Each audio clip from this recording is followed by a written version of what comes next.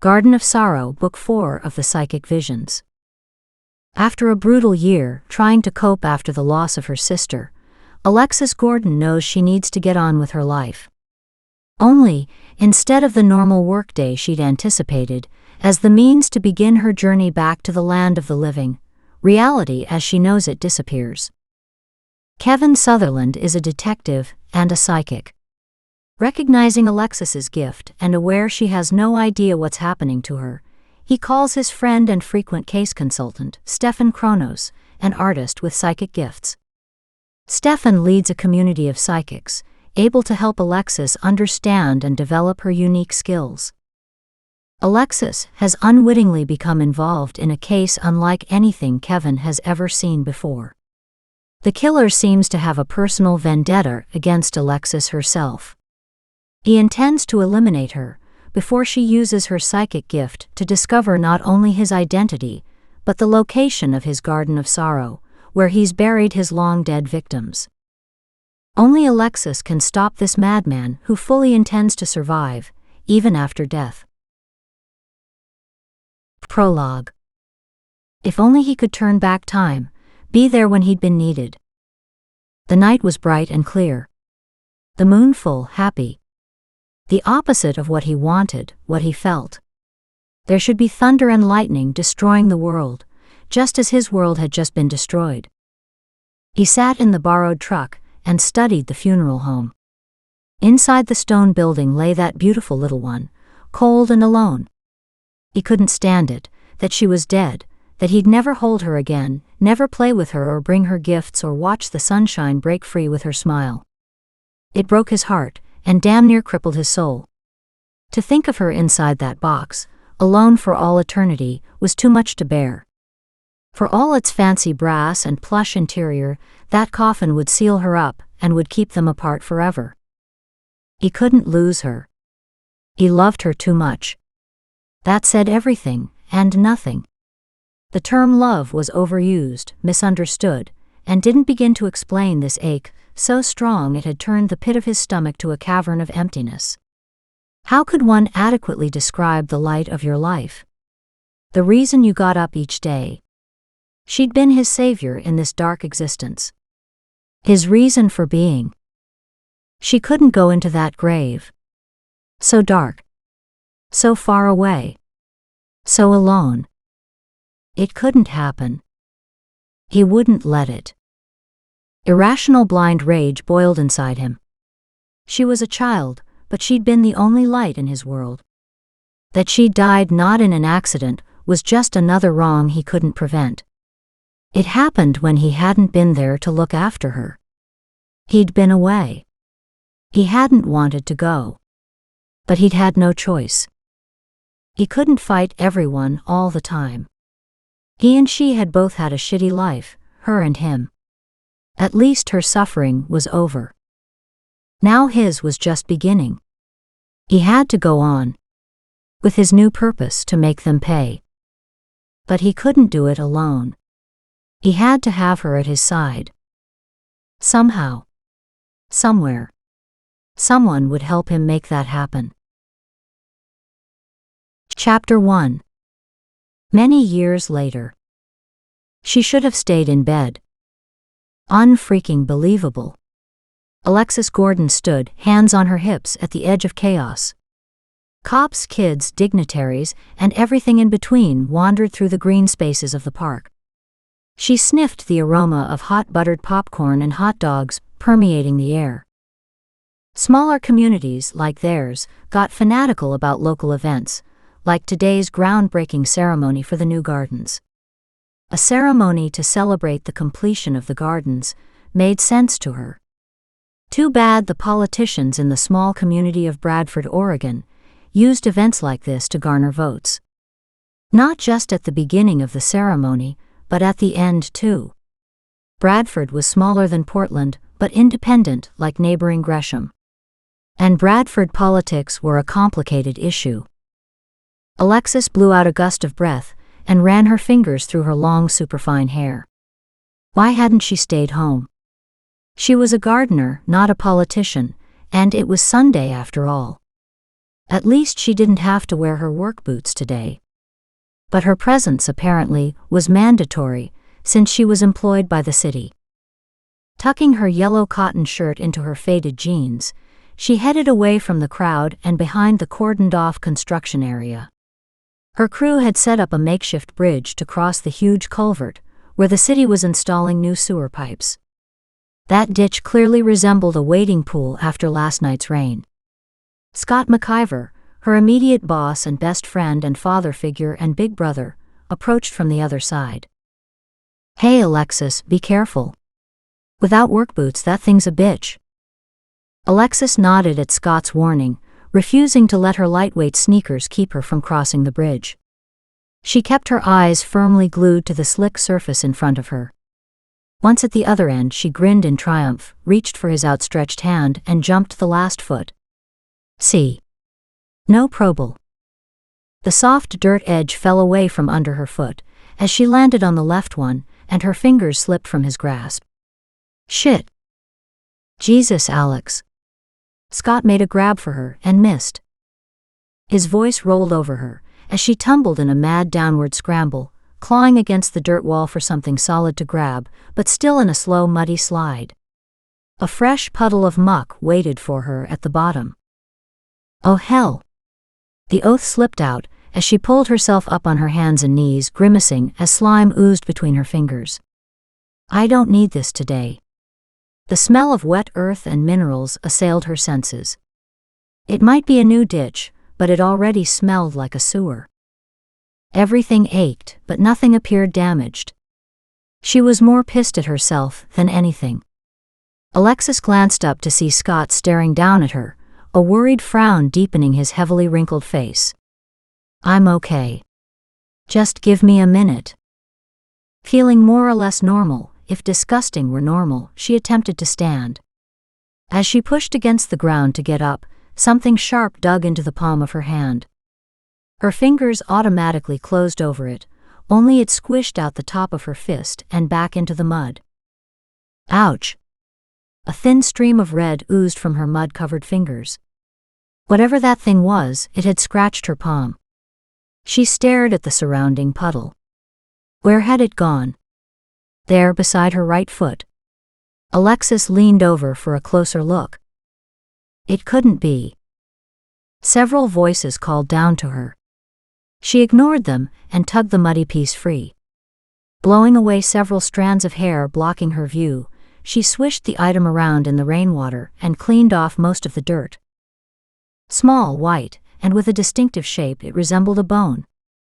More like several tiny bones, barely connected by stiff mud. And oh God!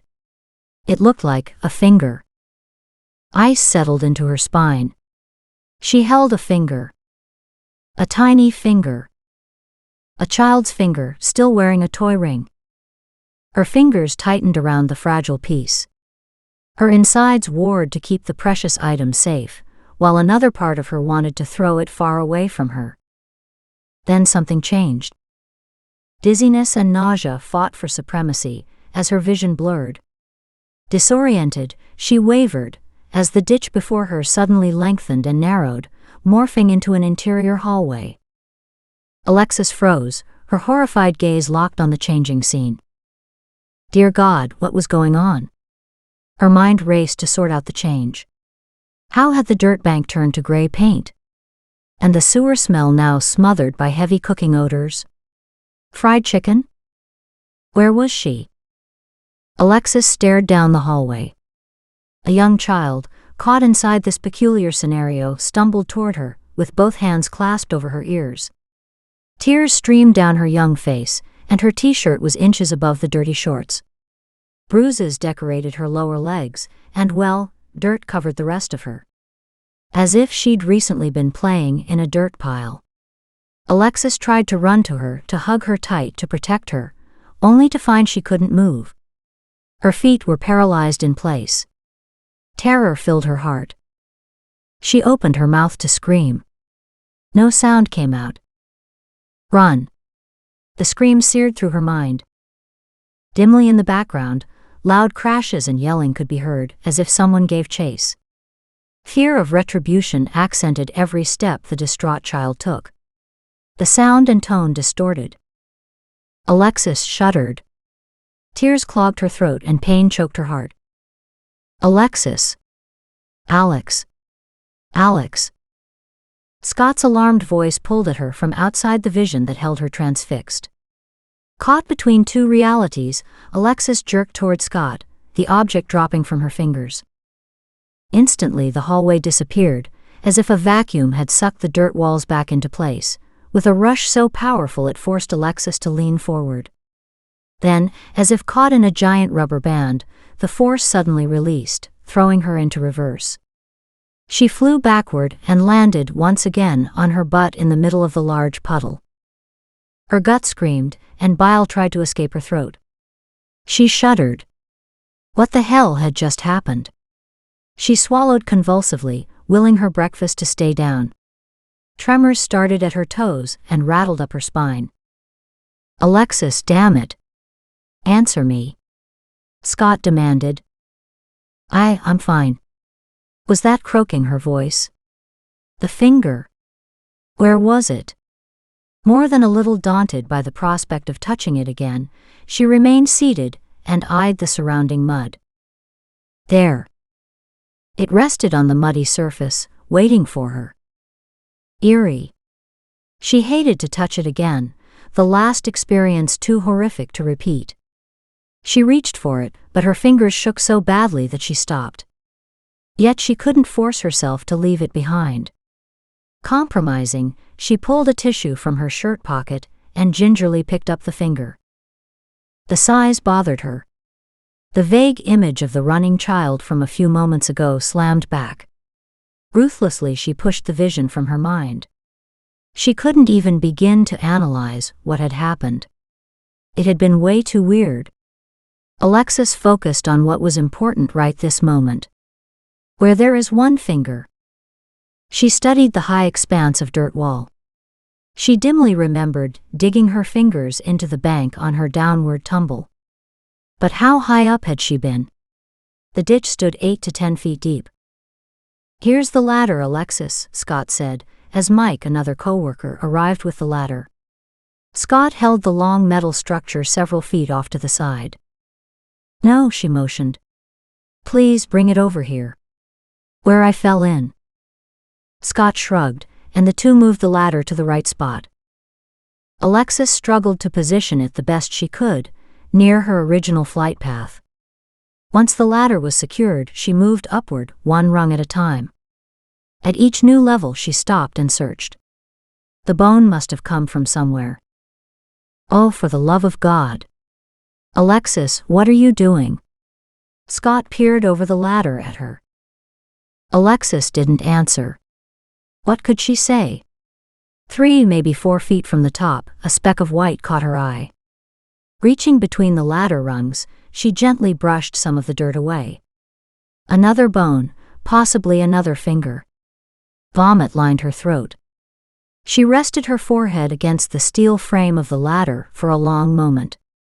Scott? Her hands squeezed the ladder tight. She kept her voice low. Yes, beautiful. What's going on? He crouched down for a better look, but he was at the wrong angle. Are any police close by? She cleared her throat, tears suddenly clogging her throat. Willing him to not ask her any questions. If not, go get one now. Startled, Scott stared at her for a brief moment, before disappearing from sight, his heavy footsteps fading rapidly. Mike held the ladder steady. Alexis let her head remain on the rung, and waited, her arm wrapped around one side of the ladder. The steel dug into her forehead, as she realized something important. This wasn't just a ditch. This was a grave. Detective Kevin Sutherland chose a spot off to one side, where he could watch the proceedings. He tugged at his collar, and unbuttoned his one good suit jacket. If it weren't for his boss, he wouldn't be here. This was so not his scene.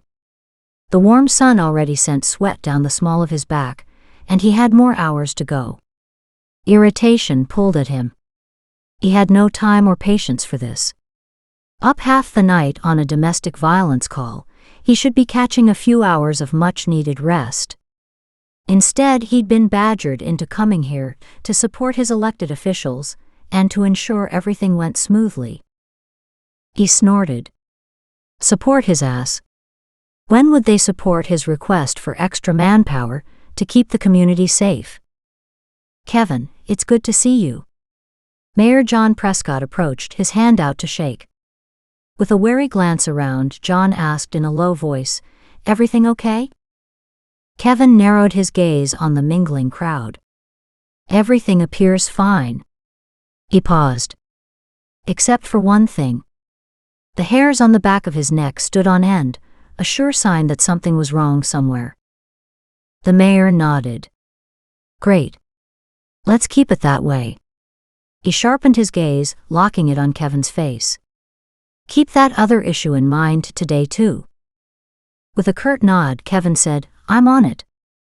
The mayor returned to the crowd, his politician smile firmly in place. Kevin slipped farther back from the noise to the large stand of evergreens. He had his own special way of finding out where the trouble came from. Alone, he opened his mind, allowing his senses free rein. From this new perspective, he opened a special portal and reached out mentally, like a trouble-seeking probe, searching. The music blaring over the loudspeaker, mixed with the shrieks of children on the playground. Normal. Widening his perimeter, he checked the parking lot and side streets. That area seemed fine too. Turning slightly, he half closed his eyes, sending energy behind him. There. Cold tendrils of fear crept toward him from the back of the construction area. He did another quick mental check. The energy was calm but insistent. Not static and flaming, which meant the problem wasn't violent or an emergency. But someone needed help. After a quick survey of the crowd, he took off to answer the silent call. Alexis shifted her sore butt as she stood on the ladder. Fatigue like she'd rarely experienced had slid inside her bones. As much as she wanted to distance herself from what she'd found, she felt oddly protective of it too. She could have easily stood guard from above, but couldn't leave that little bit of skeleton alone and exposed. It had been part of a person once. To be so lost all this time made Alexis's heart ache. Rotating her tense shoulders, she waited. Her muddy jeans clung to her calves and her shoes were a write-off. She shivered in the sunlight. Grief pulled at her for this lost child and for her own sister. Memories slammed into her. Alexis slammed them back out. This wasn't the time or the place. Still, the trigger refused to be ignored. After all, she'd just found a child's grave, 1 year to the day when she'd placed her kid sister in one. What's the problem here? Startled, Alexis tilted her head and squinted up through the morning sun's rays to find a man at odds with his voice. The suit fit the tall, muscled frame a little too well for her peace of mind. The angular face and tone of voice said business all the way. She couldn't take her eyes off him. He had to be media. Better to get rid of him fast. "The media booth is on the other side," she replied, eyeing his suit, the perfect contrast to her fashion statement in mud. "I'm a cop." He rested his hands on his hips, gazing down at her. "A cop?" She reassessed him. Deep-set gray eyes. High cheekbones supported by a square jaw.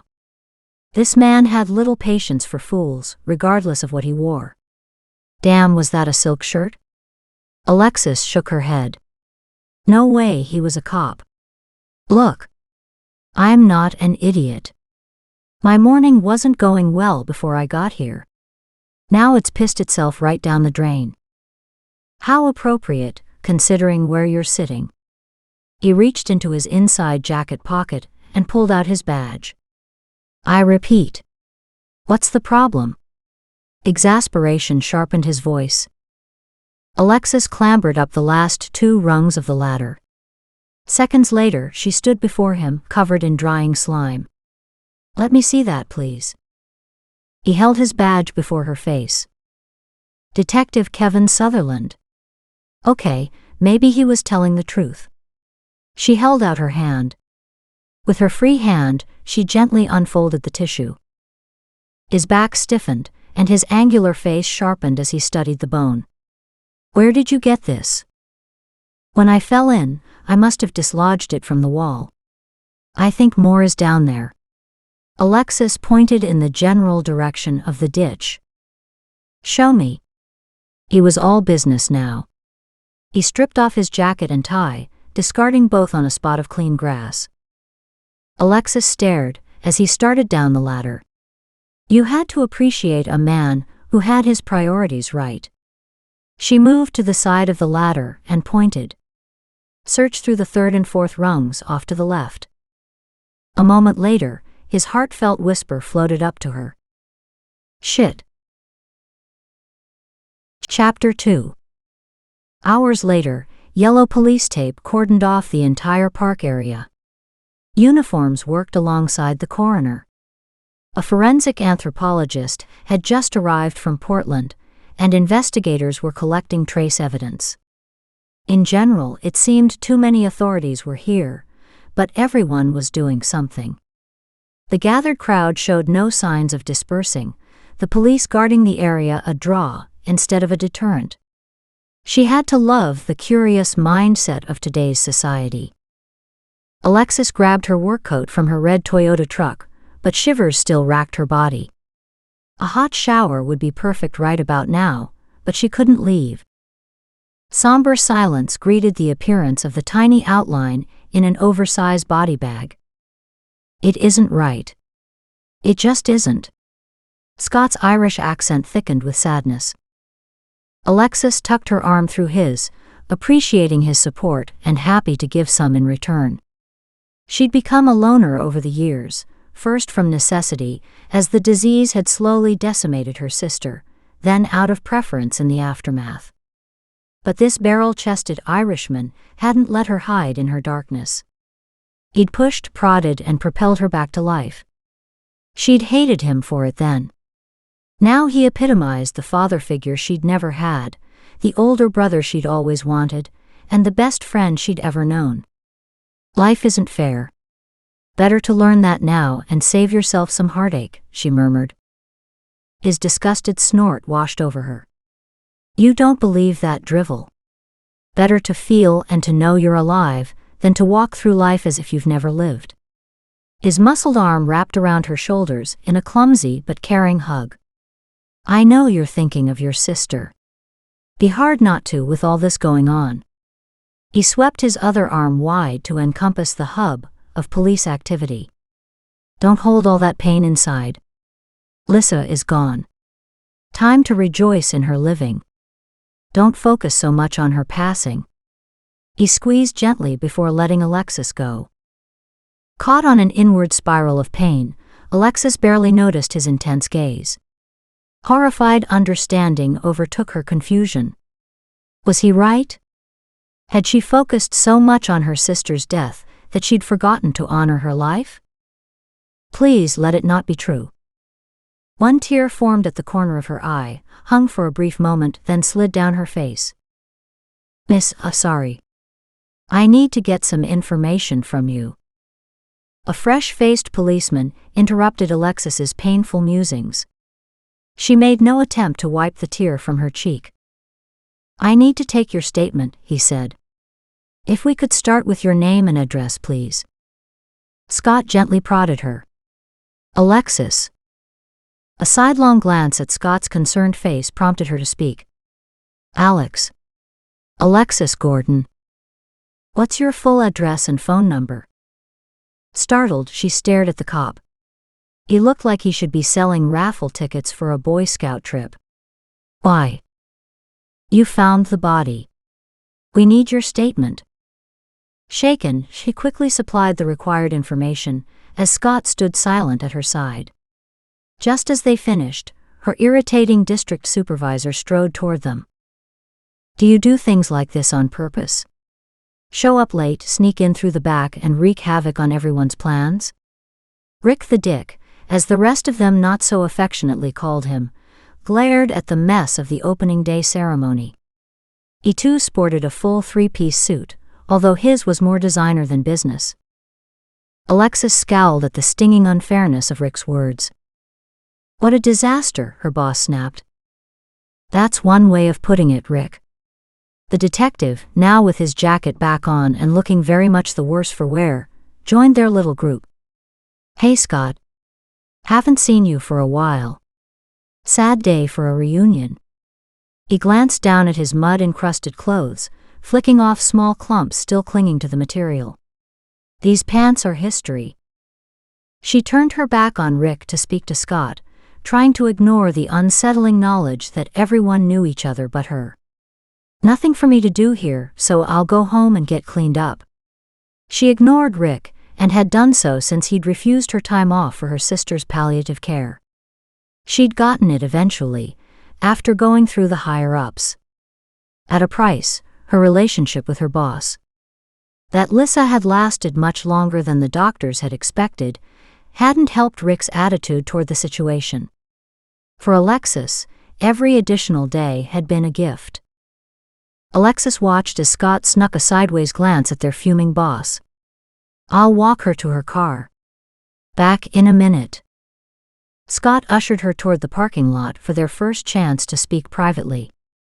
He waited until they'd reached the relative quiet of the area before the words exploded from him.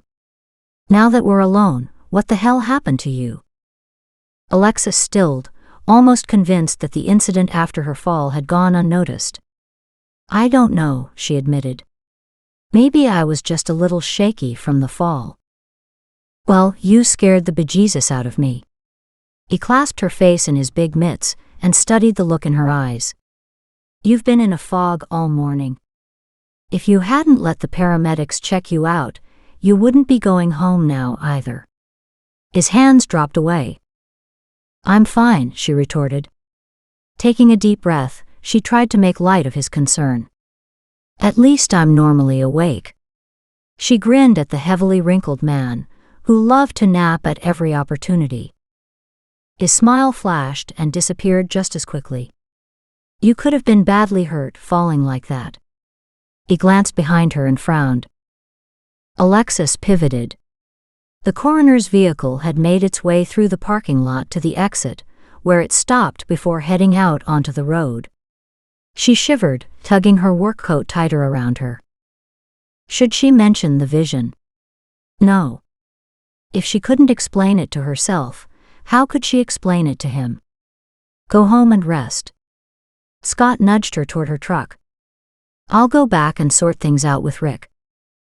Alexis had an uncanny ability to piss off Rick within seconds of them being together. Scott had warned her several times to button her lip, and for the most part, she had managed pretty well. This morning's lapse only proved how badly she'd been affected by what she'd found in the culvert. Scott glanced behind him, probably to make sure she was really leaving. Something odd had happened down in the ditch, something besides finding a body, which was enough to rattle anyone. He'd have to wait until she recovered, before quizzing her more closely. But he would. Kevin and Rick stood outside the perimeter of the crime scene tape when Scott joined them. Rick glared at him, the words, obviously barely held in check, finally burst free. "Damn it, Scott. What the hell is her problem?" Scott narrowed his eyes. Slurs against his friends were never allowed. Damaged and hurting, gentle Alexis needed his support. Her life had been hell for a long time. She deserved a champion. It didn't matter if she hid her hurt so well that others were fooled by her apparently caustic comments. Behind all that, Alexis had heart. Besides, she never turned on anyone who didn't deserve it. He held up his hand, forestalling Rick's next outburst. "Her problem is that she just found the grave of a dead child." "Come on, Rick. You know about her kid sister. Is it too hard to see that today might trigger some tough stuff for her?" "Hell, I won't sleep well tonight after this, and I didn't lose anyone." "What happened to her sister?" Kevin stood off to one side, his gaze going from one to the other. "She died of cancer a year ago." Scott stopped and frowned. He glanced down at his watch. Shit. She was buried 1 year ago today. He glanced up at Kevin. Such a shame. Just 17 years old. Kevin nodded. Today will trigger all sorts of issues for her. You might consider seeing that she gets some help. No room in the budget for stupidity. Rick stared ahead, a muscle in his jaw twitching. Both men stared at him in surprise.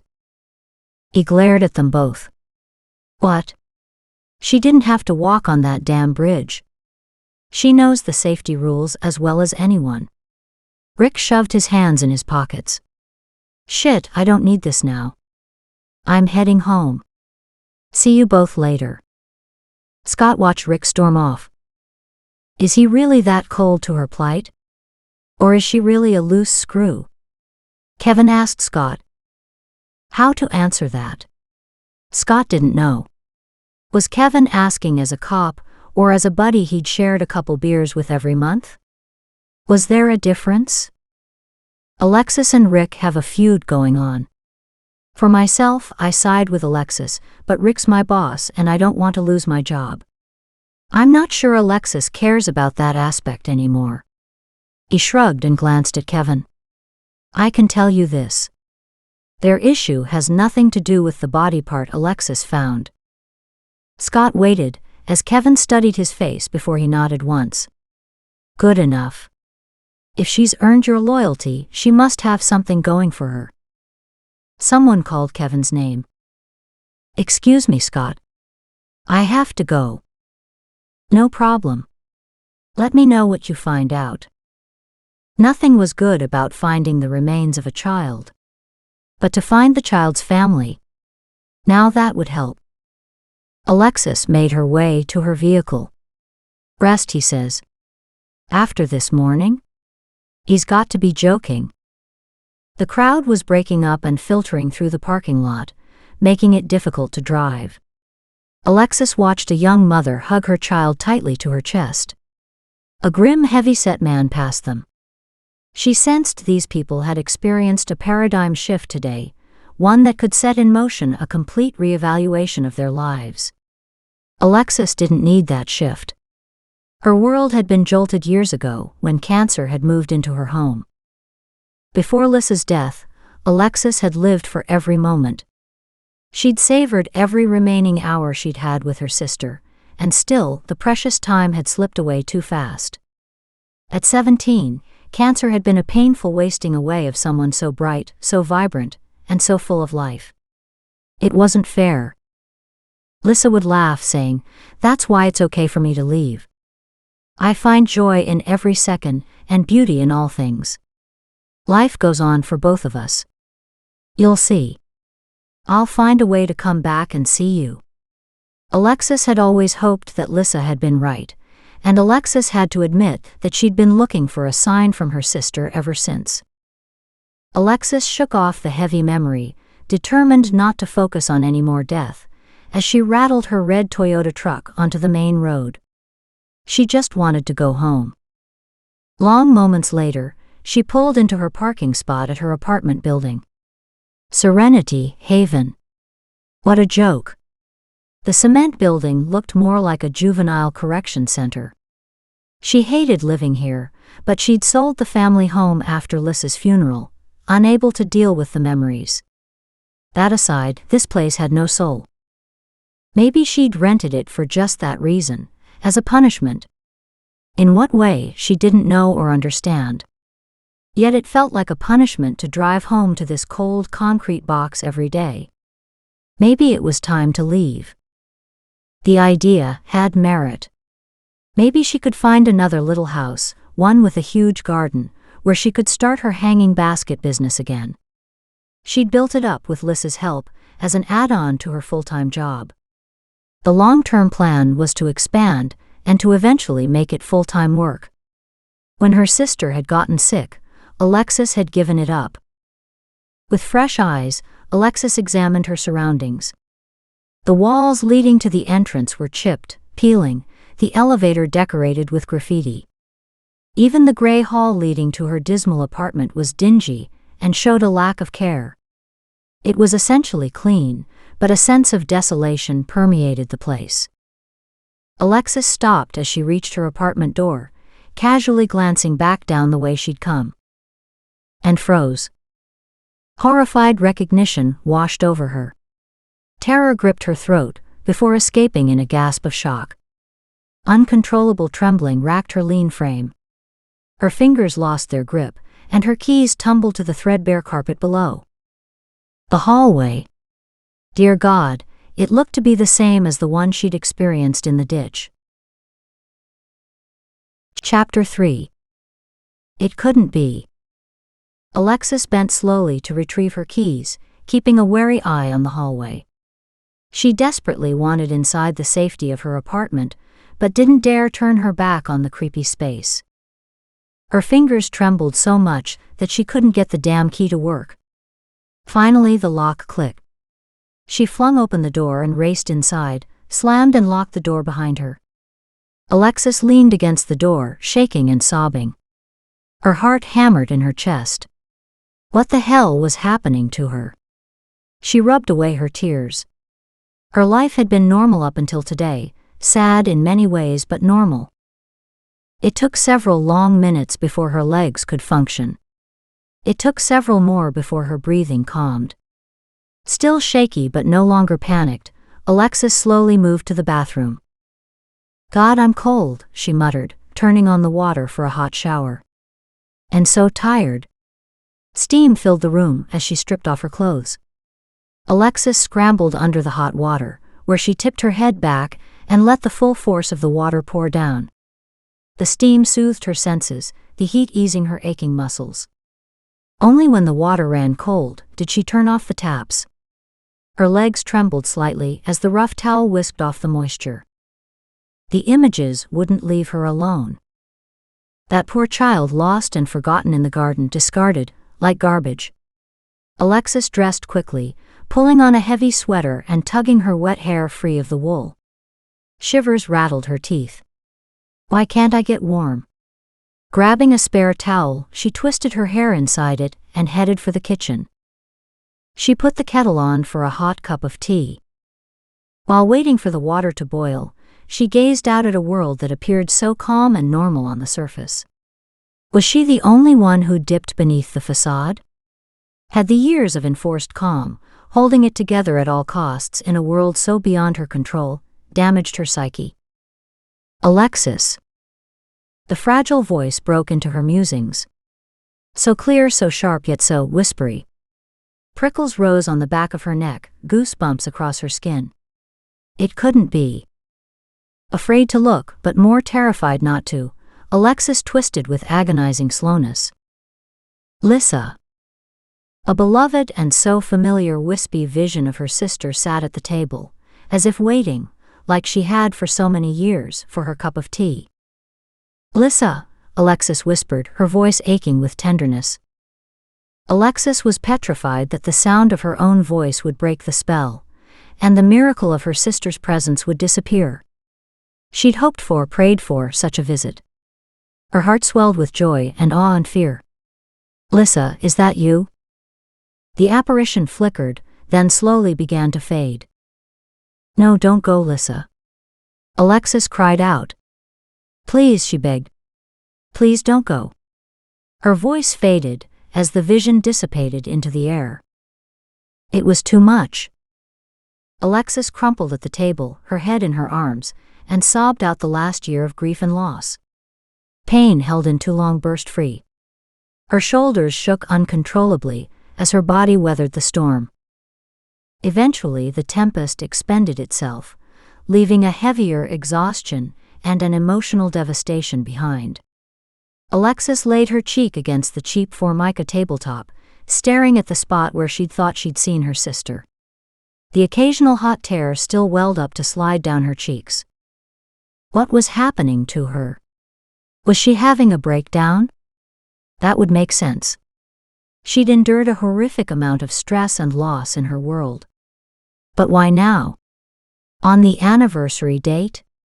The time to break down would have been the day she'd buried her sister. But for it to happen a year later? That didn't make sense. The tea kettle whistled on cue. That was normal. After all, she'd put that tea kettle on. She could accept that, unlike the rest of her day. Feeling as if she'd aged 50 years, she poured water over the tea bag and watched the tea stain the liquid. Wafting her hand over the top, the steam warmed her fingers, as it should. This was the normal, the usual, and the right. She'd survived Lys's death because she'd depended on that normalcy. She expected it. She counted on it. And today her whole world had been blown apart by, dare she say it, a vision, a body, and a ghost. The wind blew hard outside the double-glass doors. Branches swiped the edge of the railing, making a faint scratching sound, like a ghost asking to come into the private nursing home room. The older man chuckled.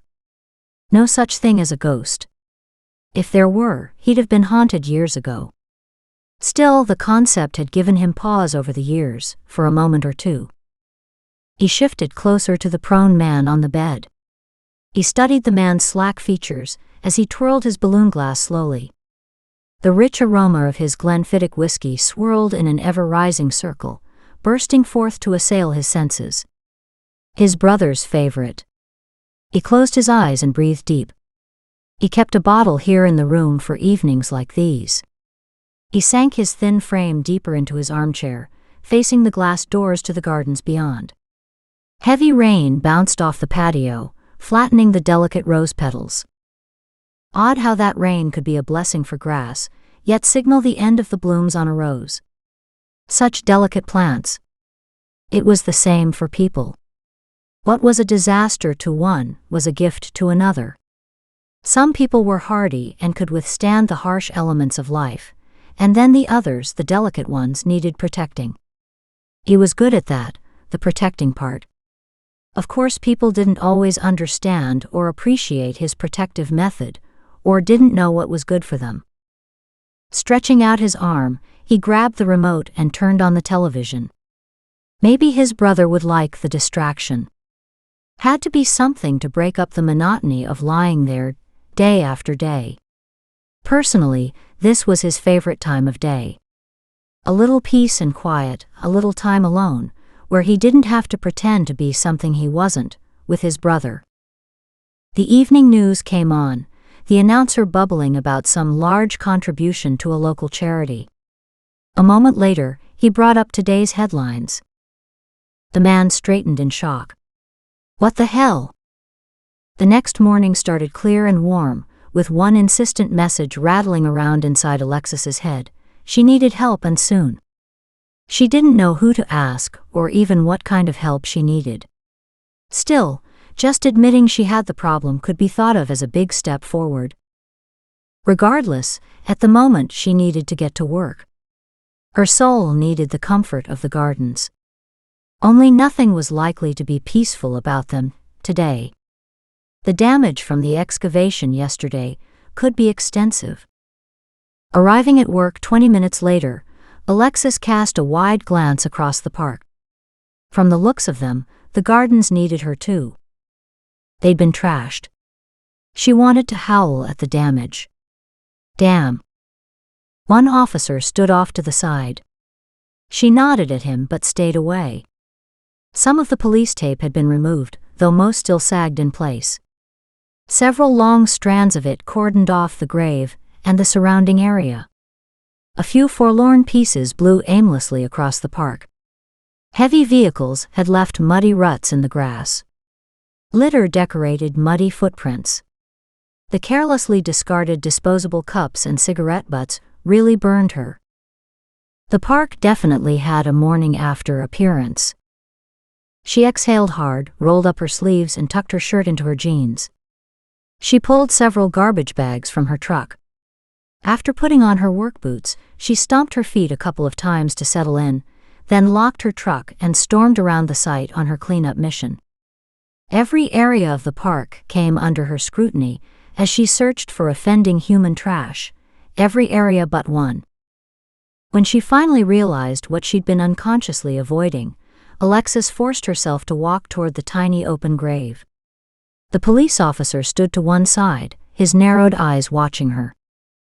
The grave remained achingly difficult to gaze upon. Alexis couldn't stand the lonely, uncared-for look of it. She had to do something. She couldn't enter the area, but she stacked several rocks just inside the cordoned-off perimeter, where the ground held deep ruts from the vehicles. Maybe this location for her construction would reduce vandalism. Stepping back, she studied her handiwork. As a memorial, it left much to be desired. Plants. It needed the healing energy of plants. Chewing the inside of her lip, she surveyed her gardens. Her understanding of Mother Nature had been well honed over the years. Her co-workers called her spooky because of the way the plants responded to her. According to them, she could bring any dead plant back to life almost immediately, and could even make flowers appear out of season. That wasn't true, of course. Not totally. She couldn't save them all. As for the plants flowering off-season, who said plants could only flower at specific times? Alexis couldn't explain why her methods worked. She only knew they did.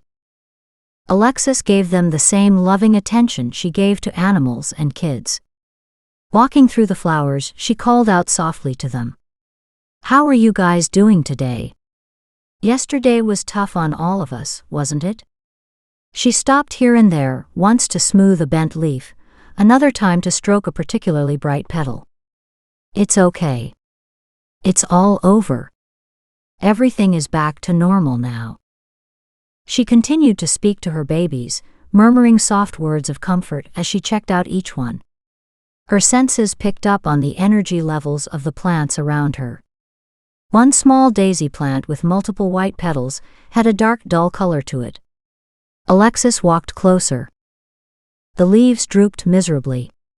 It cried out for help. She couldn't resist. Gently, her hands hovered over it. Years ago, she'd read several books on tricks to improve plant health, and she had to admit, with practice, it seemed to work better all the time.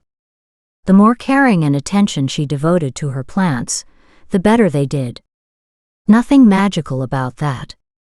Common sense, really. One of the books also mentioned something about playing music and using soft lights. She grinned. Like her boss would let her do that. Within a few intense seconds, the plant brightened ever so slightly, almost appearing happy to have the company. Alexis laughed at that whimsical thought. She did have a good imagination.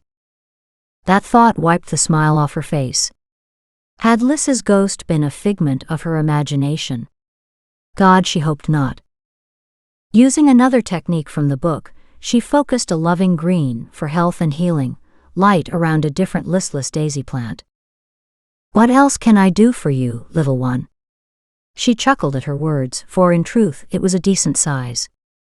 She glanced over at the grave, and without giving herself a chance to reconsider, she dug up the plant, making sure she kept a large root ball attached. "Yep, they'll really think I'm nuts for this one." Alexis checked the surrounding area. Outside of the silent, ever-watchful police presence, she was still alone.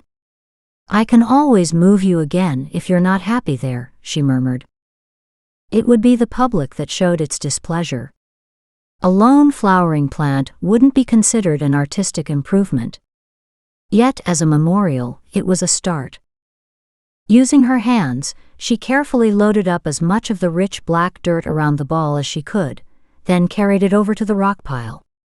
After planting it deep, she rearranged the rocks in an artistic pattern, creating a backdrop for the daisy. Scott found her almost an hour later. "Alex." Bent over her tools, Alexis raked the footprints from the flower beds. She straightened and smiled up at him. "Hi, Scott. About time you showed up. Don't you be worrying about me. The real question is, how are you?" He studied her face. Alexis grimaced and looked off in the distance to avoid his piercing blue eyes. He had a way of seeing things a little too clearly. "I'm better. It helps being in the gardens." She motioned to the mess around them. "We have a lot of work ahead of us. There's time. I don't know if the police are done yet. He studied the Daisy Flower Memorial. Did you do that? What? Oh yeah, I did. She searched his expression. I had to do something, she added warily, hoping for but not quite expecting understanding. She needn't have worried. Scott was already nodding his acceptance. You're different this morning. What's the matter? He asked. Startled, she hid her expression behind the fall of her hair. Come on. What's going on? Concern thickened his tone, making him harder to understand. She didn't know how to answer him, so she said nothing, just looked quietly into his eyes. What could she say that he'd believe, that wouldn't make her sound on the edge of a breakdown? Accepting the vision seemed too far-fetched even for her. The intensity of his gaze changed. Oh wow, he muttered softly. You've always had a touch of the sight, but something's changed. He studied her face. But what? She missed the last part, too startled by his first comment. I don't have the sight, whatever that is. Like hell you don't. Don't be trying to hide it. You've always had magical speakings with them little plants of yours. He did a sweep with his arm to encompass the whole of the gardens. That's how you make this so glowing. Only someone with the sight could accomplish all this. Alexis flushed with warmth, followed immediately by an icy fear that he might know more than she'd intended him to know. No, you don't understand. I just practice some exercises I read in a couple books. Anyone can do it. No way. I can't. He grinned. But my Gram sure could. That and more. You probably see all their colors too, don't you? My Gram could tell all kinds of things about her plants just by the colors she saw. He was so matter-of-fact, she could only stare at him in shock. She shook her head violently. That's nuts.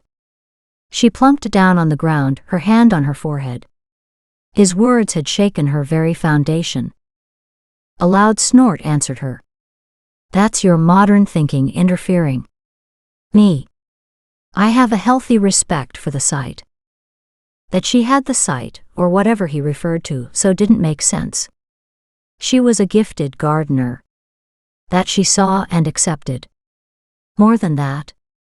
Over the years, she'd had some indications that her abilities were out of the ordinary, but she really hadn't given it much thought. Her skills were a natural part of her world, so why question them? Besides, the sight meant psychic stuff, premonitions, visions. Ghosts. Her world slowed. The child in the ditch. Lissa. Oh dear God. She stared at the sky above, her mind blank, her heart pounding but not in shock, more like after a revelation.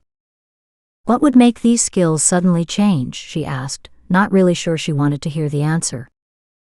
His clear gaze seared through her. She shuddered at the sense of exposure.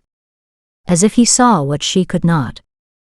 That's what yesterday was all about, wasn't it? He asked. Slightly afraid, she nodded, a tiny, barely perceptible movement, then said in a small voice, maybe. Ah, lassie. Scared yourself right and proper, didn't you? His words startled a crooked smile from her. I don't understand any of this. Life was pretty normal, until I fell into the ditch. But now, the things I'm seeing? That's scary. She was confused and more than a little relieved to talk about it with someone. What did you see? Curious, Scott sat down on the grass beside her, close enough to be supportive and far enough away not to crowd her. I saw a little girl in a hallway. I saw a little girl. Or I thought I saw a girl, but she wasn't real. It's like she was mist or something and in a hallway, in the ditch. She stopped, confused. Scott nodded. Keeping his voice low and calm, he said, start at the beginning and tell me what happened. Step by step. Alexis checked around to make sure they were still alone. The sun was almost directly overhead. A few people walked around or sat on benches, but she and Scott were at the other end of the park. She took a deep breath and began to explain. She left nothing out. Her voice wobbled as she finished by telling him about her sister's visit. "I thought I was having a breakdown, Scott. My God, Lissa was so clear. She was right there in front of me. She said my name." Shock and disbelief colored her voice. "Ah, lassie." Scott pulled her into his comforting embrace, squeezing her tight before releasing her. "You should be joyous, not afeard." What could she say to that? She studied his compassionate gaze. "Really? It's that simple to you?" "Is what that simple?" A strong voice reached across the flowers to them. Alexis pivoted. "Detective Sutherland." What was it about this man that made her back straighten and her knees weaken at the same time? "Hi, Scott." "Alexis. I need to speak with the two of you. But first, who put that memorial together?" "It's within the crime scene." The detective's stern face towered above her. "Oh." Alexis snapped to her feet, brushing the dirt of her pants. "I did. I'm sorry. I'd hoped it would be far enough out of the way for you, but did her vandalism because it was inside the tape." His chiseled features eased. "The tape is there for a reason. We aren't done with the scene yet." Alexis twisted around to look at the memorial in the distance. "I can move it outside if you need me to." Casting a quick glance at Scott, who now stood beside Alexis, the detective continued in a calmer voice. "Should you even be at work today? Most people would understand the need to take off a day or two after yesterday." Alexis shook her head. "I'm fine. I'm better off doing something constructive." She hesitated. "Have you identified her yet? I can't imagine what her family has gone through all these years." Alexis stuffed her hands into her pants pockets as she waited. Her insides trembled. She didn't know why his answer mattered so much, but it did. Suspicion shone in his eyes as he stared her, his jaw firmly locked in place. His instant shift from casual stance to hardened investigator had Alexis asking, "What? You called the skeleton a she. What makes you so sure it is a little girl?" Confusion clouded her mind. Good question. How had she known it was a little girl? Because she'd assumed it was the same child that she'd seen running in the ditch. The men waited for her answer. "I guessed," she answered lamely, not ready to share her bizarre vision with this man. Skepticism washed over the detective's face, but thankfully he left it at that, at least for the moment. Scott was a different story. He quirked his eyebrow at her, but she shook her head. Detective Sutherland watched the silent exchange. Alexis could almost feel his mind cataloging her and Scott. Figuring who they were, what was their relationship, and if they were hiding anything. It was obvious this man missed little. His body stance relaxed, in total opposition to the sharpness of his attention, and damned if her contrary hormones didn't find that attractive. What the hell was with that? "Do I need to move the memorial? I just felt that the grave needed to be respected and marked." Her fists clenched deep inside her denim pockets. She wanted to wipe them dry on her jeans, but didn't want to arouse his suspicions any more than they already were. "I'll see. A crew will be here later today to map out the gardens to compare to aerial photographs." He glanced at Scott and gestured to the spot above the ditch. "Scott, you've been here a while. How long has this garden bed been here? Do you know?" "Since forever, it seems. I can't give you an exact year, but I've been working on it for over 20 years. The detective nodded. "Right. And in that time, has any major work been done? Work that would have brought the skeleton to light, if one had been here then?" Both Alexis and Scott turned to study the bed. A beautiful blue spruce stood close to 12 feet tall in the center, with weeping maples and begonias filling in the bulk of the area beneath. Bulbs flowered and went with the seasons, and annuals were planted each spring for bright, cheerful color. Even if we dug it over, like we do in the fall, we wouldn't go that deep, Alexis said.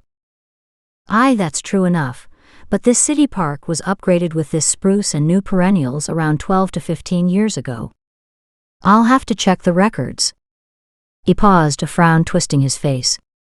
But that spot where the body was found was part of this big bed here. He motioned to the spruce bed.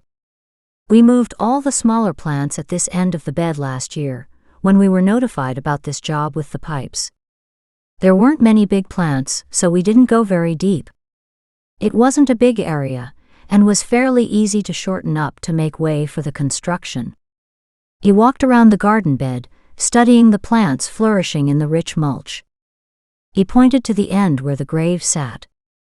And that spot had originally been put in about a decade ago, maybe even 15 years or so. Pictures and plans are on file, Alexis offered. Detective Sutherland smiled. Pictures and plans would help a lot. Help establish a timeline. Scott, send over anything you have, and I'll add it to the file. He glanced at the large silver watch on his wrist. I'm short on time. Make sure nothing else is disturbed in the crime scene.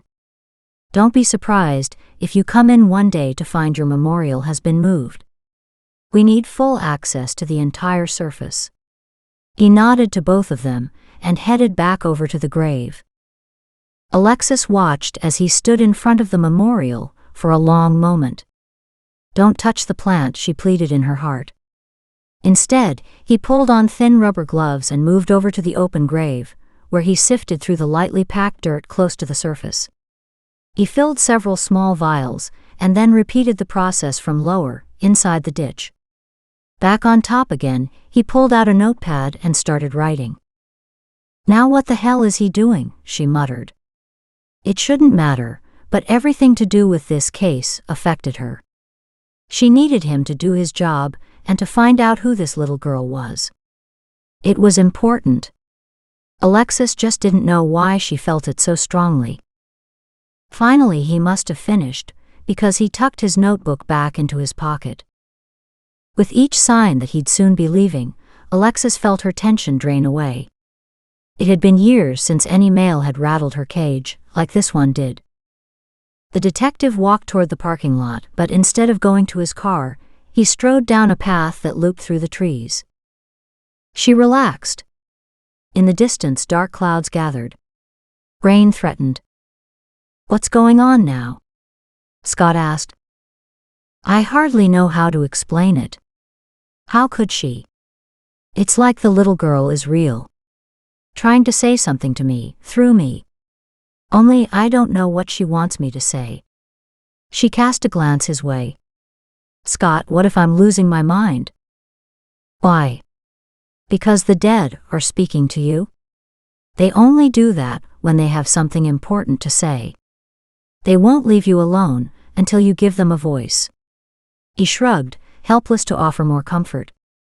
Maybe you should go study up on it? Alexis nodded. I can do that easily enough. The internet is full of information. She silently wondered if she should do more, like book an appointment with her doctor. Internet, now that's bad stuff. How can all that information float around in the air? The huge man looked around uncertainly, as if words and pictures from the internet would jump out of thin air and attack him. That can't be good for you. Alexis snorted. Listen to you.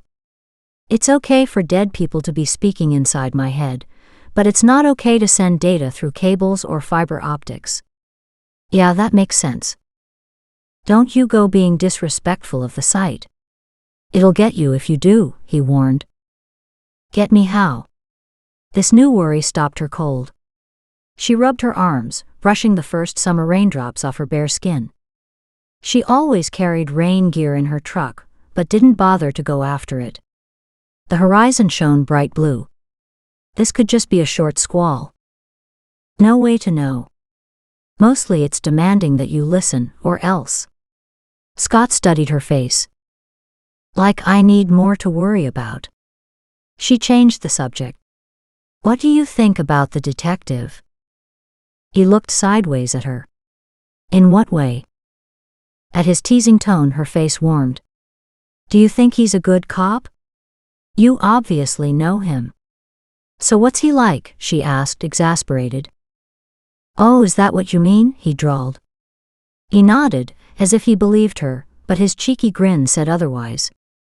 She rolled her eyes at him. He shook his head. He's a good man. Driven. Stands for the victims and their families and bulldogs through to see they get justice. Doesn't think much of politics, politicians, or any superior for that matter. Made himself a few enemies because of that. A loner too, just like you. He doesn't talk much about his past. Scott thought about it for a moment. Come to think of it, rumors have it that he's a bit odd himself. Odd how? He gets things done. No one questions him too much because they like the results. That could mean anything. Not that it mattered to her. She didn't want to know the detective's methods, or his secrets for that matter. He meant nothing to her, and that was how she wanted to keep it. The energy around you two fair crackles. Be ashamed to waste it fighting. What? She rounded on Scott, caught his grin and smacked him on his shoulder. She held her hand up to stave off any more comments. Don't even go there. I've got enough problems to deal with, thank you. Can't ignore it though. Almost made me want to offer me Van for a couple hours. He couldn't go unpunished for that one. She raised her hand and smacked him lightly on his shoulder again. A great shout of laughter was her reward. You damn well better be joking, she muttered. About the van? Maybe. About the crackling of energy going on around you two? No way. Alexis shot him a dirty look. He pisses me off. That's passion too. Not the kind that matters. She definitely needed to change this subject. Once Scott got going on her non-existent love life, there'd be no stopping him. There's only one kind. How you use it is what matters. Alexis turned and strode back to the gardens, her face warming in irritation. Don't hold your breath. It won't happen. Never say never, Alexis. Scott's voice floated behind her. Like hell, she muttered to herself. Not in a million years. Not in a million years, huh? Kevin didn't know if he was amused or miffed at her offhand rejection. He'd taken a circular path and had ended up close enough to hear their conversation.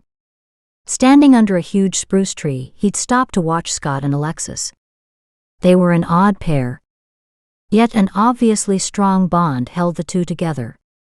Interesting. Bonds like that usually developed over a seriously long time, or through shared hardship. According to his records, Alexis had worked for the city for just under 5 years. Scott, on the other hand, had been here for close to 20. Alexis intrigued him. Strong cheekbones, pert nose, slim to the point of being thin, with an abrasive personality that would turn off most men. And that hair. Long, flyaway and blonde. Yet according to a couple people he'd spoken to, she was a softie inside. Now her boss, he had a different tale to tell. Rick didn't appear to be a fan in any way. Some hidden story there. Suddenly Kevin's mind filled with erotic images of Alexis. Heat-pounding heart, skin slicked with sweat and satisfaction. He couldn't breathe, his heart blasting away against his ribs. Just as quickly the movie trailer was gone, leaving him stunned and more than a little aroused. Visions were a rare occurrence for him, but he knew better than to dismiss them. They'd never been wrong before. He grinned and headed to his car. Who knew the twists and turns life could take? Chapter 4. Work dominated the next day for Alexis, even though rain continued to pour. The wet weather had eased some, but just when the sun started to poke through, the skies opened up and soaked everything all over again. The soggy weather didn't stop the work on the sewer line, although it commenced farther away from the grave. By quitting time, Alexis's energy had crashed. She'd worked hard these last few days, finding it easier to exhaust herself with weeding and plant care, rather than leave any energy available for worrying. Her muscles screamed as she loaded the last of the shovels into the back of Scott's truck. She stripped off her raincoat and carried it over her arm. She hated wearing the damn thing. All coats, raincoats, evening coats, it didn't matter, suffocated her. Alexis rubbed her sore back and yawned. She walked toward her truck. A vehicle drove in and parked beside hers. Detective Sutherland, in an unmarked police car. She stopped and frowned. What was he doing here?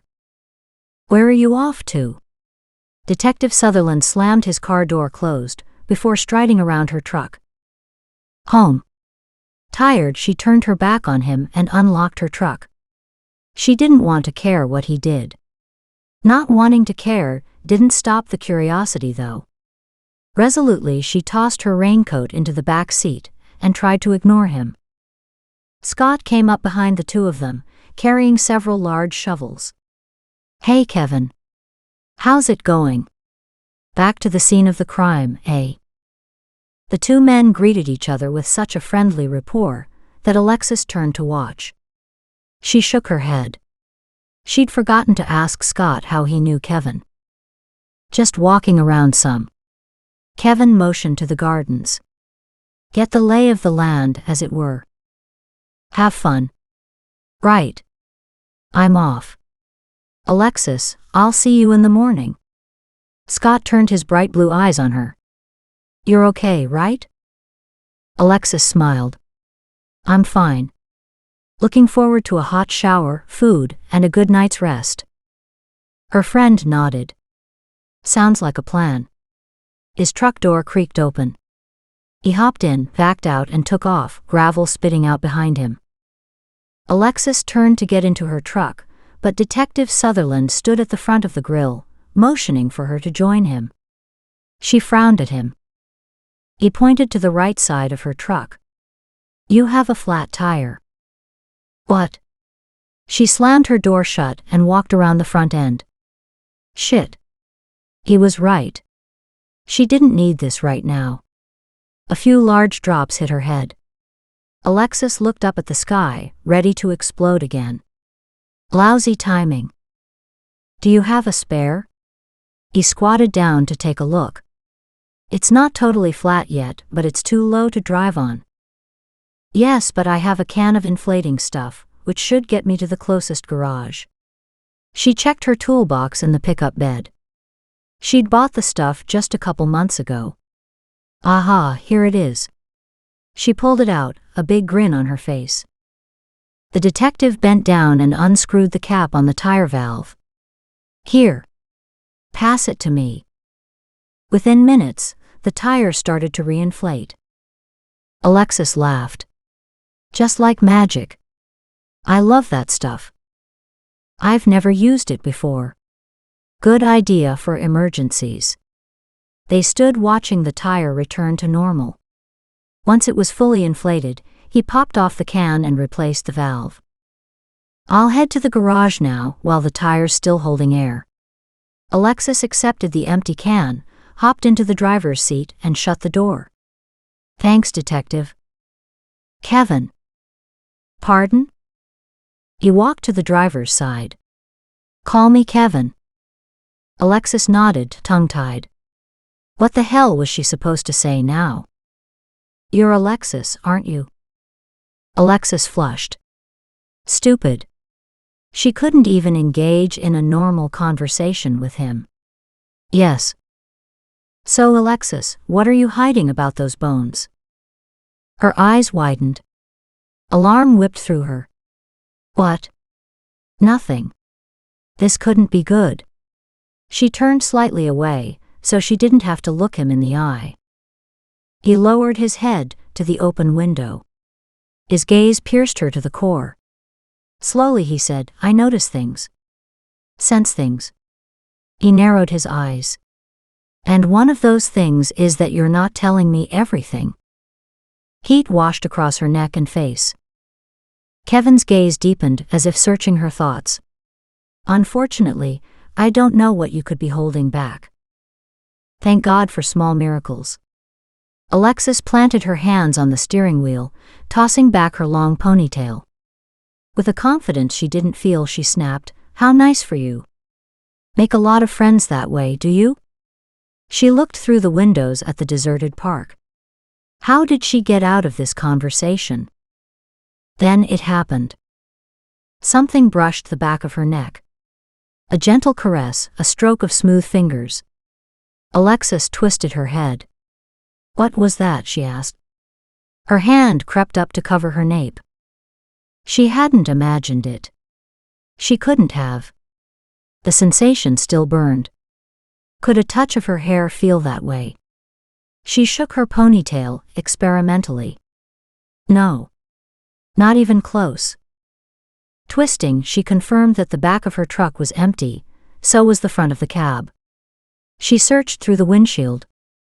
Everything appeared normal. She glanced carefully at Kevin. If the sensation hadn't been so creepy, it might have felt soothing.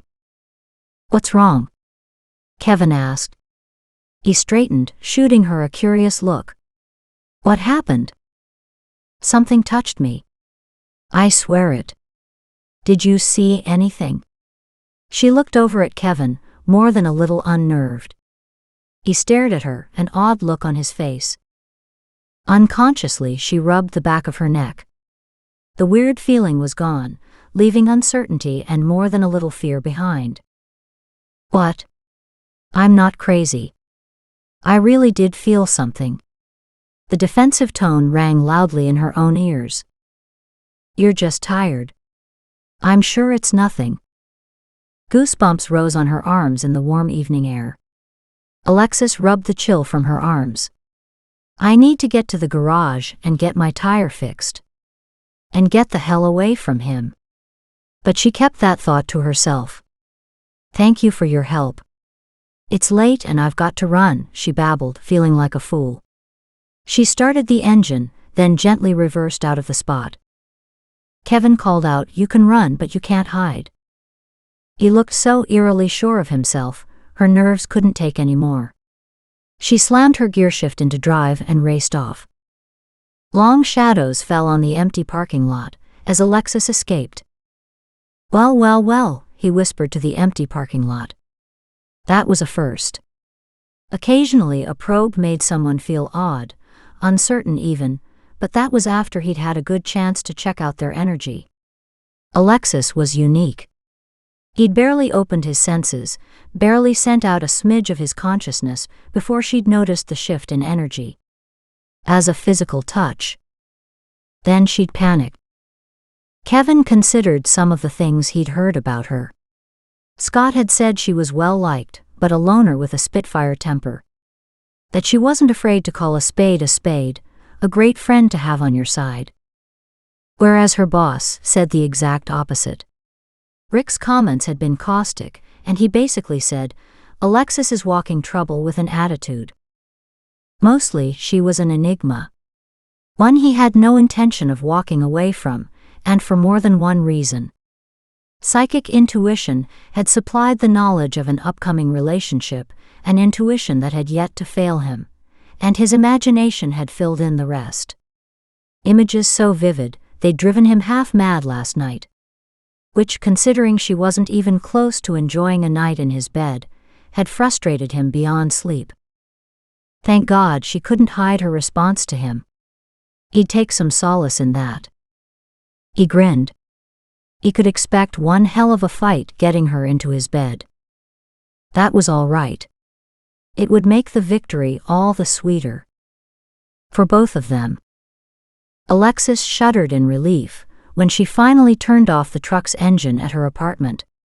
Not the most pleasant trip to the garage and then home. She couldn't explain the continued sense of unease. It lived under her skin these days. She ran to the front entrance. "Hey, Alexis." She raced past her neighbor with a fast wave and headed for the stairs, knowing she still had to navigate the hallway. Afraid her nerves would overtake her if she slowed down, she ran up the 3 flights to her floor. The door to her hallway stood on her right, but her fear of a repeat of yesterday's hallway vision made her hand hesitate, hover over the handle. Irritated by her lack of control, she forced herself to pull open the stairway door. So far, so good. The hall looked normal. With a confidence she didn't feel, she strode down the length to her apartment. Just as she unlocked the door, a faint voice reached out to her. "Hello." Alexis pivoted in surprise. "Who's there?" A small rippling mirage wavered in front of her. Transparent and wispy, the outline of a child slowly appeared. Alexis reared back. It was the child from the ditch. "Help me," the voice intoned. "Please. Help free me." Trembling and weak, Alexis shook her head in denial. Her mind screamed, even as she reached for a semblance of control. "Who are you?" she whispered to the miniature apparition, so clear and yet so transparent. "What do you want?" She wiped her hands on her jeans. Huge expressive eyes beckoned to Alex, drawing her closer.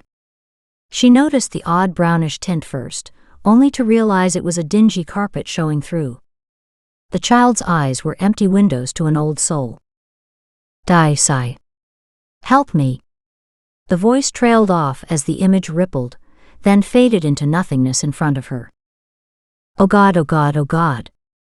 Alexis couldn't stop her frantic litany of a prayer any more than she could control the mad trembling that prevented her fingers from opening her door. Finally, she made it inside.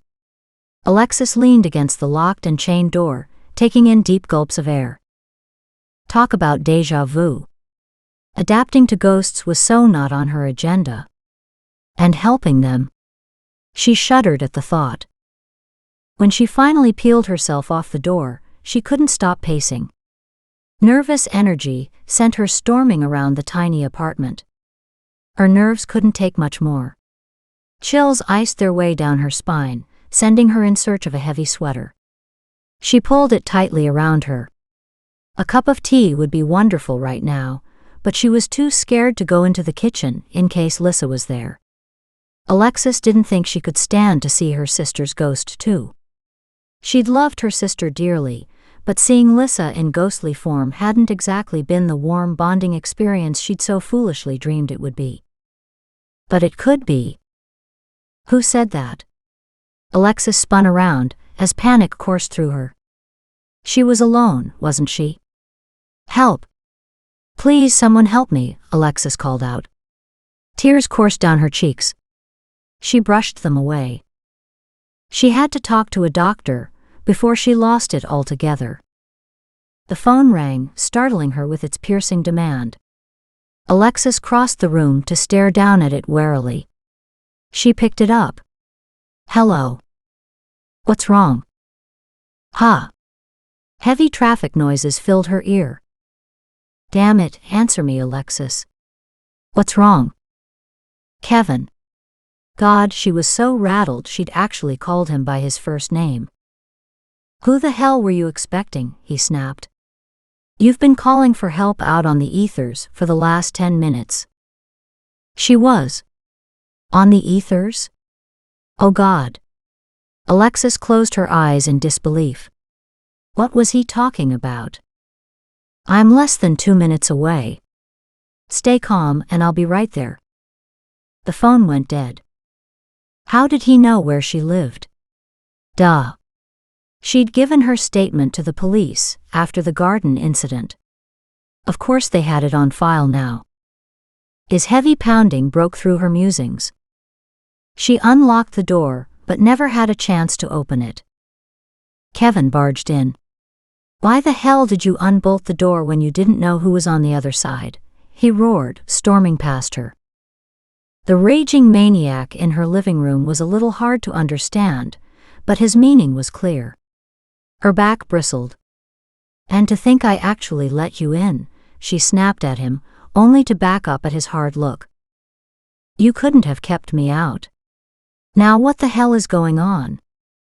Cold and deadly, this was a new cop persona she hadn't met. She'd only seen him a few times, and each time he'd seemed different. His changeability had stopped her from finding a level of comfort with him.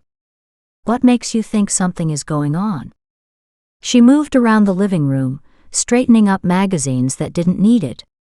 She wrapped her arms tight about her chest. No more games. Startled, she turned to face him. I'm not playing games. Like hell you're not. I'd almost made it home when you started crying out in my head. He glared at her. She blinked.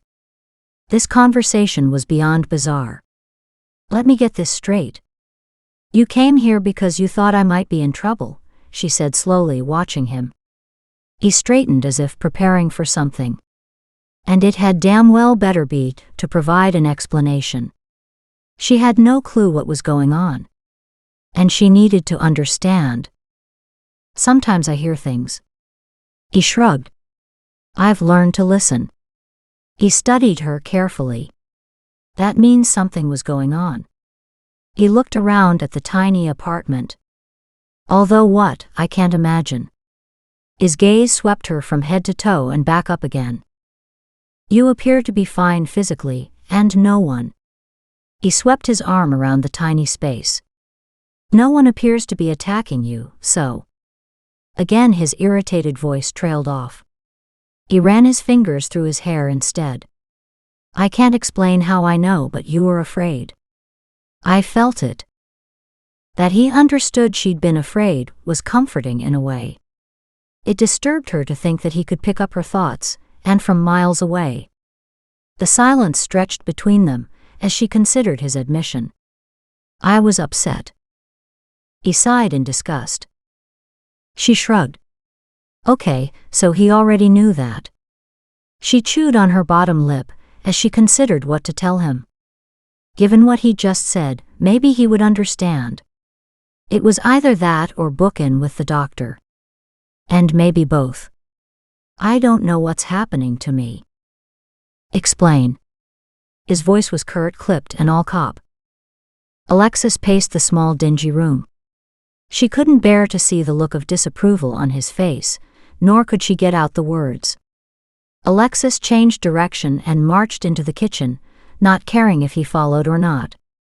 She bustled around, making a pot of coffee. She needed a clear head for what was coming. When she surreptitiously checked on him, she found him sitting at the old kitchen table, looking around at his surroundings with interest. Have you lived here long? Just under a year. Although I've been thinking about moving lately. Why do you ask? She asked.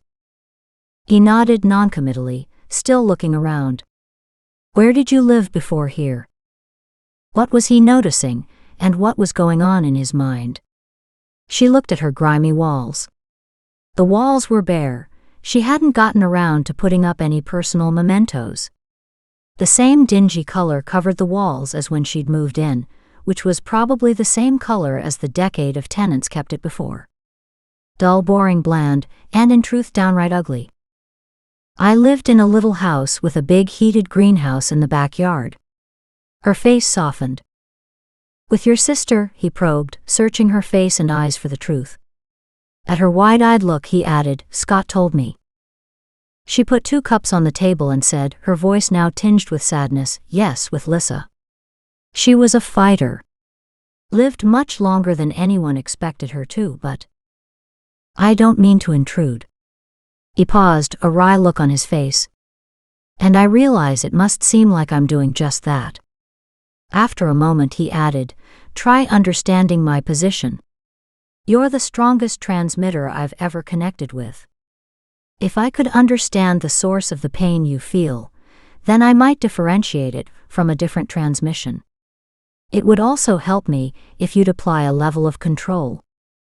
Alexis kept her gaze on her cup of coffee, wishing it had something stronger in it.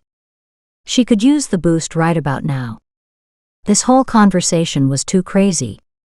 She studied Kevin over the rim of her mug. He seemed serious. Almost too afraid to ask, but needing to know, she asked, transmitter? His stunned gaze pinned her in place. Disbelief oozed from his voice as he asked, "You didn't know?" Alexis got up and walked over to the sink, where she turned around and leaned against the counter to face him. Putting distance between them didn't help.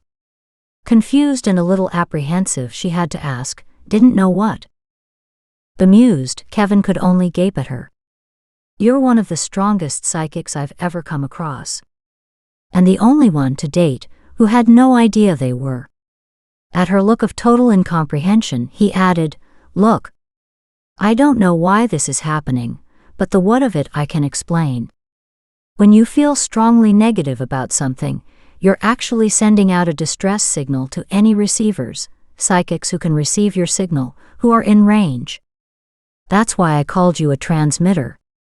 You're transmitting or broadcasting emotions." Chapter 5. Time Stop. A transmitter. Is that what she was?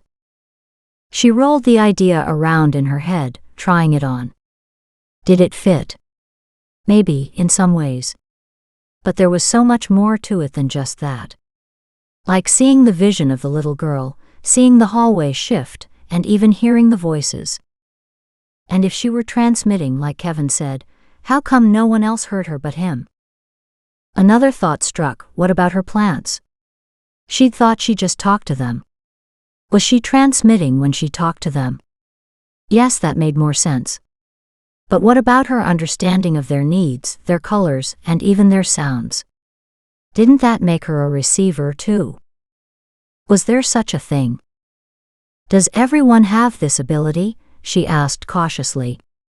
Lying latent, until something brings it to their awareness? Researchers say we do, but only a small fraction of the population uses it, or even knows those abilities are there to be used. It can also get more confusing because all receivers are transmitters, but not all transmitters are receivers. He leaned forward, locking his hands together in front of him. This whole idea is new for you, right? Absolutely. And with the word came a question. Should she tell him everything or wait? He cocked an eyebrow in surprise at her answer, but he continued. Chances are something triggered this. Something like finding the body, maybe? The finger, she added softly, needing to tell someone. Maybe he would understand. Something happened when I picked up the bones and realized they belonged to a child's finger. The horrific memory made her wince. God, she didn't want to revisit this. Tell me, he urged. Exactly what started with the finger. He rose, neared her. Slowly, haltingly, she related the weird series of events from the ditch. He let her get it all out, and somehow, in the process, her hand ended up cradled in his. Mesmerized, she watched his strong, sinewy thumb stroke and slide over her palm, warming and comforting on a level she hadn't felt in many years. It moved over the rounded pad, sliding down the valley between her fingers, sensuous, sexy, and definitely seductive. She ordered her hand to withdraw. But her long fingers had a mind of their own and refused to obey. They chose instead to nestle against his much larger and stronger ones. As if they belonged there. Enough. Alexis broke the trance and snatched her hand free, tucking it into her pants pocket. What else? She glanced at him. Is there anything else? His question prodded gently for more. Alexis wavered, but no point in keeping the rest from him. As clearly and as succinctly as she could, she described her visions of the hallway, of little Daisy and of Lissa. When you heard the little girl calling you, did it come from outside your head or inside? She smiled without humor. Believe it or not, I'd wondered that myself. I don't have a definitive answer. Kevin seemed to consider her words. Is that everything? He asked. She flushed. It would help if I knew it all, he suggested quietly, his gaze never leaving hers. She wanted to believe in the understanding, the compassion, and the acceptance he offered. Taking a chance, she shared the last bit about her gardens and the need to transplant the suffering plant to the child's grave. You planted a daisy on her grave, and you're saying the ghost child said the same word was her name? That's odd, and too much of a coincidence to ignore. I know. I'm presuming it's her body we found. Anything's possible. He pulled his sleeve back to check the time. I need to leave. Let me know if anything else like this happens. He paused, gave her a wry look, and added, or else I'll find out the same way I did last time. Alexis almost laughed, but, now that he spoke of leaving, Alexis found the thought of being alone disconcerting. How stupid. She hadn't wanted him here in the first place. Still, he'd gone a long way toward helping her tonight. Will you be okay here? Of course. This is home. Even though she hadn't put much effort into making it hers.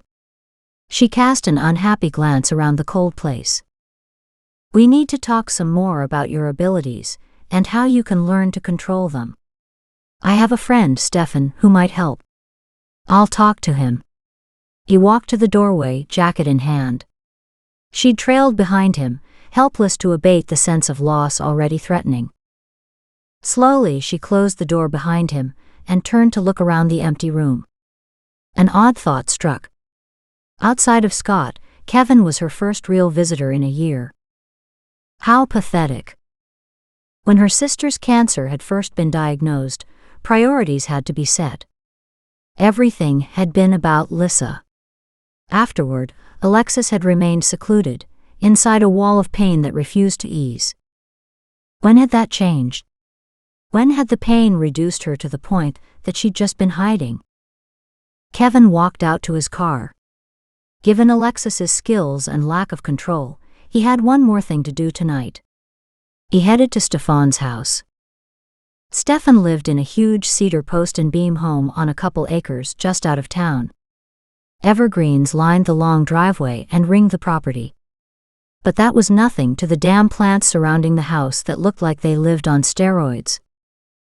His psychic skills, many of them still developing and expanding, were extraordinary. Stefan had worked alongside most major police departments throughout the country. He had often quipped that he'd been forced to learn more and faster, just to stay one step ahead of the criminals. The door opened to a yawning Stefan, rubbing his fingers through his rumpled hair. He snorted at the sight of Kevin. Did anyone ever tell you that your timing stinks? Were you sleeping already? Sorry, but sleep is reserved for those not on guard duty, Stefan. You know that. You can go back to bed in a minute. I'm not coming in. He gave his friend another minute to wake up further. Stefan was an artist who used his creativity to release the images and visions that haunted him. His art gave a deep insight into the extreme sides of his personality. His work hung in private collections all over the world. He painted when he required release from his emotional hell. Rare were the privileged few welcomed into his inner sanctum. Intensely private and eerily accurate, Stefan walked a path forged with his own boundaries. So what's going on? Murmured Stefan. Oh. An intuitive pause was followed with, you have girl trouble. How very funny. He really looked amused as he propped himself against the doorway. So there are ladies in your world. After a heavy pause, his face leaned out, deepening with pain. One of them is dead, the little one. Kevin waited for his longtime friend to sort through the onslaught of impressions.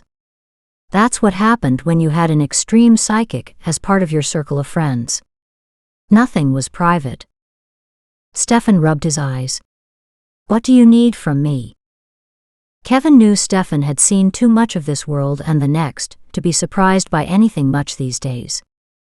If you have anything that can help on the child's case, I'd appreciate it. But it's the other female I really need help with. Stefan grinned. Is that so? He drawled. I never thought I'd see the day. I'm not sure you're seeing clearly now, Kevin said wryly, crossing his arms over his chest. Take another look. Silence stretched between them. Right. Stefan was all business now. What's her phone number, and have you told her about me? Yes. Kevin pulled out a piece of paper with Alexis's number on it. Like many psychics, Stefan had no luck remembering numbers. Occasionally he could come up with dates, but more often he couldn't recall numerals of any kind. He said it had frustrated him to no end at the beginning. Now he acknowledged that as a weakness. I'll call her in the morning. Kevin grimaced. Or you could call her tonight. Stefan frowned, his eyes focusing inward. Not everyone keeps your hours. Except I just left her, and she wasn't in any shape to sleep. Stefan's long-suffering sigh brought a grin to Kevin's face. Thanks, Stefan. Let me know what happens. He headed toward his car. Also, if you learn anything about the little one. Stefan waved him off. As always. I'll let you know if I pick up anything. Kevin honked once and drove away. Later that same evening, exhaustion caught Alexis by surprise and startled a yawn from deep down. She closed her book, placed it on the paisley bedspread covering her, and snuggled deeper into her bedding. Hi. Alexis bolted upright. She searched the empty room. What the hell was that? My name is Stefan Kronos. I'm a friend of Kevin's. Damn it. Alexis bolted from the bed and ran to the living room. Alexis stared at the room, absolutely freaked. She spun around in a circle. How did you run or hide from voices in your head? Shivers slipped down her body, and she wrapped her arms tightly around her chest. Her pounding heart had no place to escape and continued to knock against her ribs. The voice in her head sighed. Fine, we'll do it your way. The phone rang, scaring the bejesus out of her again. She stared at her cell like it was a bomb about to go off. Cautiously, she picked up the phone. Hello. I'm Stefan, said the voice on the other end. Shit. Her knees knocked so badly she might collapse. Unintentionally, she blurted out the first words in her mind. Was that you? Me. In my head, a minute ago? Oh God, she shouldn't have said that. Alexis ran her shaky fingers over her face. She sounded like a lunatic. Yes. Yes, she shrieked. Yes, you were inside my head? Why? How? Alexis sat down on her couch with a thump. Kevin asked me to call. Kevin. You know him? Alexis latched on to the one sane thing he'd said. Yes. We need to meet. Tomorrow would be good. Cardinal Park around 6:30 p.m. We'll talk then. He hung up. Alexis gaped at the phone still cradled in her hand. My God. How had her life gotten so crazy? Still troubled, Alexis knew any sleep would be a long time coming. The next morning, Alexis pulled into the lot at the garden, tires squealing and 10 minutes late.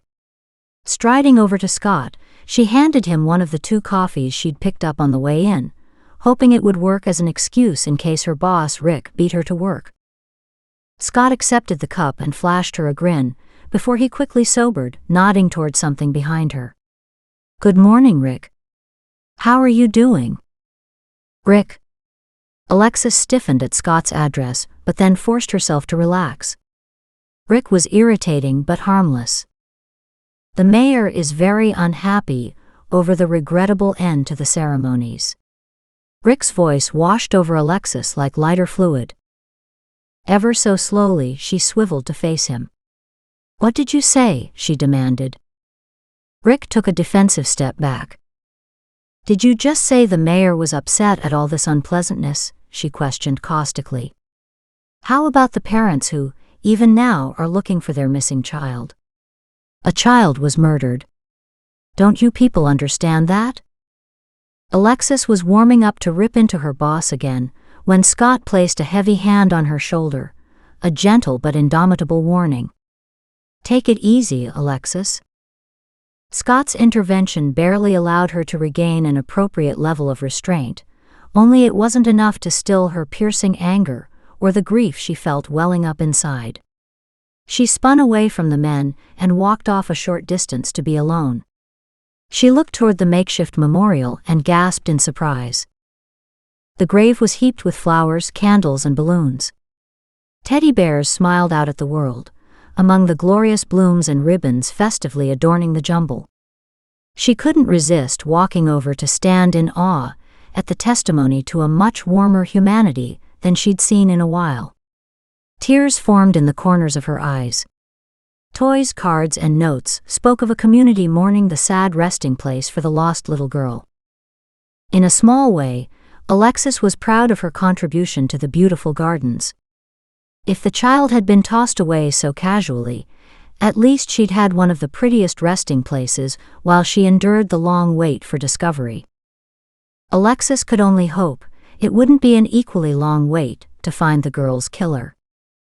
Alexis, if you want to work on the south bed today, we'll go over some of the other work to be done later.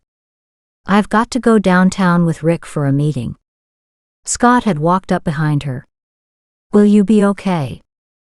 She knew what he was asking. I'll be fine. Go on. Just make sure you take him with you. Go a little easy on him. He's the mayor's confidant. What affects the mayor affects him. Scott shrugged. I know. But he's an arrogant, cold, brown-nosing asshole. Now she felt better. Scott patted her back before joining Rick and driving away. When the dust settled, Alexis put her cup down and spread her arms wide. Time alone. Finally.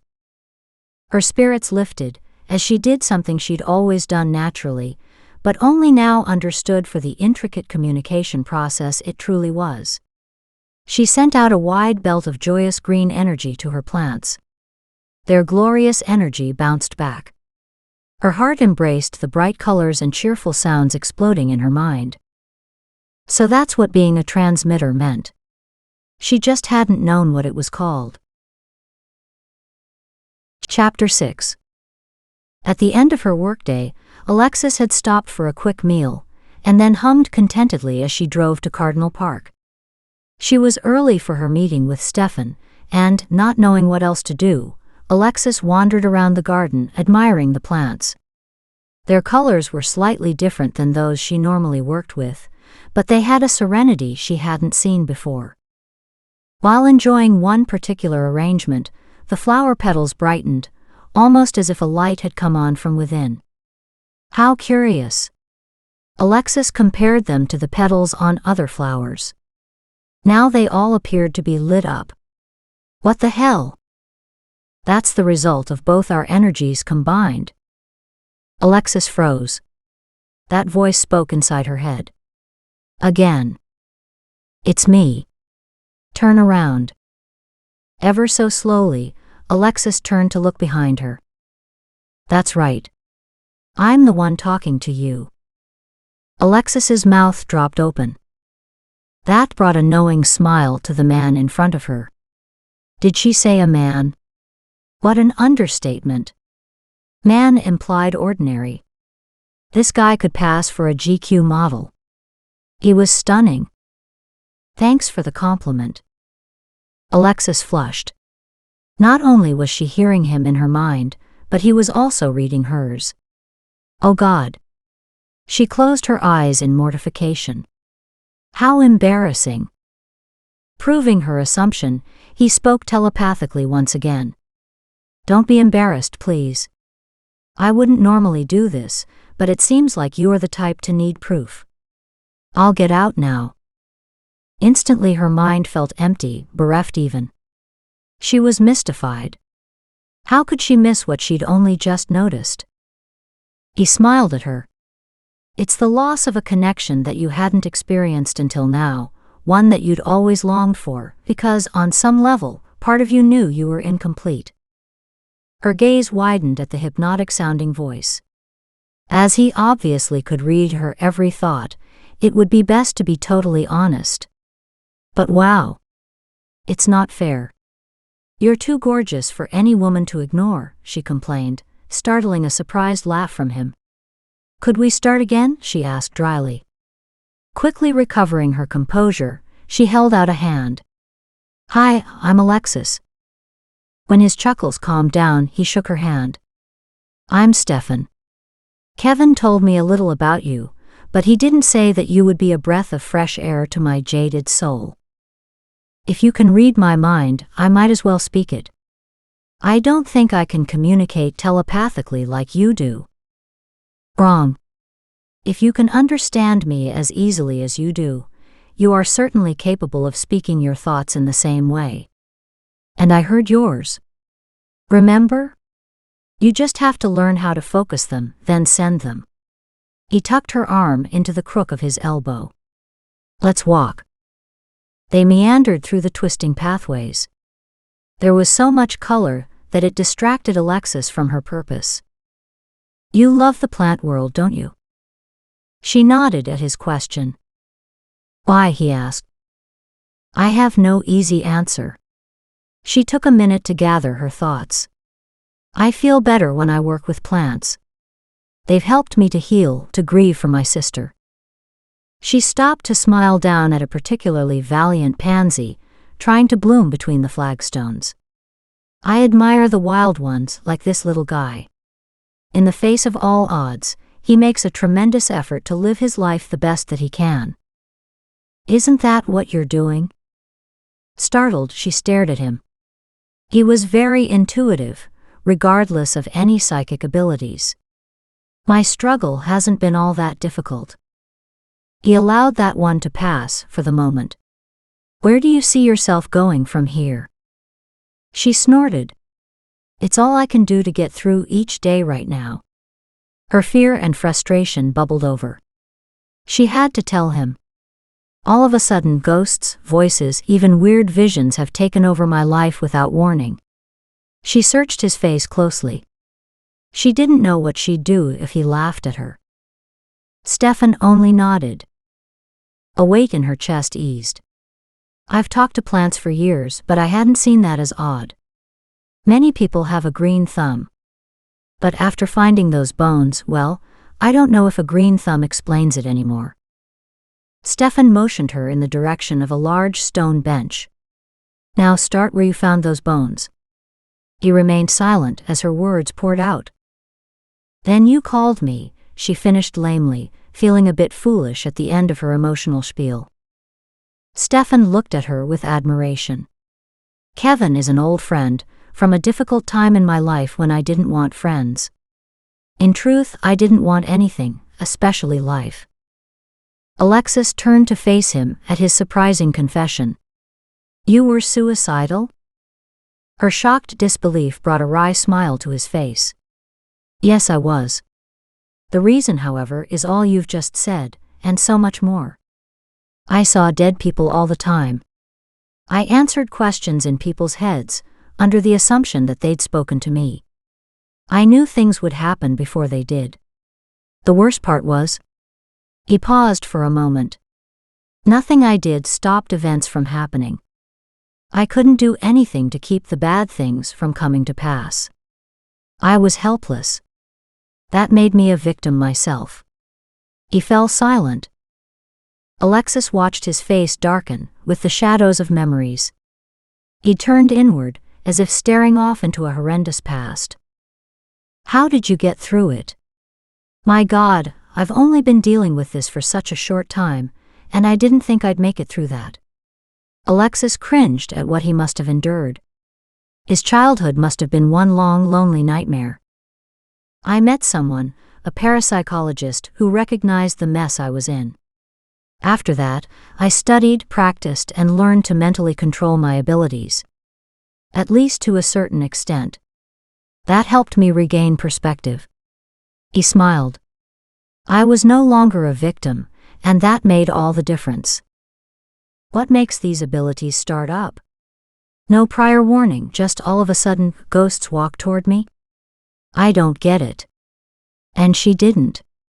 It was just too odd to think that, one day, she'd fallen into a ditch and had woken up like this. Stefan patted her hand. "There are still so few answers. Your abilities with the plant world left a door open, which triggered the next stage of development. There seems to be no limit to how far these abilities can progress. He stood and pulled his jacket closer together in the front, before burying his fists deep into his pockets. In my case, they are in constant flux. I never quite know what's next. So just get used to it, is that it? The thought of the intrusion left a bitter taste in her mouth. You can learn to accept your gifts and eventually develop them, or you can fight them and slowly go crazy. He smiled a little grimly down at her. The choice is yours. He started to walk away, leaving her sitting there alone. Wait. He stopped but didn't turn around. I'm scared. This is pretty freaky stuff. She chased after him to stand next to him. How do I learn to control all this? Please understand. I didn't ask for this. That brought a disgusted look to his face, rushing her back into speech. I can't live with my life always being out of control. I need to know how to direct it. It won't happen overnight. But you can do some things to minimize the impact and to speed up your recovery afterward. He hesitated, his expression undecided. Please, she pleaded. I need your help. Finally, a single decisive nod came. We'll try to meet twice a week. But you have to work with it every day between. If you can't make that commitment, then neither will I. Agreed. He considered her for a moment, then spoke slowly. As time appears to be an issue, we'll start tonight. He pulled out his card and handed it to her. Meet me at my place at 7:30. We'll cover some basics this evening. Startled, Alexis took the card that read Stefan Kronos. Consultant. Psychic investigator. When she lifted her head to ask him what kind of investigation could one do in that field, she found he'd walked off, leaving her to stare after him. Kevin sat down at his desk, determined to find some proof to support Alexis's vision. An 8 or 9-year-old girl and the name Daisy was all he had to go on. He logged onto his computer and set up a search. Within minutes, he'd traveled deep inside the national databanks. He started locally, then branched out county by county researching missing person files. A grim realization settled quickly on his shoulders. He found so many cases of missing children, so many destroyed families who existed in an endless state of waiting and hoping. By the time he'd run through all the searches he could, the name Daisy still had no hits. Kevin slumped in his chair. Fatigue screamed through his muscles as he stretched his arms overhead. Damn. He hadn't expected to solve this mystery in the first 5 minutes, but it would have been nice to score a little information. From his desk, he saw the black shadows cast by the old clock tower above the square. He found no comfort in the familiarity of the scene tonight, not when a different kind of darkness gathered in the deep silence. His intuition screamed that this heinous crime related to a child buried in the park was just the tip of an iceberg. He had no idea what lurked beneath the surface. He'd find out, though. This was what he was born to do. It defined who he was. A hunter. Every instinct flashed on red alert now. Why that location? What drew a killer to that spot? A garden? Had it been the softest spot to dig up at the time? Or perhaps the prettiest spot to lay the child to rest? Did the place seem like a memorial to the perp?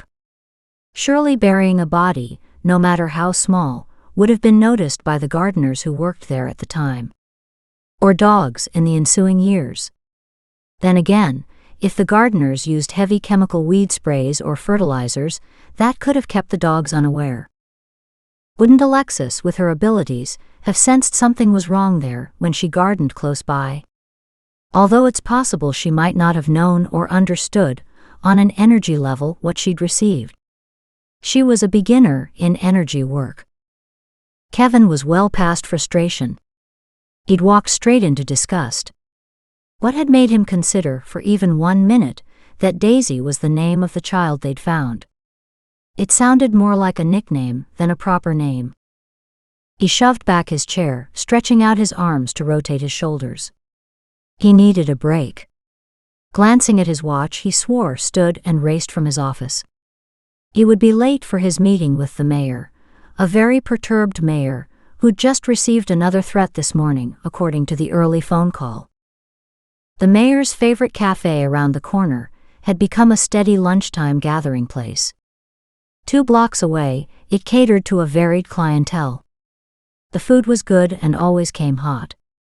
Kevin didn't care about much else. This was their 3rd such meeting at the same place.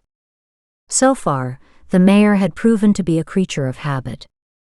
John Prescott stood talking on his cell phone outside the restaurant. Seeing Kevin, he finished his call and smiled at him. "Good to see you. Life is busy these days, isn't it?" They walked in and were immediately seated in one of the far corners. At the exact same table as last time. "It's too damn busy. Our town is growing, and it's hard to stay ahead."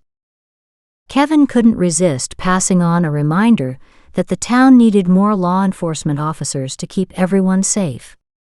"Could use more staff." Noted. John moved into the corner and took the far side of the table, his back to the wall, where he could watch the rest of the restaurant. He didn't look at the menu, choosing instead to order his regular hot sandwich and salad from the waitress. Kevin waited his turn, then ordered the special, a hot roast beef sandwich and mashed potatoes. One good meal today would hold him for a long time. Who knew when he'd get home tonight? Besides, if their lunch meeting followed their regular pattern, they'd eat quickly and then go walk in the park while they discussed personal stuff. Sure enough, today was no different. Once outside, John led the way into the large park in front of Bradford Central Hall. Once away from the crowds, he wasted no time. "Any news?" "Nothing, John. Absolutely nothing." This whole blackmail mess felt wrong. There had to be more to it. Kevin felt it. To this point, the mayor had received threats but no demands, except to say that the mayor had better step up and tell the truth or else. It was the last part that bothered Kevin. He hadn't spent all these years on the force without gaining a deeper, darker understanding of humanity. In this case, blackmailers usually had something to use as a bargaining chip. Only the mayor denied such a thing existed. The mayor lowered his voice, his body almost vibrating with tension. "Kevin, this is unacceptable. I need answers. Hell, I need more than that. I need solutions, damn it." He clenched his fists, glaring at the bright sunny garden surrounding them. "This asshole will ruin my life," he spluttered to a stop, then started up again. "I can't sleep for worrying. What the hell is going on here?" John, as a politician, had faced criticism and verbal abuse before, but he told Kevin it was never like this. For the last 10 years, he'd served the citizens of Bradford well. The public record showed he'd been a businessman in Redding, California, before that. The timing had been perfect for his move here, as the locals were more than ready to get rid of their corrupt politician. Through the years, John remained a popular figure, easily being re-elected. "I'm looking, but I haven't found the answers yet," Kevin stated. "Then you damn well better find them fast," the mayor grumbled. "Before this asshole makes good his threat." Kevin got the message.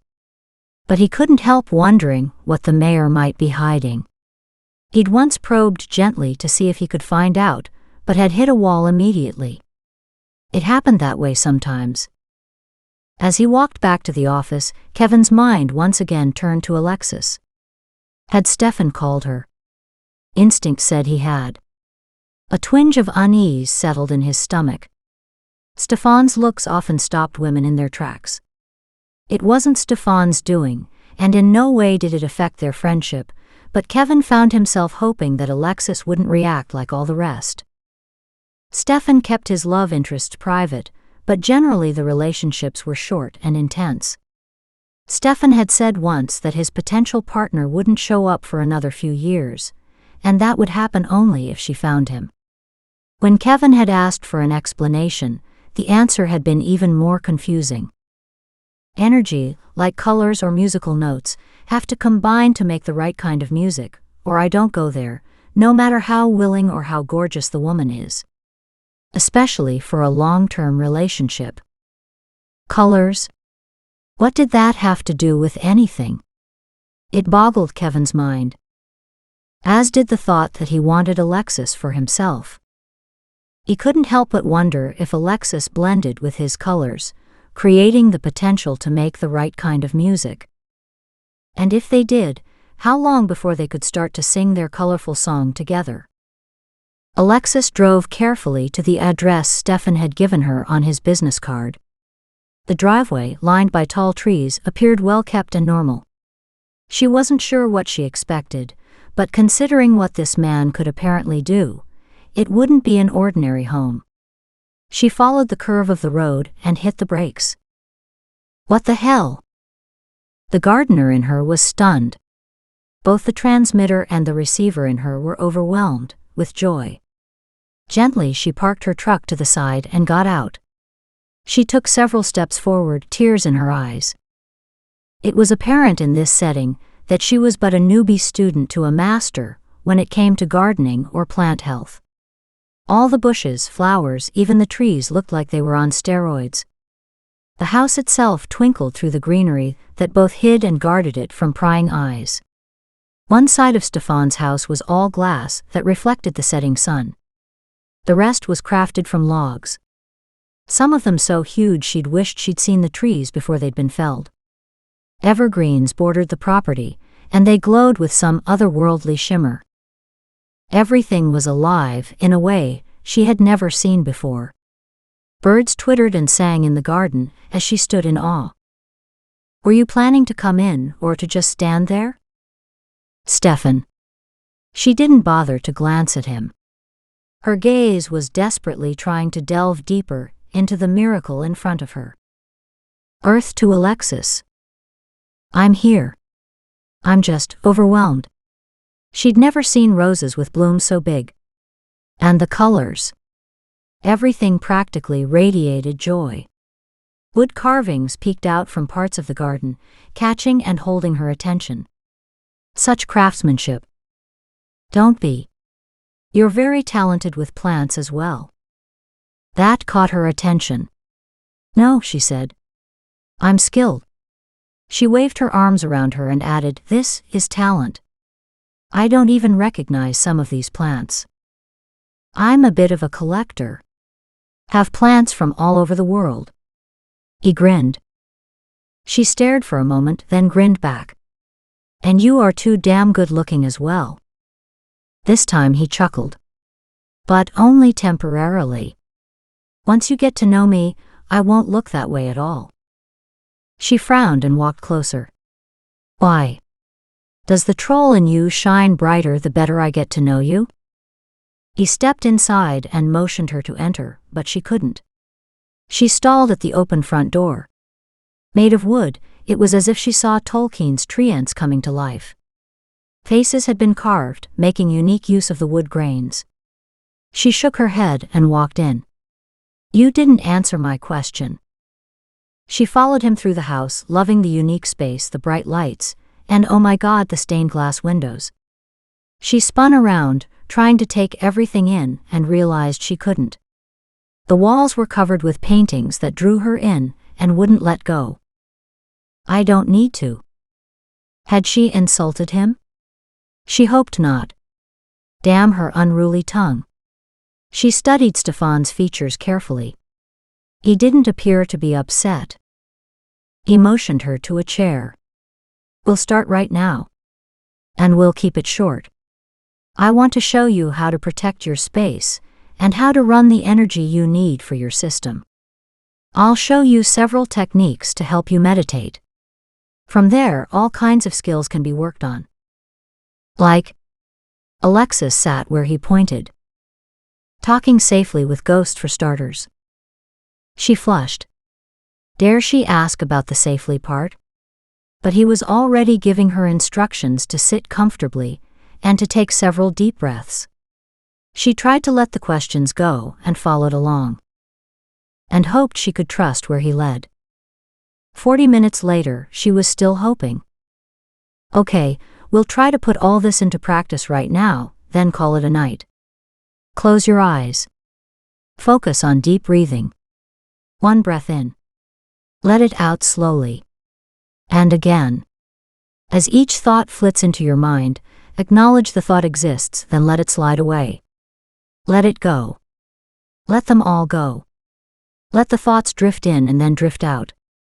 Just like your breath. Deeper breaths, longer exhales. Feel the tension drain away.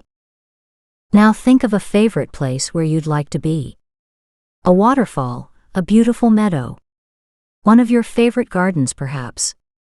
See yourself there. Be there. Smell the fresh air. Feel a breeze on your skin. Alexis walked forward toward a waterfall she'd loved as a child. She was on the path through an open meadow. The grass was high, the sun hot. The sound of the water beckoned. She felt so alive. Strong. Vibrant. She tilted her face to the sun and smiled. Feels good, doesn't it? She turned to answer Stefan, somehow not surprised to see him in her meditation. Yes, it does. Good. Now let's work on your energy pathways. She followed his instructions and saw the energy in her body glow, as he pointed out how to move it up the meridians that crisscrossed her body. He showed her how the little hiccups in the meridians could be smoothed out, and how to increase the energy as the two of them moved about. She lost track of time in this alternate world, as if just the two of them were in a whole new world. Actually, it is a new world. It's a different facet of the old world, but in a whole new way. For you. For me and many others, this is a place we come to often. She could believe it. Someone else is here as well. Someone hoping to say hi. She turned to look at him. Lord, he looked different. Surreal, glowing even. At the beginning of this exercise, he'd looked like he had when she'd arrived at his house. Now he looked, well, ghostly. He laughed. That's because we crossed into a new dimension. We're on the dead side of life, so to speak. The other side. An alternate plane of existence. And because we are here, at least this much inside the energy field, someone wants to see you. Someone who has stuck around instead of traveling into the light. Someone who has waited a full year for this moment. A glowing purple-gold light stepped out from behind him. Alexis stared. The form became more distinct. Clearer. More easily identified. Her heart stopped. Then raced forward. Her feet unknowingly did the same. She ran into the wide open arms ready to receive her. Lissa. Chapter 7. Alexis's week disappeared under a heavy load of work and practice sessions. She went to work each day, impatient to end her workday in time for her sessions with Stefan or to work on her lessons at home. And to have more visits with her sister. Focusing on her day job, she raked, weeded, and hoed her way down the rows in the beds. The plants were reaping the benefits of her developing skills. The colors of her flower beds no longer erratically jumped and zinged around. As she practiced being calm, loving, and centered, the plants followed in kind. The colors of some were less exuberant, perhaps, but all were healthier looking. Who'd believe that stilling her mind and opening her chakras, a concept Stefan had shared with her, could happen in the first place? Or that when the chakras were open, the energy moved through the body in a healing way that automatically spread outward to others. If only she could learn to calm her thoughts. After just 2 sessions with Stefan, she'd already learned so much, but mastery of that knowledge was a long way off. Hey, Alex. Alexis turned to see Scott striding toward her. What's going on, Alex? Lately you're taking off like you've got a hot lover stashed somewhere. It's not like you. Scott's long shaggy hair flipped in the wind with his shaking head. He stopped to take a closer look at her. You don't, do you? You'd tell your good buddy Scott, wouldn't you? He teased. Are you nuts? You'd post it in the newspapers if I told you. I'm not quite that naive. Her heart warmed at the sight of him. No, I've found someone to help me with the site. His laughter stilled as he grew serious. That's good, that is. Just don't be believing everyone out there. Plenty of charlatans in this world. This one isn't. She was dead certain of that. Stefan had such incredible abilities, and she knew he hadn't even found his own limits yet. Currently, her practical psychic work centered on controlling her energy so she could respond to Stefan's telepathy in the same way, with mixed success. She still didn't know if her telepathy would work with anyone else, although she suspected she might communicate that way with Kevin eventually. According to Stefan, Kevin had far more than just basic psychic abilities. Stefan had refused to elaborate, insisting instead that she ask Kevin herself. Unfortunately, she hadn't seen the irritatingly sexy detective in days. Later that day, she arrived at Stefan's for their prearranged training session. She pulled up beside a truck and parked, a little nervous but excited to see him. She knocked on the front door and took a step inside, calling out, Stefan? We're in the solarium. His voice came from deep in the house. Figured. Stefan appeared to live in that room. She headed to the room where she'd gone for most of their practice sessions.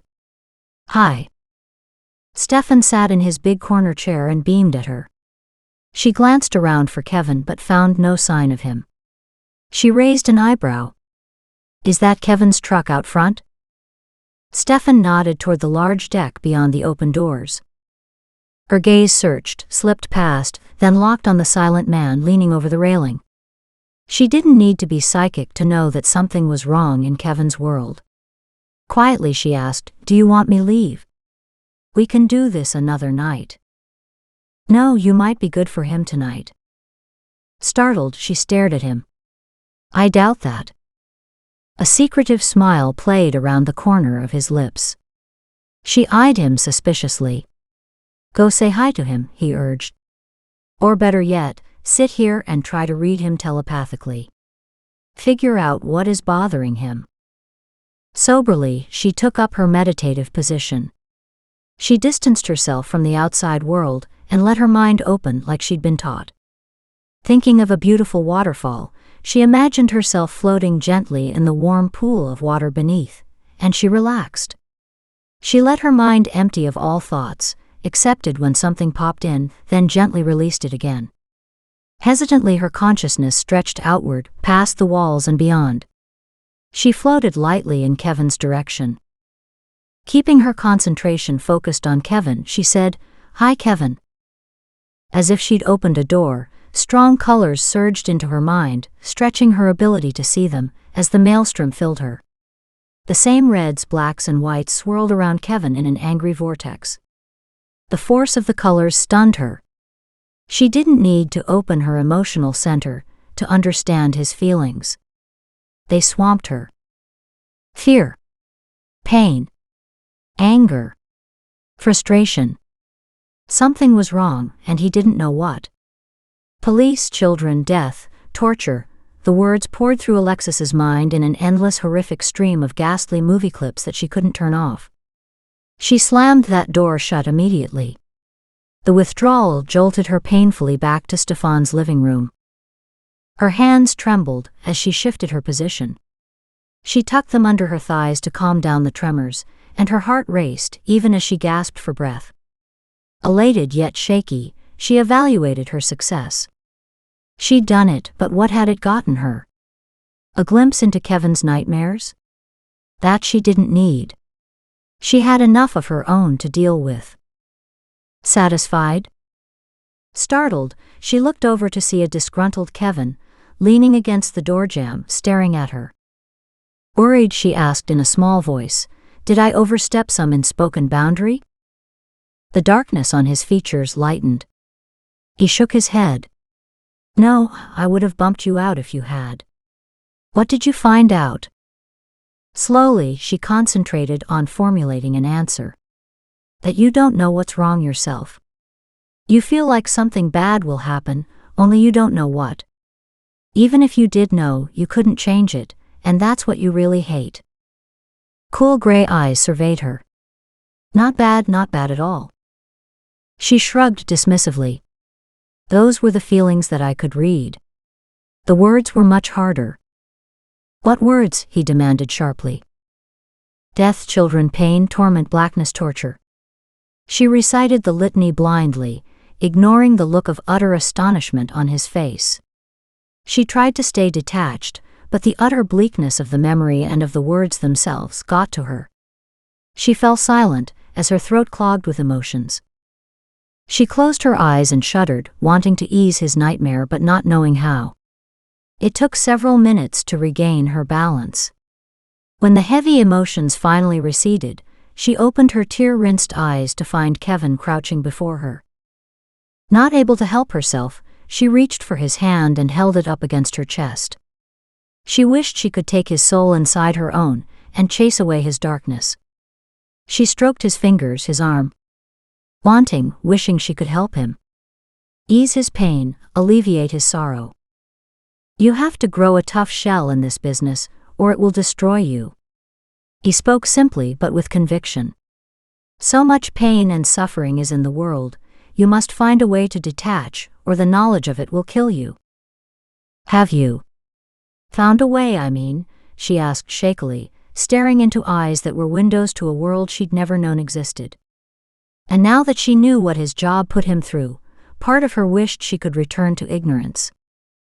Sometimes. And sometimes man's brutality is just too much for any of us to handle. How can you bear it? She cried out. What outlet is there for all this poison? Her heart ached with his pain. How can you do this job? Live through these conditions? Alexis closed her eyes as emotions poured through her. Her fingers clenched, then soothed his fingers with soft strokes. Don't do that. You're not strong enough. Kevin's sharp voice cut through her. She tilted her head and frowned at him. She wasn't doing anything. Do what? You were absorbing his pain, Stefan said from the doorway. Shock coursed through her. She turned to face Stefan, now standing behind her. I'm what? Was that possible? Both men's voices slammed into her mind. Yes. Startled, she looked from one to the other. Had they both spoken in her mind? They both nodded. This so didn't make sense. Stefan, his gaze on hers, crossed the room to squat in front of her. You mentioned to Kevin how the doctors were surprised your sister held death at bay for so long. The seriousness of her condition would have put anyone else into their grave much sooner. Stefan sat down on the floor beside her, laying a gentle hand on her knee. Alexis could only stare at him in distress. She lowered her trembling fingers to her lap, clenching them together. She was always strong, even as a little girl, she whispered. Kevin placed a soothing hand on her shoulder as Stefan continued, She did so well, and you didn't, he said, then added pointedly, because you took her pain away. She held off death for those extra months because of your abilities. You activated the receiver in you. You received her pain, took it from her. He waited a moment for her to absorb his words. But you suffered every day.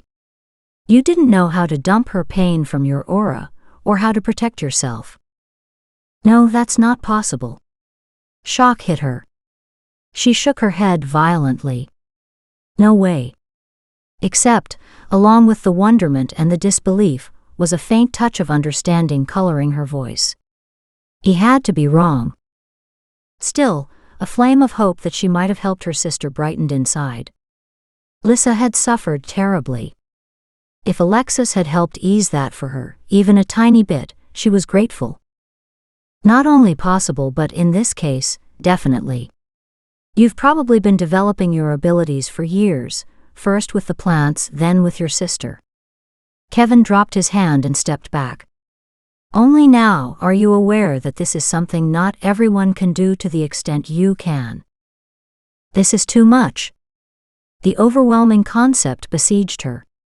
Memories, thoughts, and confusion crowded in, saturating her already overloaded emotions. She wrapped her arms around her chest, rocking in place. No, it's not. It's just new. You can do this. Stefan smiled down at her. You are doing this. Come on, you need a break. Let's forget your session with Stefan tonight and get you some fresh air. Kevin pulled her to her feet, half tugging and half pushing her toward Stefan's front door. Stefan watched with a paternal benevolence on his face. He's right. That's enough for now. Go home and rest. Give it a few days before we move on to other techniques. He stepped forward, as if to return to his solarium, but stopped and turned back. Because your senses are open, you must protect yourself at the times when you can't consciously deal with them. Before bed every night, you need to meditate and to follow this ritual. It will allow you to sleep undisturbed. She gave him a tired nod. I'll remember. The only reason it hasn't happened yet is because no one has tried, he warned. Some of these people are desperate for help, and some are just plain evil. A door has been opened. From now on you must take care. Kevin tugged her outside. Come on. Nudging her in the direction of his truck, he said, I know a nice little cafe down the road a mile or so. I'll drive you back here later to pick up your truck. Alexis nodded, too numb to talk. Her bones ached like never before. Fatigue lived inside her. Information overload had set in. She sat silent as he maneuvered his truck down Stefan's long driveway, then onto the main road. A few moments later, after the countryside had blurred into a collage of images and colors, he pulled up in front of a small building with several large patios. Come on. You'll feel better in a little while. He guided her into a small cozy restaurant and on through to an open-air patio, where he tucked her in behind a table located by a cheery outdoor fire. Even though summer air blasted around her, she welcomed the comfort of the flames. 2 frothy coffee concoctions arrived quickly. She hugged the mug while warmth slowly returned to her cheeks. Eventually, a deep sigh escaped, bringing with it a lessening of her tension. Don't think about it. She didn't bother replying. How many people had to deal with this psychic stuff? Lots. So you can speak in my mind too? At his nod, she added peevishly, when do I get to speak in your mind? It's not fair that you get to do all the fun stuff. She winced. She sounded like a 2-year-old. He obviously agreed, if his deadly grin was anything to go by. God, she was tired. Did you eat? His question caught her unaware. She had to stop and think. No, I don't think I did. He shot her a disgusted look, before getting up to grab a menu from the front counter. He tossed it down in front of her. Pick out something. I'm not really hungry. It doesn't matter. You need food. Choose something. It was easier to order than argue. Afterward, she sat mesmerized by the fire, as he returned to the counter to place their order. There was an ironic element to this mess. As a child, she'd always wanted to be a witch with magical powers. As an adult, she knew better. Fairy tales were kids' dreams. Now she'd learned that the old adage was right, be careful what you wish for, you just might get it. Anybody else would be excited to learn about these talents, wouldn't they? What was wrong with her? She should be happy that she'd helped her sister. Instead, this bothered her. Why? What are you thinking? Kevin studied her face. And no, I won't read your mind without your permission. She couldn't help but snort. These abilities terrify me. She slumped back as horrible fears filled her heart. What if I screwed up? You loved your sister very much. You were driven by your need to help, to ease her pain. Motive is everything here. If you came from a position of love, then love is what you transmitted and received. He studied her features. And you loved her, didn't you? Absolutely. The answer burst free. She smiled as relief blossomed inside. Thank you. There is so much to consider. To deal with. It's overpowering. He grinned. A carefree motion that let her know his earlier unrest had eased. That he could live with all the stuff said a lot about his temperament. That's understandable. All your beliefs have been challenged. This isn't a comfortable sit back and enjoy yourself type of ride. This is an intense, painful, and downright unnerving process. Were you scared? You know, when you first found out? A twinkle shone from his gaze. Terrified. His honesty disarmed her. Really? She searched his features intently for any attempt on his part, just to make her feel better. He radiated only sincerity. Any normal person would be alarmed if ghosts suddenly showed up in their world. In my case, the ghosts were all connected to my work. She hesitated to ask, then couldn't help herself. You didn't have these talents as a child? No, like you, I came into them after a major shock. In my case, I was shot. I died on the operating table. Luckily, I didn't stay that way. His face pinched. She grimaced. Yeah, I can see how that might do it. She needed to know more. Tell me. His finger traced the scalloped pattern on the iron table as he sighed and lifted his gaze to hers. It was years ago. I was at the scene of a bank robbery. There'd been a standoff before the two perps gave up. On their way out of the bank to surrender to the police, one of them pulled out a hidden gun and fired off several rounds before being shot dead. 2 of his bullets found targets, in me.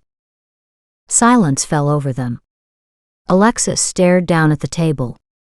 Without knowing it, she'd cradled his hands within both of hers. Subconsciously, she'd reached out to remove his pain. Her hands froze. Stefan and Kevin had been right. She didn't know exactly what she was, a transmitter or a receiver, or both, as apparently they went together for some people, or whether she was something else again.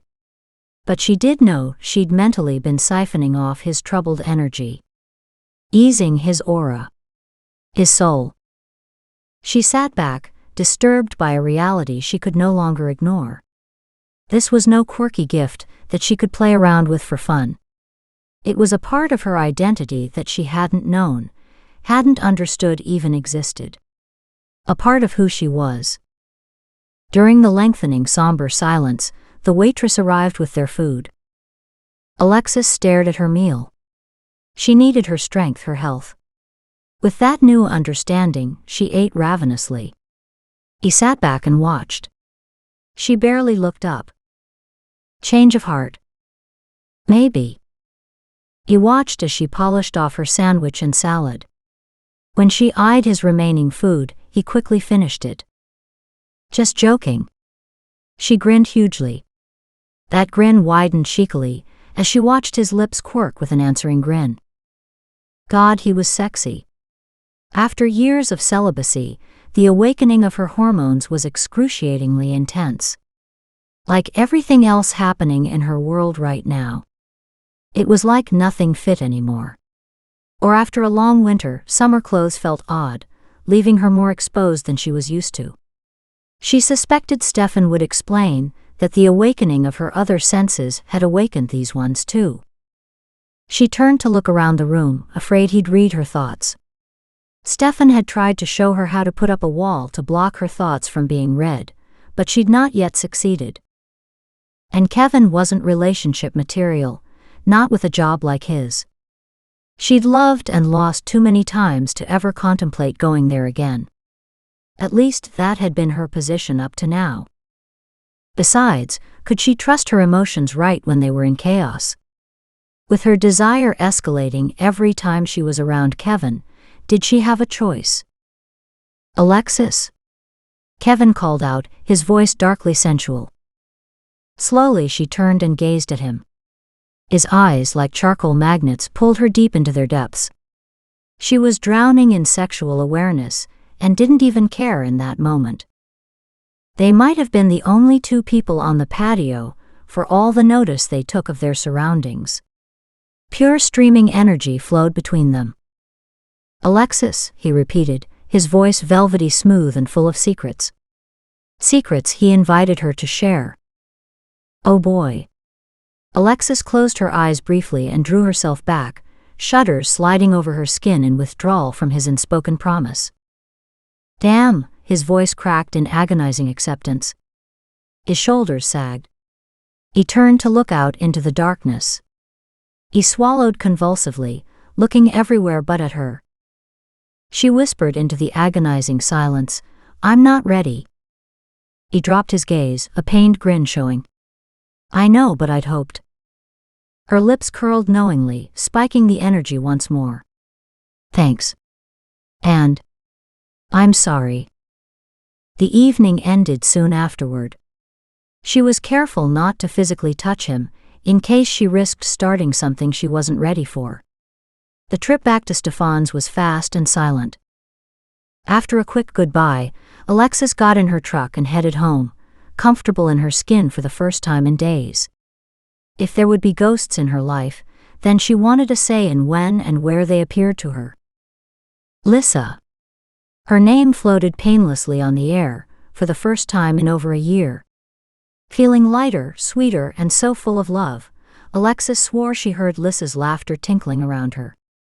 It had to be her imagination, but the memory of it brought tears to Alexis's eyes. She knew in her heart that Lissa was okay. Alexis could finally move on. So what do we know at this point? Caucasian female. Captain Mark Gosling dropped the report on his desk, continuing to read aloud. According to the initial report, the probable cause of death is a broken neck. Age? He flicked a couple pages. Approximately 8 to 10 years old, based on mixed dentition. Buried in a yellow dress, and an M is embroidered on the collar. The captain frowned. Maybe the start of her name? Kevin stood quietly, his copy of the coroner's initial report in hand, waiting for his friend and boss to go over the more salient points. He shrugged. Maybe. Anything helps at this point. I don't like the next bit though. Blustery, loud, yet infinitely capable, the captain had no problem showing his displeasure. X-rays show the kid had multiple fractures, on left arm, right wrist, and badly broken left tibia. Not to mention broken and badly healed index finger on the left hand and 2 cracked ribs. Damn. Kevin knew the chances of those manifold injuries being accidental were slim. All those had healed. So the assumption is that the child was possibly abused over a long time period. Damn. Kevin sat down in the armchair opposite the desk. We're waiting on the lab results, possibly collecting DNA from the teeth. We also determined that the grave was not the primary crime scene. Which isn't unusual. But no proof that this is a murder case. No, Kevin spoke slowly, organizing his thoughts. We're still waiting for more test results to come back to understand how long the skeleton was there. Kevin pulled out his notebook to check his notes. According to Scott, those particular gardens have been there basically undisturbed at that level for 14 years. Around that time, backhoes were brought in and major work done. Therefore, the captain said, the body has been there less than 14 years, presuming the work went as deep as the bones we found. Identification is top priority. Do what you need to do. Keep me posted. A child's skeleton in our city gardens. What next? The captain turned back to the tall stack of files, sitting on the corner of his desk. What next indeed? Chapter 8. The voice startled her. Alexis had spent a few happy days with no strange phenomena. She had almost convinced herself that the anomaly was over. So focused was she on transplanting fresh color into the huge beds, she never paid any attention to the multitude of noises around her. The colors of the young plants were not as vivid as they should have been. They badly needed nutrients. Alexis mentally calculated the amount of nitrogen they'd need. Help! Help me, please. Alexis spun around, still on her knees. No one was there. Far off on the other side, she saw another colleague working hard. But the voice had been too soft, sad even to be him, and way too close to Alexis. Something or someone was here. Another spirit? She took a deep breath and made a quick decision. Rather than just let things happen, she'd try to control how it happened. Hiding in the shadow of a large bush, she sat down and closed her eyes, as Stefan had taught her to do. Slowly she took several deep breaths, letting the stiffness slide from her spine and drain into the ground beneath her. Feeling the stress and the nervousness ease, she visualized walking through a beautiful meadow, every step freeing her from the physical reality of her existence. She reached a waterfall, and a beautiful glistening pool waited for her there. She couldn't resist. She sat on one of the rocks surrounding the water. She dipped her toes in and felt more relaxed than she had in a long time. From this position of peacefulness, she widened her consciousness ever so slightly. Instantly sensations forced their way in: fear, pain, loss, grief, and sadness. Alexis slammed the door shut, gulping for air. It was one thing to practice, but quite another when reality kicked you in the stomach. Briefly opening her eyes, she was relieved to find herself still alone. Inhaling deeply, she closed her eyes and tried again. This time she opened the door just a smidgen. The rush of emotions was still there, but not quite so demanding. Alexis opened her eyes and gasped. The world had a completely different look to it. Surreal colors with less definition but with a brighter, eerily translucent color blending. A young girl stood in front of her, the same little girl Alexis had seen in the ditch. Alexis sighed softly. The cherub was tiny, blonde, and beautiful. She appeared to be dressed in a yellow party dress, matching ribbons in her hair, except the grass from the park lawn showed through her dress, giving it an oddly alive look. "Hello," Alexis whispered softly. The angel smiled, creating a golden light that warmed Alexis's heart. "Hello, Alexis." Alexis studied the waif intently. She was spectacular.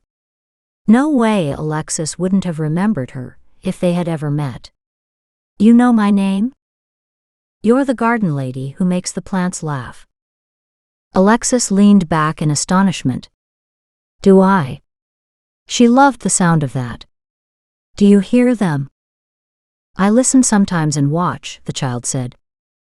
A wistful longing crept from her voice, breaking Alexis's heart. "Do you have a place to go? You know, like a home?" "No," the little girl whispered in Alexis's mind forlornly. "I can't go home. Ever." Alexis struggled with that last single word. Ever. Then the child spoke again telepathically. "I have to stay here, so he won't do it again." "Do what?" "He says, if I stay with him, he won't have to hurt any more little kids." "Who? Who is hurting kids?" Alexis tried to keep her voice calm, peaceful. But damn, it was hard. She hated to think someone was hurting children. And what would this little girl have to do with stopping him? The translucent angel stared back, solemn but silent. Alexis tried again. "Doesn't he like little girls?" "Oh yes. He loves little girls and boys." That didn't make sense. Alexis didn't want to scare her off, but needed clarification. Slowly she asked, "Then why does he hurt them?" The sunlight slid into something else, stormy, cloudy, and a little eerie. Shadows rippled in the background. The little girl's form hitched and wavered, before rippling away in a fast fade out. "No, wait. Don't go." The shadows shifted. Other little pale faces formed before dissipating in the fog. "I'll come back, if I can get away," echoed the ghostly whisper in Alexis's mind. She was gone. The blackness was absolute. Alexis closed her eyes, trying to shift realities, and slowly returned to her surroundings. Icy chills filled her. Stefan had warned her that she might never feel warm again, as long as ghosts were among her closest confidants.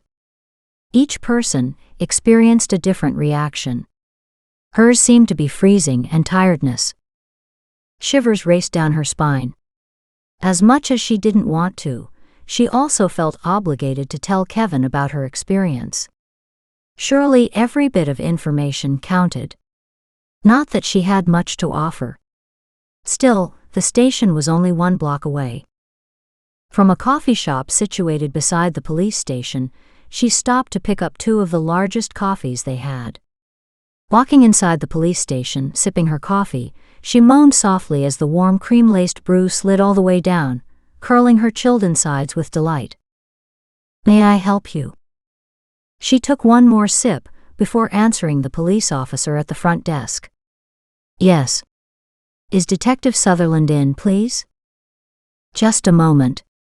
"Who's inquiring, please?"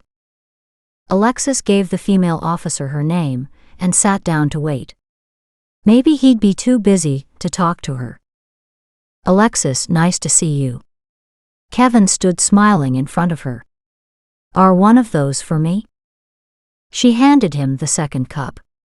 "I hope you like it black." She took a sip of hers, collecting her thoughts. "May I talk to you for a moment?" He instantly became businesslike. "Sure. Do you want to come into my office or take a walk over to the park?" She perked up. "The park's a great idea." Kevin held the door open for her.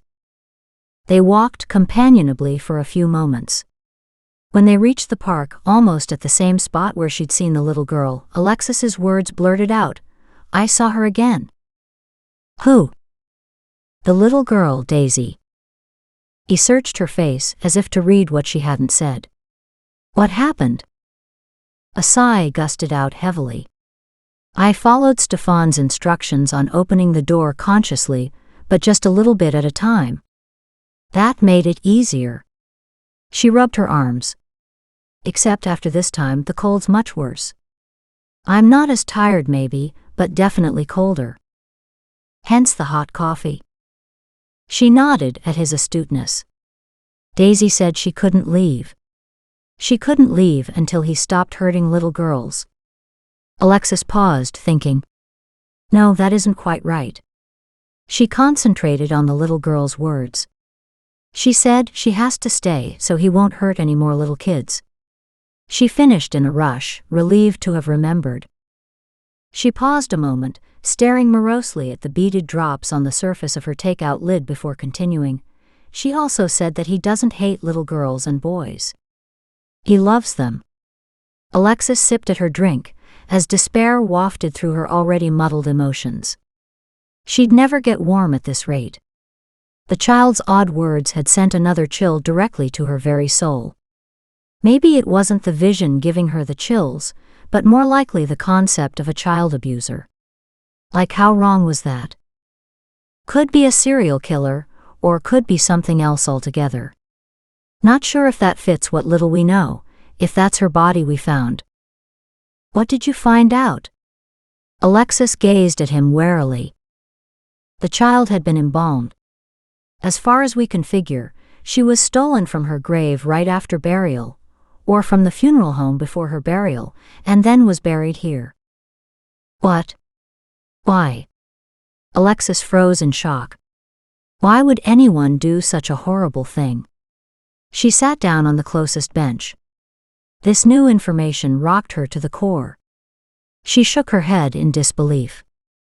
He shrugged. "I don't know why." "So she might not have been murdered either, right?" The rest of the conversation came back in a rush. She said, "I'm the lady who makes the plants laugh. What are the chances that the gardens, and me, the gardener, are a connection between the children?" Heaviness settled in the blossom-laden air. It seems a stretch, but it could be. Then again, it's probably too early to make a connection. He shrugged.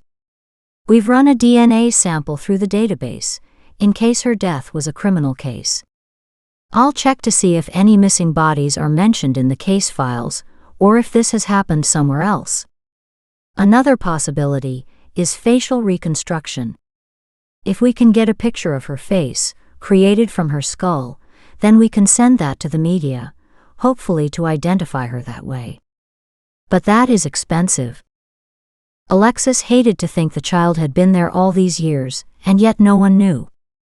From what she'd seen in her visions, the child hadn't had a great life, and to think she might have been buried, dug up, and then reburied was just too much.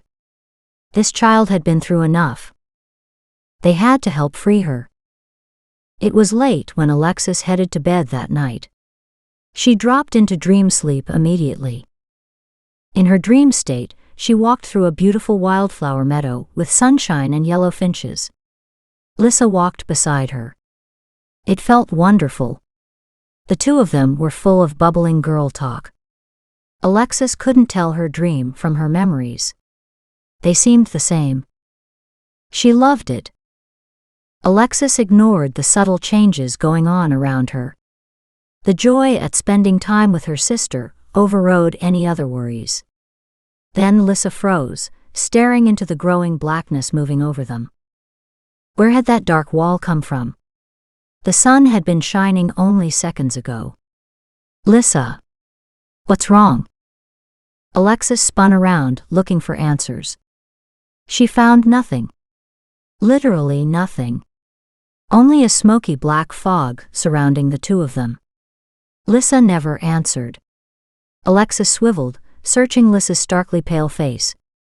Alexis placed her hands on her sister's shoulders and shook gently.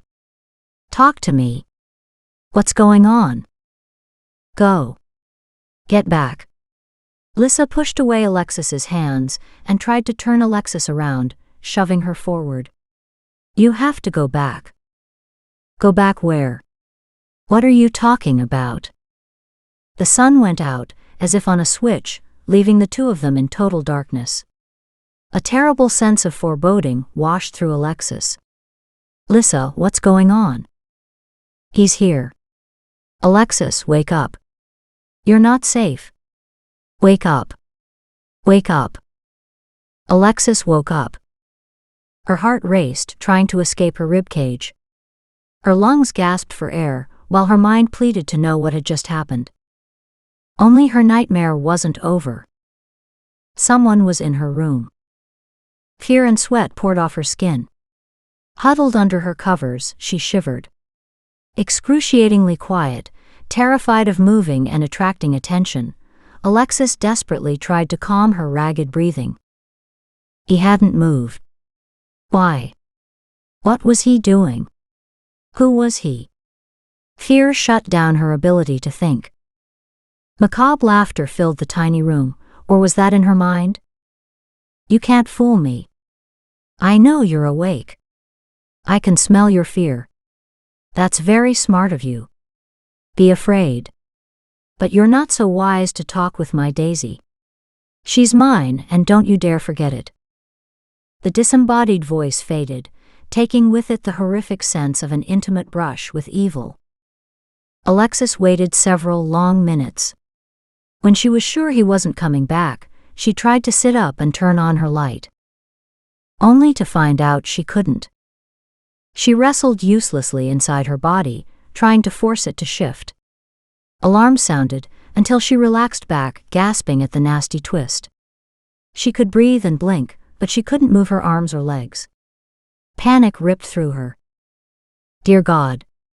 She was paralyzed. She screamed soundlessly. Into the chaos of her mind came a voice. Alexis. Try to stay calm. Stefan's voice brought an instantly comforting realization. She wasn't alone. Stefan had come to help her, at least telepathically. That's better.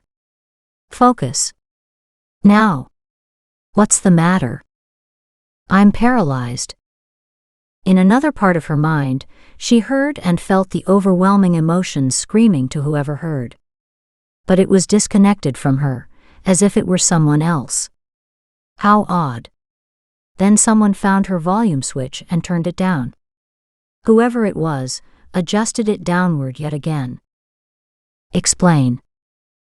Calmer, with her mental functions allowing her to think, she tried to answer Stefan's question. Talking to Stefan with her baby telepathy skills demanded all her focus. Shakily at first, then with building strength she gave him the details.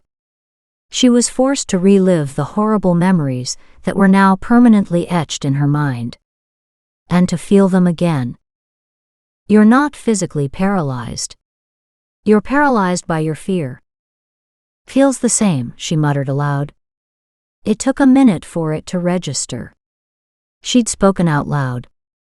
See. The fear is easing. That's why you could speak that time. Continue to work on relaxing your mind, and to know that you are safe. I'm here in your mind with you. Your muscles will slowly unwind as you calm down. It took another 10 long, painful minutes before she could move her hands. Good.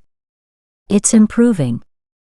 She continued to calm her mind, relaxing her muscles. With the worst of her fright under control, she took one deep, ragged breath and released it slowly, only to freeze again at the powerful banging on her front door. Alex. Alexis, open this door. Damn it, open up. Kevin. I can't, she whispered, knowing her voice couldn't reach the front door. She hadn't recovered to that extent. Stefan. I'll tell him. Emptiness filled her mind as Stefan withdrew. Terror resurged to the surface as she realized she was alone again. Shudders raced down her body. She grappled with the horrible sense of aloneness. No, she could do this. She had to be strong to control this. She was almost there. The pounding on her door ceased.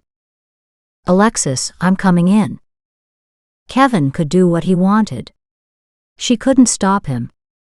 Within seconds, she heard the sounds of her door opening and Kevin rushing toward her. She lay here, waiting for his reaction. What she received both stunned and touched her and brought hot tears to her eyes. Kevin dropped to the floor at her bedside. In an incredibly tender movement, he lowered his head until his warm cheek rested on her cool one. It's okay. You're not alone anymore, he whispered against her ear. He shifted to sit beside her, before wiping the tears from her eyes. Pulling back slightly, he picked up her hand and stroked her arm in a calm, soothing motion. You'll be fine. I'm here now. Everything will be all right. Just relax. His comforting presence helped ease her rigidity. Her paralysis faded, leaving behind a coldness and a bone-weary exhaustion. She'd never felt heaviness like this before, like her bones were made of concrete. She seemed to be part of the bed, sinking through the mattress to become one with the floor, a rather disconcerting sensation. I think I'm okay. She shivered. She attempted to sit up, but Kevin placed his hands on her shoulders to keep her down. Don't move yet. Even though it feels better, you'll experience a numbness, a time lag between your mind and muscles for a while. The conviction in his voice explained his understanding. He'd been through this himself. This is no fun, she said peevishly. As she began to feel more like herself, irritation quickly replaced the trailing splinters of fear. He grinned down at her. No, it isn't, is it? With any luck, now that you've been through it once, that won't happen again. Alexis couldn't quite understand how or what had happened in the first place. Thankfully, he seemed to understand her confusion. He picked up her hand, holding it gently in his. His thumb stroked across the back of her hand in a slow, comforting movement. There are possible variations on how to explain what happened. The first is that you left your body, and you jumped back in too fast. The shock of that can paralyze you. The other is that fear snapped your consciousness awake too fast, and created a state of temporary paralysis. At his explanation, Alexis's attention shifted away from the odd feeling of having her hand cradled in his. Out of body, returning to the body. I don't think I like the sound of either of those. For many scientists, it's an accepted theory that you leave the body every night to astral travel. A hard quiver rocked her body. Now she really didn't like what he was saying. Stefan just hadn't gotten that far along in your education. Kevin shrugged. Easy to understand. After all, no one expected your psychic development to move along so quickly. He patted her hand and stood. You can try to sit up now. Expect your muscles to feel like rubber. I'll make you a cup of sweet tea. Back in a minute.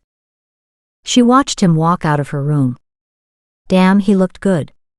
Casually in charge, he wore power like other men wore suits. A rush of sexual energy flowed through her, slowly reawakening her body. Holy crap. The sensations caught her unaware, leaving her open and unguarded, as erotic images whispered through her mind. Her body shifted restlessly on its own. Silk sheets smoothing over her bare skin, sensitizing the nerve endings. Dear God, if Kevin jumped in her mind now. Breathe. Control. Detach. This was so unfair. She sat up on the side of the bed again and consciously emptied her mind, which was easier to say than do. Focus. Shit. She groaned at the constant stream of sensual images firing through her mind. Is something wrong? Kevin's concerned voice carried from the other room. No, she yelped. She had to get up. Moving as fast as her rubbery muscles would allow, she tugged an old terrycloth robe over her silk camisette, before wobbling from the bedroom. The living room clock read 2 a.m. So much for getting some sleep tonight. The tea's almost ready. Are you moving around okay? She grimaced. Did you feel like you'd been hit by a cement truck when it happened to you? She walked slowly into the living room. A whole convoy of them. He nodded in sympathy, but that grin of his? Lethal. It takes a while to get your balance back. You'll feel even worse tomorrow. This time his grin was pure mischief.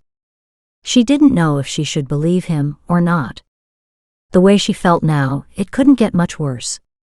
The exhausted feeling was a direct contradiction to the liquid lust, and both were battling for supremacy. She didn't dare look at him, afraid he'd read everything she was trying so hard to keep hidden. There had to be something to distract her unruly hormones. What were you dreaming about? That did it. Her horrific nightmare surged back to the forefront. Ice raced down her spine as she remembered Lys's terror and her conviction that danger closed in. Even now, Lys's screams for Alexis to wake up before it was too late echoed in her mind. Yet waking up to that scary apparition in her room had been even worse. The phone rang. Its harsh sound startled Alexis, while grounding her back to this physical reality. Unconsciously, she looked at Kevin. He nodded. It's Stefan. She needed a pipeline like these two had. They were irritating. She picked up the receiver. Hello, Stefan. How do you feel now? Concern tinged his voice, and she shuddered quietly in embarrassment. What if he'd been in her mind again, had seen the vivid sexual images playing through? She didn't think she could discuss those right now either. She looked again at Kevin, hoping he wasn't picking up on the vibes. Stefan's velvet voice whispered in her ear. Later. We'll discuss it later. She closed her eyes. He had seen them. Damn. Regardless of the awkwardness, she knew she needed his help. Even more now. Fine. Some weird crap's going on here. She took a deep breath. Someone was in my room tonight. I know. He won't return tonight. I promise. We'll discuss that tomorrow too. You need to get some rest. She snorted in disgust, the sound spinning Kevin around to face her. And just how do you suggest I do that? I was asleep when it happened. Remember? I may never sleep again, she said bitterly. I've never seen evil before. It's taken me a long time to understand the people out there. Some of them are twisted. Very twisted. I no longer see evil as an ungodly spirit, but more as a person who does ungodly things. So these people are just the opposite of us. Exactly. As always, Stefan knew what she needed. His soothing tones melted over her. It will be all right. You have to remember to follow the steps that I showed you before going to sleep now. Instead of it merely being important, after tonight, it's mandatory. It will prevent you from being tracked and located. Someone has picked up your signature. The soothing tones disappeared, and his voice returned to normal, then hardened. I won't explain it all now, but you no longer have that option, not if you want to stay safe. She replied in a very small voice, I will. Good, now let me speak to Kevin. Silently, she handed Kevin the phone. He searched her face as he answered. Hello, Stefan. Alexis tuned out the conversation as she drank her warm tea. She could still hear Kevin's voice. Oddly enough, she could also hear a faint echo of Stefan's voice still in her head. This psychic communication stuff would take some getting used to. God, she was so tired. She slumped down at one end of the couch, fatigue sinking her deeper into the cushions. Filling her mouth with warm tea, she leaned her head back and let her eyelids droop. Mentally, she followed Stefan's instructions. Minutes later, in a feat she'd never have thought possible, she was asleep. Still in the kitchen, Kevin continued to talk with Stefan, while keeping an eye on Alexis's movements. I think she's out. Good. I did some energy work easing her chakras. Glad it helped. Stefan paused for a weighty moment. Will you stay the night? Yes. Kevin volunteered nothing else. He didn't need to, Stefan already knew. Without taking advantage, right? Kevin let him wait, pissed he'd even been asked. Right. Stefan's voice was no longer amiable. It wasn't prudent to push Stefan's buttons too far. You know I wouldn't do anything when she's this vulnerable. But this time Kevin was the one pausing. I give no promises for what happens tomorrow. Tomorrow she's a big girl again. She can make her own choices. Kevin chuckled. As long as she makes it through the night, I'll be happy. You're also in danger of losing your heart. Like hell, Kevin answered amiably as he walked into the living room to check on her. I know what I see and feel. I'll mention it to you again in a month, and we'll reevaluate. Have a peaceful night. With that, Stefan hung up.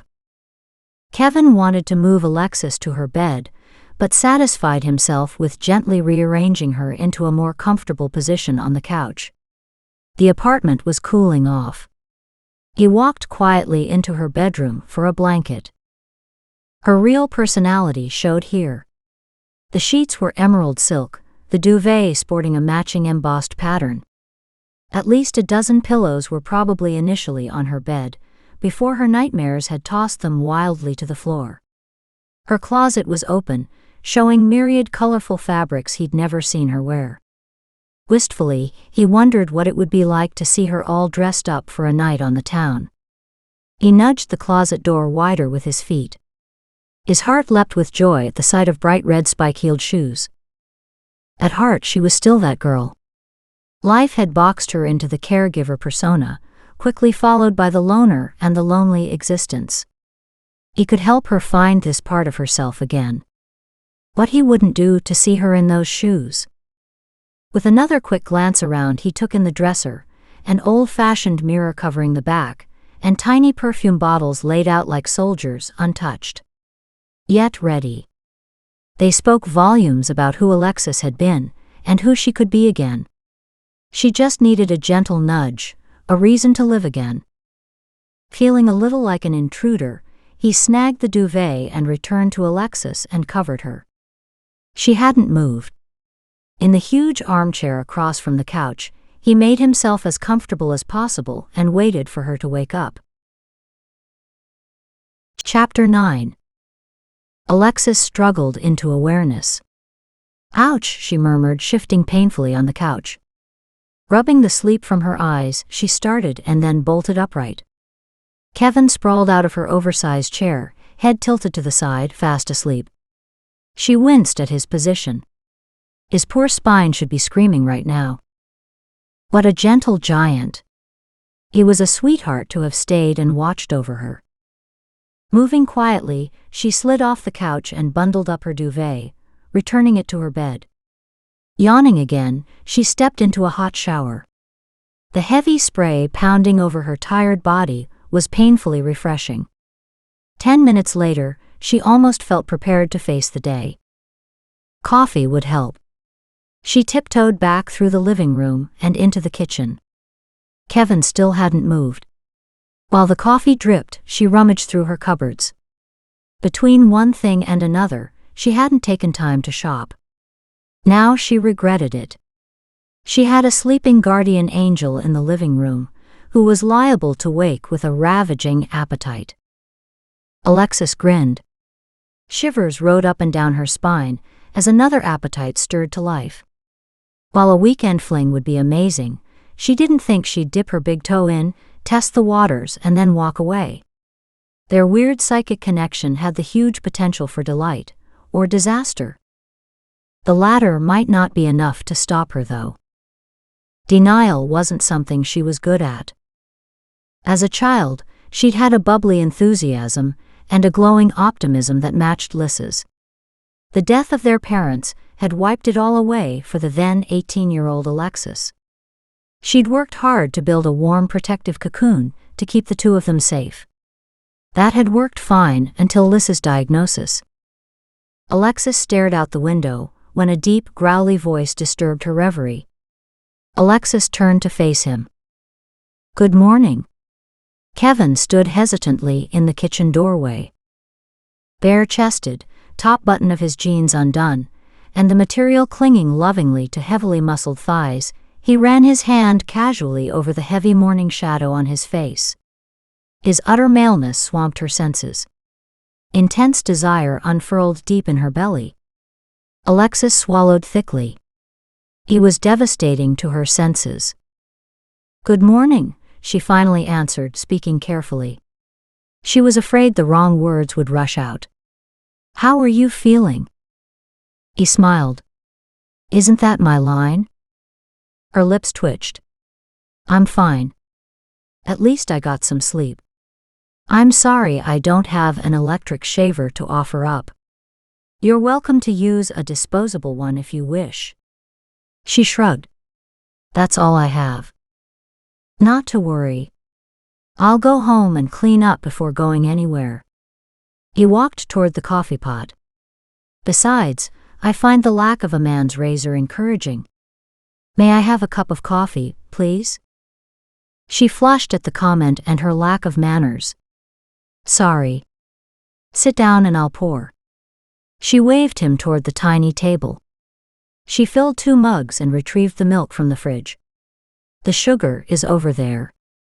She pointed to the plain, clear bowl at the end of the table. "No razor is encouraging?" she questioned cautiously, not sure she wanted to know what he meant. "Yes. You aren't accustomed to having men sleep over." "That's encouraging." Her face burned hotter. She didn't know what to say. For some reason, she felt he deserved the truth. Maybe it was because he'd cared enough to stay and to watch over her. "I haven't had a relationship since my sister got sick," she said quietly. He slowly lowered his cup, staring deep into her eyes. "He's making me nuts." Then Kevin reached across and tilted her chin up, until she was forced to look at him. His eyes twinkled. "Very encouraging." Dear God. Her heart flip-flopped before racing on again. She pulled back to a safe distance, rushing into speech to cover her reaction, hating the telltale heat washing over her cheeks. Sorry, I only have toast for breakfast. I haven't gotten around to shopping. Just coffee's fine. His intense gaze was unnerving. She glanced quickly at him and away again. Thank you for coming to my rescue. Stefan too, she added as a sincere afterthought. Kevin nodded. Stefan said we were to meet at his house this morning. Does that work for you? I didn't think you worked Saturdays.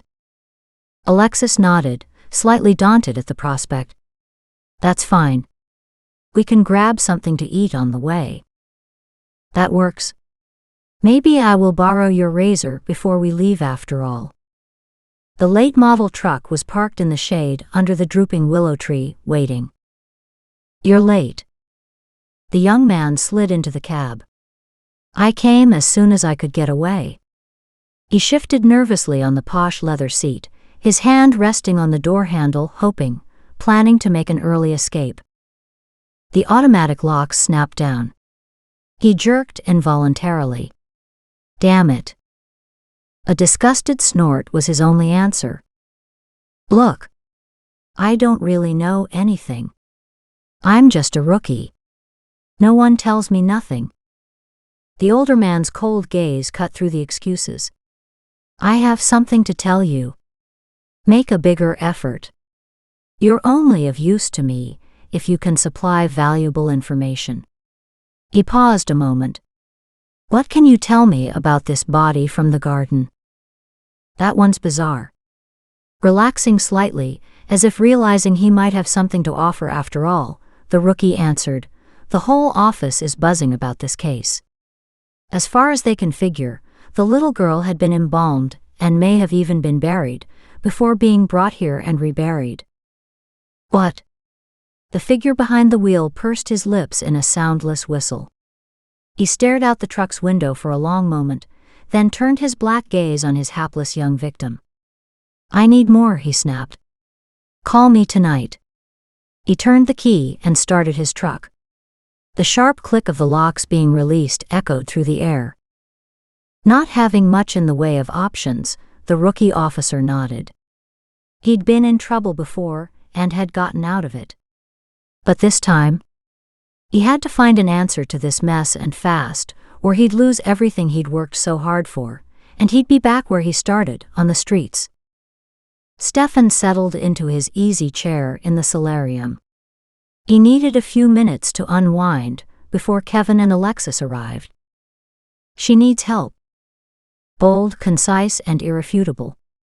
That the warning came from someone no longer in this world in no way mitigated its truth. Stefan sighed. Rotating his neck and shoulders, he eased some of the tension building in his muscles. I know. What will you do about it? The energy wafted through the room, its female voice imperious, impossible to ignore. Stefan tilted his lips into a small smile. As much as he enjoyed his abilities, and this female ghost who refused to leave him alone since he'd started working with Alexis, he wouldn't be dictated to. Don't be pushy. They're on their way. We'll sort it out when they get here. Stefan removed the lids from several of the small ceramic pots in front of him, creating just the right blend. You might want to hang around and join in the session. Like she's ready for that. Stefan grinned, knowing she was right, but also knowing that there was little anyone could do to make Alexis ready. Let me help her. I know him. I know what he's like. I can warn her if it gets bad. The energy settled in front of him. I love her. I need to help her like she helped me. Stefan sighed. It's not a good idea. Maybe not, but I have to. She needs me. No expense had been spared in creating a healing, soothing space for Stefan. So talented, yet tormented with overwhelming sensitivities, Alexis saw the small touches that had been added for his comfort. Extensive use of soft pastels, overstuffed cushions, stereo system piping music into every room. A soft instrumental in the background, Alexis, when you're ready. Alexis grimaced, putting her tea on the table. It was time, like it or not. No more trying to focus on anything but the matter at hand. Stefan and Kevin had waited patiently while she'd attempted to settle herself. But 15 minutes had gone by, along with their patience. I'll tell you what I remember. It didn't take long to recite her short, crystalline memories of the night before. Because the nightmare had been so vivid, so powerful, it took several minutes for me to realize I was awake and safe in my room. She stopped, swallowed convulsively several times before continuing in a low voice. Only I wasn't safe. The same evil presence from my nightmare was in my bedroom, waiting for me. Could you see it? Kevin asked, his face alive with curiosity. No. The room was dark, full of shadows. She paused again, closing her eyes for a moment. But I heard him. I don't know if he spoke in my head or aloud in the room. She clenched her trembling fingers tightly in her lap, trying to hold it all together. He said I was wise to be afraid and to stay away from his Daisy. Daisy. Kevin bolted to his feet, quickly coming to her side and bending close to her. He actually said her name? Alexis nodded.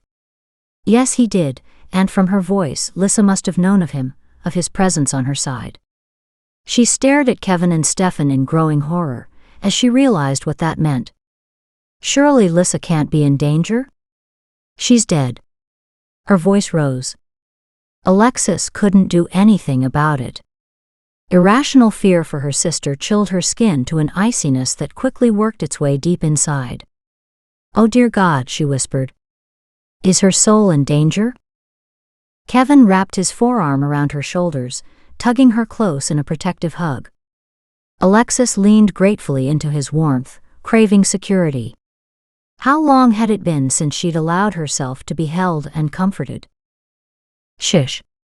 Your sister is fine. Her soul is fine. He squeezed Alexis gently before releasing her. God, I hope so. Relief washed through her. Then a slow burn of realization hit her. You know what makes me so mad? She glared at both men.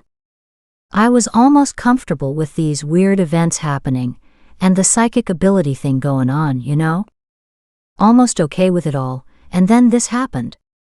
She hopped to her feet and paced around Stefan's living room. How plainly the space spoke of Stefan's personality. Sparse and clean, yet soothing. This is all happening too fast. I can't get a handle on it. Alexis stopped in front of Stefan, her hands fisted on her jean-covered hips. You mentioned a signature. Just what is that? He took a sip of tea while he collected his thoughts. Everyone has an individual energy pattern. Like DNA, there can be no two energy patterns the same. These are signatures of your soul. Once recognized, they can be used to track someone on both sides of existence. Alexis stared at him, appalled. You mean follow? He gazed back at her solemnly. Follow. He paused again, obviously considering something. This person read your signature on the other side, and returned with you. So now he knows who I am and how to find me. That was too much. She slumped back down to her chair in defeat. Possibly, and possibly not. What does that mean? Why is everything so cryptic? She cried out. Pain and confusion battled together in her mind. A madman ghost out there knows me, but I don't know him or what he intends to do. Yes, you do. Both Kevin and Stefan jumped in together. Alexis looked at them in bewilderment. I do. How? I didn't see him. I don't know how to read his signature. What can I possibly know about him? Tell me. If you were ever in the same room with him, would you sense that same evil again? Stefan asked. Definitely. The answer flew out. But that doesn't mean I would know where it was coming from. With time you will. Just as I can, Kevin reassured her. Kevin had never mentioned his skills before. She was curious. Is that why you showed up at the park the first day we met? He nodded. I knew someone needed help. I opened my mind and let this same knowing find you. He grinned. Of course, what I found was a little unexpected. She grimaced, remembering the mud-spattered mess she'd been. Does that technique always work? Here's the trick. These skills will work for you if you work with them. You need to be centered before you start, or it's much harder to understand what you're seeing and perceiving. Alexis winced. It sounds like a bad sci-fi movie to me. Just like this evil presence is your imagination. Stefan laughed. A large cushion hit his shoulder before landing on the floor beside him. Thanks, I appreciate a second one. Calmly, he added the pillow she'd tossed to the one he was already using. Alexis glared at him in frustration. The two men waited for her, with understanding and compassion written on their faces. The main question burned away deep inside. Why would he warn me to stay away from Daisy? What is he doing to her? Stefan said in a determined voice, that's what we'll find out. I'd like to state, for the record, I think trying to contact Daisy about why this guy is holding her is a bad idea. Even if Lissa can help Alexis, I still say it's a really bad idea. Kevin stood before Stefan and Alexis. His hands clenched on his hips, he radiated disapproval. Alexis had come to see this stalwart stance as his policeman mode. When she recognized it, she could almost see him in action against the worst of the criminal elements, and winning. A formidable foe. Damn, not only was she attracted to this man, but she also respected him. Not good. Up until now, she'd viewed police officers in the same way as she had hospitals. She'd feared them. It won't be easy either. Kevin's frown deepened. I might help, but this could go south in a really bad way. Stefan walked the couple steps to stand in front of Alexis, reaching out to hold her hands. Do you want to go ahead? Alexis closed her eyes, abruptly shutting out their conversation. Did she want to take this step? More to the point, was there a choice? Kevin's harsh voice broke through her musings. You don't have to try this. It doesn't have to be this extreme. Have you ever tried doing it in a different way? She challenged him. Yes. I've been forced to search for victims of a killer on the other side, he answered shortly, his chin locked into position. I survived, but the whole thing was a bad deal. Ouch, she murmured at the tortured look on his face. What other options are there? We need to contact Daisy. Find out what hold he has on her. I also want to find a way to loosen his hold on me. I have to try. Kevin looked at Stefan. Are there any ways to do that? Stefan let out a tired sigh. I don't know, he admitted. You know as well as anyone, damn it.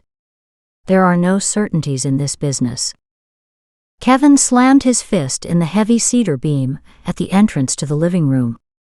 Do what you want. It's not like you'll listen to my warning. Unfortunately. Does that mean you're leaving? Alexis struggled to keep her voice calm and steady, but inside her stomach sank. It was important for Kevin to stay, though she couldn't explain why. Kevin snorted in disgust. No, I'm staying. This way, I can watch every stupid step. She threw him a hurt look, before turning to look wistfully at the unlit fireplace. There was a chill to the summer afternoon that even a fire couldn't warm, but she'd have loved the welcoming comfort the dancing flames could bring. She rubbed her arms unconsciously. Kevin grasped her by the shoulders, turning her away. Go sit down. I'll light the damn thing for you. And I'll get the wine. We'll need something stronger than tea. Stefan walked into his kitchen, leaving the pair alone. Kevin stacked kindling in the blackened fireplace. Smoke residue blanketed the brick mantel, giving it a cozy, well-loved look. Alexis tried to ignore him, as she settled on the cotton cushions of the futon and closed her eyes. Her stomach flip-flopped with nerves, ignoring her command to calm down. "I don't want you to get hurt." Kevin's brusque tone accented his words. "And this course of action is likely to do just that." Fear wobbled through her voice. "Thanks for being concerned, and the warning. I'm aware it's dangerous. I think the spirit I met last night is out to get me, to kill me even." "And you think meeting him on the ethers will stop him? What lunacy is that? Besides, Daisy may not know anything helpful. Spirits often don't. This could be a wasted trip." Kevin's voice rose. Alexis shrugged. How could she explain such a feeling? "Maybe. But I want to try." I felt like his prey. And I hated that. That he knows about your connection to Daisy is disturbing in the first place. But this makes your evening jaunt insane. I know you want to understand. To control this so you're not a victim, but last night should have shown you how hard this craziness can be. Precisely why I want to go back there. She swallowed painfully. Maybe it will be easier now that I do know. He lit the paper with the burning match. After a second's hesitation, the flames fired up, consuming everything in their path. Kevin watched the fire, still crouched in front of the hearth. "You're a rank beginner compared to him," Kevin said, his aggravation and fear spiking his voice up to a dull roar. "Stefan walks on both sides when he has to, but he never takes a casual stroll." He spun around to face her. Stefan reappeared, bearing a wine bottle and 3 glasses. He poured the wine. "Take it easy, Kevin. You didn't listen back then, either." Kevin stood aggressively before them, a muscle in his tight jaw twitching, as if to some inner debate, until finally he lowered his head, acceptance written on his face. He stayed still and silent, before reaching up to rub his forehead. "Fine, let's get it over with," meaning talk to Daisy and then get out before you're recognized. Damn him for his wording. This entity had felt distant and not quite real up until now. Kevin's words brought the entity into the present, big time. Several soul-searching moments later, Alexis realized she didn't have a choice. She had to do this. Something wouldn't let her do otherwise. Instinct. Intuition. Or just the hope that Daisy would know something useful. Now if only Alexis could get at what that was. Within minutes the lights were dimmed, the fire roared, and in true Stefan style they all sat comfortably on the floor. Lit candles completed the warm, intimate look of the space, as did the half-drunk glasses of wine. Stefan calmly and quietly directed Alexis's mind. Visualize the same path that you follow in your meditations. Take a walk through the door to the beautiful, calm, sunny meadow. Feel the sun on your face, the breeze in your hair. Smell the flowers blooming around you. See Lissa waiting for you on the other side. Walk toward her, happy and full of joy at seeing her again. Stefan's smooth velvet voice spoke calmly, pausing at times to allow her to slip deeper and deeper. Now that you're relaxed and happy, open the door and set your mind free. Alexis appreciated the 2 men's presence. She'd been this far in a few times during practice, but had never allowed herself to go farther while alone. Until she'd followed the path into her dreams last night. Stefan's calm voice guided her. See yourself in the same meadow full of wildflowers. Use the light as your guide. Know I am at your side. See the path you've traveled, and know Kevin stands at your back. Alexis smiled, tilting her face upward, as she enjoyed the freshness of being free. She knew few people would understand this sensation, no words truly described it. She found herself trying to store memories for later. The fresh smell of air taken in through nostrils that weren't there, colors that brightened and blended at will, no longer regulated by the physical constraints of vision and reality.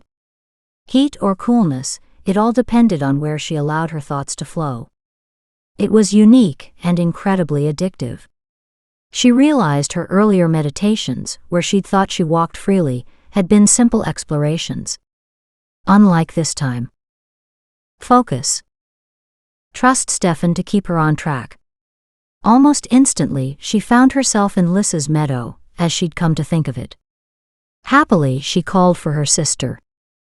Alex. I'm over here. The two sisters hugged and laughed for joy. Alexis knew she was only in her meditative state, but her sister seemed so real. According to Stefan, she was real, just not in the same reality as Alexis. Hello, Stefan. Lissa glowed with an incandescent light, as she recognized the presence with Alexis. Thanks for helping my sister. It's not as if I had a choice, he said humorously.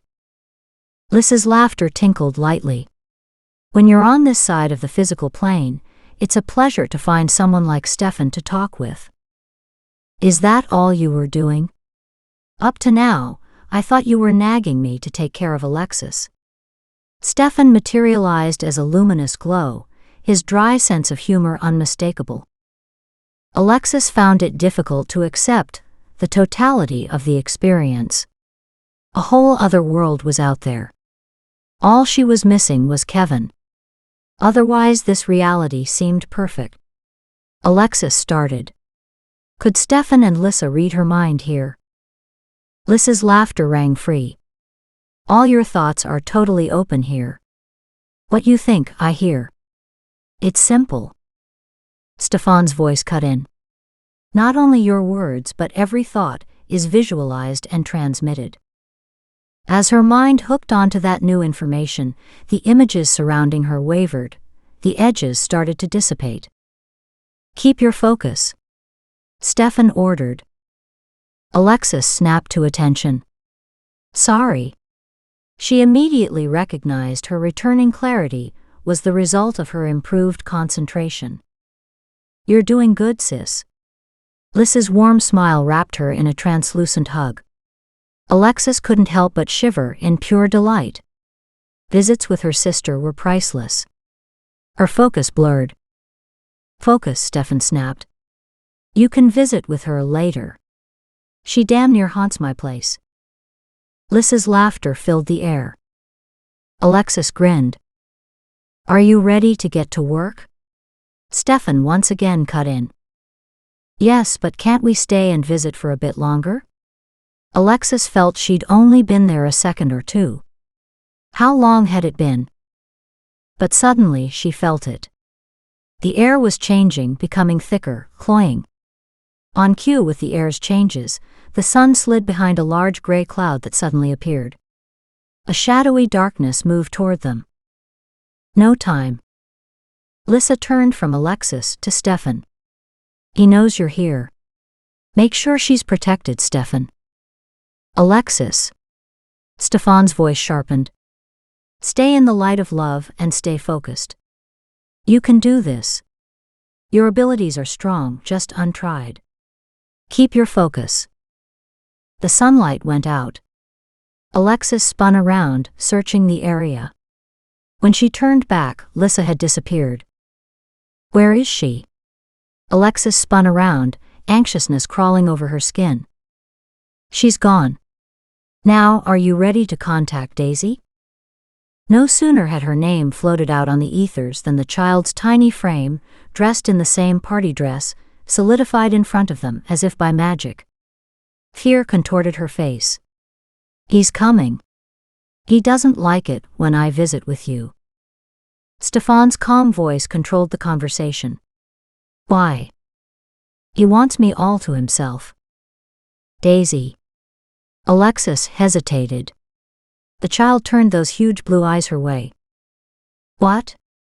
The child's high-pitched voice was sweet, ghostly, and extremely unnerving. Which, considering where and what Alexis was doing, seemed exactly as it should be. Focus. Shit, she'd done it again. Alexis concentrated harder. Daisy, you said you stayed so he wouldn't hurt other little kids. Yes. Stefan's question then floated through the air. How long have you been with him? Forever, Daisy answered, looking around the meadow nervously. Alexis had to ask, "Did he kill you?" "I don't know." Daisy. The peremptory order, from nowhere and everywhere, shocked them all. Daisy vanished. She just poofed into the air. Alexis spun around, looking for her to reappear. "Stefan." Alexis called out. She could no longer sense his presence. She felt a moment of lonely silence before his faded whisper broke through her doubts. "I'm here. Give me a moment." Alexis waited restlessly. This was no longer a comfortable experiment. Loneliness enveloped her. Nervousness dodged her heels. On the heels of that thought, the air around them went smoky gray. Alexis couldn't see her hand in front of her face. Stefan whispered harshly, "Stay calm. He's here." She already knew that. Her skin screamed as a million spiders crawled over her nerves. Everything evil materialized in one deep black, oozing fog. "Hello there, my dear. You don't listen well, do you?" Alexis shoved down the fear and steadied her spine, taking a deep breath. She refused to be intimidated. "Apparently not," she answered calmly. Unholy chuckles wafted around her. "Fine with me." Deep blackness reached for her. Alexis took a step back, but the ooze kept coming. Her fear rose, threatening to overwhelm her. Her throat clogged, choking her, as if he controlled the very air she breathed. The intensity of the situation increased with her thoughts. She fought against it, struggling to stay calm and aware. She couldn't allow him the upper hand. "Focus," Stefan shouted. Her spine snapped ramrod straight. "Right. She could handle this." Instantly, before she could do anything, the overpowering essence of evil lessened. She could breathe again. With each passing second, the air was lighter and less intense. Horrible laughter greeted her thoughts. "Don't think you can stop me. Your fear is my joy. You misjudged your skills and mine. You won't make that mistake again. Neither will I." Horrific pain reached out and clawed at her, reaching inside her mind, twisting and churning through her brain. "Focus," Stefan yelled to her through the black whirling mist. Macabre laughter drowned him out. "She can't. She's not strong enough." "Yes, Alexis, you are." Stefan's disembodied voice supported her in the blackness. "Don't let him do this. Don't fight. Trust in me and think yourself to the other side of this." Alexis heard their comments in the distance, but it was so hard to make sense of them. There was so much pain. It crippled her. Oh God, he was in her head. She couldn't do it. She couldn't fight him. He was too strong for her. "No, he's not. You can do this." She screamed, a horrific tearing sound that brought the man sitting beside her in Stefan's living room to his feet. She couldn't make herself stop. All the fear and agony kept pouring from her, until the air was filled with her never-ending wail. Chapter 10. "Alexis," Kevin cried out. "Come back. Come back to me." Hoping she heard him, Kevin repeatedly relayed instructions. "Damn it, Stefan, help her. I need a moment." Stefan's thin, reedy voice came from his prone body, where it had collapsed during the last part of the journey. "Keep calling her.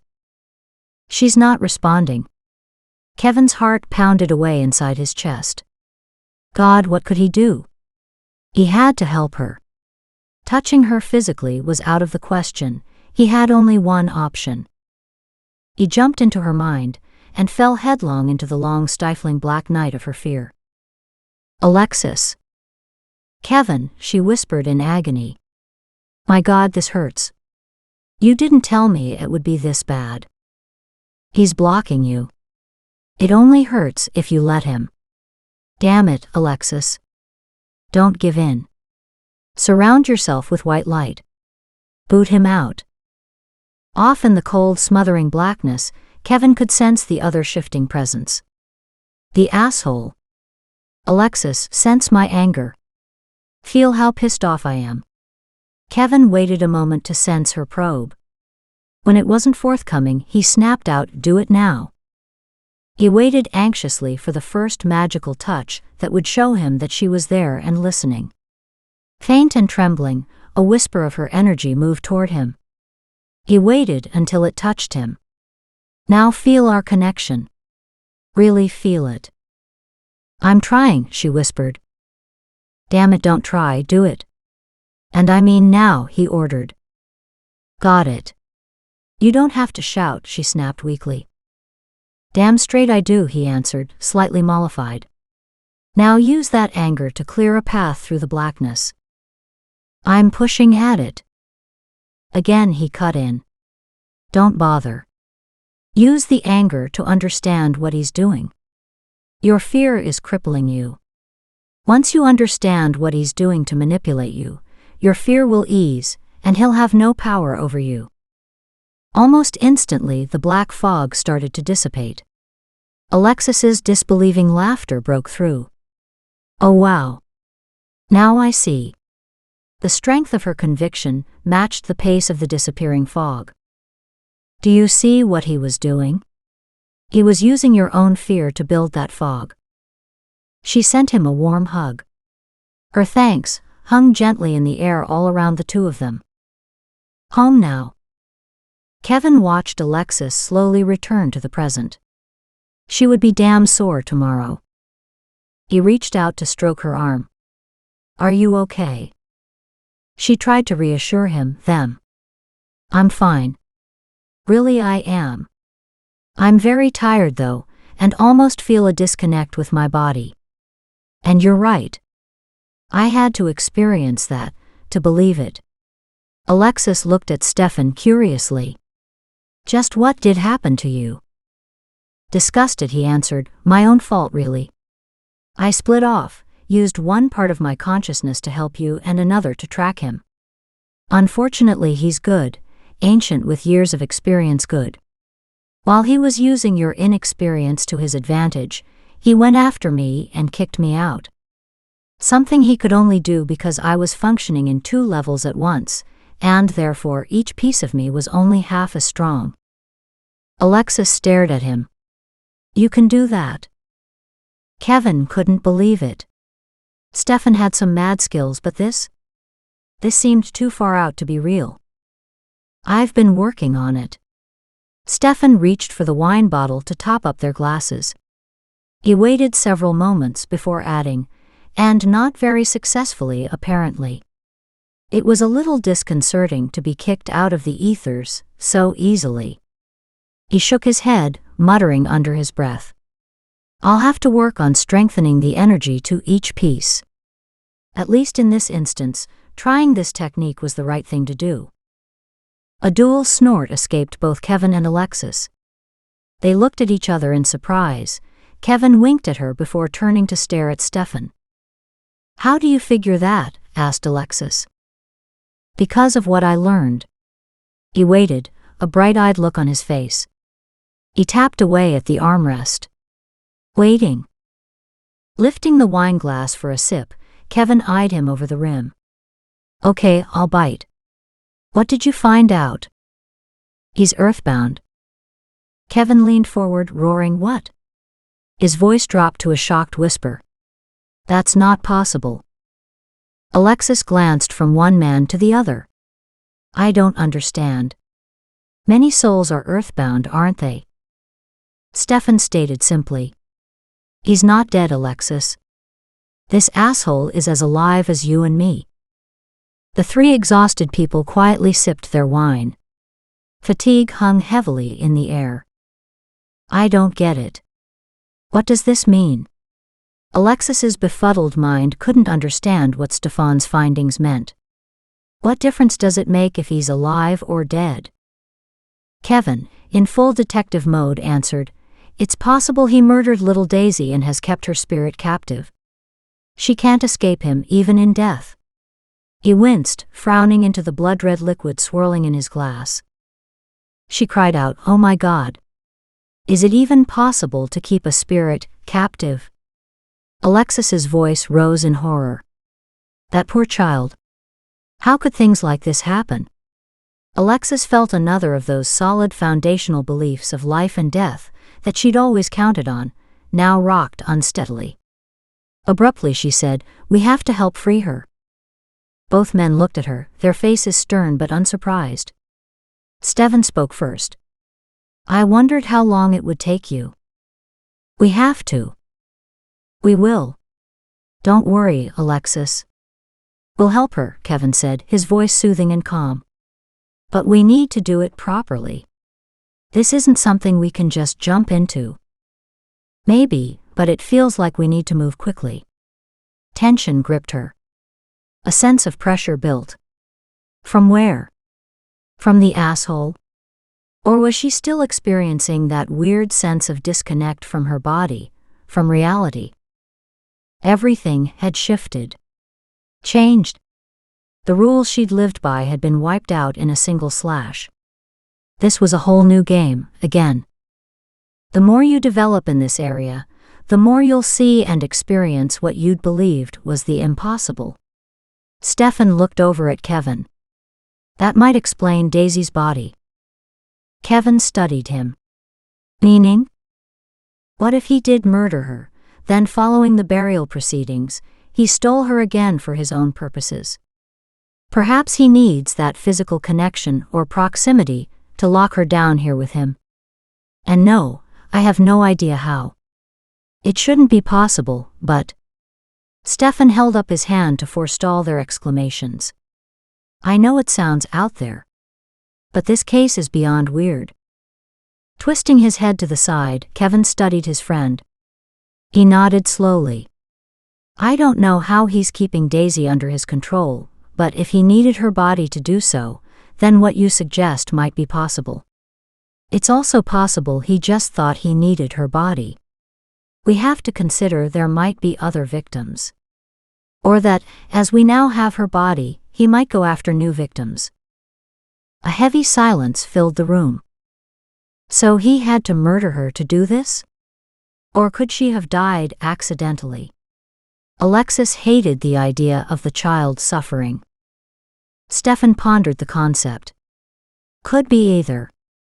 He must have been close to her, both physically and emotionally, I'd think, in order to have the connection he needed at her time of death. But I don't know for sure. This is a new one for me. If hers was an accidental death, Kevin said, it would explain why there's no file. Right, but there could be other reasons that you haven't found her in the files. For example, she may have been dead for much longer than 10 years. Stefan continued, "That's just one possibility. What if she was murdered in Florida, before being moved here?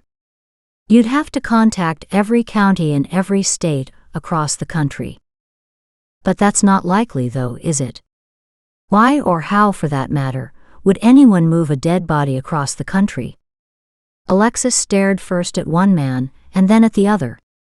Surely he wouldn't move it more than a short distance.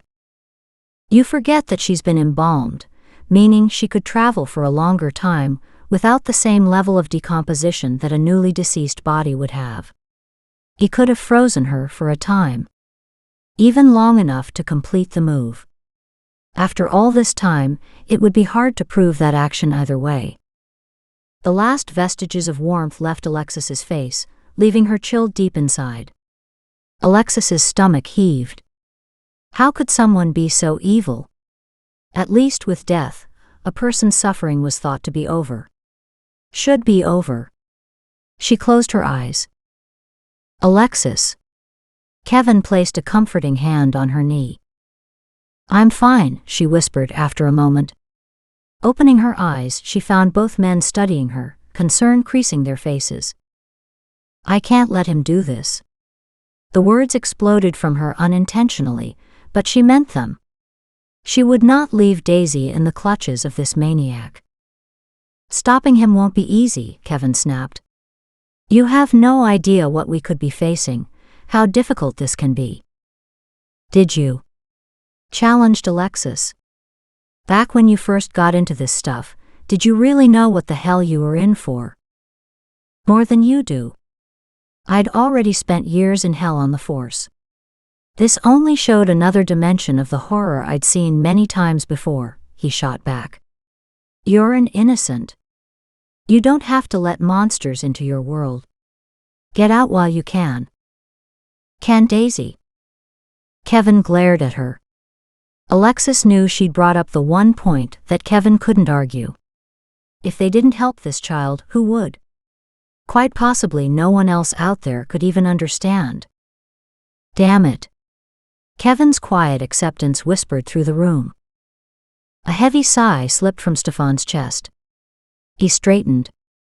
Then we have a lot of work to do. It would be Kevin's pleasure to nail this bastard. But what if Stefan was right, and Daisy hadn't died in the state of Oregon? A nationwide search could turn up thousands of cases.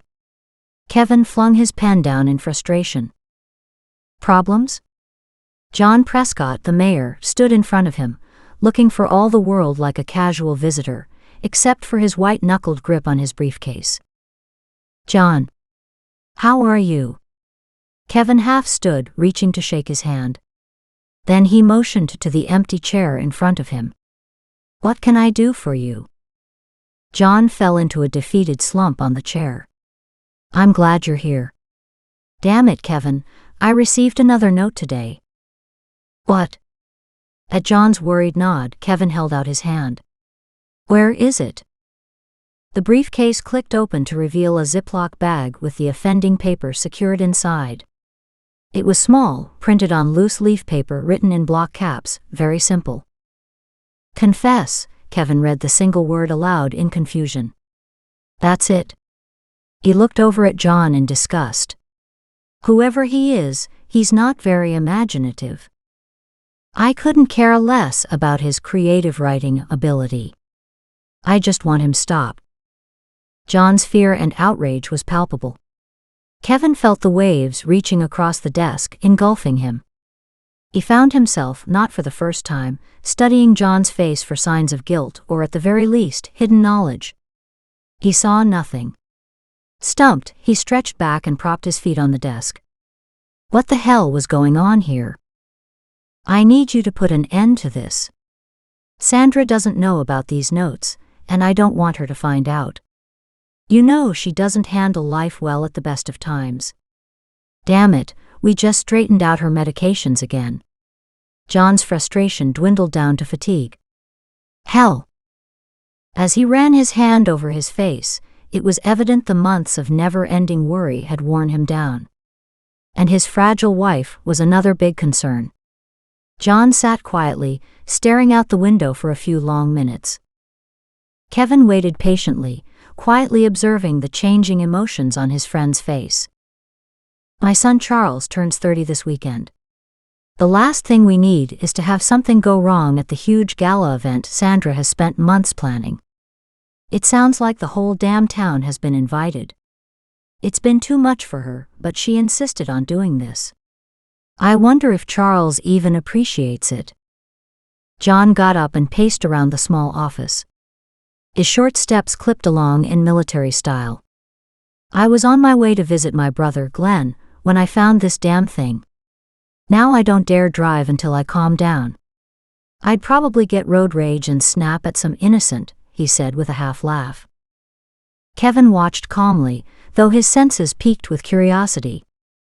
A little whisper of intuition spoke, telling him he should be noticing something more than the obvious.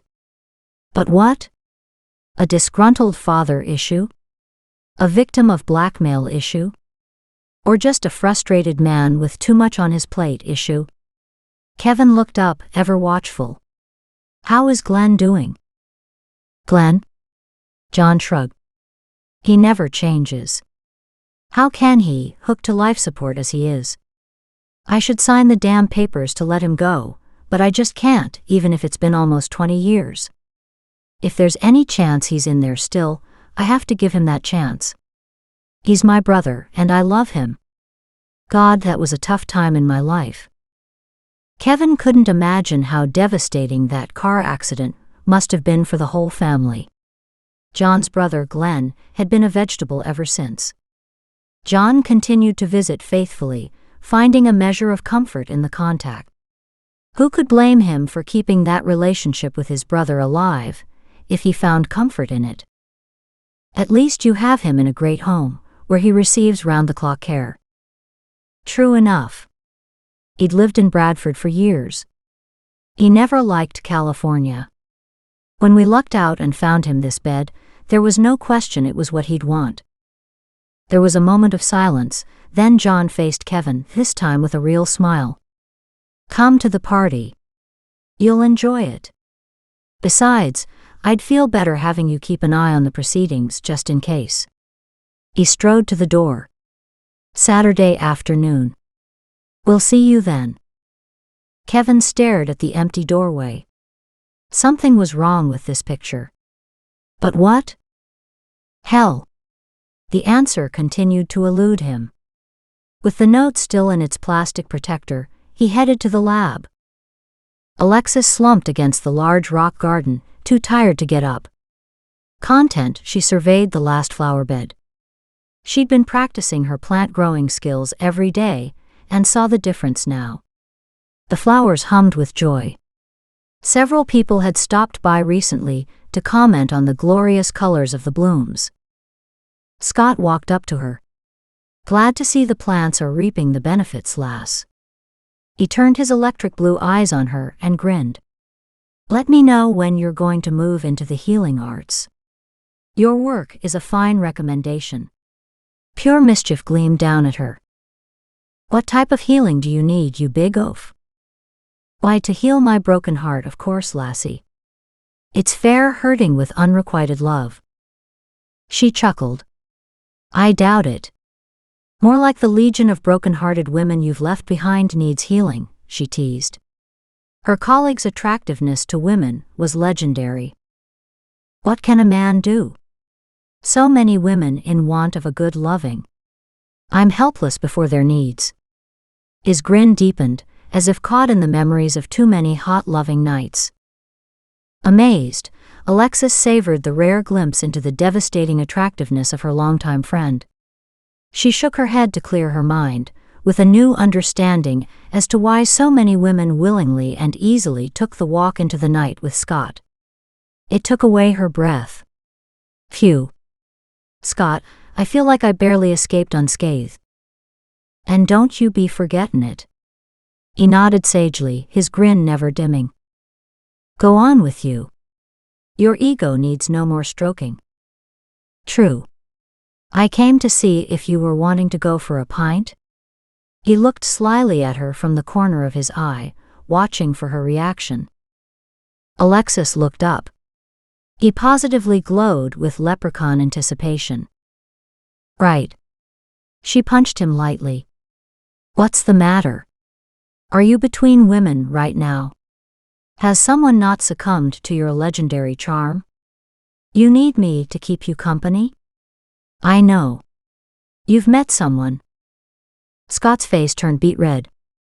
Alexis stared at him in astonishment, before collapsing on her back into the rich green grass. She howled with joy. Scott glared down at her. That's enough, that is. Not nearly. Alexis tried to stop, but a few more chuckles slipped out. How perfect. Even better, your reaction tells me that she matters to you. So who is she? What reaction? Normally you'd be laughing with me. Alexis smiled up at the big teddy bear. Instead, you're embarrassed and uncomfortable. You care. Her lips twitched into a fat smile. You're falling in love. I am not. He snapped out the words, horror in his eyes. That did it. Alexis rolled around on the grass in delight. Stop that. His big mitt swatted at her playfully. I'm not falling in love. I'm too old for such nonsense. You're never too old to fall in love. And it's bloody well time. From her prone position on the grass, she watched a strange look of comprehension slide over his face. He hadn't known. He was beautiful, smart, and the best friend a girl could have, Yet he hadn't known what falling in love was like. Truly, he deserved to find someone, and Alexis would get a lot of mileage from it. She grinned. "So," she said nonchalantly, "who is she?" The clouded confusion disappeared instantly. "Oh no, you don't. I won't tell you." He turned away from her and looked around, as if just returning to his senses. "I need to think on this." He strode over to his truck and drove off. Alexis sat up, staring at his dust in shock. "Hey, what about our beer?" But he was long gone. Alexis got to her feet and brushed herself off, looking down the road at the dusty cloud from his truck. Damn. She'd have enjoyed going for a pint tonight. It was past time to go home. Late and gloomy, the rain that had been threatening for several days now started with light droplets. She still needed a good 10 minutes to finish up. Would the skies be kind enough to wait before dumping on her? She noticed several other workers heading home after shutting down the heavy equipment for the day. "See you tomorrow, Alex," one of the operators yelled from his pickup as he pulled away. She tossed him a goodbye wave. By the time she was ready to leave, the black clouds rumbled menacingly, making her look around nervously. For the first time, she realized she was alone. Odd. Normally that never bothered her, but today the strange electric feel to the air sharpened her uneasiness. A brilliant flash lit the sky, followed quickly by a resounding clap of thunder. The skies opened, sending down sheets of rain as she raced to collect her tools. Shit. Alexis raced to her truck and threw her tools into the toolbox. The black sheet of rain washed out her vision as she tried to stab her key into the door lock. Guiding the key with her other hand, she finally made it inside and pulled the door shut. I don't believe it. A river covered her windshield. She grabbed her sweater from the passenger seat and vigorously rubbed her sopping hair with it. A couple tissues left in the glove box were enough to wipe down her face. Where did that come from? She muttered to herself. She turned on the engine. Thankfully, it purred to life. Now, if she could only see, she might get home. The headlights shone eerily silver on the wall of rain. Her red truck picked its way carefully through the parking lot to the exit. Damn it, I could have been home by now, Alexis muttered in disgust, hunching over her steering wheel to peer closer. What was on the road ahead? Alexis slowed her truck to a crawl. Quicker than she'd thought possible, the object loomed directly in front of her. A huge rock. A person. She couldn't tell. She squinted and leaned closer, her nose almost touching the glass when it happened. The object smashed into her windshield.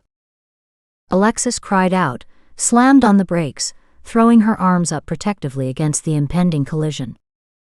Only it never came. Alexis peeked out apprehensively, her ragged breathing almost covering up the heavy pounding of her heart. And it had waited for just that lull, and immediately smashed through the windshield. Alexis screamed. Only the glass never broke. There was nothing. Except for the horrible sounds that slipped out the back of her throat. She choked her whimper back, until the silence was deafening.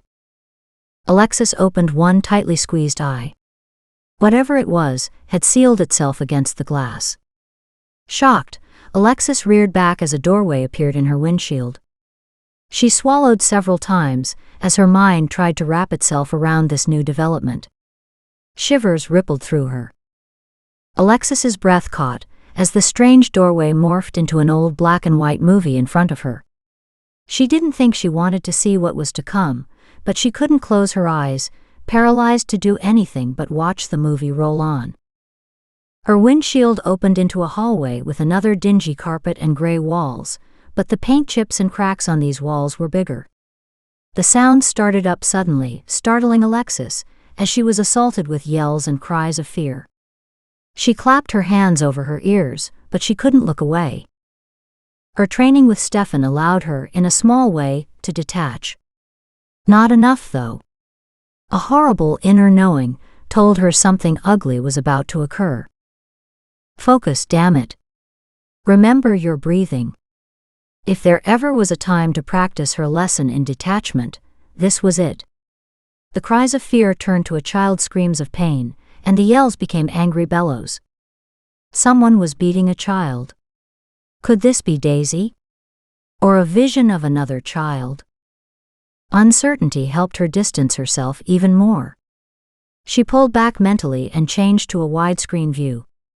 Instantly she stood in a ratty bedroom, as someone left the room. All she saw was a scuffed black shoe as the person walked out. The child sobbed uncontrollably on the bed. A little boy. Alexis's heart wept. Crumpled into the mussed blankets, the child wrapped his arms tightly around a pillow. Sobs racked his slight frame. Alexis's eyes shut as his sorrow and pain overwhelmed her. This vision was the oldest yet. But for Alexis, the pain was fresh. When she could finally bring herself to open her eyes again, hot tears clung to the corner of her eyelashes. The vision was gone. Chapter 11. What happened? Alexis wasn't surprised to hear Kevin's voice at the end of the phone. In truth, she'd half expected it. She tucked her slipper-covered feet up on the couch beside her. She'd barely made it home before the numbing cold and tiredness had hit. I had another vision. Quietly and as emotionlessly as she could, she told him what she'd seen. I think this has to be related, but I don't know in what way. All I can tell you is this one seemed to happen a long time ago. Kevin listened intently, seeming to hear and to understand all she hadn't expressed. You're receiving more visions, so there could be more victims involved. Are you okay now? Yes, she whispered, needing and appreciating his understanding and the explanation. Why are the visions so painful? Why can't they show me happy times? That's the whole point of these visits. These people are in pain and need help to finish business here, so they can truly pass on. Kevin's soothing voice went on to explain some of the research that had been done in this area. Alexis listened with only half an ear. She could only imagine what a lifetime of feeling other people's pain would do to her. They will either destroy you or you will learn to deal with them.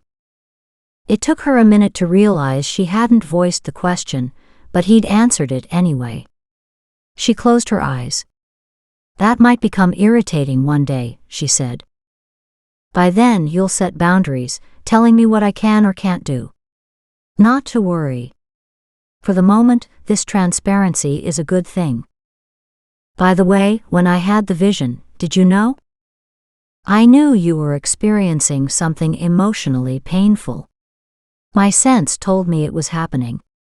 But it also told me the vision wasn't dangerous, so I didn't come to look. Right. She shook her head at his words. You make it seem so simple. She shifted on the uncomfortable couch. Dressed in her nightclothes and bundled under her heavy robe, she was almost warm. Almost. It might be time to invest in thermal underwear, if this continued. At least until she learned to cope better. Well, asked the man impatiently. I haven't got all day. What did you find out? Sutherland's got nothing. The younger man almost bubbled over with his news. Finally, he had something to offer. Maybe it would make this guy happy enough to leave him alone. He straightened his shirt collar. And the young man leaned forward conspiratorially. He's searching the databases for unsolved cases involving murdered children. All children? The man asked, his searing gaze making the other man nervous. No, he's focusing on little girls called or nicknamed Daisy. He snickered. What kind of a name is that? Daisy. An odd look transformed his slick features as the man silently contemplated the news. A heavy pent-up breath gusted out and he whispered, At last. He said nothing more, but a curious light filled his eyes. Stefan pulled into a small spot so far off to one side, it was almost on the grass. He gave her a sidelong glance. Ready? She stared at the massive estate's grounds, jammed with vehicles and people. As she stared at the mess, she started to understand just how much she hated crowds. Why are we here again? Because Kevin called, asking for our help. It's the mayor's son's birthday, and the family is throwing him this massive party. I told him that I didn't want to attend, but he's looking for something that could be wrong on this psychic plane. So, for the mayor's son's birthday party? She took a deep breath. I guess if Kevin asked us to check out something, then we need to help out if we can. Look at it as practical experience. Right. With a sigh, she opened the door to Stefan's jet-black BMW and stepped out. People filled the landscape in all directions.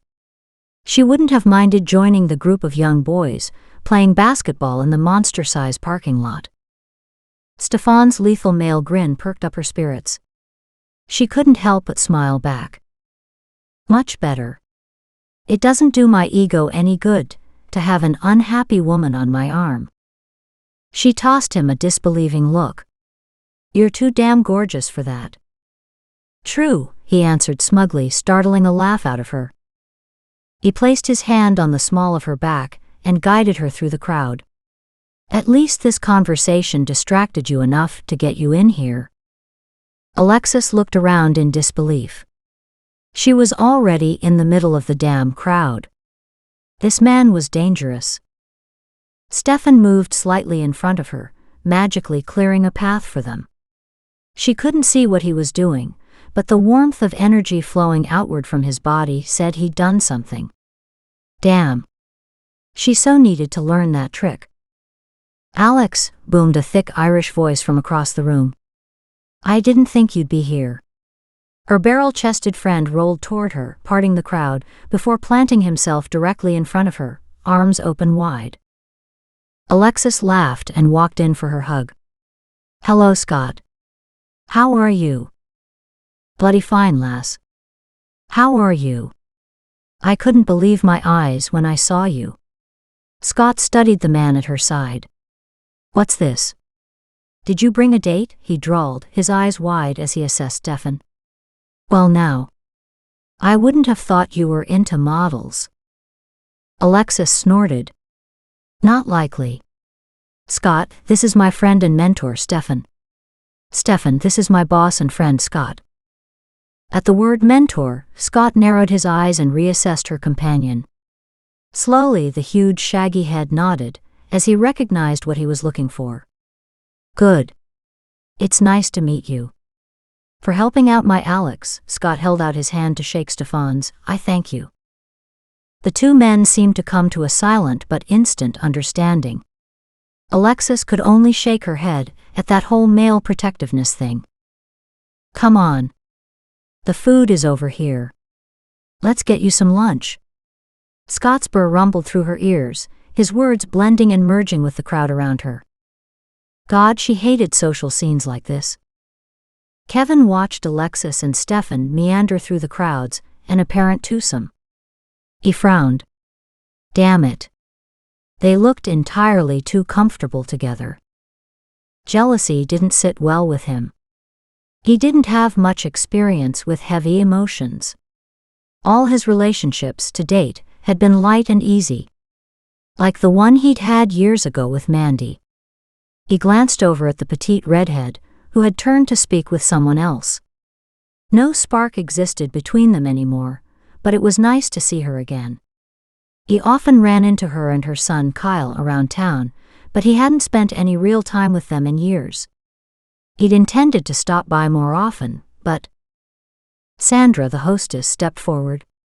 Kevin, how are you? We so rarely get to see you these days. Sandra smiled her little girl's smile, making her appear years younger than her mayor husband. She tugged Kevin to the back of the house and into the full library, where many political friends surrounded John. Some would have said attending this function was politically correct. Others would have said it was simple networking. Regardless, far too many were in attendance to try to sniff out dirt. Kevin accepted the offered beer.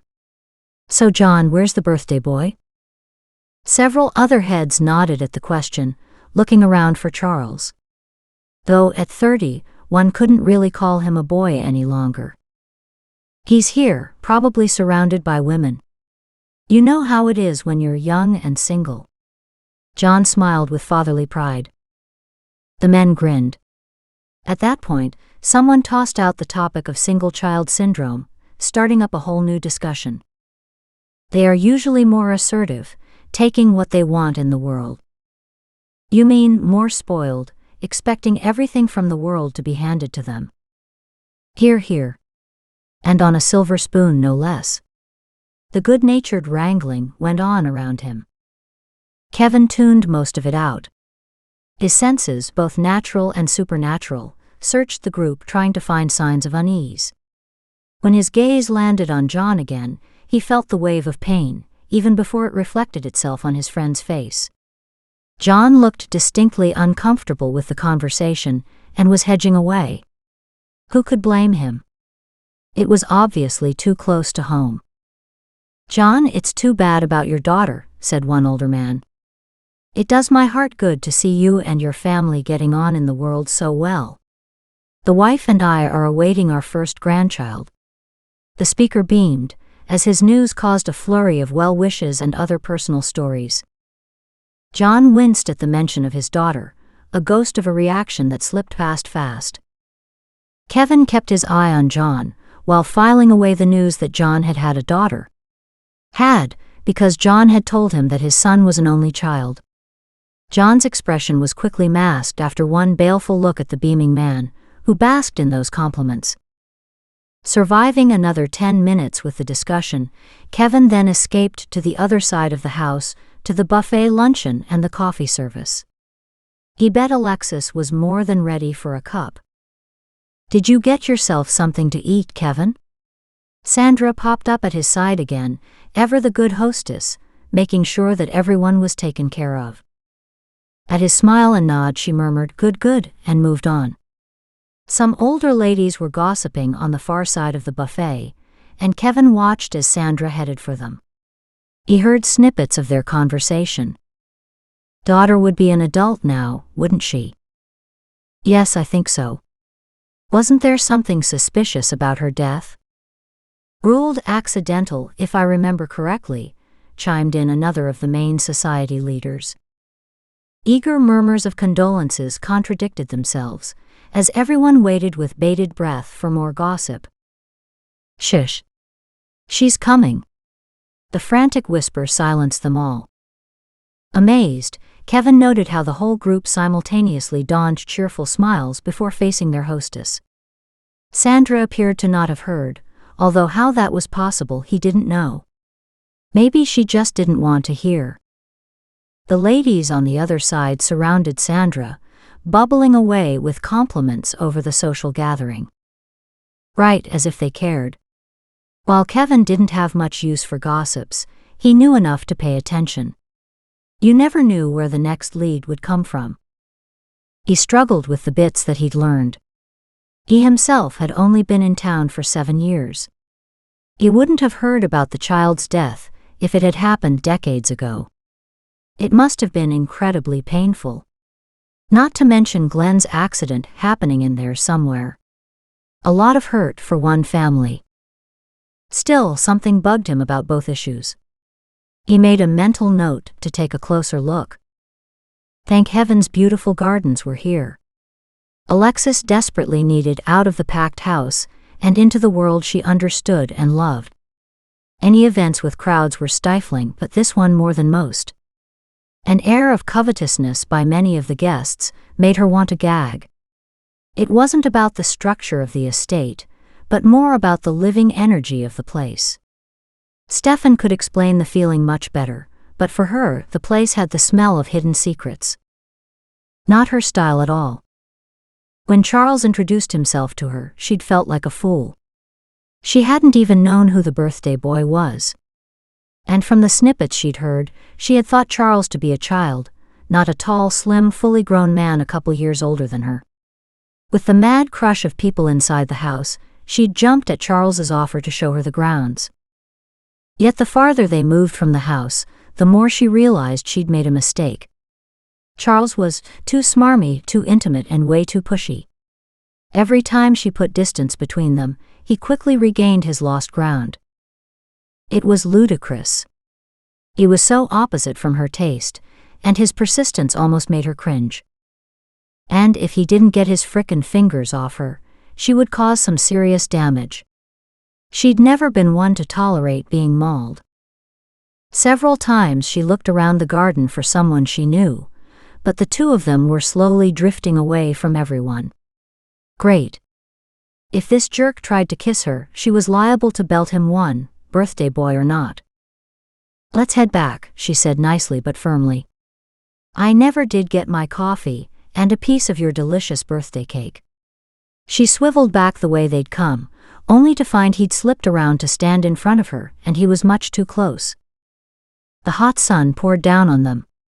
Alexis hated it today, feeling overheated and a tad angry. His next comment made her even more so. "I never got my birthday kiss." His words oozed, his smile made her skin crawl. Masculine charm aside, he was as attractive as a wet bullfrog in slime. Not that she had anything against actual frogs. "Sorry," she snapped. "I don't do birthday kisses." "Oh, I think you will. Do you like our new home? This estate is basically all mine. There's no other family member who counts." He wafted a leisurely wave across the impressive grounds.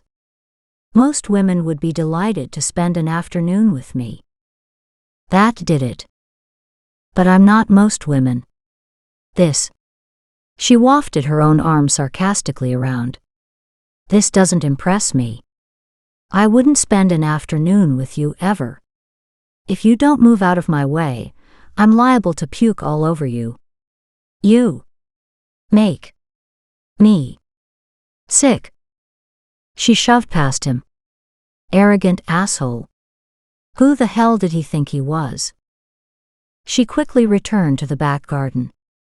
With her head down and her thoughts still in a fury, she didn't see who was waiting for her at the end of the path. Kevin stood, holding 2 coffees, a whole gambit of emotions running across his face. He'd obviously heard her. Alexis watched him quickly mask his gleeful amusement. He held out her cup of coffee. "Shall we?" Silently she accepted the cup and strode forward, happy to have him beside her, and even happier to put more distance between her and the degenerate she'd left behind. As they walked closer to the house, sounds of yelling and shouting rushed toward them. Kevin sped up, almost running by the time they'd reached the house. Alexis heard him mutter, "Damn it, now what?" A sentiment she echoed. He entered the house, but she waited outside the glass porch doors. From her position, she saw several men crowd around Kevin, all talking over each other in an effort to be heard. Scott seemed to be in the middle of them. Thankfully, the glass kept the words out of her hearing. She really didn't want to know what was going on. "Yes, you do." Alexis pivoted to find Stefan, standing slightly behind her. She hadn't heard him approach. "How do you do that?" she asked irritably. "You're almost a phantom." A ghostly smile appeared, exasperating her even more. Sudden thuds and even louder yelling turned her attention back toward the house. It sounded like the argument had jumped to a whole new level. "Why do I want to know what this is all about?" She nodded at the chaos going on inside. Kevin actually held an irate Scott, keeping him separate and apart, while several other men held 2 other men away from him. Of course, a fight was an open invitation to an Irishman. And Kevin seemed to think he had Scott under control. What a joke. Scott must be calmed down or Kevin would be flying through the air, detective or not. Alexis grinned at the image in her mind. They almost look like they're having a good time in there. Not all of them. Stefan joined her at the glass doors. "So what's going on that I need to know about?" "Threats and blackmail, suspicions and fears." Stefan continued to stare into the room. His voice thinned and lengthened, in a weird parody of a tape suddenly being reduced to half speed. It sounded beyond weird. Alexis looked at him curiously, recognizing the change in energy patterns around him. He was lost in a vision of his own. He'd told her that sometimes he had no control over them. The realization had startled her. Knowing it was the same for her made her protective of Stefan in this defenseless state. Alexis shifted closer. Dropping her voice, she asked, "What do you see?" "Pain, betrayal, loss, grief, murder." His voice trailed off, leaving the last word as an eerie hook. "Murder?" she demanded. "Who? When? Talk to me." And just like that, Stefan was back to normal. "I would if I could, but I have no idea what that was all about." Alexis studied him, checking deep in his eyes to see if he really was back. The lopsided grin he gave her as he recognized what she was doing convinced her to believe him, as nothing else could have. "Alexis," came the yell from the other side of the glass. The two looked, Kevin motioning both of them inside. "These two need to go to the hospital to get checked over." Kevin pointed out two middle-aged men, both sporting bloody noses. Kevin's voice was clipped and irritated. "And Scott needs to get his head checked out." "Och, there's nothin' wrong with me head." Being upset, Scott had slipped back into a heavy burr. "No, just with what's in it," Alexis snapped, eyeing the blood drying on his temple. "I'd call this in, but they don't want the police involved." "What a surprise," Kevin added dryly, giving the two older men the once-over. She sensed that Kevin didn't know either of them well. Both of them had the grace to blush in embarrassment. When Kevin pinned Scott in place, now that had been comical. Scott actually shuffled his feet like a shamefaced child. As if just noticing the crowd still hanging around, Kevin called out over their heads, "Show's over, folks. Go back to what you were doing, and forget about it." They were just fighting over their golf scores. That elicited a wave of laughter. In a town like this, golfing tournaments were a way of life. If there was one fight the populace would believe in, that was it. Alexis watched, wondering what his announcement had to do with her. "I'll take them to the emergency room. I won't be back."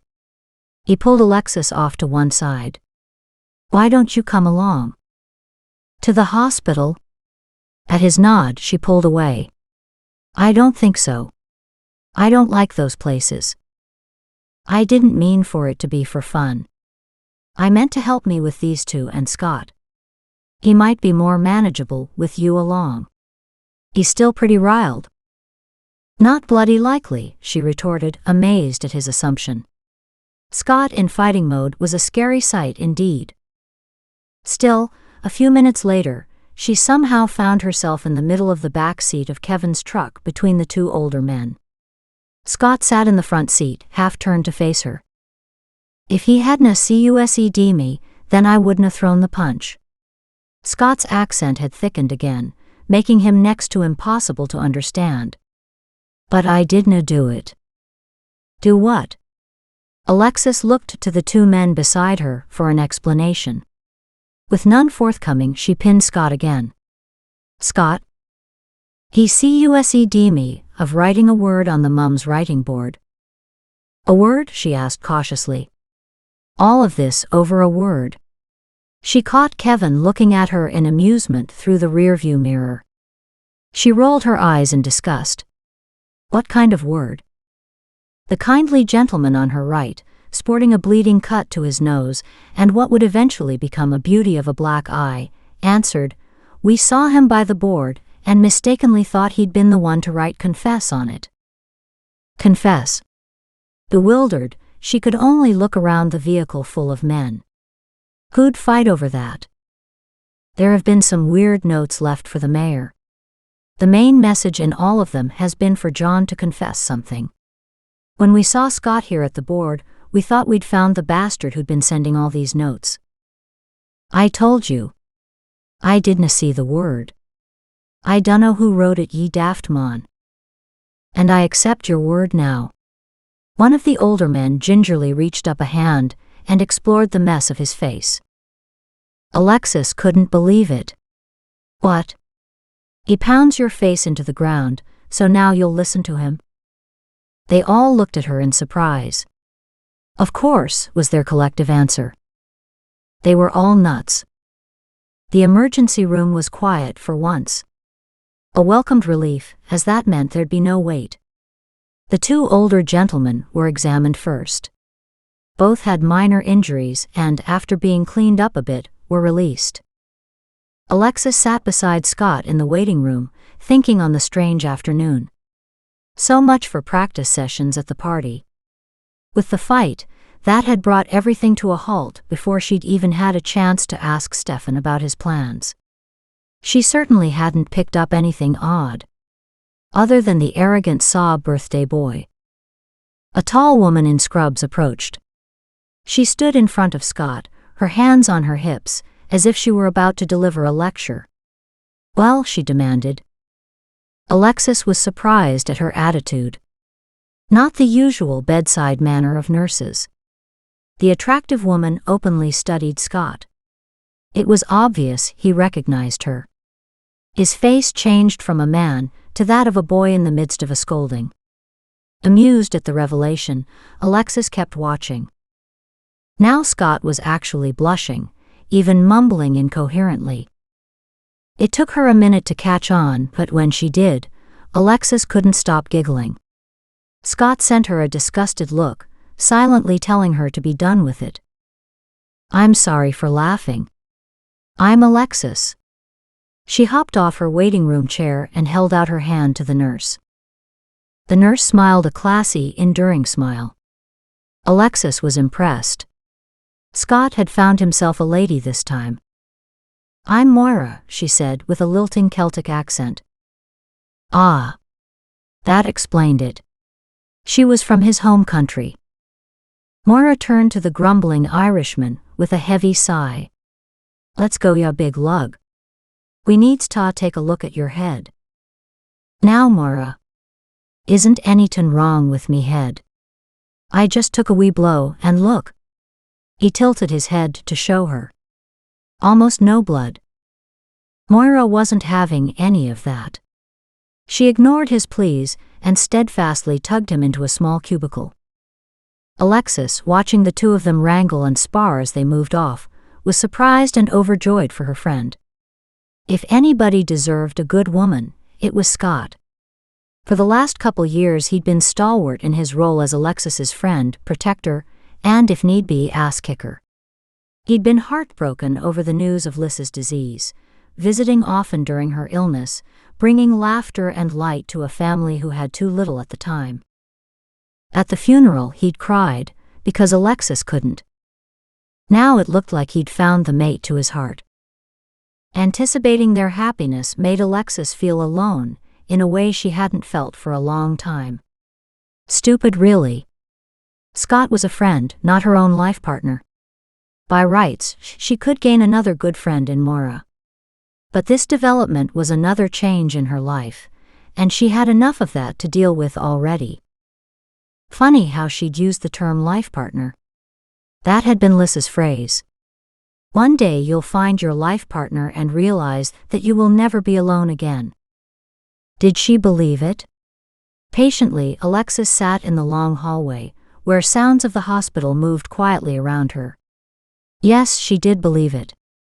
She wanted someone to share her thoughts, to hold her at night, to wake up to in the morning, maybe even down the road to have children with. What would Lyssa have thought of Kevin? That night, Alexis prepared for bed as usual. Although more moody than normal, she dropped off easily. Her dreams started out cheerfully enough. Then, without warning, his voice drove through her happy thoughts, bringing with it a darkness and a smothering sensation.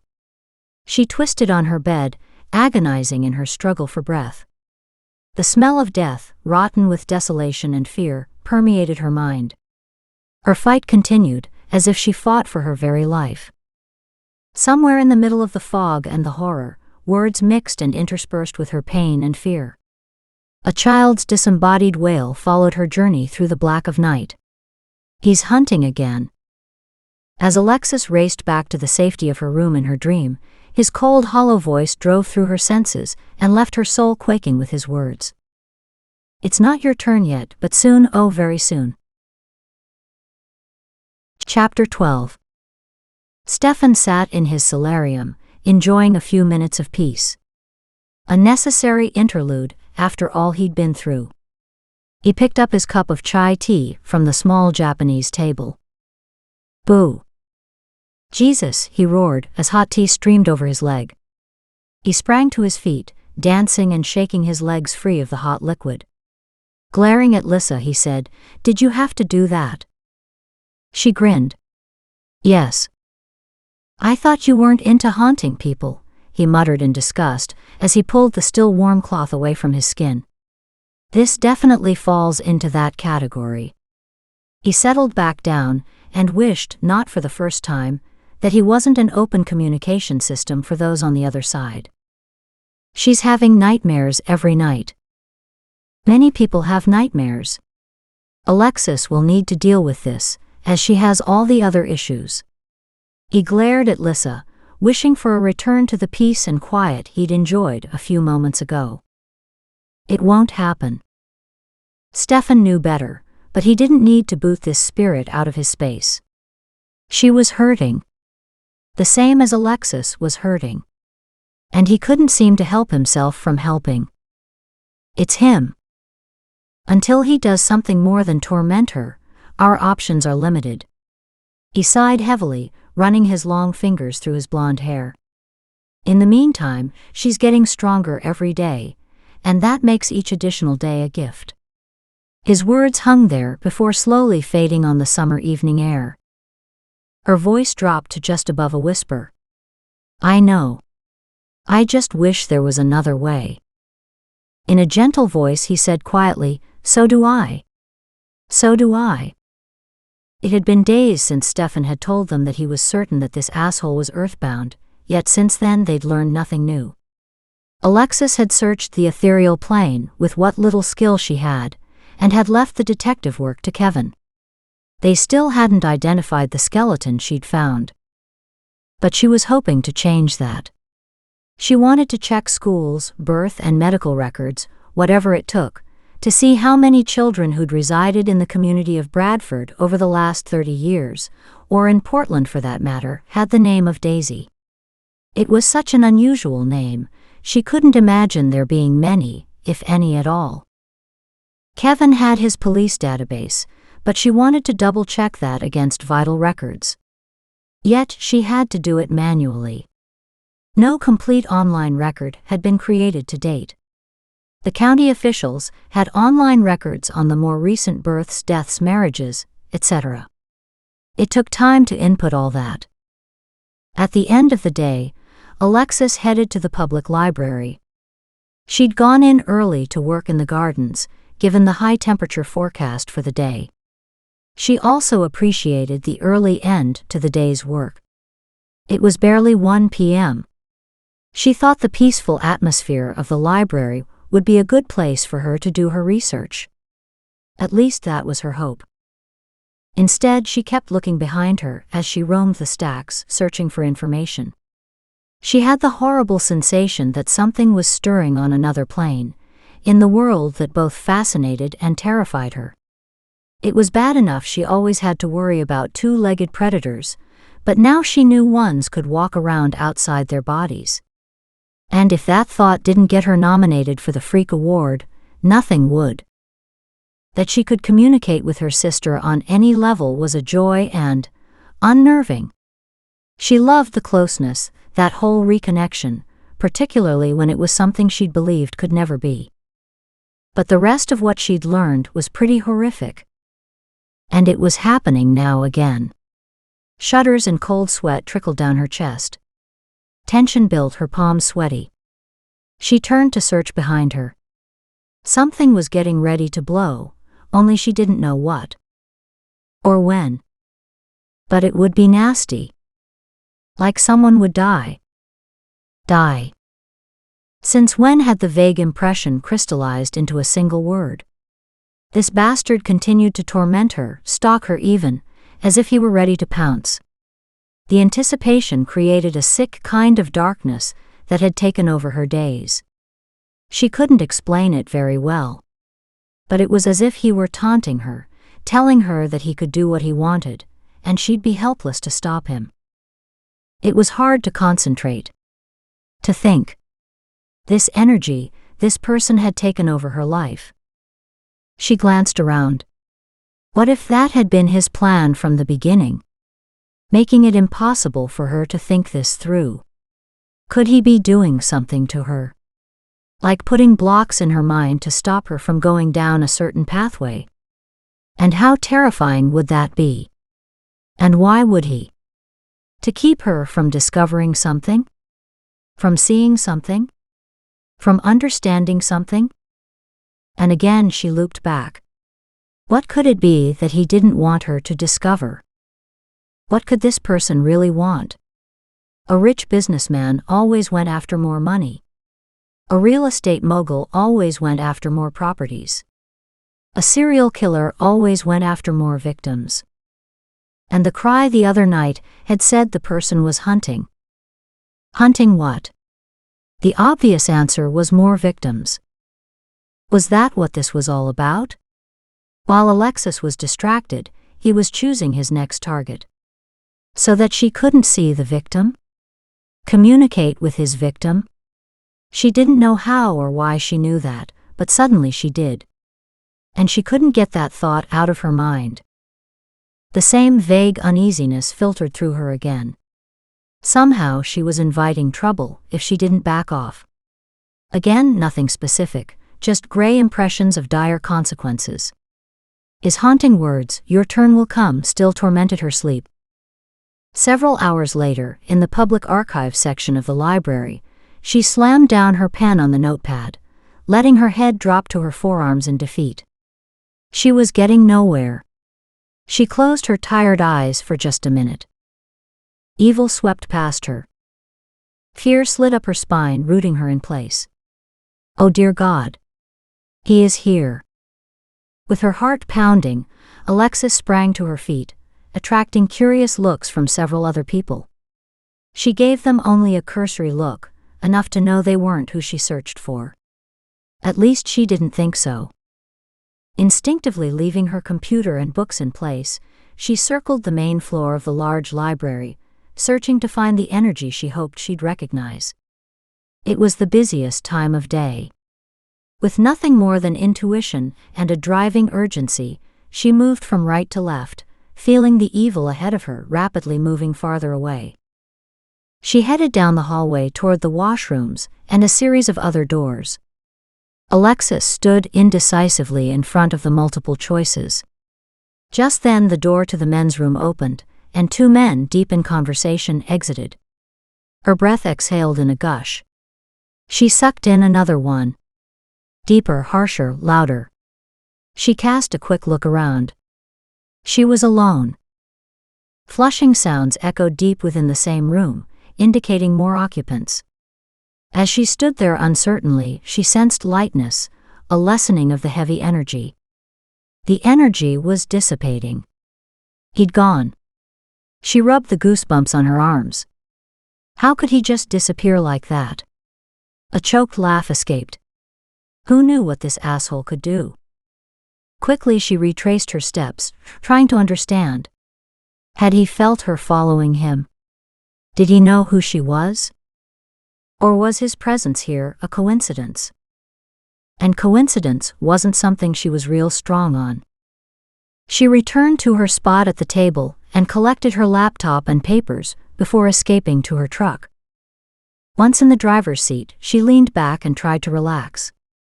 Uneasiness continued to niggle at her senses, weaving in under her chest, causing her breath to catch on frissons of fear. She closed her eyes in an effort to regain her center of balance. Instantly the inside of her truck disappeared, and she found herself in a tiny dark enclosed space. She opened her eyes, thinking she was still inside her truck. She was wrong. Trying to talk the bile back down into her stomach, she slowly explored her surroundings. Claustrophobia dragged at her consciousness as her arm gradually slid up the wall in front of her. Her eyes grew accustomed to the lack of light. Her hand. Tiny fingers wiggled at the end of a fragile hand. Oh my God. It was tiny, the hand of a child. She was caught inside a child's body. The vision had an antique look to it, making her think this scene happened a long time ago. Not that it mattered. It was as fresh to her today as it had been to the child. She closed her tiny teary eyes and wept. Emotionally, it was brutally different. This poor child was terrified. A whole different child. Curled against the pain and terror, she'd wedged herself in a corner. Alexis felt dampness between her legs. The tiny waif had wet herself. Pity welled from deep inside Alexis. The poor thing. Tremors racked the thin frame. The odd sob broke free. Stefan had tried to teach her to back off emotionally, so she could regain mental control. She sent the little girl comforting thoughts, wrapping her in a warm hug, as Alexis surveyed the small dark space.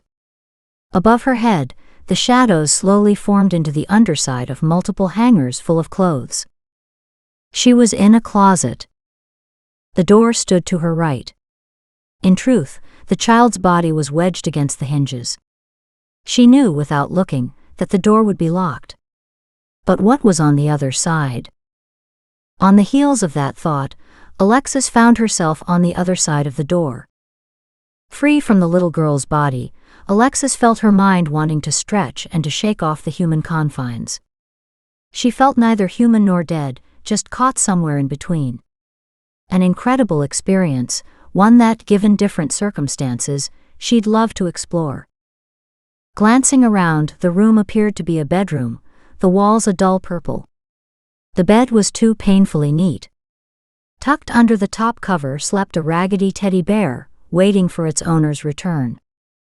The child's return. In its sparse state, nothing about the room could bring joy to anyone. Alexis pivoted to look to the closet. Not only was the door locked, but a block of wood had been jammed under the door handle. The child couldn't leave until she was released. If she were released. The bile fought to reach the top of her throat. Alexis was slammed back to present time and the interior of her overheated truck. What an idiot. She'd parked in the sun, and the windows were closed. She'd been out a long time. Too long. She squinted through the hot glare of her windshield and shrieked. Kevin's distorted features stared at her through the glass. He pulled open the driver's door, yelling at her. What fool stunt are you up to now? Are you looking to get heat stroke? All the while he tugged her arm, half pulling her from the vehicle. Of all the idiotic things to do. God, you need a keeper.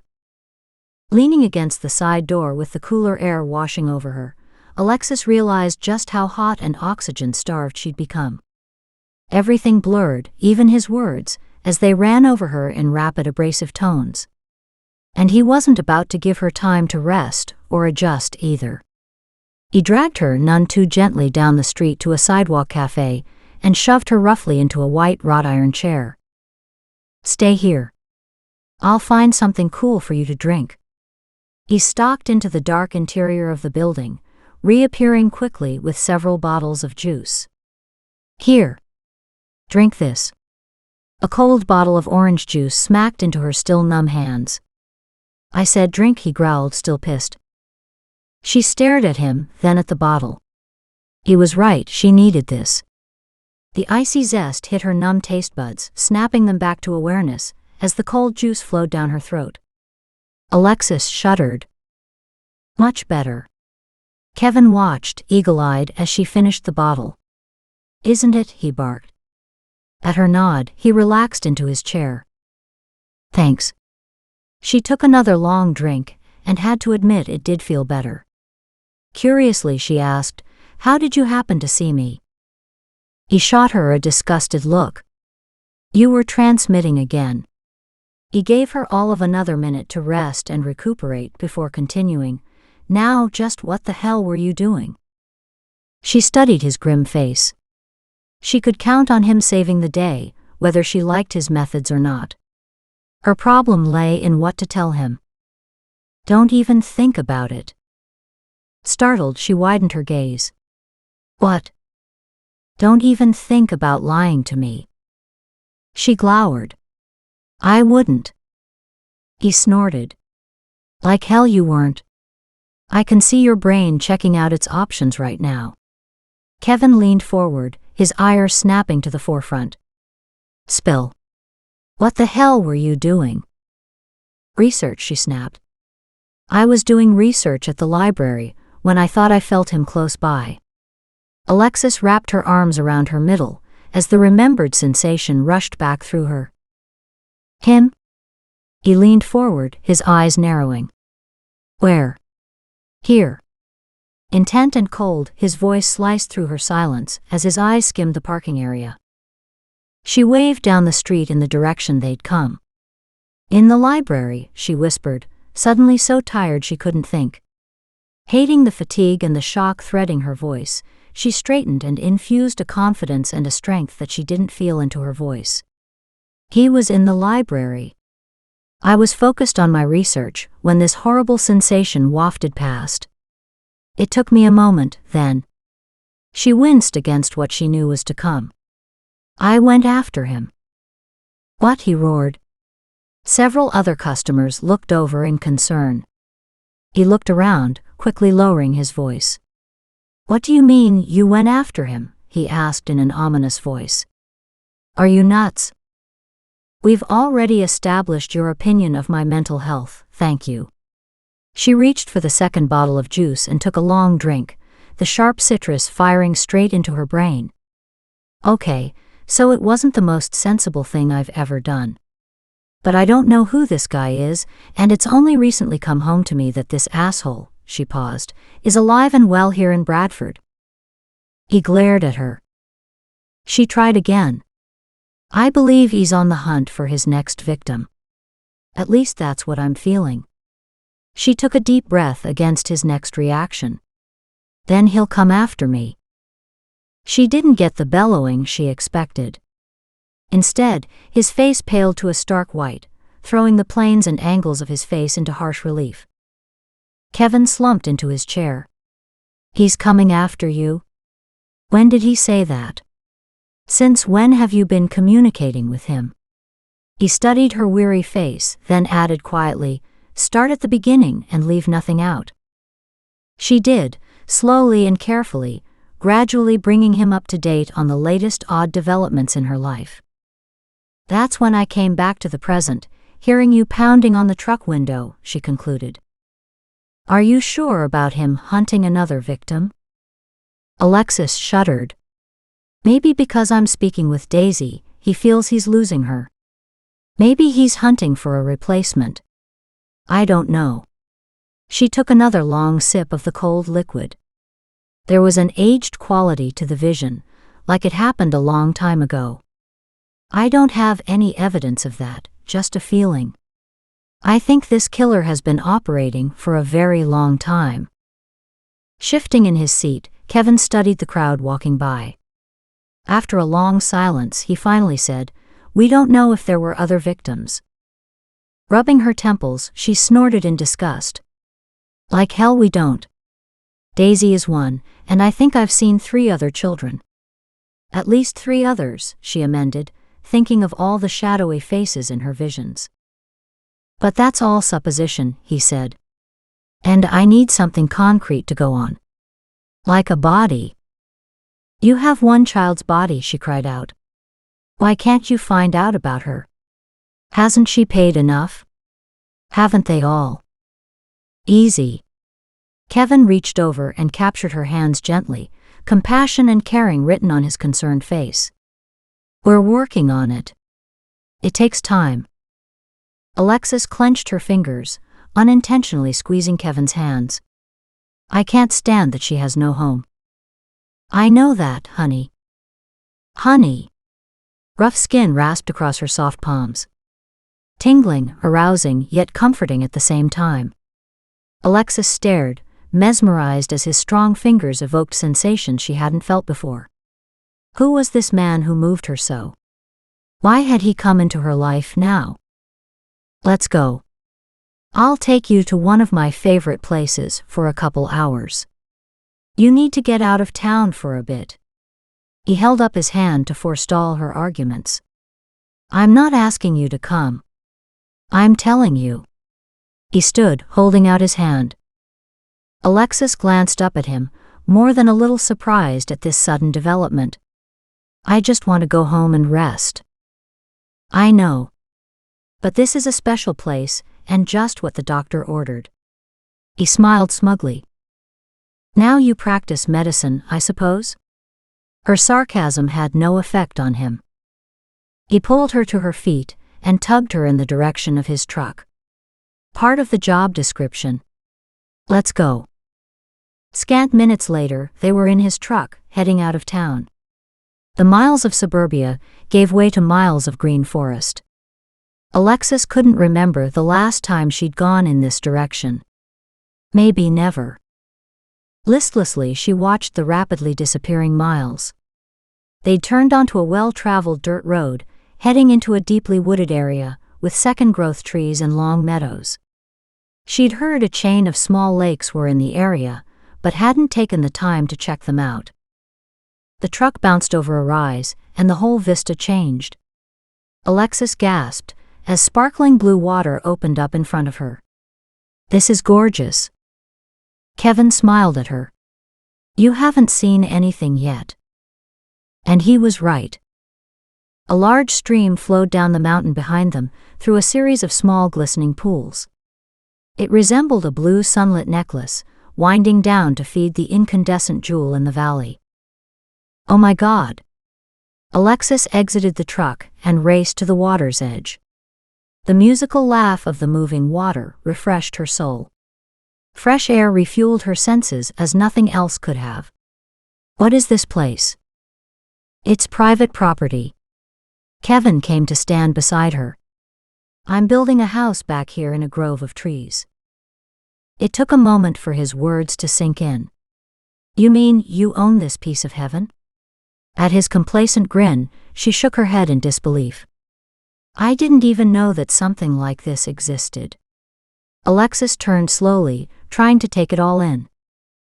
This has been in my family for generations. Everyone enjoyed coming here, but I'm the first to want to live here. They walked upstream a few hundred yards. Kevin showed her rock steps, leading into one of the pools. I have many happy memories from here. I believe you. It's spectacular. In fact, she was deeply shocked that someone could own this and yet not find a way to be here every available minute. Construction has gotten much easier with the times. I'll be bringing power down here. The foundation is complete, as is the well. Do you want to see? Do I ever? They walked over to the deserted site. Have you got a contractor building this for you? She saw signs that someone had been working. Tools were neatly stacked off to one side. Yards of lumber for framing sat ready under the trees, the much-needed generator in plain view, but tucked farther underneath the branches. Yes, but it's a buddy of mine, so he works on this when he doesn't have other work. He's putting up a double garage for someone else today. Good. Alexis was glad to not have noises marring the silent beauty of this place. Do you want to go for a swim? He asked, smiling broadly. Crestfallen, she looked over at him.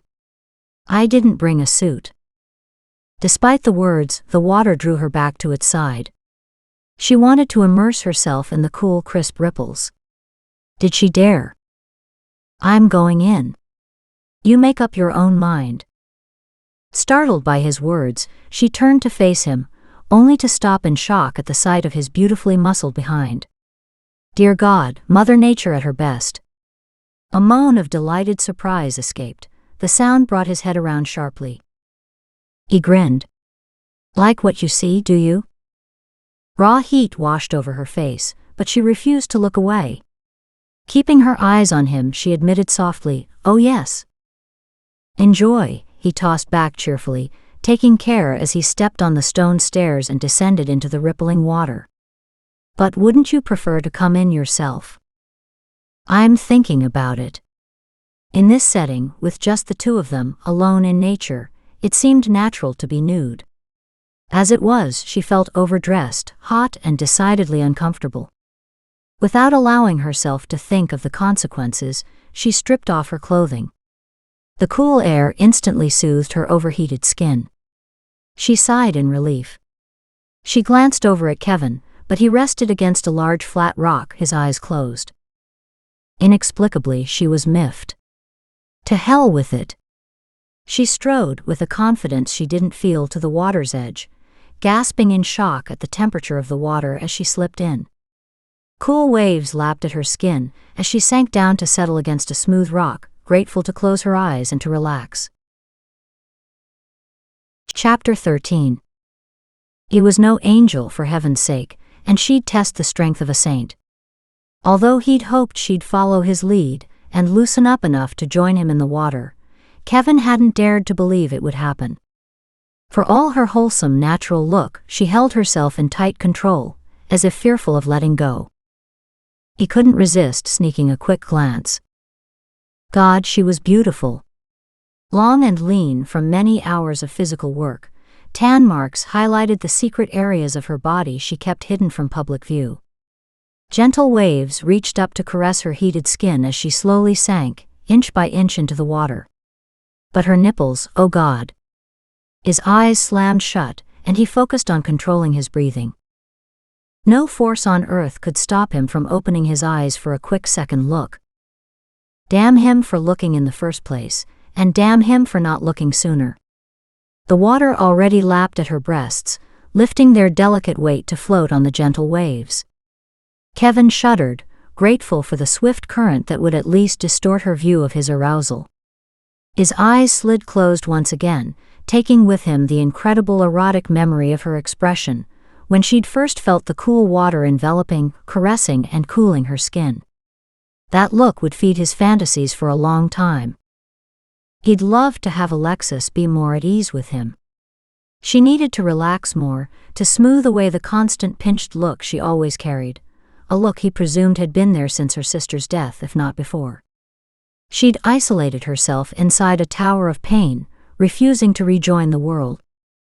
Now that she was taking her first tentative steps, he really wanted her to enjoy her life, and he wanted to be in it in some capacity. He didn't know in what capacity or where he wanted this relationship to go, just that he wanted a chance for them to move forward together. Alexis stretched out. The gentle current washed away the many layers of stress that had built up slowly over the last few weeks. With the blue sky, hot sunlight, and incredible water vistas surrounding her, nothing resembling ghosts or evil was allowed. She was thankful for the respite. She was also getting cold. They'd been resting in companionable silence for several minutes, maybe even longer, but without any movement to warm her up, the chill had started to settle in. Had enough? Kevin called to her. I think maybe. I'm almost numb, she answered, not opening her eyes. Splashing sounds warned her of his approach. Casually she shifted, allowing the water to hide most of her. She was no prude, but the energy between them already hovered at a flashpoint. It didn't need any starter fluid. Can't have that. He stood in front of her, concern written on his face. Let's warm up in the sun. He held out his hand. Alexis looked at his outstretched hand carefully. It was such an innocent gesture, but fraught with hidden implications. Shivers raced down her spine. He waited, his palm still outstretched. Why was she making such a big deal out of this? Because it was a big deal, at least it was for her. Her hand moved on its own accord, sliding into his much bigger one, mocking her indecisiveness. She watched, shocked, as her fingers nestled contentedly into his. How dare they? Easy. They'd bypassed her mind and had followed her heart. Shit. He tugged her gently to her feet and into his arms. Ice met fire. Heat seared her cool body, igniting flames of scorching passion. Kevin held her snug against him from chest to thigh, wet skin, causing heat to smolder inside. Her breath caught as her nipples shifted against his lightly haired chest. "Are you all right?" he whispered against her hair. "I think so, but I'm getting cold," she answered, slightly out of breath. "Impossible. I'm burning up." He laughed lightly, only it slid quickly into a groan. Startled, she searched his face. Color flushed his high cheekbones, tension pulled at his very skin. But his eyes, oh dear God! Deep, metallic, and mesmerizing, she felt them reach inside her soul, searching, seeking, asking something of her. Kevin lowered his head, sealing her mouth with his. Flames ignited her, warmed her from the inside out. A moan escaped on a breathless sigh when he lifted his head ever so slightly, before dropping once more to take her mouth in a blazingly passionate kiss. Steam should be rising around them, Alexis thought, as her mind floated in a daze. He turned her fully against him, sealing her from breast to hip, before sliding his tongue deep within the sweetness of her mouth.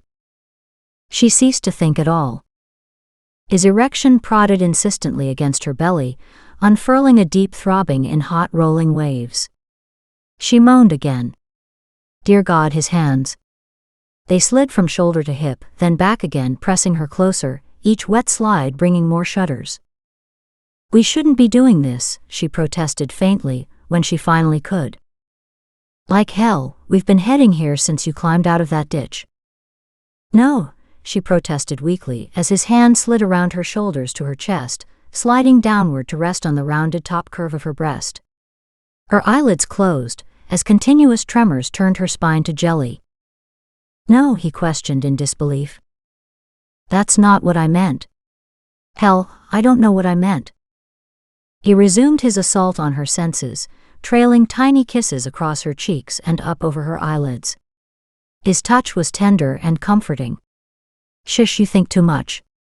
His tongue traced the delicate lines of her flushed lips. "Just feel. Anything this good can't be wrong. We need this," he added fiercely, using hot kisses to accent his words.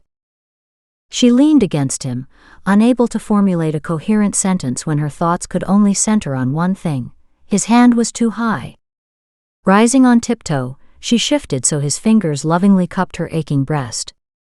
She moaned in relief, tilting her head back in acquiescence as sensations overwhelmed her. Kevin took advantage of the soft skin presented, sliding delicate kisses down her smooth throat. Her moans changed to soft gasps. "What?" he whispered in her ear. Delicately he traced the shell shape with his tongue, slowly, sensuously reawakening nerve cells that had lain dormant for years. Snuggled tightly against his chest, Alexis was treated to a symphony of sounds as Kevin's heartbeat boomed through her, his own ragged breathing inexplicably reassuring her. She laughed in sheer joy, a tinkling lightness that echoed over the waves lapping at their bodies. Nothing at all." He lifted his head to look at her. Then he grinned, revealing pure male satisfaction. "I'll have you know this is considered to be a whole lot more than nothing, my dear," he teased her. A startled laugh burbled out. "That is not what I meant," she protested with a giggle. He smirked. "Good, my manhood is a delicate issue, and this is cold water." His grin was pure dynamite, and as such, blew any remaining resistance right out of the water. While he watched, she stretched upward in a feline movement, sinuously rubbing her belly and soft curls against his eager, welcoming body. There doesn't appear to be anything delicate about this at all. His shoulders shook as chuckles rumbled through his large muscled frame. In pure delight, the two of them smiled, enjoying the moment. Until their eyes caught and held, in a promise of much, much more. Instantly laughter died, and passion rose between them. This time when he took her mouth, nothing was tentative about it, or in Alexis's eager response. Lost in her passion, Alexis was only minimally aware of being propelled up against a cold barrier. They stood flush together while water swirled and rippled around them. Kevin pulled back slightly. "No," she whimpered, searching for him with her fingers. "Shush, it's all right." I'm just moving you up and out of the water." True to his word, he lifted her onto a large flat sun-warmed rock. Before she'd realized what had happened, she was stretched out under the hot sun. Gracefully she arched upward, enjoying the sun's warm kiss on her chilled skin. "Sex kitten," Kevin whispered, as he splashed up beside her on their warm bed, receiving a smug feline smile for his efforts. "Damn, but you're gorgeous." That startled her. Alexis knew she was okay to look at, but had never put any stock in her looks. That he was enchanted inordinately pleased her. "Thank you," she responded shyly. His infectious grin caught her sideways, breaking her own smile free. As her lips curved upward, Kevin's eyes dropped to follow their slow tilting movement. His eyes deepened to a smoky gray, and his face flushed, highlighting the planes and angles of his features. Alexis's stomach tightened and twisted in anticipation. This man overwhelmed her senses as none had before. There was no room for anything else but him. Time stilled. Receded. Alexis reached up and tugged him down to her. His lips branded her with his heat. Hot and cold contrasted and blended, covering her mouth in a molten heat that moved and caressed before pressing deep, forcing her lips open. Lava washed through her, as his tongue stroked and explored the inner recesses. No, there were no fireworks or horns blowing in the background. But there was an incredible undertow in the sexual current that grabbed hold and dragged her under. His hands stroked, cupped, and caressed as they journeyed over the sun-warmed valleys of her tingling body. It was a delight to be touched with such caring. Alexis lost herself in the enchanting sensations. For years she'd been the caregiver, the one dishing out the comfort and love, so much so that she'd forgotten the joy of being on the receiving end. She reveled in it now.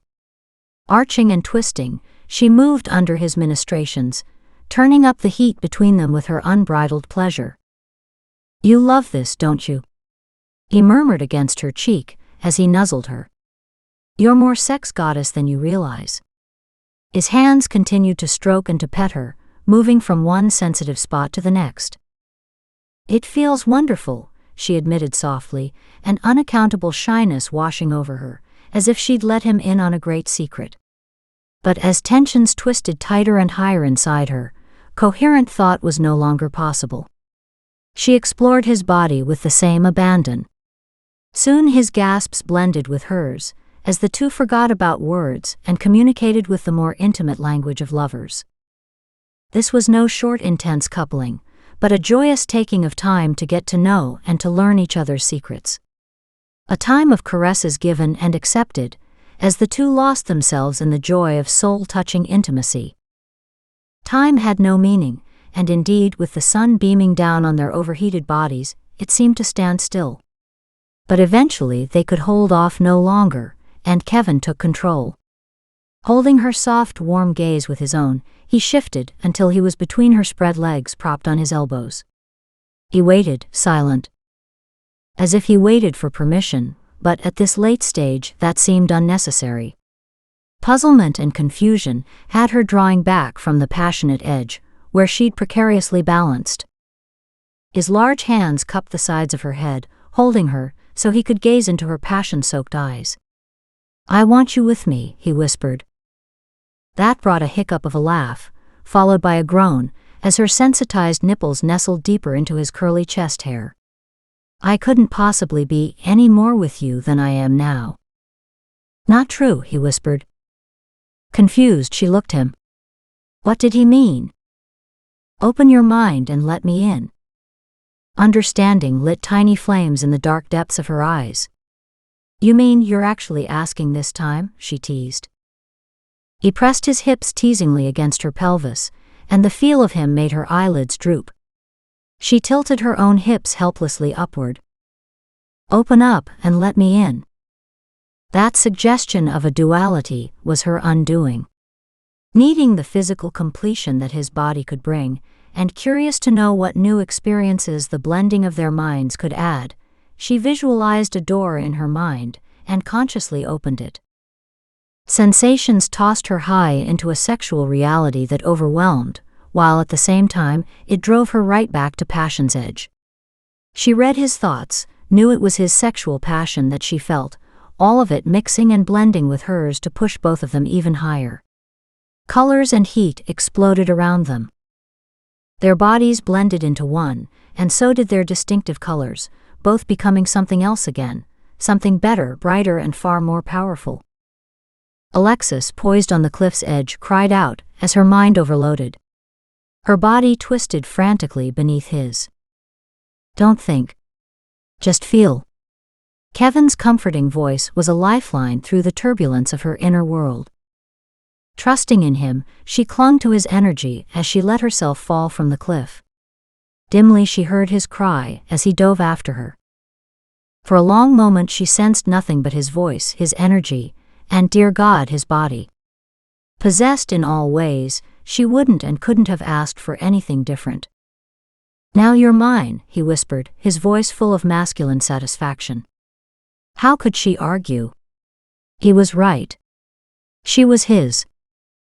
The overwhelming possessiveness made her smile. Allowing that to go unchallenged had to be the result of complete satiation.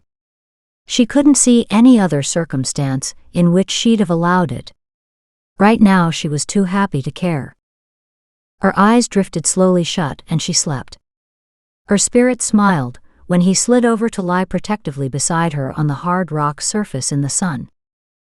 Time to wake up, sleepyhead, murmured the insistent voice. Alexis murmured her displeasure and tried to roll away from the disturbance, but nothing doing. Something warm and smooth stopped her.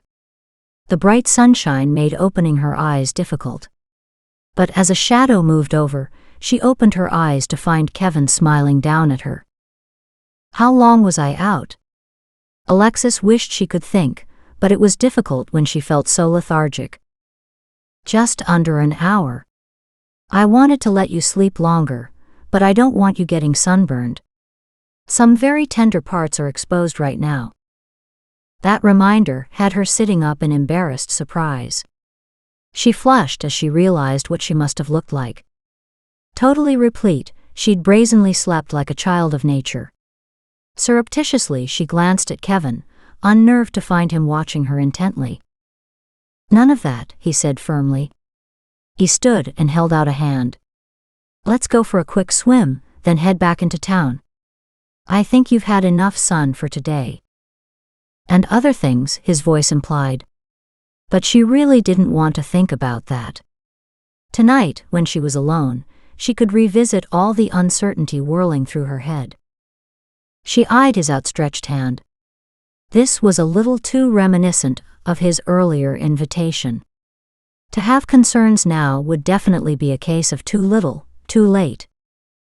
Reaching up, she accepted his help, and they walked silently into the cool water. He was right, she realized with surprise. The cool water had a bite as it reached for her sun-kissed skin. Seconds later, it became a soothing tonic. She might need to put on some aloe vera cream at home.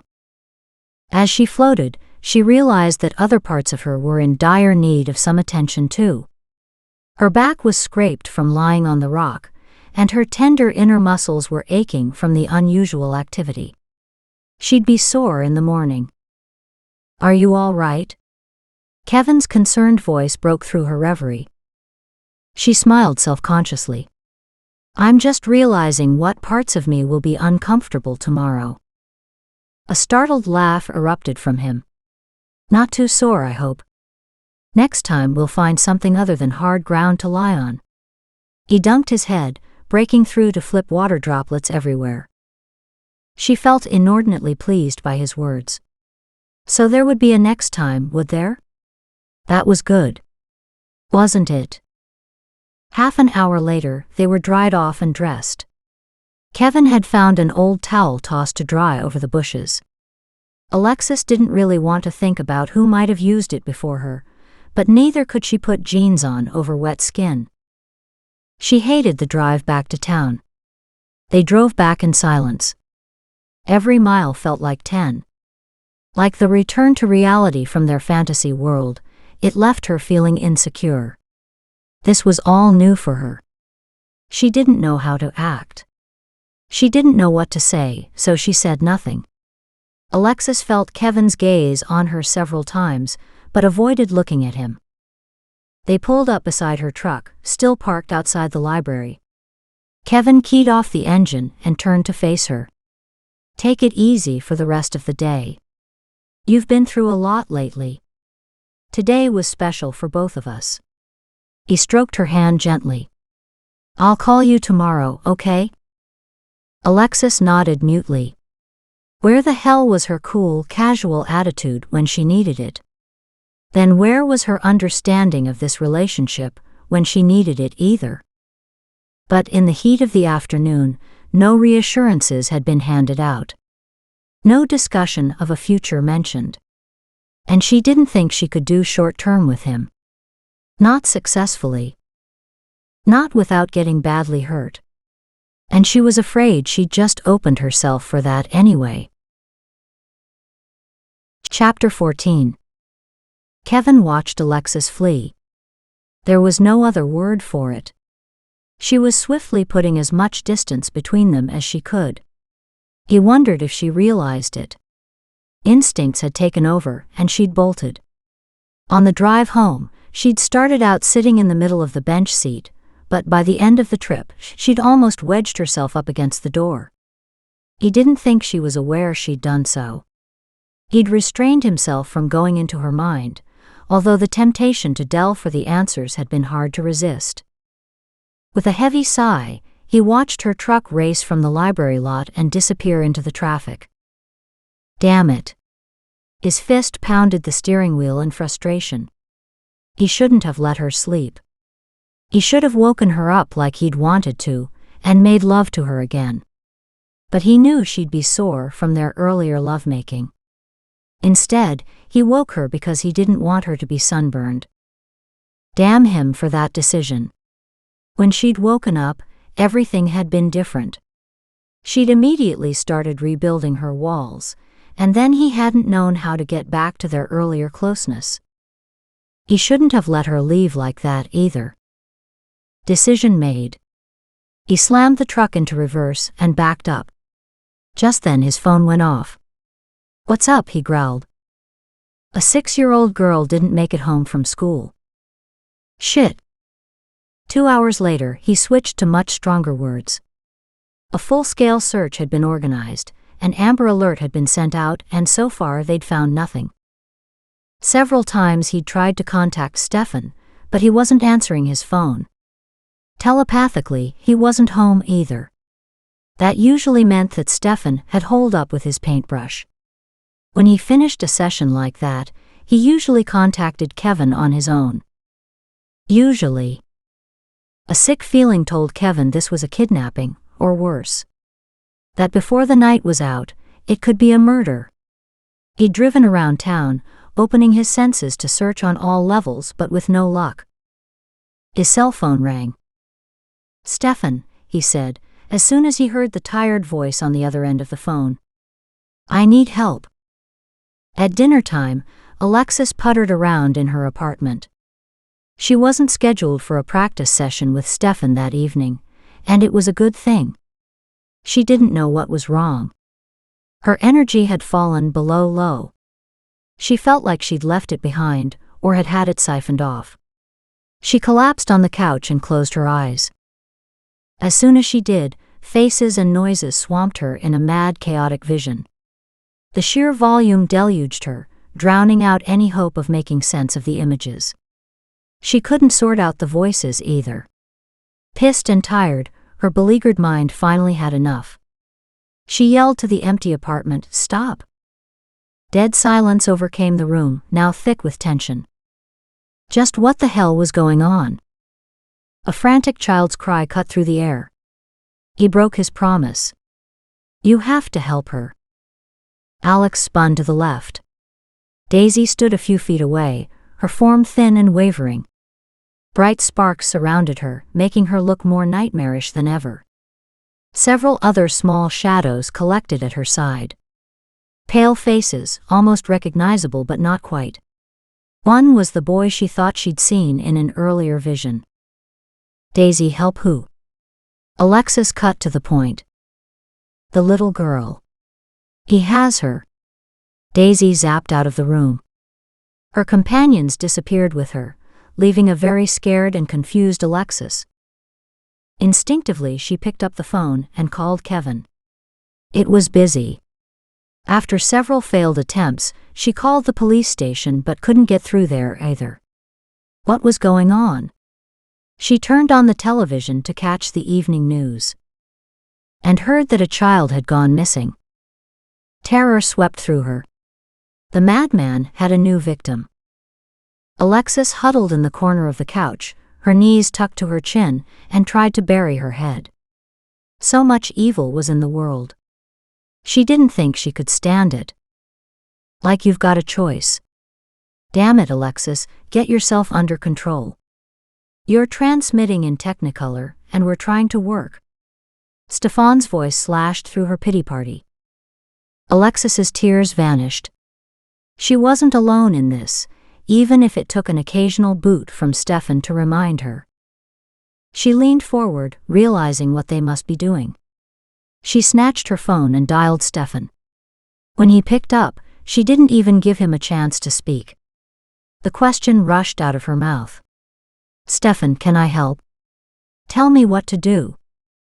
Just moments ago, she didn't think she could handle even living in this world. Now she understood it was the inability, the helplessness to do anything that had bothered her. But if she could help stop this asshole, well, that was a completely different story. Kevin? Stefan asked. He'd put the phone on speaker, lending a tinny hollowness to his voice. She's not ready for this. Kevin's words pissed her off and instantly made them combatants again. Shut up, Kevin. You don't know what the hell I might be ready for. Neither do you. Really? Well, Daisy just told me that the same asshole who is holding her has this little girl and that I need to help her. A fraction of a second of silence passed before both men exploded. What? When? What did she say? Damn it, Alexis. You should have contacted us immediately. I tried, she mumbled. Your phone was busy. It was only a few minutes ago, and she didn't say anything else. But she did confirm that it was the same asshole. That was the detective in him speaking again, needing to nail down the facts. Yes. Shit. A soul weariness to Stefan's voice worried Alexis. Can you find her, Stefan? I've been looking but so far, nothing. Is he blocking you? Yes, I'd say so, or if not blocking, at least putting up a different energy to hide behind. Same thing, cut in Kevin. Can Daisy help with that? Alexis asked. She might be able to, Stefan said. Can you connect to her again? Alexis didn't know half the time if she was speaking aloud or thinking in her mind. Their conversations had become so complex, so strange, yet so intimate on these different levels. Their thoughts and hers blended to become one. Weird. And she held the phone in her hand to complicate matters even further. I can try. Kevin broke in hurriedly. Not alone. Go to Stefan's house and let him help. I have to continue with the search. Let me know if you learn anything. Alexis's mind instantly lightened, becoming empty and feeling lonely in a way. To know that someone was with you so intimately was something she was starting to enjoy. It gave her a sense of belonging that she had never experienced before. Do you want to come here, or shall I come to you? Stefan's words were neutral, but Alexis could sense the fatigue flowing off him in waves. No, don't come here. I'll be at your place in a few minutes. Put on the coffee. With that, she grabbed her keys and headed back to her truck. Stefan's door was wide open when Alexis arrived. Nothing suggested foul play, but she found herself approaching cautiously. She couldn't resist a sigh of relief that Kevin was at work. She couldn't deal with her own confusion over him at the moment, much less explain it to him. And he'd want an explanation sooner or later. "Hello, Stefan." She took a couple steps inside, even though she got no answer. The room looked, as always, sparse and clean, everything in its place. Where could he be? "Stefan," she called out louder. "Are you home?" "Back here," he called from the rear of his house. She walked through to find him comfortably seated on the bench in the center of his back garden. "Stefan, are you okay?" He grimaced. The early evening light cast long shadows in his face. It was hard to see details, but his face glowed in the weird light, solemn and intense. "I will be." "That doesn't make it any easier, though, does it?" Alexis sat down beside him, concerned at the melancholy look to him. "You think she's dead, don't you?" He looked at her in surprise. "Not at all. It's just that I've seen this so many times before, and they usually end badly. It's not like you to be so negative. I call it realistic." Stefan suddenly stood and motioned her back to the house. "Let's go see if we can make a difference." They settled into the living room. Stefan immediately started to follow what Alexis now recognized as his work ritual. Once tea was poured, they each relaxed for a few minutes. "Where do we start?" she asked. Stefan looked at her, his head tilted in consideration. "Why don't you tell me?" She looked at him questioningly. Where should they start? With Daisy? Or with this asshole to see if they could find out something on their own? She closed her eyes to turn inward and found Lissa standing inside her mind. "Ack!" Startled, she opened her eyes. Lissa sat cross-legged beside Stefan. How did one get used to that? "Maybe we should ask my sister?" Alexis suggested dryly. "She might know what we can do." Stefan grinned at Lissa. Her. Now what could she know that we don't? Ghostly laughter lit up the room. Alexis's heart lightened proportionally. It was so good to see her sister again.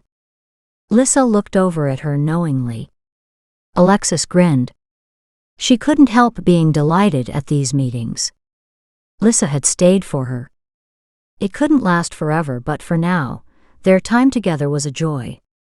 And of course, being on the other side of the veil meant Alexis could go visit Lissa. "Let's get down to business. She's alive. But that's all I know." Lissa's voice was faint and reedy. "Is it the same man?" Stefan asked. Lissa's faint form nodded weakly. "Yes." "Why this child?" Alexis asked. "There is a connection. I just can't tell what kind." That made sense, but it wasn't enough to go on. "Anything more specific?" Stefan asked. "Can you see her? Can you see where she's being held?" "Only that he's stashed her in a dark place, and she's scared. I can't see her. I get the odd spike, as her overwhelming fear bleeds onto my plane." Stefan nodded. "Good enough to start. Do you want to begin, Alexis? I'll watch your back." Alexis agreed. Getting comfortable, she followed the rituals Stefan had drilled into her. Within moments, she'd escaped the physical world to walk through her favorite meadows. Lissa now walked beside her. The meadow slowly changed, moving into a stark, desolate landscape. Alexis consciously worked on her thoughts to manipulate the scenery back to something more pleasant, but nothing would shift. It took a moment to understand. This wasn't her world. It was his. Had he noticed her presence already? How could he not? "I don't think he has seen you. I think you've picked up on him intuitively." Lissa looked around as if it all made sense now. "That's why we're here. This is his place." Alexis froze as the first tendrils of remembered fear snaked up her spine. From a long distance away, Alexis heard Stefan's calm, steady voice talking to her. "Focus, Alexis. This is a good sign." "Says you," she muttered. The air around them deepened, thickened, and filled with a rank odor. Her nose wrinkled against the smell. He must know they were here. No, I don't think so. Just as affected, Lissa had lowered her voice to a whisper. Then what's with the scenery? Alexis asked. They continued to move cautiously forward. It was hard to breathe and even harder to see. Stefan's voice rang clear and succinct in her head. Did you hear what you just thought? You aren't breathing or seeing in any physical sense to begin with. In this dimension, you can clear your surroundings with your mind. That's his projection, but that doesn't have to be your perception. Oh hell, you're right. Instantly the air cleared and began to smell bright and fresh again. With her new understanding of her personal control, she formulated a beautiful rock to sit on. Sitting comfortably, Alexis brought up the image of the missing girl she'd seen on television. With Lissa at her side, Alex focused at a deeper level than she'd ever tried before. Deeper and deeper she went, searching for a connection that would take her to the child. She whistled through long tunnels and around corners. She floated, flew, and raced through different scenes in a mad search that took on a life of its own. Without warning, she found herself falling into a black hole. The only viable sense left to her was sound. What she heard was heart-wrenching sobbing. Alexis reached deep for control, detaching as completely as she could, in order to bring her other senses back into use, and found a frail child awkwardly crumpled in a corner. Her poor face, half covered in straggly blonde hair, was buried in a moldy blanket. Alexis searched the gloom for details, anything helpful to indicate her location. An odd hum echoed from somewhere, and the room oozed a stale mustiness. She couldn't tell if it were an actual room or some other containment. She needed to find something soon.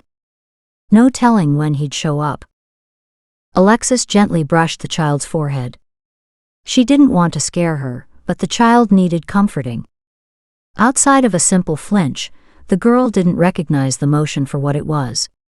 No surprise there. Taking an extra second, Alexis consciously pulled some of the fear from the little girl's energy. Alexis's own heart rate picked up as she absorbed the pain and fear into her own space. Shuddering slightly at the ripples of nastiness, she dumped it from her system as quickly as possible. She ran a light sweep over her own aura and swept out the negative energy, as Stefan had explained to her. A simple enough mental process, now that she knew about it. Pulling back slightly, Alexis shifted to the other side of whatever barrier was hiding the child. The interior space disappeared. She now floated above an unrecognizable highway, looking down on evening traffic. A van drove steadily below her, an ancient white van with smoked windows. Was that it? Alexis felt her energy fade. Wasn't much more she could draw on. Desperate to have something concrete to take back, she gathered the last of her energy, zooming in on the back of the speeding van. The distance widened rapidly. She strained to the limits of her abilities.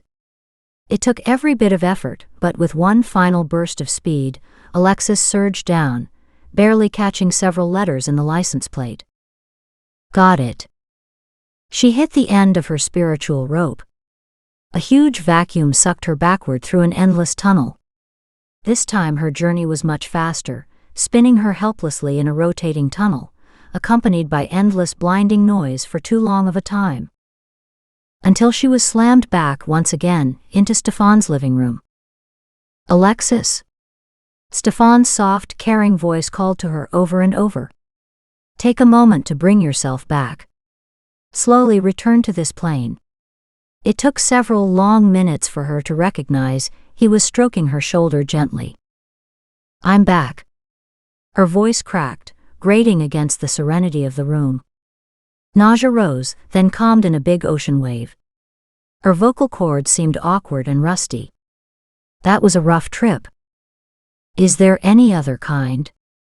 He waited a minute before asking, his voice barely hiding the hint of anxiousness. Did you learn anything? That brought her quickly around. Sitting up too quickly, she collapsed back down again. "Oh, my head," she groaned.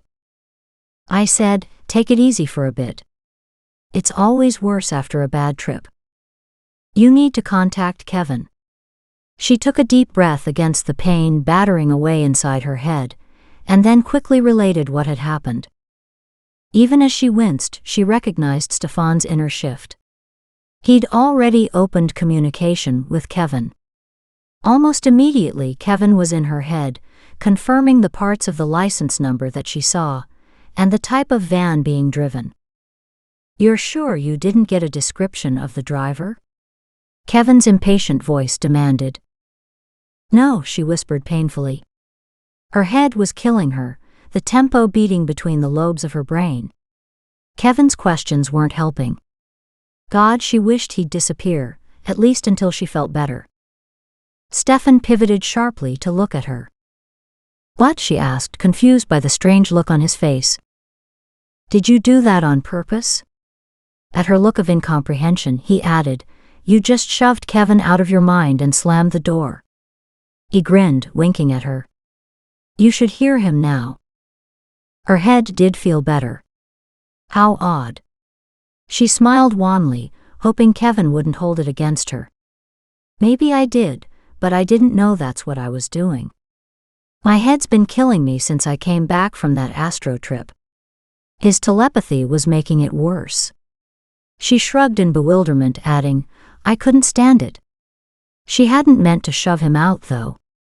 In fact, she didn't even know that was something she could do. "So you gave him the boot? Congratulations, you just took your next step. From now on, we'll require your permission to enter. Keep that in mind any time you're in trouble." That gave her pause. Several times she'd welcomed their unexpected presence in her mind, reassuring her that she was never truly alone. Now what would it mean? Will it be difficult to open the door? Like now, no real way to teach it to you. It will open or it won't. Lovely, she muttered. It had better not refuse to open when she was in trouble. Of course she could always scream at them. That had worked so far. Stefan's wry look told her that he understood her thoughts regardless. "You can read my mind but can no longer talk to me in my mind, until I learn to open that door?" "How does that work?" "It doesn't take a telepath to read your mind right now. There is also a big difference between reading your mind and speaking in your mind. Think receiving versus transmitting." Alexis raised her hands in disgust. "Whatever. When does this ever get easier?" "Never." His final word was succinct and to the point, with the added implication of "get used to it." In another part of town, an old beat-up car pulled into a very popular watering spot. Unfortunately, this town sported several bars that stayed open well into the night. The young man, casually dressed in jeans and a t-shirt, quickly walked through each, searching for the asshole, before heading back to his car and driving on to the next bar. Grim satisfaction settled on his young features, each time he failed to find his suspect. It was possible that he'd missed him, but he didn't think so. He didn't know quite what to do about the information when he found it. He needed proof of this man's activities first. If he could find this asshole first, it could give him an edge. Maybe enough to get his life back. Grimly, the young man continued his search. He had to find him before anyone else got hurt. Alexis lay quietly on Stefan's couch. She'd recovered, only to find herself in an odd melancholy mood, feeling tired and chilled, the remnants of recovery mode. Today had been traumatic, to say the least. A long hot soak in her bath would help, but she couldn't leave Stefan's until she knew they'd found the little girl. Fatigue weighed heavily upon her, and she closed her eyes. Had it only been this afternoon that she'd had such an incredible interlude with Kevin. Unbelievable. It already seemed like days ago. She sighed. So far they'd heard nothing. Stefan returned to the living room, this time bearing a platter of fruit and cheese. "You don't need to take such good care of me, Stefan. I'm not helpless. I'm enjoying it. Besides, after the day you've had, this should help.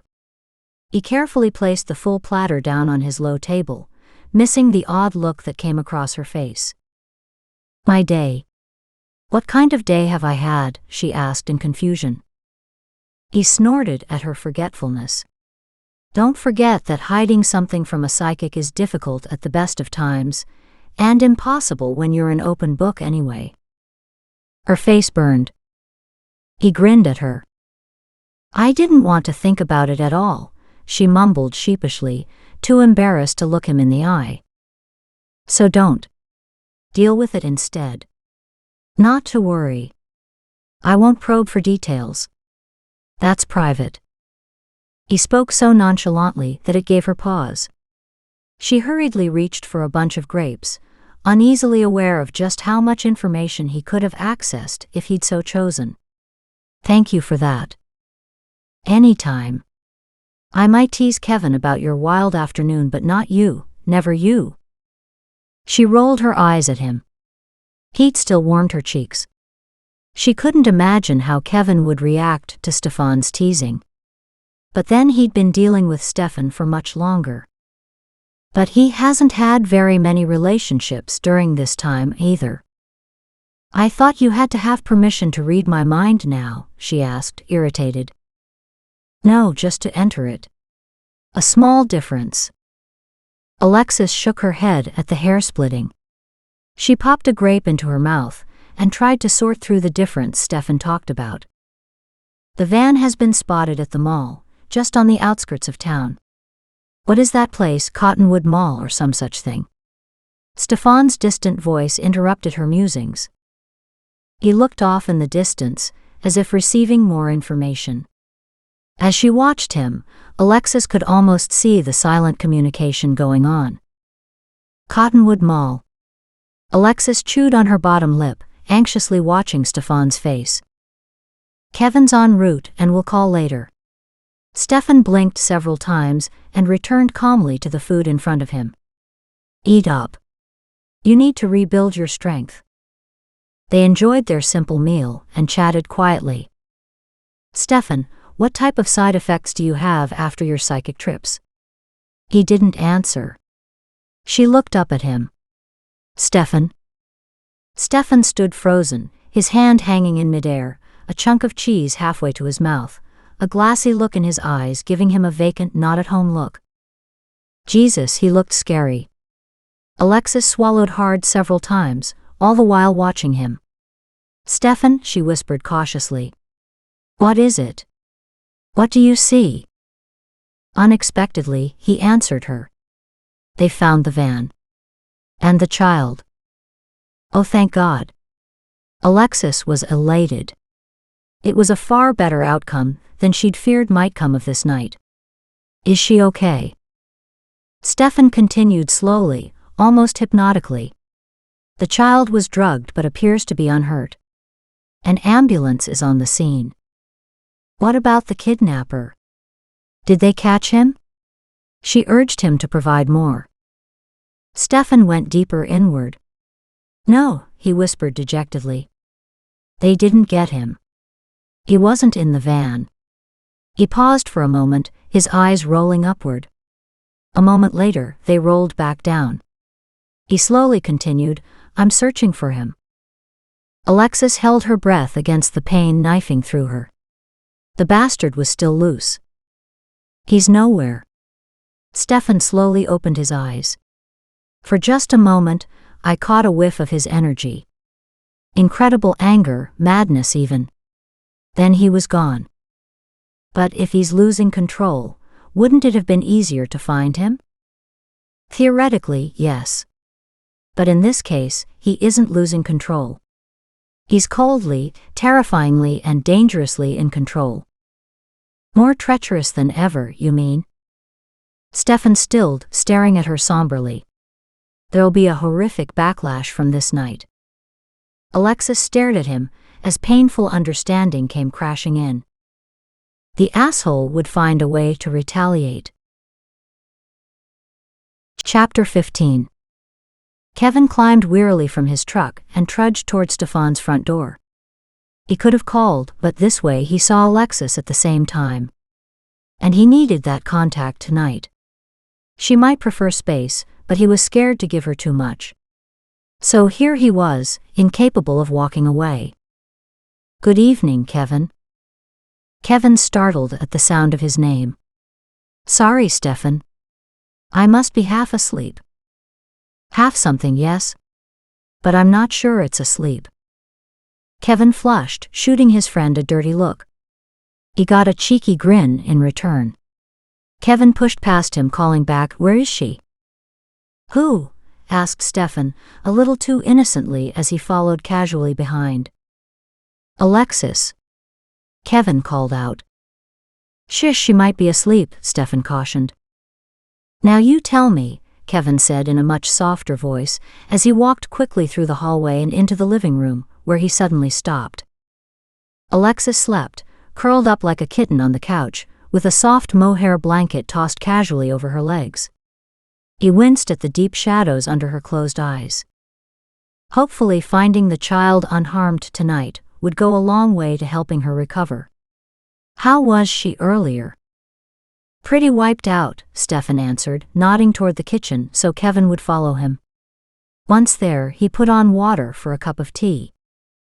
"Skip the tea. Do you have any beer?" At Stefan's nod, Kevin pulled open the fridge and grabbed himself a cold one. He removed the cap and took a long pull, before turning back to face Stefan again. "We lost him." Stefan was compassionate in his silence. He gazed steadily back at Kevin, waiting. Damn. Kevin wished he could be so calm. He wanted to pound something. "Did you pick up anything on him?" Stefan shook his head. "Not really. I caught just the faintest scent of him in the mall." He paused and then forced himself to continue. "He's almost insane in his fury." "That's to be expected. But not like this. He's after revenge." Kevin looked at him sharply. "What do you mean?" "I picked up some bits. It's almost as if he believes you stole something from him, and now he'll look for something of yours to take in revenge." "But does he know it's me?" Kevin looked out the window thoughtfully. He hadn't expected this twist. If Stefan was correct, it seemed incredibly personal, adding weight to the idea that he probably knew the killer. "My impression is that he does. Besides, your name has been all over the media. It would be hard not to know you're handling the investigation." "Interesting." "What's interesting?" Alexis's voice broke through the intense silence. The two men pivoted. Kevin walked over and pulled her into a warm, comforting embrace. "How are you feeling?" "Better." She looked up at him solemnly. "Or at least I will be, when you confirm the little girl is okay." "She is." Kevin smiled with satisfaction. "She's in her mother's arms as we speak." Alexis closed her eyes in relief, letting her head drop onto his chest. Grateful, Kevin held her close, allowing his cheek to rest on her hair. After a few minutes, she disentangled herself and moved over to give Stefan a quick hug. At least something good came out of tonight. Stefan led the way back into the living room. "Kevin, any idea why he chose this girl?" "Not yet. But neither the mother nor the little one are in any shape to talk. Tomorrow I'll speak with them again." Kevin sat down beside Alexis. "Are you working tomorrow?" She looked over at him in surprise. "I'd planned to." "Why?" "I wondered if you wanted to come with me to meet the mom and little girl." Alexis was shocked. "Why?" "I'm not the police." "That's your job." She was so surprised at his question that she missed the grin on Stefan's face. Newsflash, Alexis. Remember all the headlines? Psychic helps police find abducted child? Guess what? That's you. Alexis stared at the two men, as comprehension hit. Dear God, they were right. She'd just assisted in her first police case. A groan erupted, loud enough to be heard over the men's laughter, as she collapsed against her chair. Shit. I don't want people to know. Calm down, Alexis. It's not the end of the world. No one will really know it's you this time, Kevin said. That horrified her even more. And they had better not find out, she cried out. Yes, we found the little girl in time, but... She slapped her hands flat against her thighs. But the asshole is still free. He'll just go after someone else. What if we can't save them? Thoughts tumbled through her mind. Just the thought of meeting the little girl scared Alexis. No way she wanted to be involved to that extent. Except she already was. Kevin broke in, his voice soothing and stabilizing. Which is why it would be a good idea for you to go away and to visit a relative for a while instead. If this guy finds out that you helped us, he could decide to come after you. I don't think he's too worried about waiting. He already said he would. Anger washed through her. Alexis glared at the far wall, trying to contain her temper. She should be afraid at the idea.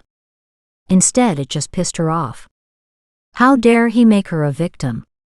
Stefan had an odd impressionist painting hanging on the wall. She concentrated on that. She'd noticed it before, but today it seemed more vibrant, alive almost.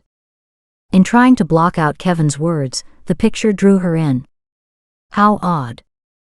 Alexis. The colors twisted and shifted, mixing rapidly even as she watched. Blood red and stark white, blood flowed over jagged bone.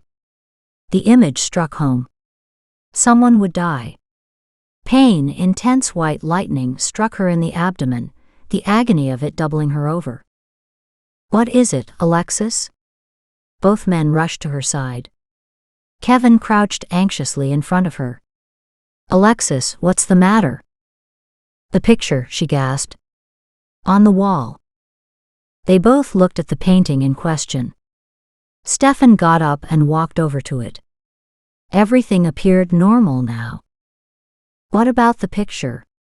Kevin asked. His gaze roved over her face. Alexis tried to reassure him with a smile, but it was difficult. It looked like bones and blood. An image. Maybe of something to come. But it's gone now. I had the feeling someone would die. The pain had eased, but not her understanding. Her ability constantly forced her to adjust now. A few cautious breaths later, the pain had reduced to a mild ache. Had that pain been from the image? She gently rubbed her stomach. When would her life return to normal? Could a normal life ever exist for her again? Not likely, said Kevin, his eyes full of understanding. You're reading my mind again. You're transmitting again, came his sharp retort. Was not, she responded childishly.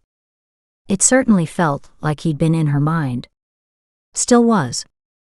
She concentrated for a quick second and mentally booted him out.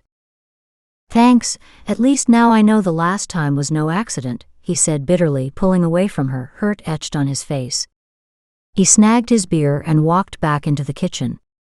The door slammed behind him, announcing his departure to the garden. Alexis looked over at Stefan in concern. I didn't mean to hurt his feelings. I know, which doesn't change the fact that you did. Stefan sat down beside her. It's difficult to learn boundaries in this field. You have to decide what you're comfortable with and stick with it. You and Kevin share a special bond now. He just wants to keep you safe. Alexis latched onto the main issue. Bond? She asked tentatively. From the first time the two of you met, an intuitive bond existed, which has strengthened with time. There is one between the two of us, only different. Now, because he could, he used that link to make sure everything was okay in your world. He knew that when you finally had some control, you could kick him out, but until then, he wanted to keep tabs on you. Keep you protected. Stefan held up his hand to forestall her indignant outburst. Before you blow, you knew on a subconscious level what he was doing. He couldn't have forged that link without your permission. What happened to the link after our love, ah? She stopped, flustered. What happened to the link now? A physical joining strengthens the mental or spiritual link. It's up to you two, but it can become almost permanent. Alexis didn't know what to think. Almost permanent? What a mind-blowing concept. Right. Does that mean like we're special together? As in, forever together? Alexis couldn't get her mind wrapped around this. What she could understand damn near blew her mind, and her heart. The thing is, I'm not sure that's what I want. That I'm ready for that. And maybe not with Kevin. And his job. She'd lost so many loved ones already. She didn't know if she could live with the fear of him heading off into danger every day. Did she even have a choice any longer? Kevin's caustic voice cut through her speech. I suppose you just wanted to scratch an itch, huh? Gee, thanks. Nice to know I was of some use. Heat flushed over Alexis's features before draining away, leaving her chilled and wan. That's not fair. Stefan's calm voice stepped in, easing some of the tension in the air. Be nice to the lady, Kevin. This is between the two of you. She's the one who brought it up with you. I was trying to understand why you were hurt when I closed the door in my mind. That's all. Alexis's voice lowered to a soft, vulnerable pitch. Now I'm wondering just how the afternoon even happened. It was so unlike me. Did you? She broke off, not sure what she wanted to ask. But Kevin knew. Angry disbelief blasted back at her. What? He roared. So now I'm an unscrupulous seducer of young women. I get them under my power, and they're helpless to resist. Do you really think I used some kind of hypnotic suggestion on you? His obvious disgust and sense of betrayal shamed her. She didn't think she'd meant that. Although she didn't think he was to blame, a part of her still felt uneasy. Never would she have seen herself doing what she'd done so casually. That it could be something incredibly powerful like fate, destiny, or even, God help her, love, wasn't something she could look at right now. It was much easier to hide behind her anger than look at the rest. She knew the two men were watching the emotions flicker across her face. She kept her mind closed off. She had to sort this out without prying eyes, no matter how well-intending they might be. Kevin snorted in disgust, grabbed his coat and stormed to the front door. Thanks for the beer, Stefan. I'm gone. Maybe I can still grab some sleep tonight. The door slammed behind him. Stupidly, she felt hurt that he didn't say goodbye. What an idiot. He was pissed at her, and maybe rightly so. That still didn't change the fact she'd have liked a goodbye hug and kiss after what they'd shared earlier today. Even though she had second-guessed out loud whether for her it was right or wrong. She sighed and looked at Stefan, who watched her with one eyebrow raised. You could have said goodbye too, you know? Stefan said quietly to her. Once again she flushed. I didn't think of that in time, she said quietly. She stood to gather her things. Kevin's right. We should both be trying to follow his example and get some sleep. Morning will be here soon. She glanced at the living room clock and grimaced. Very soon. With a quick hug goodbye, Alexis walked slowly to her truck. Way too late, she remembered the almost in Stefan's shocking revelation on being bonded. Just as shocking was the realization that such a bond was too precious to lose. What had she just done? The sports car ripped up the long drive, screeching to a dead stop, as if a drunken driver had slammed on a brake. Charles smiled. The lights were out. The good mayor and his wife were already in bed. They'd never notice his return, the recalcitrant son. Slamming the car door shut, he sauntered casually toward the sprawling mansion. Glancing around, he thought he saw another vehicle hiding under the trees at the fence. He laughed. Not bloody likely. No one would dare trespass on his daddy's all-important property. Too bad. He'd been tempted several times to smash his car into the front of the stone-cold building, but knew it wasn't worth the reproach and the reminders that would continue forever. Almost walking straight, he made it inside the front door. Hello. Anyone still up? He hoped not. He wasn't in the mood for more tears and lectures about his lack of career or his heavy drinking, especially not today. He closed his eyes against the pounding headache. God damn them anyway. There never seemed to be a reason for these headaches, but they'd been killing him for years now, since he was a teen in fact. Early on his mom had taken him to doctors and had tried hard to help him, but then when nothing seemed to work she had given up. Hello, he called out a little less quietly.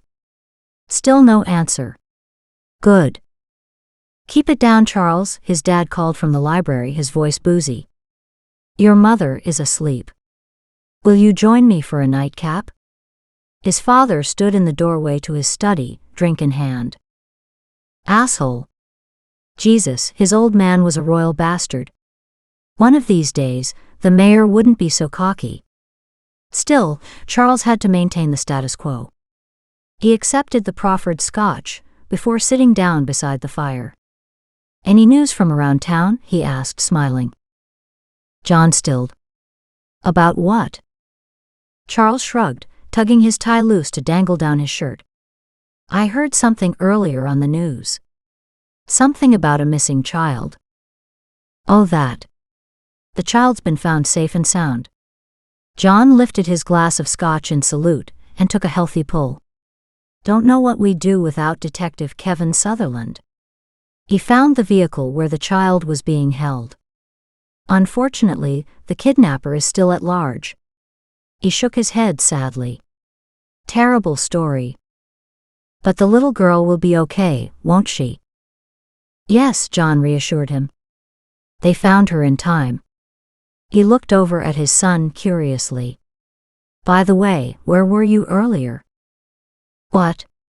Oh, I was just driving around, Charles mumbled into his glass. His father looked at him closely. Did you go to the mall tonight? That's where the child was found. Charles stared at his father. Why the hell had he asked that? You don't think I had anything to do with her disappearance, do you? No. No, of course not. But John focused on the swirling amber liquid in his glass, refusing to meet his son's gaze. Sourly, Charles looked at the hint of suspicion on the other man's face. What about you? Did you go out earlier tonight? The other man's face paled, then flushed in fury. What? My behavior has never been in question. But then your constituents don't know everything about your world, do they, father? Horror and pain flowed from the liquid haze in John's eyes. Why do you hate me so? No answer was forthcoming. Charles felt a grim satisfaction for putting his father firmly in his place again. But he knew his father would get his revenge soon. He always did.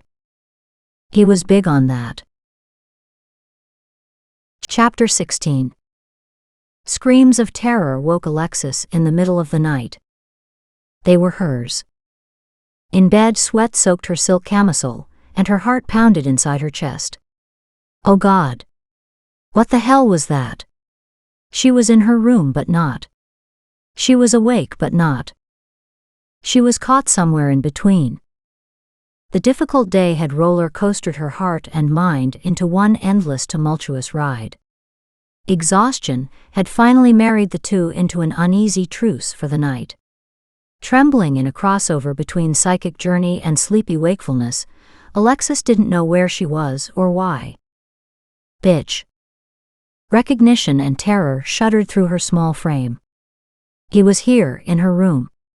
She curled up against the headboard, frantically searching the dark corners of her room. Damn right, it's me. Thought you'd spoil my fun, did you? A macabre laughter floated through her gray world. Well, guess what?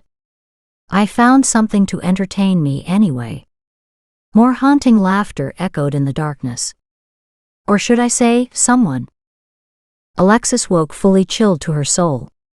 She'd never understood the phrase, in a cold sweat. Now she did and wished she didn't. Her throat rasped painfully with every breath. She didn't know what had just happened, but knew it was important. Automatically her mind reached for Kevin. Her mind zeroed in with perfect aim. It took several scary moments before the phone beside her rang. "What?" growled back his disgruntled voice. "Why the hell did you wake me in the middle of the night?" "He was just here." "Who?" His question alone explained his lack of wakefulness. Alexis waited patiently for it to kick in. It didn't take long. "Him. The suspect. Was. He's gone? Are you okay? What did he say?" Quickly she reassured him and related the asshole's words, emphasizing the tone of voice. He sounded so satisfied, exultant even. "I'm scared, Kevin. I think he's killed someone."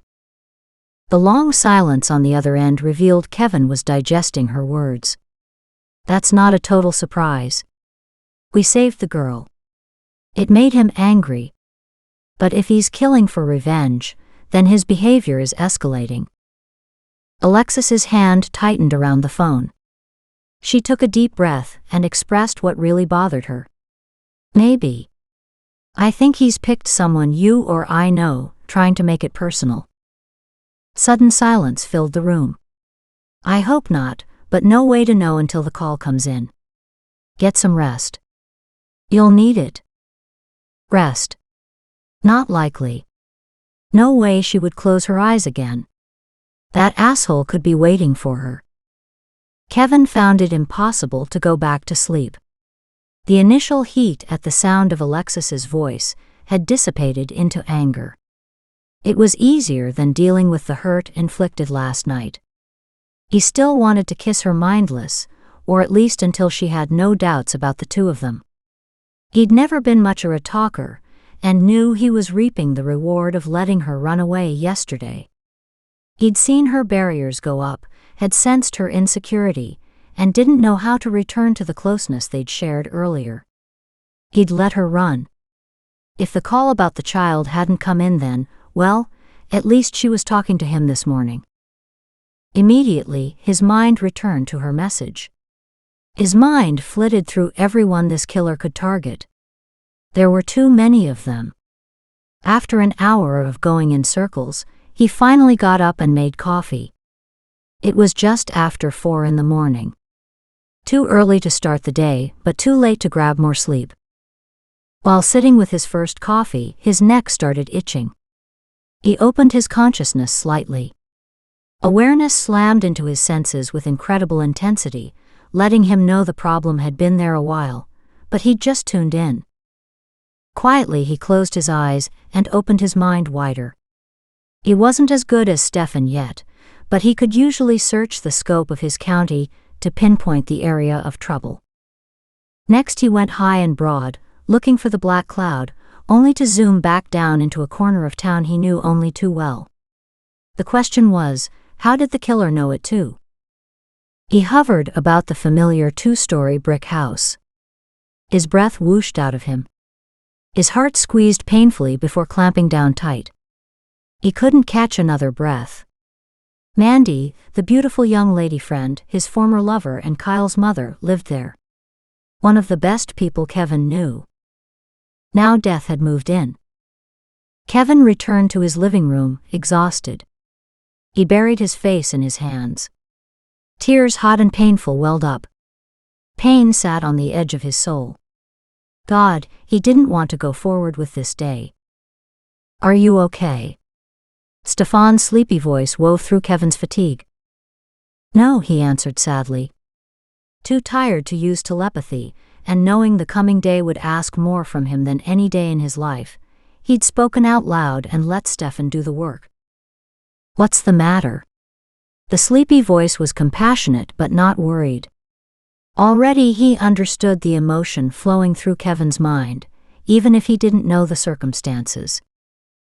The killer got personal last night. Very personal. Waves of sadness vibrated between them as he allowed Stefan to watch the movie on continuous replay in Kevin's mind. "I'm sorry," Stefan murmured gently. "If it makes you feel better, I think that finished the killer's fury." "I agree, or I'd be standing watch over Alexis right now." He waited no longer. His fellow officers had all the sleep they would get this night. He drove to where Mandy lived, at the end of a quiet residential block. Everything looked normal on the street. Years ago, when their relationship was going nowhere, they had decided to be good friends. Kevin had seen Mandy and her son many times over the years, the last time at Charles' birthday party. He'd always enjoyed seeing how Kyle had changed as he grew older. Now he just wished he would find the little boy alive. He already knew Mandy wasn't. Shit. He walked up to the front door and knocked. A crushing sense of evil permeated the air. "Hello. Anybody home?" The front door was locked. He pounded loudly, hoping for Kyle's sleepy voice. Walking around to the back of the older house, Kevin looked carefully for any sign of forced entry. Mandy's car was parked in the back alley and was cold to the touch. She'd been home all night. He rapped loudly on the back door. Nothing. The pit in his stomach solidified. He knocked once again before calling out, "Hello? It's me, Kevin." No answer. After pulling on gloves from his pocket, he tested the kitchen door. It opened easily. He pushed the door open wider. With his first step, the metallic smell filled his nostrils, and expectancy of the pain to come overwhelmed his soul. He knew he shouldn't enter. But he couldn't help himself. What if he'd been wrong? If there were the slightest chance that one of them was still alive, he had to help them. Several carefully placed steps led him into the kitchen, and then to the small hallway. Kyle's room was empty. And destroyed. It was slow to come, but his police training kicked in, allowing him to peruse the room again. The killer had been pissed. Kevin searched quickly, but he found no sign of the boy. Relief warred with hope and terror as he glanced down the hallway. What were the chances Kyle hadn't been home last night? If he'd been the killer's target, the man would be pissed to not find him. That would explain why the child's room was smashed. And why the killer had gone after Mandy, why his victim hadn't been a child. The child hadn't been available. Kevin didn't want to walk in any farther, but knew he needed to check on Mandy. All the wind escaped from his lungs as he looked on the battered and bloodied body of his friend. Christ! More prayer than invective, his heart cried for her. She hadn't died easily or quickly. Kevin ran back outside for fresh air, his stomach heaving. He did finally regain control, but with it came a blinding red haze of fury. This was an insane act of revenge. The killer had declared war. Kevin wouldn't rest until the animal was put down, one way or another. But first, where was Kyle? Alexis checked her watch several times during the day, while working at the main park. Kevin hadn't called with news. She'd expected a call. But no such report came. Alexis tried to phone Kevin at work on her lunch break, only to reach his voicemail. She didn't bother to leave a message. Neither did she attempt to contact him, as she had in the middle of the night. The door to enter his mind was closed. She'd used her baby skills to check. And maybe she deserved that, after blocking him yesterday. Alexis lost herself in her gardens for the rest of the afternoon. She wallowed in the healing comfort of her plants. Several people wandered around, enjoying the beautiful sunny day. Mothers sat on benches, watching as children scampered about happily. Alexis watched one group arrive in a dark sedan. A warmly dressed mother-daughter pair exited. A tall suited male stayed by the car watching. The females must have been boiling hot. The little pixie of a girl tugged on the collar of her coat, trying to loosen it up.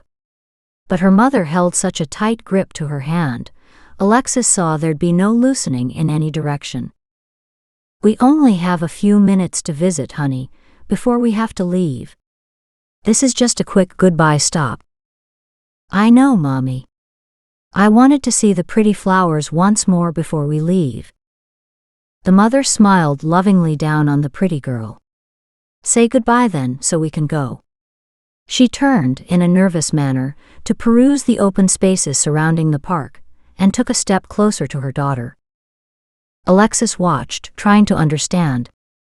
Her heart was touched, as the little girl bent to smell the flowers and to caress the petals of a bright, perky daisy. This was why Alexis did what she did, so the people could take the beauty and the healing spirit of plants into their own hearts. The little girl looked slightly familiar, but Alexis couldn't place her. "You do love those daisies, don't you, sweetheart?" The little girl nodded. "They're special." Alexis's heart hitched. The young woman smiled lovingly down at the blonde cherub. "Absolutely. I'm sorry.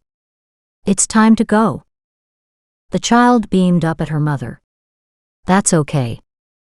As the child turned to walk away, her profile shone clearly. Alexis gulped. In her heart she knew this was the kidnapped child from the van. The one she'd been hesitant to meet. She slumped to the grass, watching as the two strolled through the winding flagstone paths toward the man and the waiting car. The bond of love shone from them both. And yet their auras had a ragged edge, and Alexis felt a tight, locked-in connection that could stifle. Hoping to help, Alexis swept over both auras of mother and child, pulling the pain and fear into her own space. Instantly the energy around the two lightened, the edges smoothing out, and a slight glow began to weave joy around them. The mother's smile brightened a little, and she stood more relaxed. Alexis did a swift cleanup of her own aura, dumping the negative energy before it could affect her. Warmth slid through her as she watched the child she'd helped rescue last night leave with her mother. Both happier and more at peace with the world. This answered one question. Alexis now knew why she'd continue to do psychic work. She'd do what she could when she could, and maybe help save others like this child. Were the gardens the connection between the kids? Did they share the same love of the flowers? She didn't know how these psychos thought. Perhaps he'd noticed this tenuous connection all his victims had to the flowers. Deep in thought, she tugged at the fingertips of her gloves and pulled them off to reach for her cell phone. Damn. Hers was at home on the charger. She had to let Kevin know. Scott was wielding a shovel on the far side of the park. Alexis wandered in his direction, hoping to use his cell phone. "Hey there, beauty. How've you been?" His booming voice reached out for her before she'd made it halfway there. She was helpless to stop the silly grin. Damn, she liked that man. "I'm good. How's the local Lothario?" A cheeky grin beamed at her.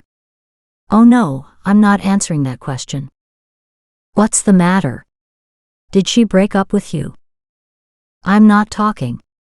Burly arms crossed resolutely over his huge expansion of chest, accentuating his words.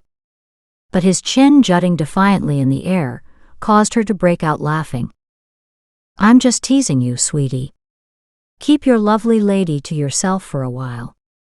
I can always go to the hospital and invite her out to tea." He spun around quickly, his huge blue eyes bulging in alarm. "Ya wouldna, would you?" "Maybe. Of course, if you let me use your cell phone right now, I might reconsider." The item in question appeared lightning quick in her hand, causing another round of giggles. She punched in the numbers and waited. "Detective Sutherland, please." Scott waggled his raised eyebrows at her. Alexis rolled her eyes and walked a few steps away. "Alexis, I can't talk right now." She rushed into speech. "Kevin, I just saw a mother and little girl here in the gardens. She looked like the little girl from the van. Could it be them?" Alexis listened to Kevin's confirmation of what she already knew. She really loves the gardens. I think there has to be some connection. Thanks, I have to go. He hung up. Damn it all. Anyway. She glared at the silent phone in her hand. I don't think he's listening to you, darling, Scott teased, motioning to the dead phone clutched uselessly in her hand while she continued her one-sided conversation with empty air. Or are you so good now that you no longer need any technology? If he only knew. Chapter 17. Stefan seemed strangely preoccupied that evening. He didn't mention a reason, so she didn't ask either. She kept an eye on him, though, as they enjoyed the first few sips of Stefan's traditional tea. An odd look settled on his face. Alexis eyed him curiously. What is it? Did you come up with something? She couldn't stop the dread from sneaking into her voice. Stefan, what aren't you telling me? Did you listen to the news? Stefan's voice held a sadness to it. Alexis looked at him sharply. What news? But inside she already knew. It was just the details that had to be filled in. Who died? Their eyes met and held. Stefan broke away to bow his head. An ex-girlfriend of Kevin's. Her son wasn't home at the time. He'd had a sleepover at the neighbor's. Alexis sank slowly down beside him. Oh no. Her stomach clenched and heaved. Dear God, what kind of monster was this? A thwarted one. Alexis gulped several times before whispering, I suppose that makes as much sense as anything. Poor Kevin. Stefan picked up his teacup and took a sip. He found her. Shards of agony pierced her heart. How terrible for him. Kevin must have gone through hell. That had to top the list of things she never wanted to experience. Finally, Alexis became aware of Stefan's careful scrutiny. She moved to break the silence. Have you learned anything about the killer? Some. I know I'm up against something unique. He's stronger, more cunning, and has years of experience remaining undetected. I have one advantage, though.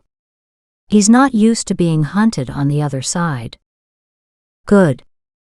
At least that gives us something. We'll need much more than that. At the same moment, they heard a car pull up out front. Kevin. She raised an eyebrow at Stefan. He nodded. They waited, listening for the approaching footsteps, then for the door to open. Good evening, you two. Kevin leaned against the archway to the solarium. Dark shadows sagged below his bloodshot eyes.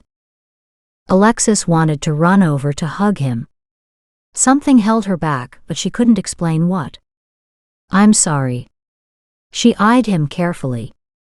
A black mantle of depression had settled on his shoulders, with a white-lipped, pinched fury just below the surface. She eyed him warily. His head nodded in a sharp jerk. Thanks. I gather Stefan told you? A little. It was as if they were strangers, exchanging polite banter. What's happening now? Everything. Kevin's expression chilled. We're doing everything we can, thank you. I know that. I didn't mean to imply that you weren't. She stopped 1 second before confessing, I'm sorry. Maybe I did, but only because I'm scared and worried. Alexis shrugged defensively. People are dying. Always before, I've put my trust in the police to find a speedy solution. She looked between the two men, nervous, uncertain, and ashamed of her feelings. The thing is, this time I feel like I'm supposed to be part of the solution, and I feel like I'm failing everyone. No one knows about you or your abilities. There's no expectation that you'll. Except me. She twisted her bracelet nervously. Her insecurities had no boundaries tonight. Kevin clamped his large hand down hard on her fingers. Startled, she realized that her fingers were twisted and snarled in her bracelet. Sorry, I'm not myself. I think it's time I went home. Maybe I can get some sleep tonight. Before she reached the front door, Kevin joined her. "I'll take you home." "No, it's okay. You're tired. Besides, I'll be fine." He turned her by the shoulders until she faced him. "Maybe, but I don't like the idea of you going home alone." She couldn't resist. "Okay, but I don't want to leave my truck here. If you want, you can follow me home. Make sure I get there safe." Opening the door, Alexis walked to her truck. "Fine," he said shortly. As Alexis drove home, she worried about what to do with him when they arrived at her place. Minutes later, she exited her truck and waited while he parked beside her. On their way to her apartment door, she pointed out the hallway where the odd psychic incidents happened. "This hallway looks a lot like the one I saw in the vision in the ditch, but I don't know. Maybe the whole world is filled with long, dingy gray hallways." He walked into the dark living room behind her, shutting the door with a resounding click. "I checked out past tenants. Nothing popped." Alexis walked over to the lamp, wondering why there was no light answering all her attempts. "The lights aren't working." She tried the wall lamp against the window. Odd. This time, she headed for the kitchen and flipped the wall switch. "Oh great. Like I need this." "What?" "A power outage." She slung her purse to the kitchen table. Damn, she wanted a hot bath. How can that be? The elevators worked, and the hallway lights were on. Kevin moved carefully around the darkened apartment. "Was everything okay earlier?" "Yes. I made dinner and had tea. There were no issues then." Kevin unclipped his gun, surprising her. He motioned her to get behind him. Only she didn't understand, causing his motions to become more frantic. "Kevin, what's the matter?" she whispered. He held up his hand, as if to keep her quiet. "Surely, this is a simple utility issue." "Isn't it?" she whispered again. Kevin never said a word, but he grabbed her arm with one hand and her purse with the other. She snatched up her cell phone, still in the charger on her counter. "Shish," he whispered, tugging her to the front door, then shutting it quietly behind them. He lost no time hustling her straight back out to their vehicles. "We're taking mine. Get in." She scrambled into the front of Kevin's truck without protest. She sat quietly while he called the station. By the time he'd finished the conversation, a cruiser pulled up with two uniformed men inside. Kevin waved to them and pulled out onto the road. Alexis waited a moment. "What was that all about?" "I didn't tell you before, but Mandy." He choked up slightly, then continued, "Mandy, the woman who was murdered yesterday? When I arrived at her house, the house had no power either. Yet all the neighbors' houses were fine." He shifted the truck one gear higher. He glanced over at her. "Alexis, there's a good chance he was coming after you tonight." Alexis swallowed hard. Wouldn't she know if the killer hunted her? And if she didn't, what good were her psychic abilities? When she'd finally calmed enough to speak, what she said surprised them both. "Why didn't you search more thoroughly then?" she said indignantly. "We could have caught him." Kevin looked over at her in astonishment. "It's the we part that's a concern. I deemed it more important to get you out safely first. Those officers will check it out." By the time she'd processed the concept of cops going into her apartment, they'd reached Kevin's house. "I'll make some calls once I get you settled in." He followed her to the front door of his small, cozy house, tucked behind an evergreen hedge. Alexis barely noticed where they were. She was still reeling at the implications of the killer seeking her now. "Alexis?" Kevin reached out and snagged her into a close hug. "Hey, it'll be all right." "How can you say that?" "Nothing would ever be right again, until this asshole was caught." "This is just a precaution," he reminded her. "Maybe I overreacted, but I'm not taking any chances. I saw firsthand what this asshole is capable of. You won't be his victim, ever. He squeezed her tight before stepping back. His voice grim, he promised, I won't let that happen. That made for a sobering shift back to reality. I'm really sorry about Mandy. She watched sorrow deepen the lines of his face. Thanks. So am I. I'm also grateful the bastard didn't get his hands on Kyle. That's why I'm not taking any chances. Fine. She followed him into the hallway and stopped in her tracks. Oh wow. His house startled her. Huge flower pots held an overwhelming array of tropical plants in all sizes, textures, and every shade of green. Every windowsill was laden with an assortment of cuttings and flowering houseplants. The pièce de résistance was ivy that crawled halfway across the living room ceiling, wandering down to a huge dining room. Waves of welcoming energy surrounded Alexis as she walked through the main floor. They're beautiful, she whispered reverently. Her smile broadened as the warm energy visibly strengthened in response to her appreciation. I thought you might like them. I hadn't realized you could communicate with them quite so effectively. He looked at the plants he'd lavished with so much care. Unbelievable. They already look happier. He walked into his kitchen, checking out his plants in bemusement. You've done a wonderful job. I'm sure you know that already. Alexis trailed behind him, a little confused by his reaction. I didn't mean to barge in on your territory. Plants just react whenever I'm around. He spun around, surprise lighting his face. I'm not upset with you. I'm in awe. I've never seen so much raw power in someone so unaware. He walked over to the fridge. Do you want a beer? No, thank you. I'm so tired, that would finish me. Will you sleep? Alexis felt the intensity of his gaze, knowing he was gauging her on all levels. Stop that. Yep, definitely need sleep. Follow me. He led the way to the set of stairs they'd passed on their way into the kitchen. Up here are the bedrooms. The top of the stairs opened into a cozy nook and several doors. He pushed open the closest one. This is the one and only guest room. Alexis walked into a simple but comfortable-looking room. She looked around. It seemed generic, almost had a hotel look to it. I don't get many visitors. At least not many who sleep in here. She shot him a dry look.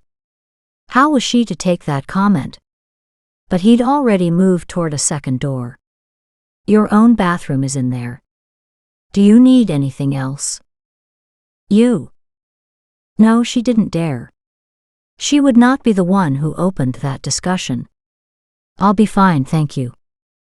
Great. We'll sort everything out in the morning. For now, you're safe. He walked back to the hallway. Get a good night's sleep. I'll see you in the morning. Then he was gone. Alexis gazed at the empty doorway. She really would sleep alone tonight. She'd wondered, anticipated, and worried over the night to come. Now she felt inexplicably disappointed. Without any nightclothes or toiletries, her evening ritual took mere seconds, allowing her to crawl into bed before her energy fled completely. She remembered to follow Stefan's evening preparations and dropped off into a deep sleep. Downstairs, Kevin reached for a beer. It would be a long night. But he had to stay focused. If the bastard knew about Mandy, then locating Kevin's home was an easy next step.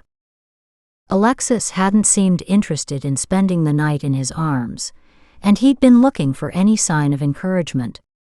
But then he hadn't exactly shown any interest either. She'd have to make that next gesture herself. But it was too early for her. Damn and double damn. She'd gotten that stupid idea in her head about him using some hidden advantage against her. He snorted. Yeah, right. All he'd had was his overwhelming need. Every time he saw the damn woman, he was hungry for what they could have together. His constant state of arousal made it difficult to think clearly around her. He'd tested the door to her mind once, but it had been firmly closed against him. For her safety, he needed it open. With her guard up against him like this, he couldn't even talk to her about it. Once this was settled, then. His watch beeped, reminding him of the time. He quickly dialed his office. There'd been no word on Alexis's apartment yet. Kevin sat down for the long evening ahead. It left plenty of time to think about Mandy, and about what would never be again. Most of all, it left plenty of time to think about the bastard who'd destroyed her son's world. Kevin took a drink of his beer, and raised the bottle briefly in homage to Mandy. That this asshole had chosen an ex-girlfriend of Kevin's likely meant the killer was someone who knew Kevin, and possibly someone Kevin knew. Sure, a stranger could have asked around. Mandy's name could have come up in conversation. But in a town this size, it was just as likely that Kevin knew Mandy's killer. He'd seen her last at John's party. His stomach soured. Had someone seen them together? Kevin closed his mind to the images that tumbled through his heart. Pain welled up. Kevin brutally slammed aside the images and took a hefty drink. The beer soured on its way down his throat. Kevin wouldn't let anyone else get hurt, especially not Alexis, if he could help it. A scream ripped through his house. "Alexis, did you enjoy my sweet revenge? I thought you'd like to see what I can do. Shall I show you more?" No. Alexis stood in the middle of a black tornado. She was lost in time and space. She had no idea how she'd arrived in this hellhole, or how to leave it. Horrific images swirled around her. Faces appearing, then disappearing as others took their place. Other victims, other deaths. The force of the furor blinded her to all else. No. Stop. No more victims, please. I beg you. Her wail of agony ripped through the energy vortex, making her tormentor laugh with joy. They aren't victims. They are my guests. For all of eternity. Not all of them. Surely not. He'd only killed Mandy for revenge, hadn't he? Was she now one of his guests? Yes, all of them. I've enjoyed this little hobby of mine for decades. Since I was a young man, actually. I was never caught. Never even a suspect in all those child murder cases. I took a break in there, but now I'm back, and your turn is coming. The images circling her increased, the wails and cries of his victims drowning out her hearing. The crescendo of pain and agony built until she couldn't stand it. Her horrified scream slashed through the house and woke her up. Sobbing for breath, she trembled in shock under the twisted covers. She recognized Kevin's wary approach to the bed. Her teeth were chattering so uncontrollably that she didn't think they'd ever stop. Kevin sat down on the edge of the bed, looking her over carefully. I didn't want to approach you too quickly. That can be dangerous. Remember? A large palm cupped her cheek tenderly. Alexis leaned into it, gratefully accepting the comfort. I'm so cold, she whispered. Her fingertips were a curiosity, bluish-gray in color, probably a perfect match for her lips. The chattering showed no sign of slowing either.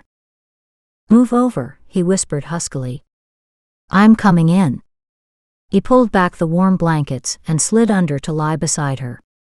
Without giving her a chance to argue, he snuggled her tightly against his chest. Just concentrate on getting warm. He felt so good and so right. She lay still, accepting his comfort, until his body heat finally started to chase away the chills. He spoke with me.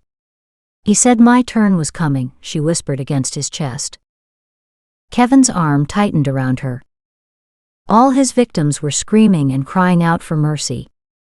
A mercy they never found. So many victims over so many years. As the horrible shrieks echoed in her mind, the tears started to fall.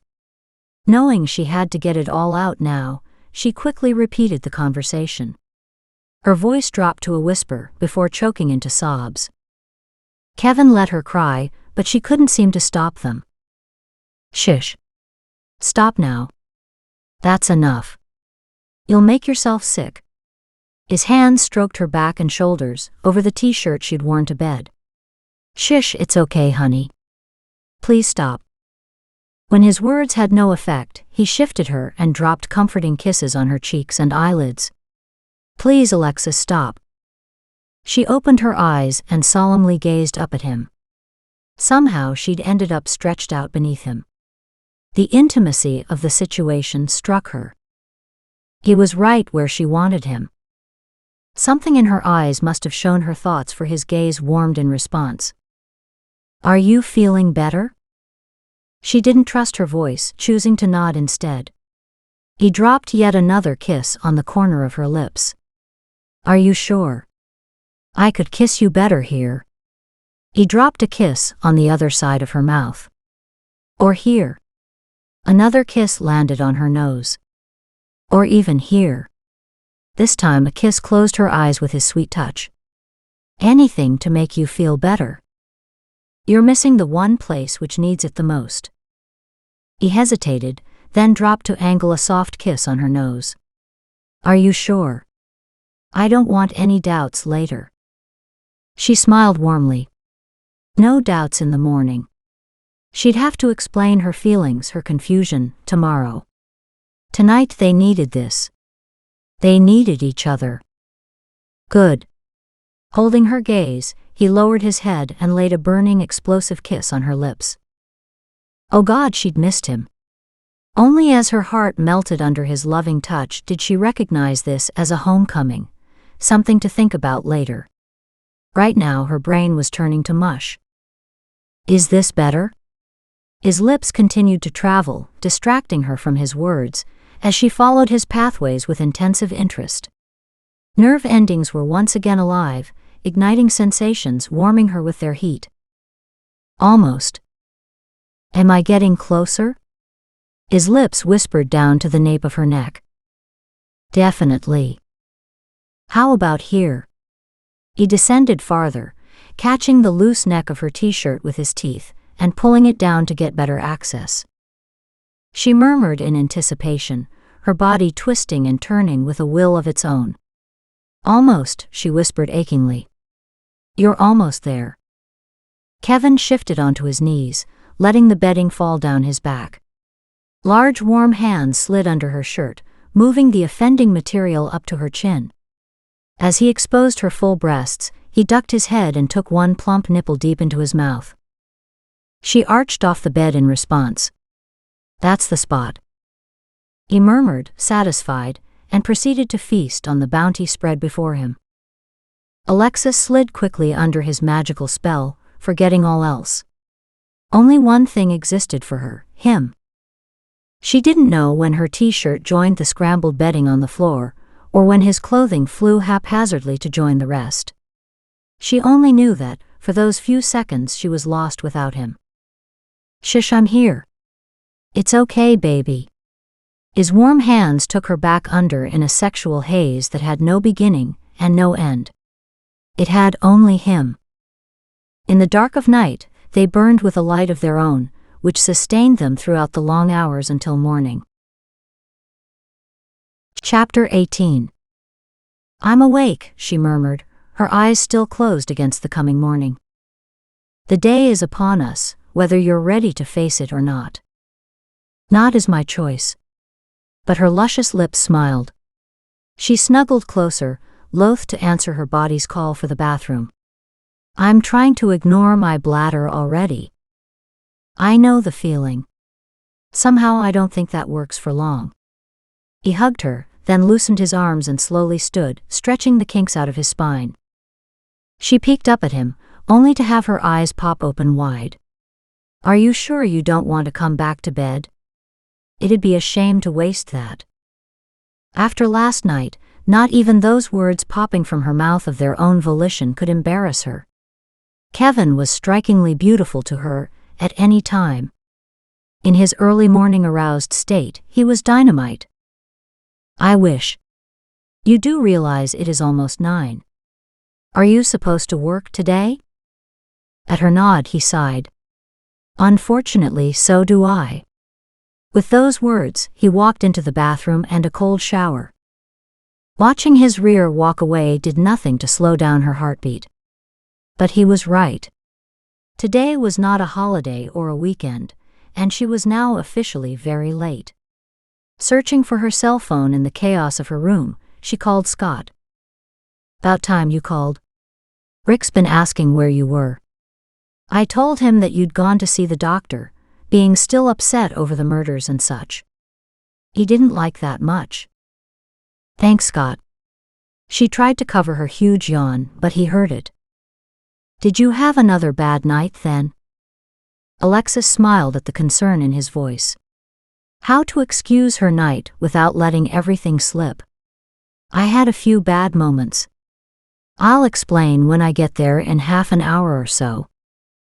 After ringing off, she made a beeline for the bathroom and her solo shower.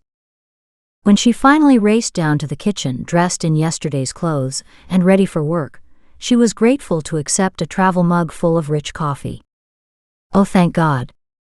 You're a lifesaver. Do you want me to drive you to your truck or directly to work? She checked her watch. Her half hour was past gone.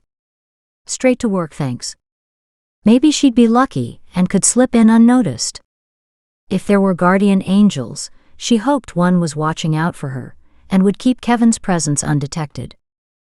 If such angels existed, they were on their early lunch break when she arrived at work. Several of the men stood around drinking coffee when they arrived, including Scott. Good morning, Detective. Respectful greetings flew in his direction. No one said anything to her. Thanks for the ride, Kevin. Alexis waved casually, studiously refusing to look at the men. She rolled her eyes at Kevin, sparking his huge grin. She headed for the garden on the farthest corner of her area, knowing Scott would be on her heels. She wanted to separate him from his cronies. Shyness had definitely taken over. Whatever. She could only hope he'd let it slide. Yeah, as if. Good morning. So you had a bad night, did you? Scott's gruff voice half-teased.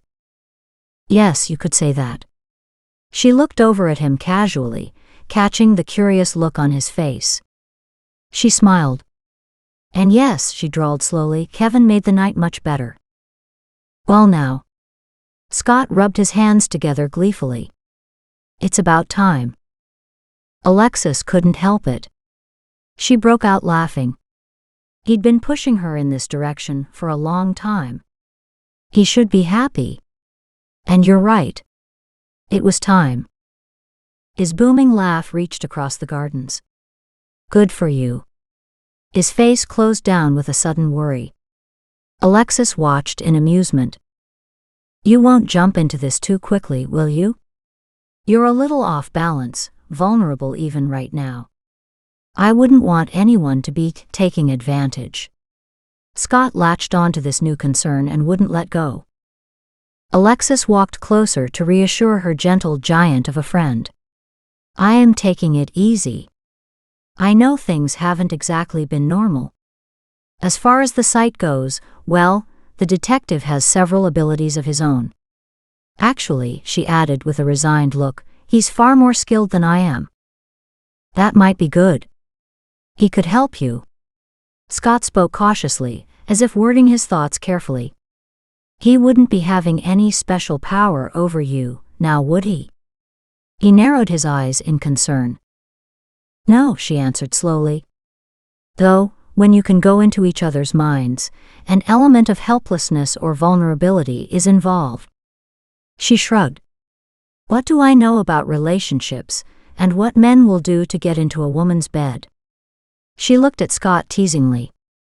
That's your specialty, isn't it? Scott's eyes narrowed even farther, as a detached inward look washed over his face. Alexis got a little alarmed. Hey, I'm teasing, Scott. I didn't mean to imply anything.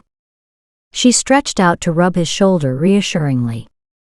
No, but I do know what men might do, being one myself. He snagged her into a big bear hug. And now I'm more than a little concerned about what a man with extra senses and insider knowledge might do. Nothing. He'd do nothing. Don't worry. Sure. Scott brushed it off, but the look in his eyes left her with lingering doubt. Don't you do anything stupid, do you hear me? Alexis asked. Me? He asked too innocently. Not feeling reassured by his tone of voice, Alexis dropped the pleading for now. Shall we get some work done? I have to do something to justify my pay. Especially because Rick was here earlier. Right, I forgot. Alexis tucked her hair behind her head, more than a little bothered at being found lacking at work once again. What did he say? He wants to see us in his office at the end of the day. That statement lingered heavily on Alexis's mind. By the time she had completed her day's work, it was later than normal. Alex, are you ready for your meeting with Rick? I was asked to attend too. Sure, why not? If I'll get chewed out, it might as well be now. Don't go there, Chippy. It won't help, you know. Nothing will help, she grumbled, as she brushed off her clothes, resolutely determined to get the meeting over with, her temper intact.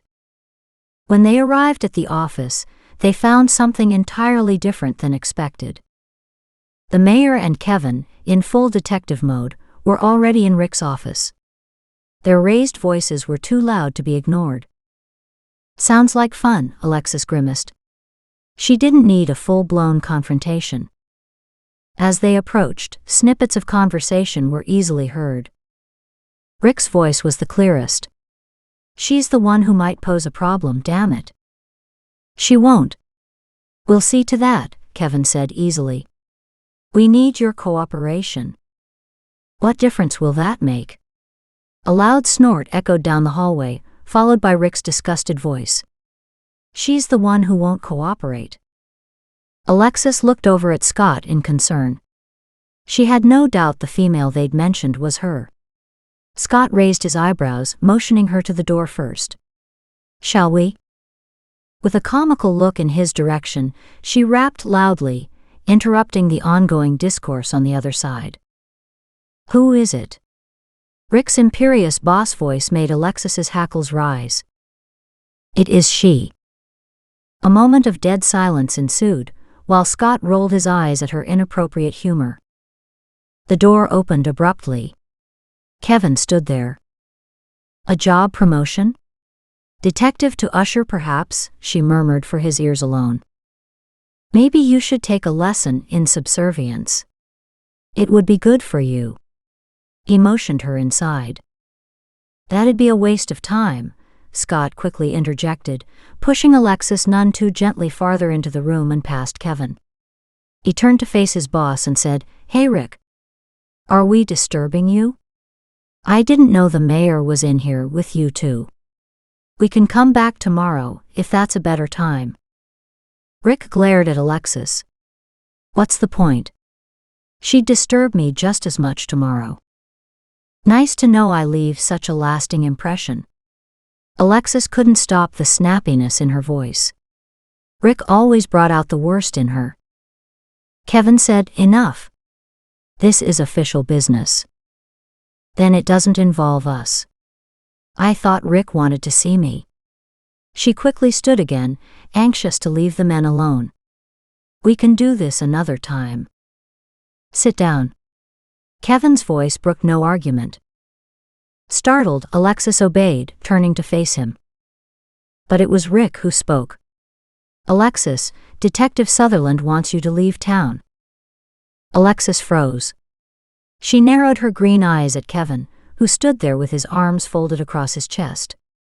He was waiting for her explosion. Well, she'd be damned if she'd give it to him. Why? There. That was simple and adult-like. The power loss that you experienced last night was isolated to just your apartment. And there's evidence to show that whoever staged that power outage was the same person involved in yesterday's homicide. Scott's indrawn breath had her reaching out to him. She offered him a tentative smile. "I said I'd had a bad night. But you weren't telling all, were you, lass?" She rubbed his shoulder. "It would have upset you." "That'd be the truth." Scott turned to Kevin. "You must think she's been targeted if you want her to leave town." "But I can't leave town. I have a job and a paycheck to collect," she snapped. Those weren't the real reasons, but she'd be damned if she'd explain in front of Rick. Besides, they would not gang up on her. "Which is why we're here." Kevin looked over at Rick, and then the mayor. "Would you like to take it from here? You are to go on 50% paid leave until this is over." Rick didn't want to continue, but at the sharp look from the mayor, he sighed in disgust and added, "Under duress, I promise your job with the city will be here waiting for you." The look on his face was almost worth being in this position.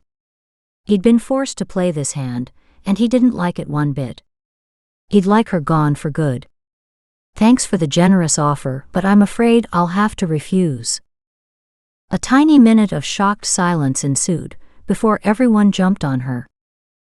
"Like hell," roared Kevin. "Don't do anything foolish here." Scott squeezed her shoulder. Rick smirked. "I told you. She's the one who won't cooperate. She never does."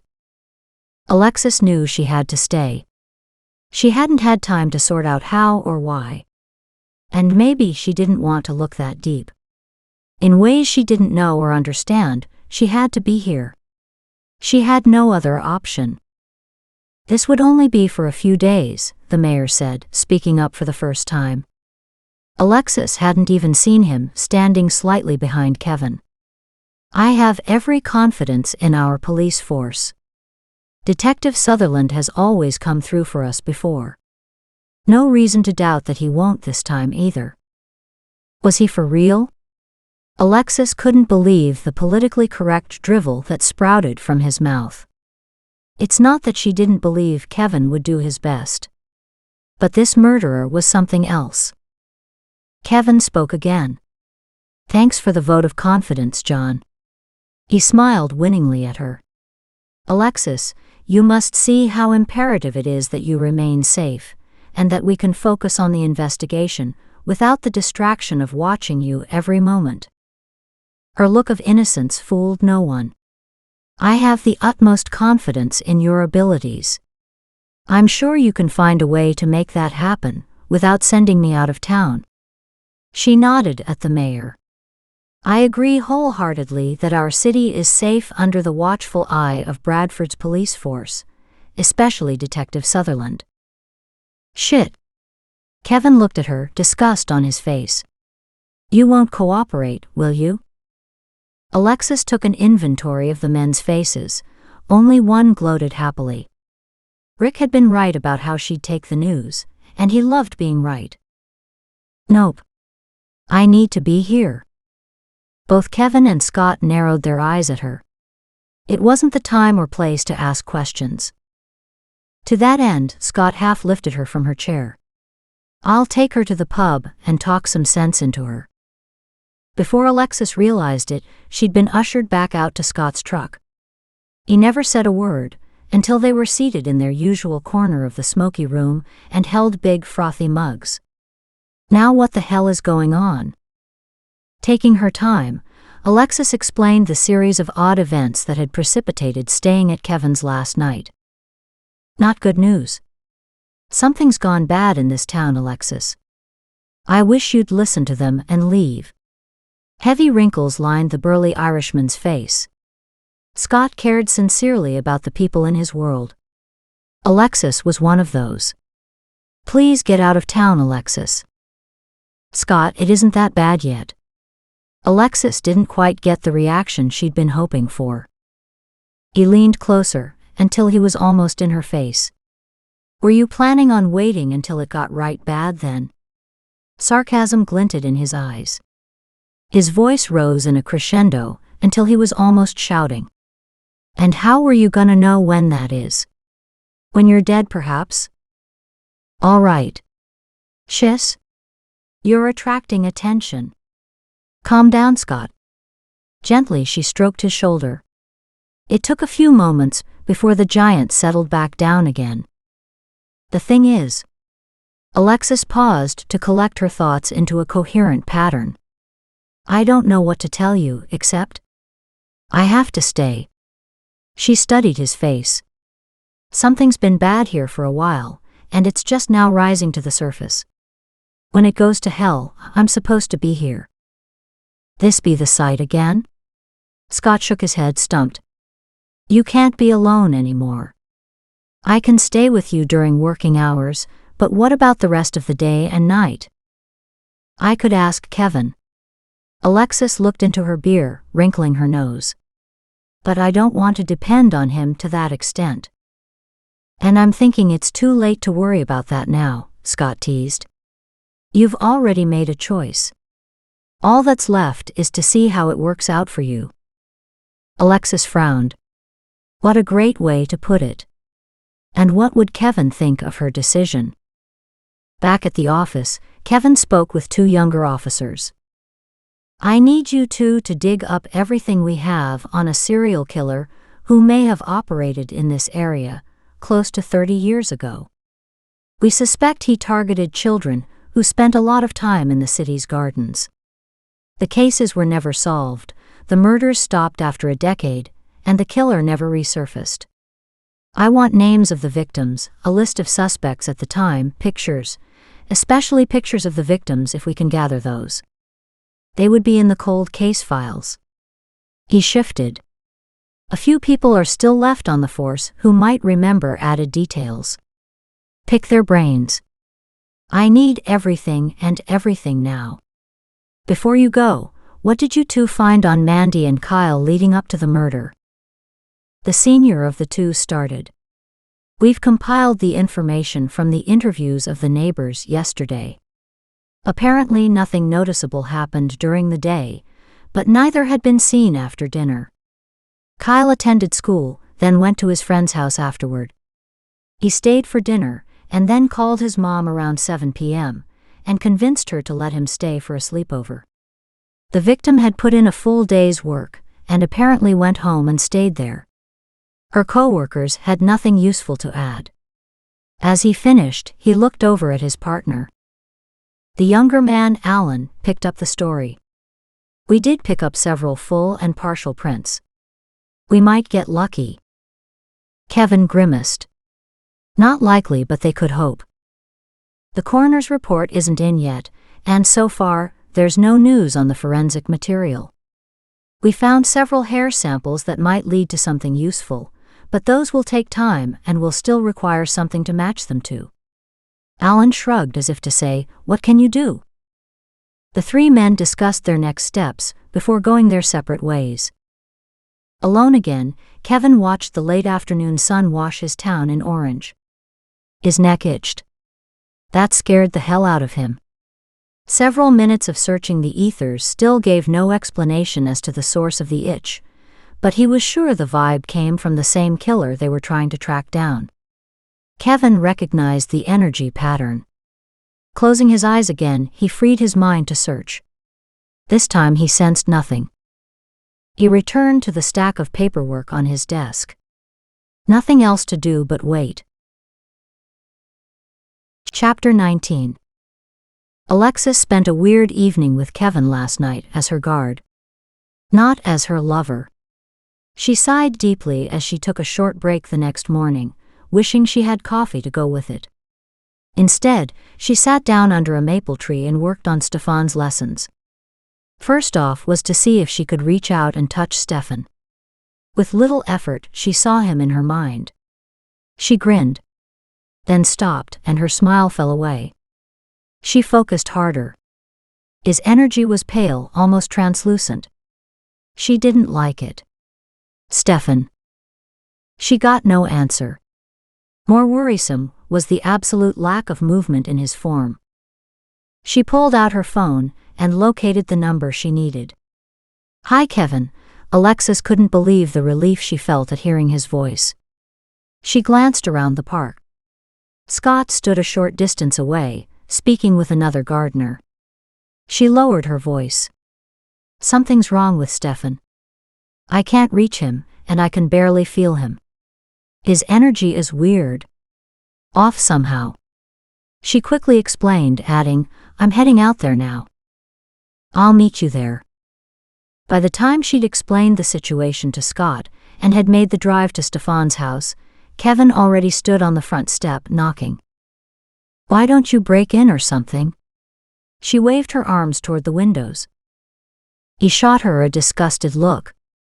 Just because you're impatient doesn't give me the right to break in. That did it. Look. We know something is wrong. If the police don't have the right, how about caring friends? Her hands rested on her hips defiantly.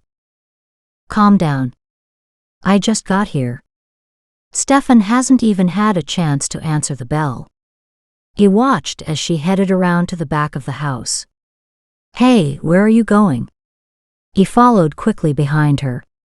Alexis, what are you doing? Alexis? I'll knock on the back door, of course. You stay there. Like hell. Alexis ignored him. Several knocks on the back door produced no results. She peered through the darkened windows, searching for any sign of life within. Then she tried the doorknob. It wasn't locked.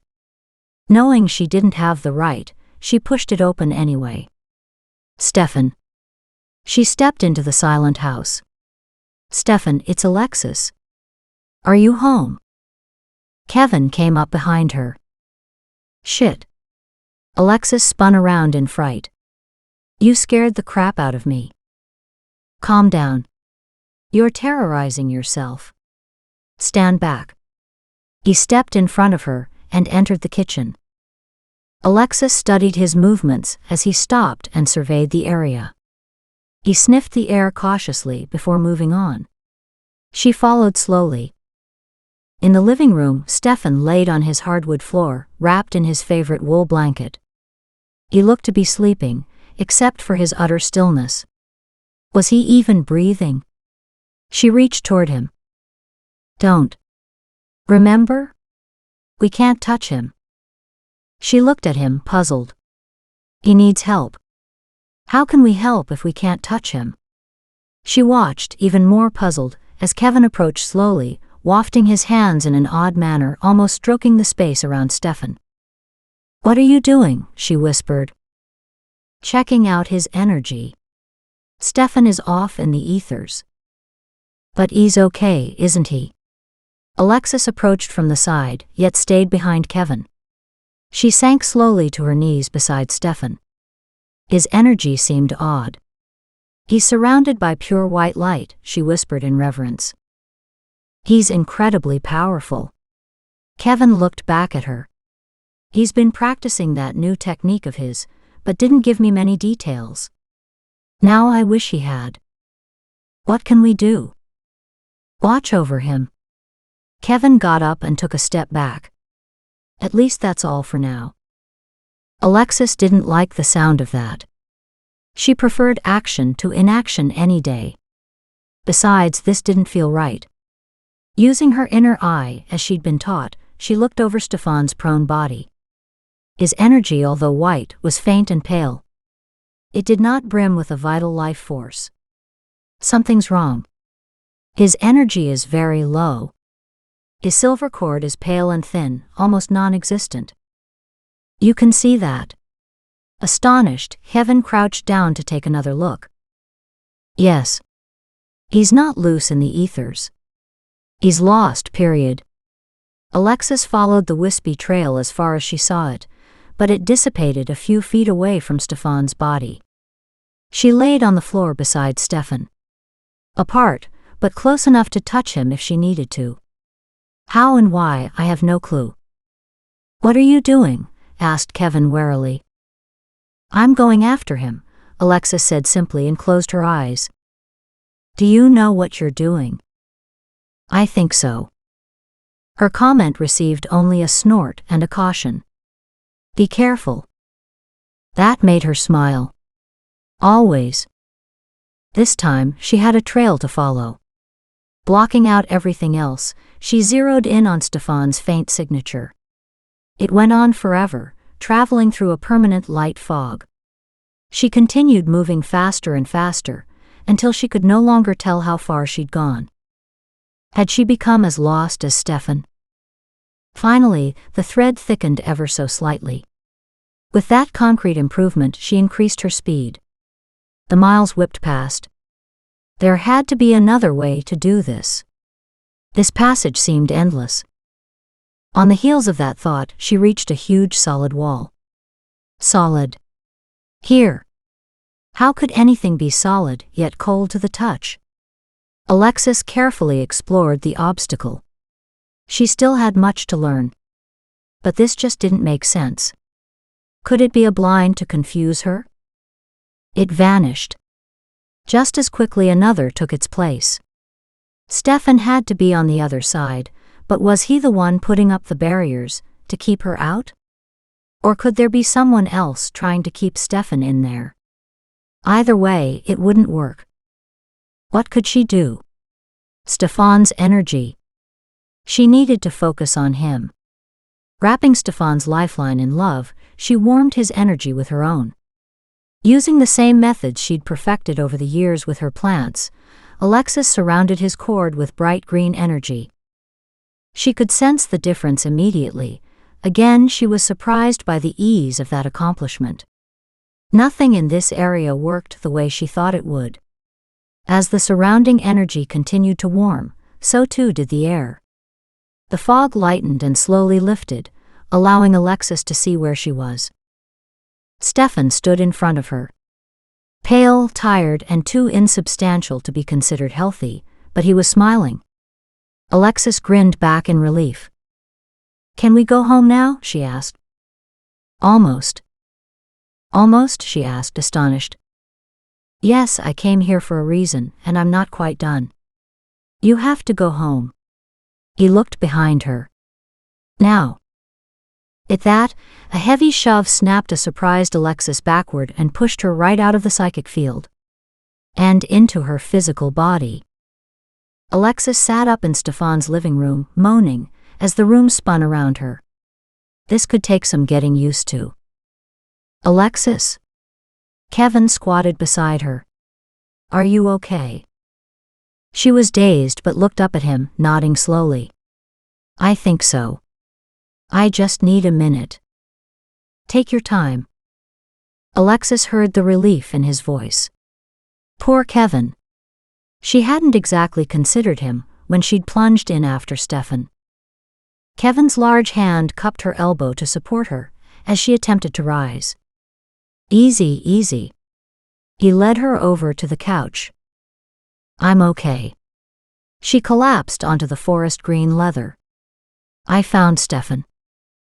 "And?" Kevin asked sharply. "What's he doing?" He didn't explain. He said he wasn't finished. He shoved me back, saying I had to leave. Alexis looked around Stefan's living room. "So here I am." "Good." Kevin walked out of the room. "What are you doing?" Alexis called after him. "Making tea." Of course they'd all picked up the habit. It made sense in a way. She had to admit a cup of tea would be welcome. They needed to stay up and wait for Stefan to return. Alexis crashed on the couch after the second pot of tea. She woke several times in the night to check on Stefan, but found only minimal change. When Alexis woke early in the morning, cold had seeped into her bones. She opened her gritty eyes slowly, trying to place her surroundings. As memories flooded back, she leapt up to check on Stefan. He seemed the same, only he wasn't. What was the difference? Alexis walked around his body that still laid in the same position. Not even a hair was different. But something had definitely changed. "What's the matter?" A tired Kevin joined her, still rubbing the sleep from his eyes. He stopped suddenly and narrowed them in concentration. "He's back." "What?" Stunned, Alexis looked from one to the other. How can you tell? Can you see his cord? For the first time, Kevin reached out and touched Stefan. There was no reaction. He checked Stefan's pulse. He's barely alive. Kevin reached for his cell phone, starting a process that left Alexis stunned by its speed. Less than an hour later, she sat waiting, once again, in the place she hated most. The hospital. The waiting room was full. Feeling wrinkled and badly in need of a shower, Alexis sat squished between a screaming child and a family who looked like their world had just collapsed. Alexis could sympathize. She'd spent many long hours in this place, trying to hold it together, hoping against hope for a miracle that never came. Only on Lissa's last day had Alexis finally accepted the reality of what was happening, finally acknowledging she could do nothing to stop disaster from destroying her world once again. 4 hours later, Lissa was gone. Alexis. Caught up in her memories, Alexis jumped up and raced toward Kevin. How's Stefan? Kevin stilled her hands, making her aware for the first time that she'd latched onto his shirt with a death grip, almost shaking him. She took a deep breath and prayed for the return of some of her famous detached control. He's in a coma. At her horrified gasp, he quickly added, the doctors say he'll be fine. Stefan's specialist is on his way. When he's assessed him, we'll know more. Specialist? Alexis's breath caught in her throat. What specialist? Kevin shrugged noncommittally, but didn't explain. She sighed. It didn't really matter, except she hated waiting for answers. Come on. Let's get something to eat. Minutes later, Alexis stood outside the hospital, staring up at the early morning sky. It seemed a long time since she'd had a normal peaceful day to enjoy the sun and the blue sky. She wanted this horror to end. The next day was crap. By the end of it, Alexis was ready to kill her wonderful daytime bodyguard, Scott. Kevin shook his head as he unlocked her passenger door with the click of a button. What is your problem? Today, everything, she snapped as she sat in Kevin's truck. How to explain the torture of having Scott hanging at her elbow for the entire day, too concerned to let her out of his sight. She loved the man dearly, but his constant presence had become downright irritating. Let's go see Stefan. Kevin smiled at her. Maybe that will help switch your mood. After being shadowed all day, she'd love some time alone. But Stefan came first. Come on. Kevin herded her through the front door of the hospital. Alexis walked past the reception area and headed straight down the left hallway. Ah, Alexis. Where are you going? Alexis turned around to find him stopped at the reception area.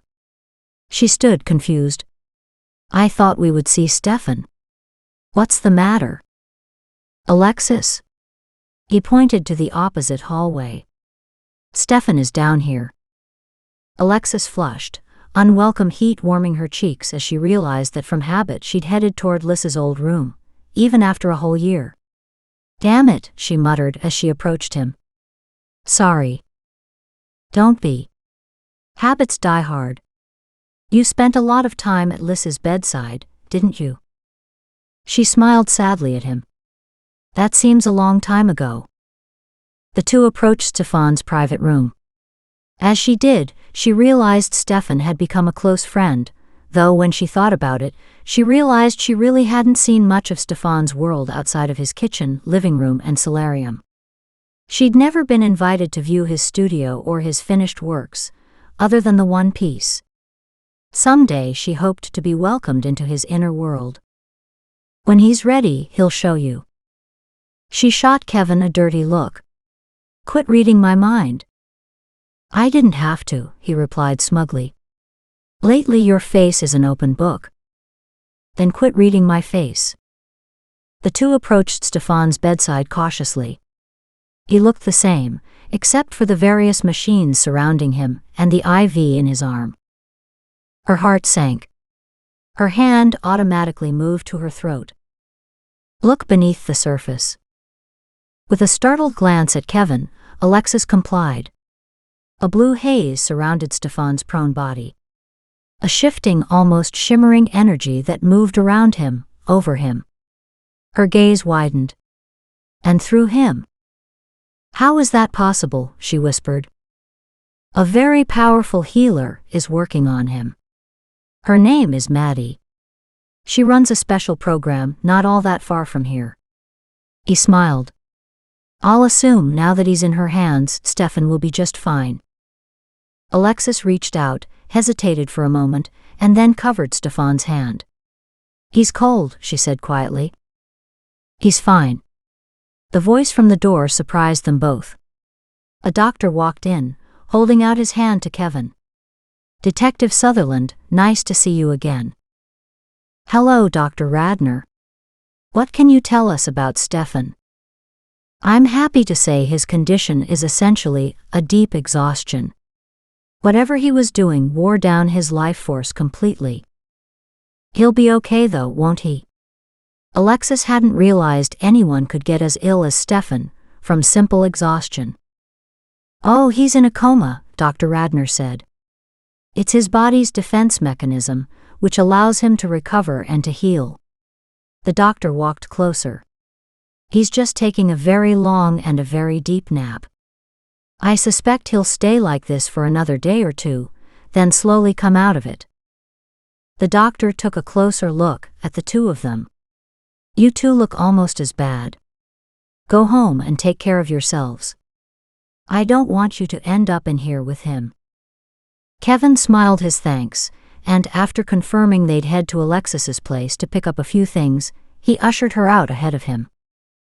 The old apartment building was not welcoming or warm. She unlocked the door and entered with Kevin. As she walked into her living room, Alexis became aware of her exhaustion and wished she could go straight to bed. She was relieved Stefan would be fine, but at the same time her emotions were all over the place. A few steps inside her apartment she froze. The energy was all wrong. Or maybe it was her whacked-out emotions. Right now she didn't think so. Someone or something had intruded her space. Police or the asshole. Not that it mattered. She felt violated. All she wanted was to get out of here. She grabbed a few of her clothes and walked out. Chapter 20. After stowing her clothes in Kevin's spare room, Alexis returned to the living room, feeling a little lost. I'll sit on the porch and have a beer. Do you want one, or would you prefer something stronger? Kevin offered, as he walked over to a cupboard. There's scotch, rum, and even a little bit of brandy left. Brandy would be nice, thank you. She didn't like the uncomfortable tension she'd felt since they'd returned to his house. They were involved in a relationship of some kind. She just didn't know what she had to give, nor did she know what she wanted from it. He handed her a large balloon glass with the amber liquid. Do you want to join me outside, or take it up to your room? Alexis hesitated. The beautiful evening would soothe her soul better than hiding away in her room. Sure, I'll come out for a few minutes. The stars were bright on a deep velvet sky. They more than sparkled, they put on a beautiful jeweled display. The longer she sat and watched and sipped, the more Alexis felt her tension drain away, leaving her mellow and relaxed. A heavy sigh escaped. That came from way down deep. It did. Calm seeped into her body. Why haven't you married? She hadn't meant to ask that, but once the question was out, she was glad she did. Had he never wanted to? Had his job been a mitigating factor? How did women do it? Watch their man leave for work each day, never knowing if they'd see him again? Despair welled up at that thought. No, being involved with a police detective, that wasn't a life Alexis wanted. I don't know. I guess so far it just never worked out. I've gotten close a couple times, but not quite that far. He spoke easily. She smiled in relief. His light-hearted tone convinced her that his heart had yet to be touched. "What about you?" Alexis shrugged dismissively. "Like you, I never reached that point." The evening silence lengthened and deepened comfortably around them. After the highly charged sexual encounters between them, and the panic and the horror of recent experiences, both psychic and grounded in the real world, she felt this time of peace was a joy. It made her realize how abnormal their relationship had been to date. "Are you ready for bed?" Kevin asked gently. A few minutes of comfortable, relaxing silence passed, then Kevin broke the silence. "Can you make it back up to your room?" Kevin teased. Only this time she didn't respond. Alexis, too relaxed to speak, fell asleep under the stars. Kevin smiled as he lifted her and brought her to her room. The next day, Kevin stood in the doorway to Stefan's hospital room. His friend's waxy looks weren't encouraging. Instincts had brought him here. He'd called earlier, only to be told that there'd been no change. Kevin couldn't ignore his inner direction, and had come to see for himself. "Come in. Don't just stand there." Kevin smiled, relief and pleasure lighting his face. Damn, it was good to hear his friend's voice, even if only in his head. "How are you doing?" "Can't say you look too good from where I'm standing." "Then you'd better sit." "I'm fine, or I will be when I get some energy back. That's the closest I ever want to come to total burnout." Kevin grabbed the visitor's chair and sat down close to the bed. "That's because the next step is death. As you better than anyone else know." "True." Stefan's voice was faint, making it hard to understand. Even so, the determination came through clearly. "What the hell happened to you?" The words burst out with such force they even surprised Kevin. "Did you go hunting him? Did you see him?" "No, but I saw some of the things as he saw them. When he let me." "When he let you? Are you saying he knew you were there?" "I don't like the sound of that." Kevin leaned closer, checking out his friend's color. "Once in a while, he would pick up on me. His energy is erratic. A lot of old energy is around him. He's been doing this for a long time, but he's still learning. Or learning new tricks." Stefan's internal voice stuttered to a stop. The communication obviously required tremendous energy. "Do you know who he is?" Kevin's voice was sharper than he intended. He looked around to see if anyone might have come in. He'd sound like a nutcase talking to himself. They were still alone. "No, but a cop is helping him." "What? Who?" It couldn't be. He didn't know all the men at the station as well as he'd like, but it curdled his stomach to think of a deception like this. "A young one. Check it out." Stefan's voice was getting fainter and fainter. "Today." "I will." Kevin hesitated, hating to ask more of his friend. But they were out of time. "Did you learn anything else?" "His pattern is old, decades old. Yet a long period of inactivity, for some reason. His victims were always children, until Mandy. Something odd about that energy, something new. A renewed excitement, like he's coming back to a favorite sport." "Find him." Stefan paused painfully, gathering the needed strength. "Before he finds someone else." With those last words, the telecommunication trailed off into a faint echo of Stefan's former energy. Kevin walked back to the door, with one last look at the still form on the hospital bed. "I'll come back tonight." "Bring her." Faint but decisive, Stefan's voice brooked no argument. Neither did Stefan need to clarify who he was talking about. Kevin already knew. "I will." With that, he walked out and headed back to the office. At the office, the captain waited for him. "My office. Now." Kevin frowned. He waited until the captain shut his door and took his seat at the desk. What the hell is going on? Captain Gosling glared at him. I received an anonymous phone tip today about someone in the office leaking information about a recent homicide. Kevin whistled softly. A homicide could only mean Mandy. Speaking slowly, he said, "It's hard to believe anyone here would do that." "I know," came the somber answer. "If one of our men had anything to do with this leak, I want him caught." So did Kevin. The captain watched for Kevin's reaction, then nodded. "Precisely, and that leads to the next problem.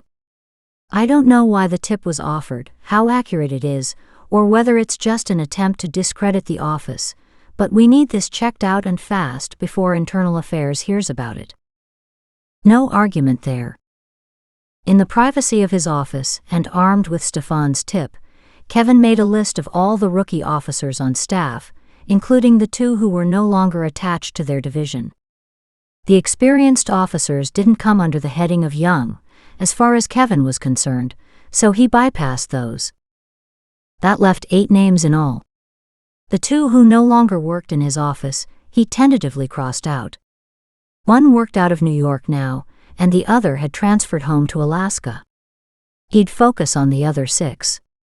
He'd known 2 of them for years. Both young men had grown up here.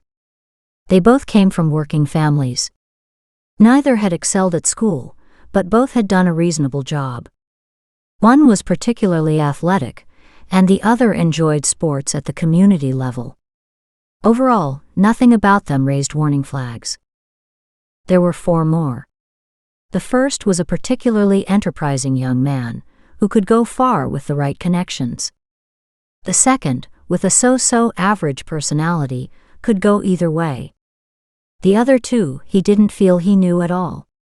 The third one spent most of his free time working with Kevin's former partner. The fourth he knew only by sight. Which one of these betrayed the force and why? What would cause a young man starting out in his career to risk it all and to quite likely end up in jail? Had this person done this willingly? Kevin hated to think so. But otherwise, what pressure could be applied to make someone do something like this? Blackmail. Extortion of a police officer was not a new thing. But what could the leverage be? Kevin pondered the scenarios before picking up the phone and calling the captain. Quickly he explained about Stefan's news, rapidly running through his points and the research to date. "Any suggestions, Captain? Do you know anything about these guys that would suggest where to look?" "Not really." The older man pondered the news thoughtfully. "But I hope you're right about leverage being used. It would be easier to accept. He could even be protecting a family member." Kevin stared off toward the far wall, then said, "I think I'll bring them in and see what shows up." "Do it fast. We're running out of time." Only 2 of the young rookies were at the office. Kevin called them in, one at a time. With each, he asked for a rundown of the cases they were currently working on.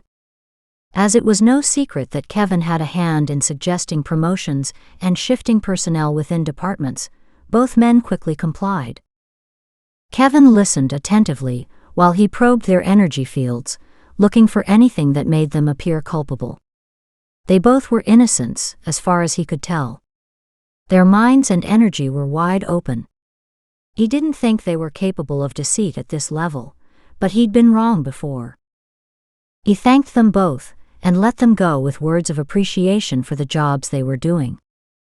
His notebook was rapidly filling with rough information on the possible suspects, when a package arrived on his desk. Nancy, the longtime clerk from the front office, smiled down at him. "Directly to you. No stops and no other eyes. Those were your instructions, weren't they?" She grinned at him, watching as he ripped open the heavy padded envelope. "Finally." "Thanks, Nancy." In midrip he stopped and looked at her pointedly. She raised her eyebrows but obediently left the room, shutting the door with an exaggerated movement. This was the information he'd requested on John's family. He couldn't believe the difficulty he'd had to get this material. He opened it, pulled out the copied material he'd requested, and started reading. "What the hell?" he whispered. Moments later, he put down the sheet of paper in shock. A heaviness settled in his stomach as he tried to digest the details. There had been many different accusations of child abuse concerning their daughter, and neighbors complained of screaming and fighting. All over the last 4 years they'd lived in Redding, California, even a statement from the little girl's physician. Intuitively, Kevin knew John had paid to hush up any suspicions of foul play. Money might have saved John decades ago, but today he held a position in public office. If this leaked out, they'd crucify him. It wouldn't matter if John hadn't been the bastard who dished out the child beatings. The suspicions alone would finish him. No wonder he'd left town.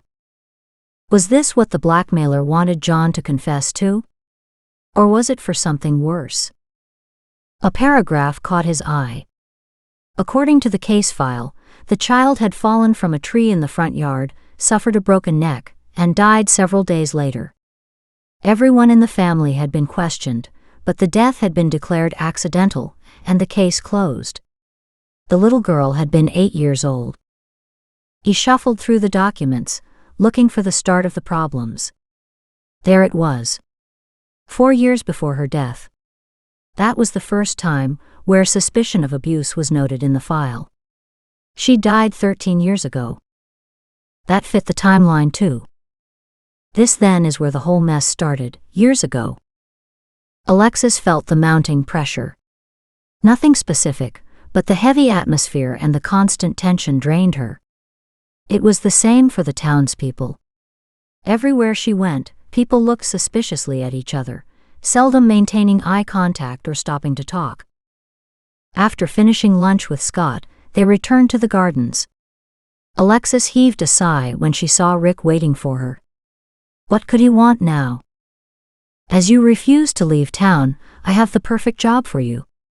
It will keep you safe and out of sight. I want you to clean up last year's paperwork." Rick smiled at her evilly. Alexis spluttered. She couldn't even form a protest because her mind had frozen. Paperwork. A year's worth. He knew she hated that type of work. Scott's lips twitched. When he finally grinned at her, Alexis shot him a look of disgust. He could at least help her out of this mess. "I know you'd like to stay here and have Scott as your babysitter, but believe it or not, he has other jobs to do. And one of them is a meeting now with the city planners for the new building to start next month." Hell, I forgot." Scott groaned. "Sorry, Alexis. It's not something I should miss. Why can't I go with you?" She'd enjoy being in on some of the planning decisions for the new section. Actually, that idea perked her up. "No need. You'll be totally safe in the office. No one could find you under all that filing." Rick was savage with his satisfaction. Turning back to Scott, he said, "Take her down and leave her there. Call the detective and let him know." Filing. Oh, hell no. It was an unbelievably long afternoon. No one had filed the time cards, supply lists, or myriad other papers in months. By the end of the day, she was ready to scream. "Ark!" Alexis threw her pen across the room. Dry laughter hit her ears from the doorway. She looked up to see Kevin, leaning casually against the doorframe. "Have you come to rescue me?" she demanded. "Otherwise I might just have to hurt you. I think this job suits you." Kevin took a seat on the one chair that wasn't fully covered in reams of papers. "A desk job." "Like hell." He sat across from her with a cheeky grin, but heavy lines creased his face. He opened an envelope he'd brought and slid out several photocopied pictures. "Can you look at these and tell me if any of them look familiar?" Alexis frowned. Pictures of children. A good half dozen, but the quality was poor. She shuffled them apart so she saw them better, and froze. Tapping the picture of one young boy, her heart ached as she whispered, "Him. I saw him in one vision." Kevin nodded, his face grim. "Any others?" She studied the others, before singling out the photo of a young curly-haired girl. "Her, I think. But I am not as sure of her as I am of the little boy. She looks different in the picture." "How about the rest?" "I haven't seen all that many clearly. Several are always hanging around Daisy in the background, but I haven't gotten a good look at them." She separated out 3 more photos. "I think these ones as well. But," she cautioned, "I can't be sure." Kevin smiled. "Don't worry about it. These children all disappeared over 20 years ago. Their cases were never solved. A serial killer was suspected to be in the area, but the information back then didn't travel as quickly as it does now. The killer was never caught. Instead, he just went quiet. And he never resurfaced." "How odd." She watched as Kevin collected the pictures, the first tangible evidence of her visions. Until now, the children in them had faces but no names. That kept them in the realm of being almost imaginary, as if she hadn't really seen them. Now there was no refuting the facts. She pointed at the one. "What's his name?" she asked, suddenly needing to know. He narrowed his gaze, considering what he'd been asked. "Eric. Eric Mason." "That fit, sort of. These kids I see, were they all murdered?" He shook his head. "Not necessarily. Spirits can stay here for many reasons. It's possible you are connected to any child who is lost." That made her feel better. A sudden smile brightened Kevin's face. "One good thing happened this morning." At her sudden interest, he nodded smugly and said, "Yep, I talked to Stefan." "He's awake?" she asked, jumping out of her chair and reaching for her purse. "Let's go." But Kevin didn't move. "No, he's not awake." Confused, she moved to stand in front of him. "But you spoke to him?" "Yes, but only telepathically." Kevin slowly stood and stretched, the envelope in hand. "How is he?" She studied the fleeting nuances on his face. "He's fine. Very tired, and he'll need several more days of rest, but considering what he's been through, he sounded okay. He wants to speak with you." He walked to the office door, before glancing over at her. "Aren't you coming?" She preceded him from the building. "Don't you have to lock up or something?" "I hope someone steals it all," she snapped. It would serve Rick right. Once inside the hospital, they came face to face with Scott's beautiful Moira. "Hello, Moira." Alexis walked up to her and held out her hand. "We haven't been introduced, but I'm Alexis. Scott's been telling me about ye." The Scottish woman smiled a friendly greeting. The 2 women shook hands. Moira turned to Kevin. "Good day to ye again, Detective Sutherland." "Hello, Moira. How's our patient?" "He's the same. No change as far as I know. You're welcome to visit." She waved them in the direction of the room, then grabbed her charts and headed down a hall. Stefan remained in the same position as when Alexis had last seen him. "He looks better." A wealth of satisfaction wove through Kevin's voice. "Does he?" Alexis studied the prone body curiously. "He doesn't look any different to me." Kevin glanced at her in amusement. "That's because you're looking with your eyes." Embarrassed to be reminded, Alexis checked out Stefan's energy. It was much stronger, a smooth, calm whiteness that spoke of peace and gentleness. It wasn't back to its full vibrancy, but if he continued to improve, he wouldn't need to be here too much longer. "He's pretty vulnerable like this, isn't he?" Her wording caught his attention. "He wasn't attacked or anything. I doubt he's in danger here. Are you picking up something?" "No. Not really. He just looks so vulnerable." She walked closer to the bed, taking up Stefan's fine artistic hand. His skin was warm and smooth, with a healthy pink color. She curled the long fingers around hers, as if he were grasping her hand on his own. "You don't need touch to know that we're together." Alexis laughed aloud. "Now that's where you're wrong. I do. It's you who doesn't need to touch." "Nonsense. If you'd wanted to, you could have spoken to me any time. You just need more confidence in your abilities." Alexis listened to Stefan's warm, teasing voice in her head. She lifted his hand and dropped a kiss on the knuckles. "It's good to hear your voice again. Not half as good as it is to hear yours. Are you okay, after your trip in to find me?" Alexis smiled at what already seemed like a week-old memory. "I am, and thanks for showing me some of your much more advanced skills." "No problem. I thought I could accomplish something over there. But I overestimated my abilities. Or you just burned up faster than normal, because it was new and more difficult to attempt than anything else you'd done." Alexis backed up a bit. "At least I find things go better on the second attempt. I needed you here to warn you. This bastard checks in on you all the time." "What?" Kevin's voice ripped through Alexis's mental space, making her wince at the tone and volume. "Damn, that hurt." "You heard me." "In what way is he watching?" Alexis asked curiously. Just what was this asshole capable of? And why? "He likes to know where you are, what you're doing. Not only on an energy level. He's often out physically keeping an eye on you."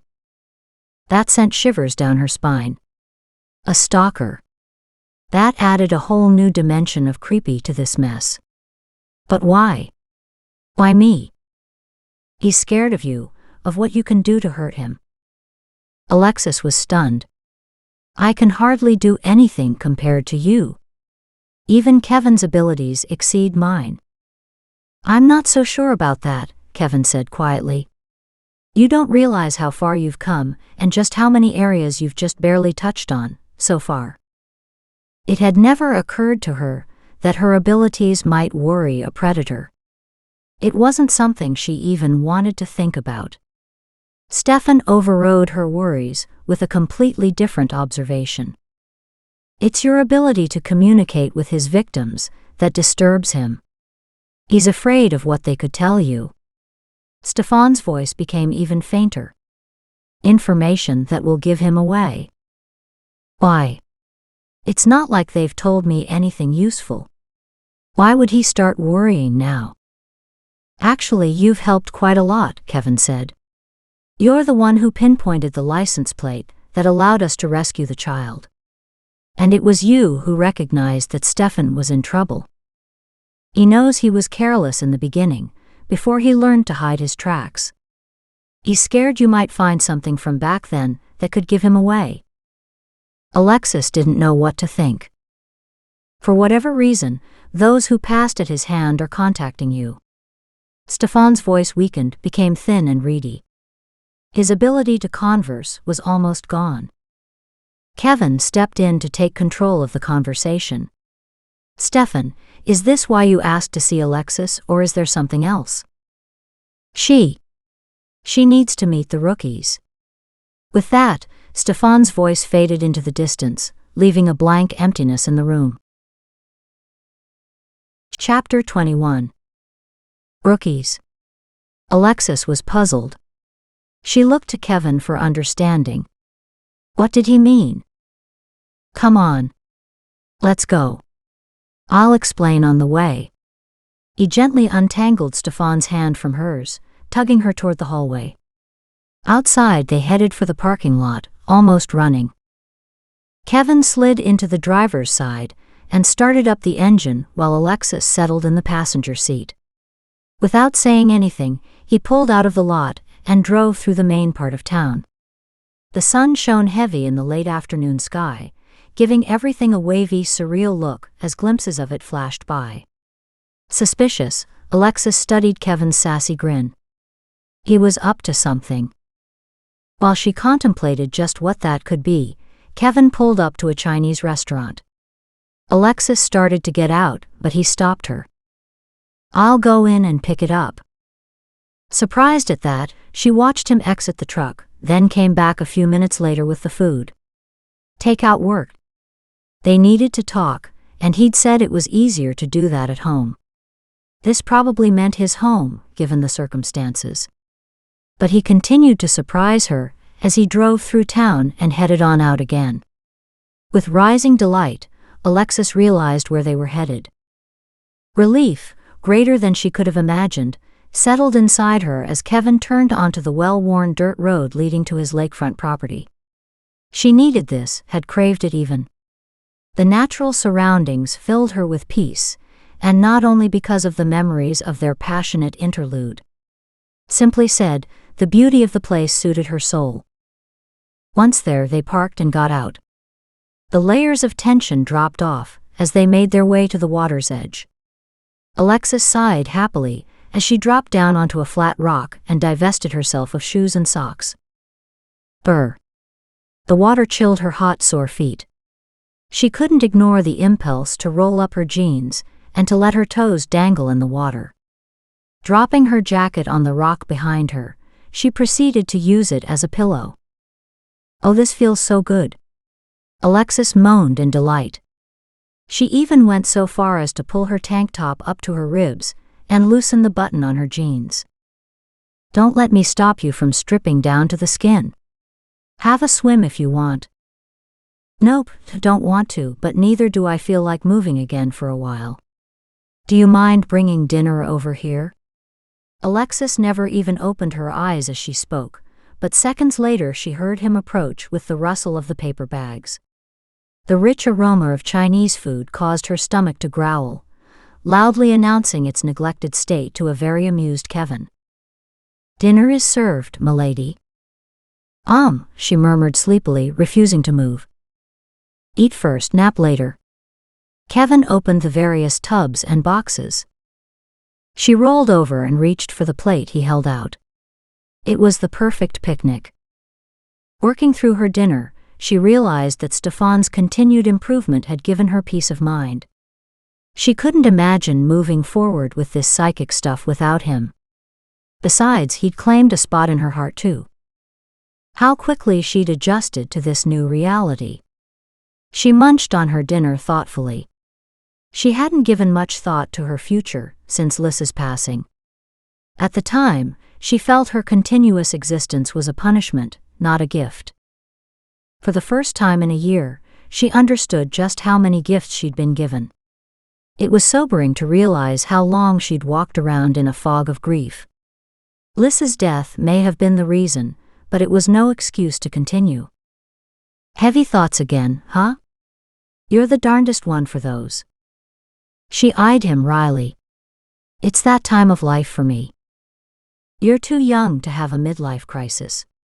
"So what's the issue here?" Kevin's voice took on a coaxing tone. "Come on. Spill the beans." "I've already lived a lifetime in many ways. If I want a midlife crisis, I will have one," she said in a light voice. "Actually, I've decided it's time to move." Kevin straightened at her unexpected announcement. "You mentioned something like that before." "But where?" he asked cautiously. "I don't know yet, but I know I need a change," she mused. "Being here makes me realize how a space can improve or dampen my state of mind. My apartment's doing nothing for me. I need a welcoming space again. Maybe I'll start my business back up or start a different one. I need to think on it a bit more. Do I keep my job, go to part-time, or find something different altogether?" She watched him fill his plate for the second time. "Suggestions?" "Don't make a major change until this mess is cleared up," he advised. "Everything is out of whack for you right now. These changes aren't new ideas." She gazed over the sparkling pools of water, glistening in front of them. The cooler evening, combined with the slight breeze off the water, dampened any desire she might have had to swim. Even so, the amazing view soothed her aching soul. It was such a spectacular view that healing energy literally surged through her, leaving peace and contentment in its wake. I need something like this. So much pain and sorrow has been in my life to date. This, she motioned with her arms, or something like this would help me heal when I come home. She could tell from his face that he understood what she was trying to say. My heart needs a place to rest and to rejuvenate. That's partly why I'm building here. Some days, because of my job, I feel like I have nothing more to give. He stared down at his half-eaten food. The things I've seen. He shook his head. Many evenings I've driven out here to just sit and forget. He smiled with deep understanding. It makes the rest of what I do easier to deal with. Alexis stood suddenly and brushed off her pants. I thought about contacting a real estate agent to see if something comparable is out there. Preferably with a house already standing on it. She surveyed the area. Are any trails to walk out here? She slid a teasing sidelong glance at him. You never did show me around the last time we were here. He got up, grinning at her light-hearted reminder. We had more pressing issues then. Let's go this way, and I'll show you my world. The hospital visiting hours were winding down. Slowly groups of people made their way to exits all over the vast building. It had been an ordinary evening for most people. It was a welcome chance to say hi to loved ones, and to bring them something to brighten their stay. Dressed casually, the tall, slim man walked through the hallways. He knew how the system worked here. The nurses tended to ignore the comings and goings at this hour, for they knew that visitors could be the bright spot in the day for the people forced to stay behind. If one or two laggards came in during the evenings, anyone with half a heart turned a blind eye for a little bit longer. Their rounds would start soon enough, and then they could chase the last stragglers out the door. So finding someone walking around the halls past visiting hour wasn't exactly a suspicious event. Which was fortunate. He strode down the halls with purpose. As he passed the nurse's station, he didn't even receive a questioning glance.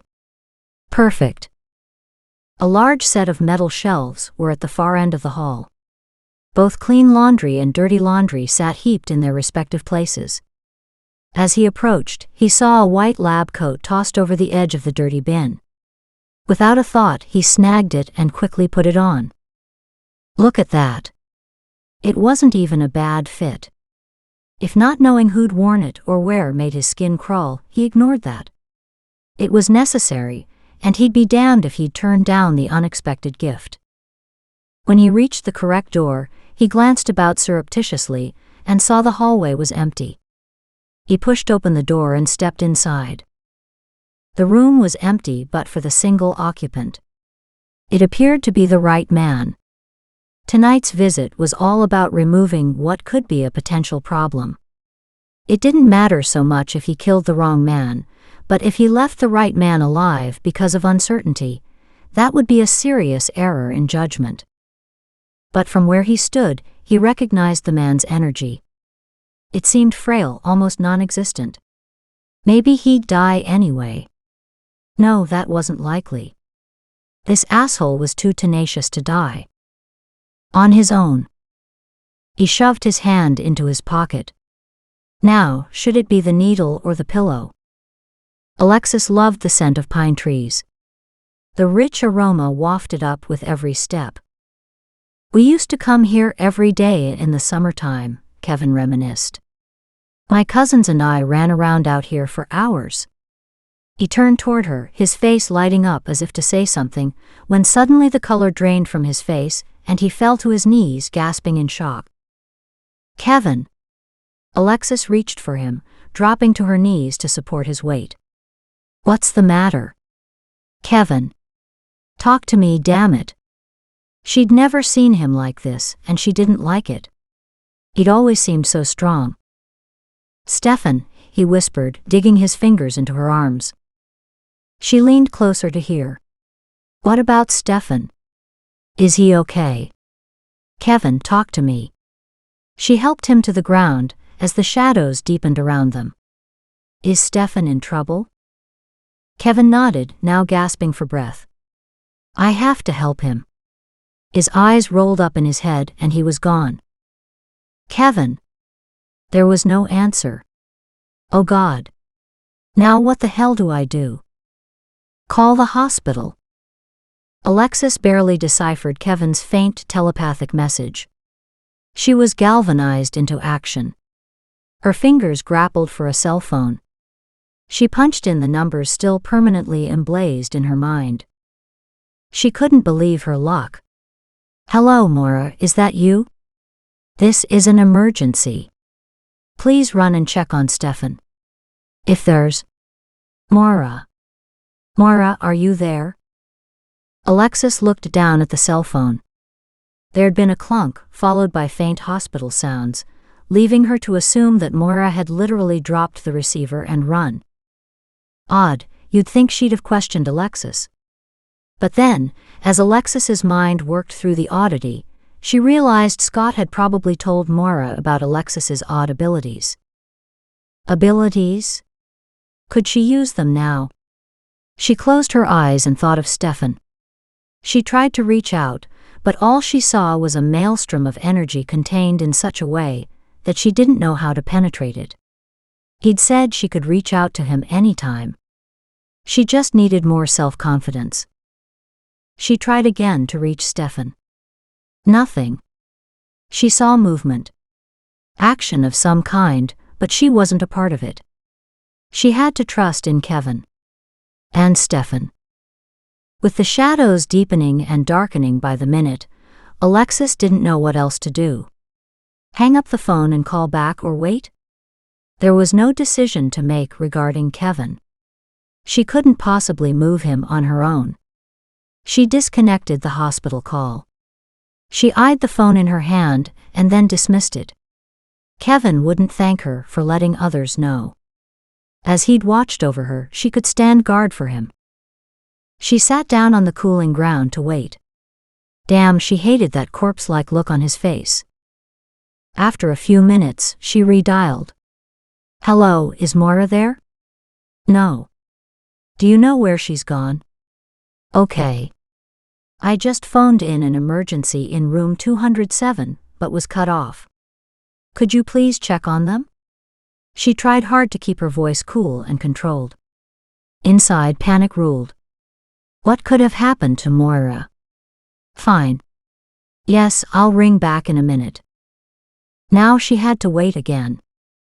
Gloom no longer gently enveloped them. Chilly darkness had settled in instead. There was no change in Kevin. She didn't dare join him, there'd be no one to protect the two of them. She had to trust that the two men could handle whatever hell they were in. The wait seemed interminable. Several times she called the hospital. Then someone picked up, Bradford General Hospital. How can I help you? At least someone had answered. I need to speak with Maura, please. I'm sorry. She is unavailable at this time. What? I just spoke to her less than 10 minutes ago. She went to check on a patient for me. I'm sorry. I only know that she is unavailable. Has she been hurt? You don't understand.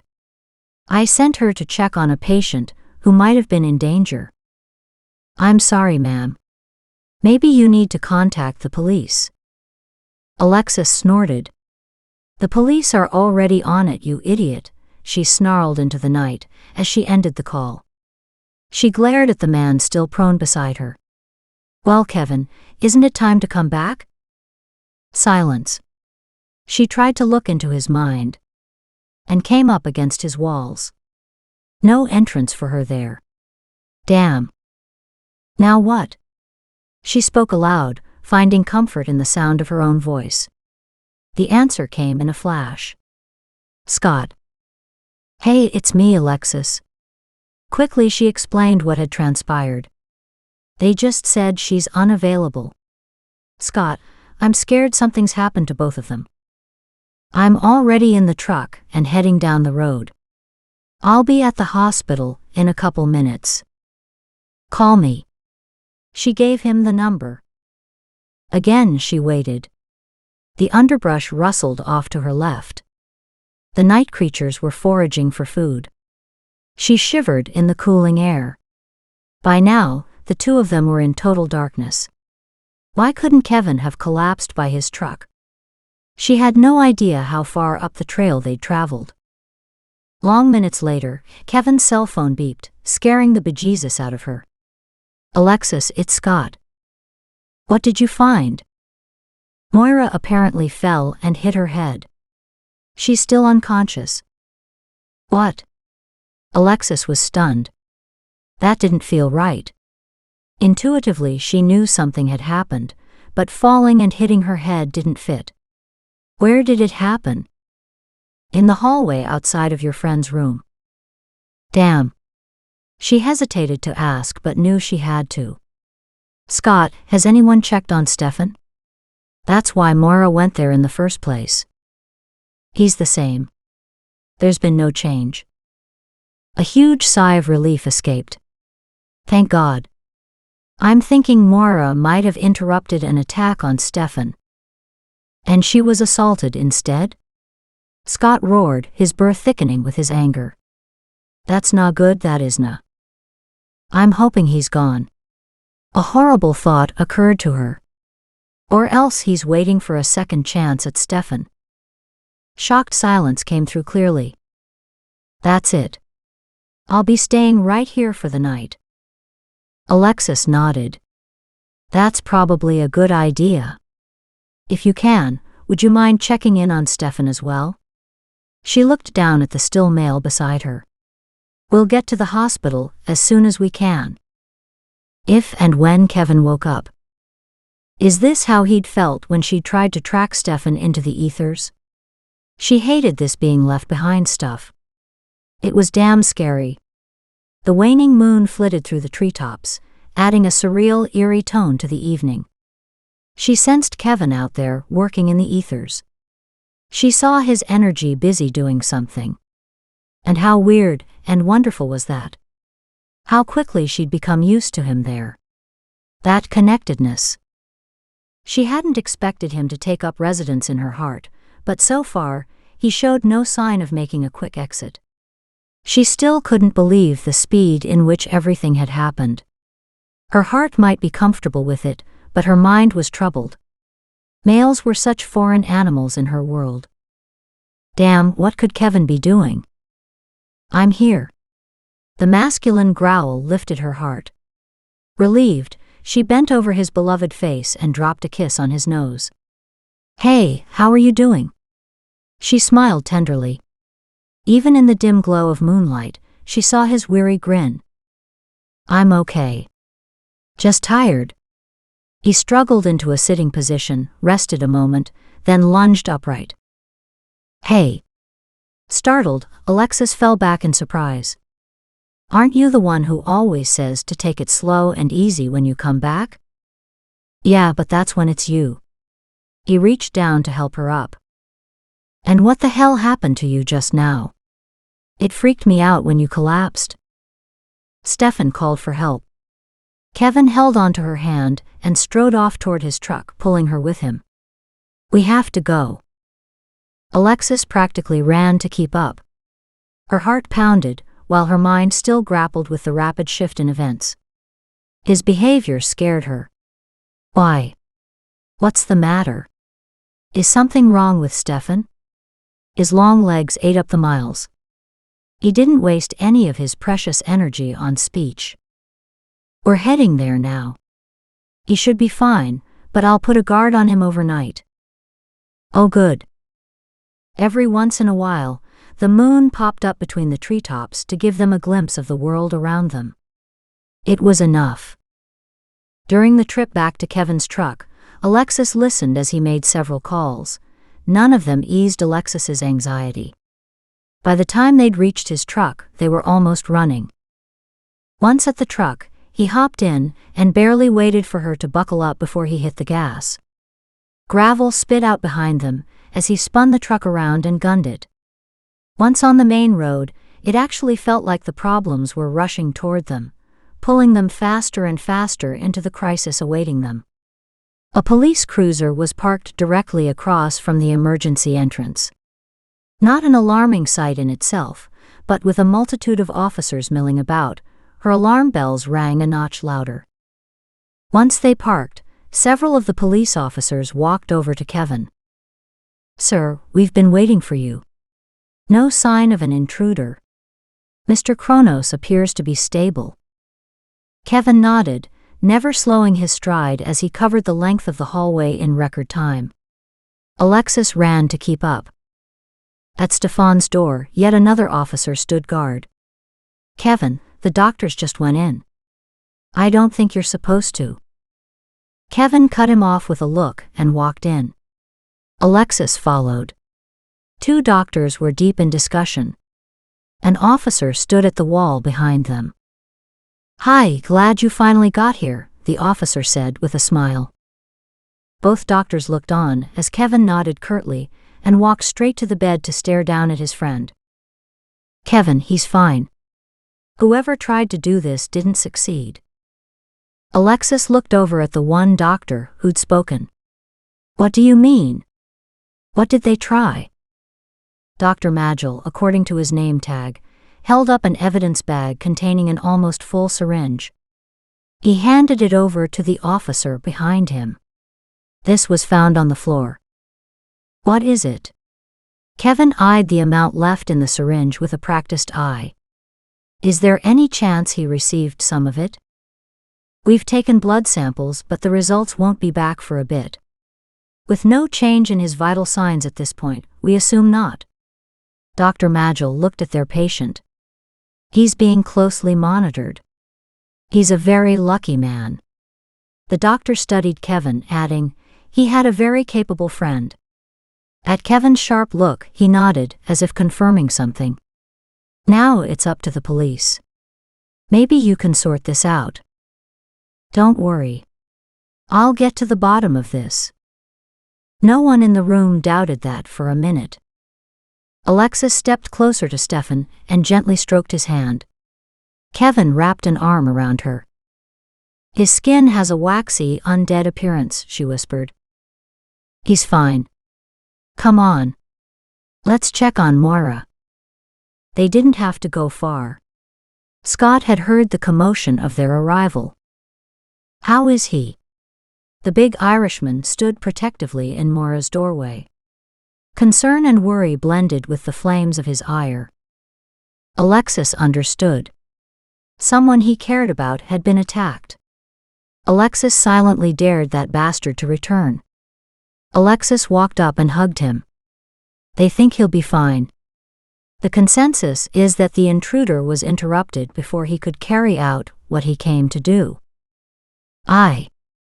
Chances are, Moira took the brunt of it. Has she woken up yet?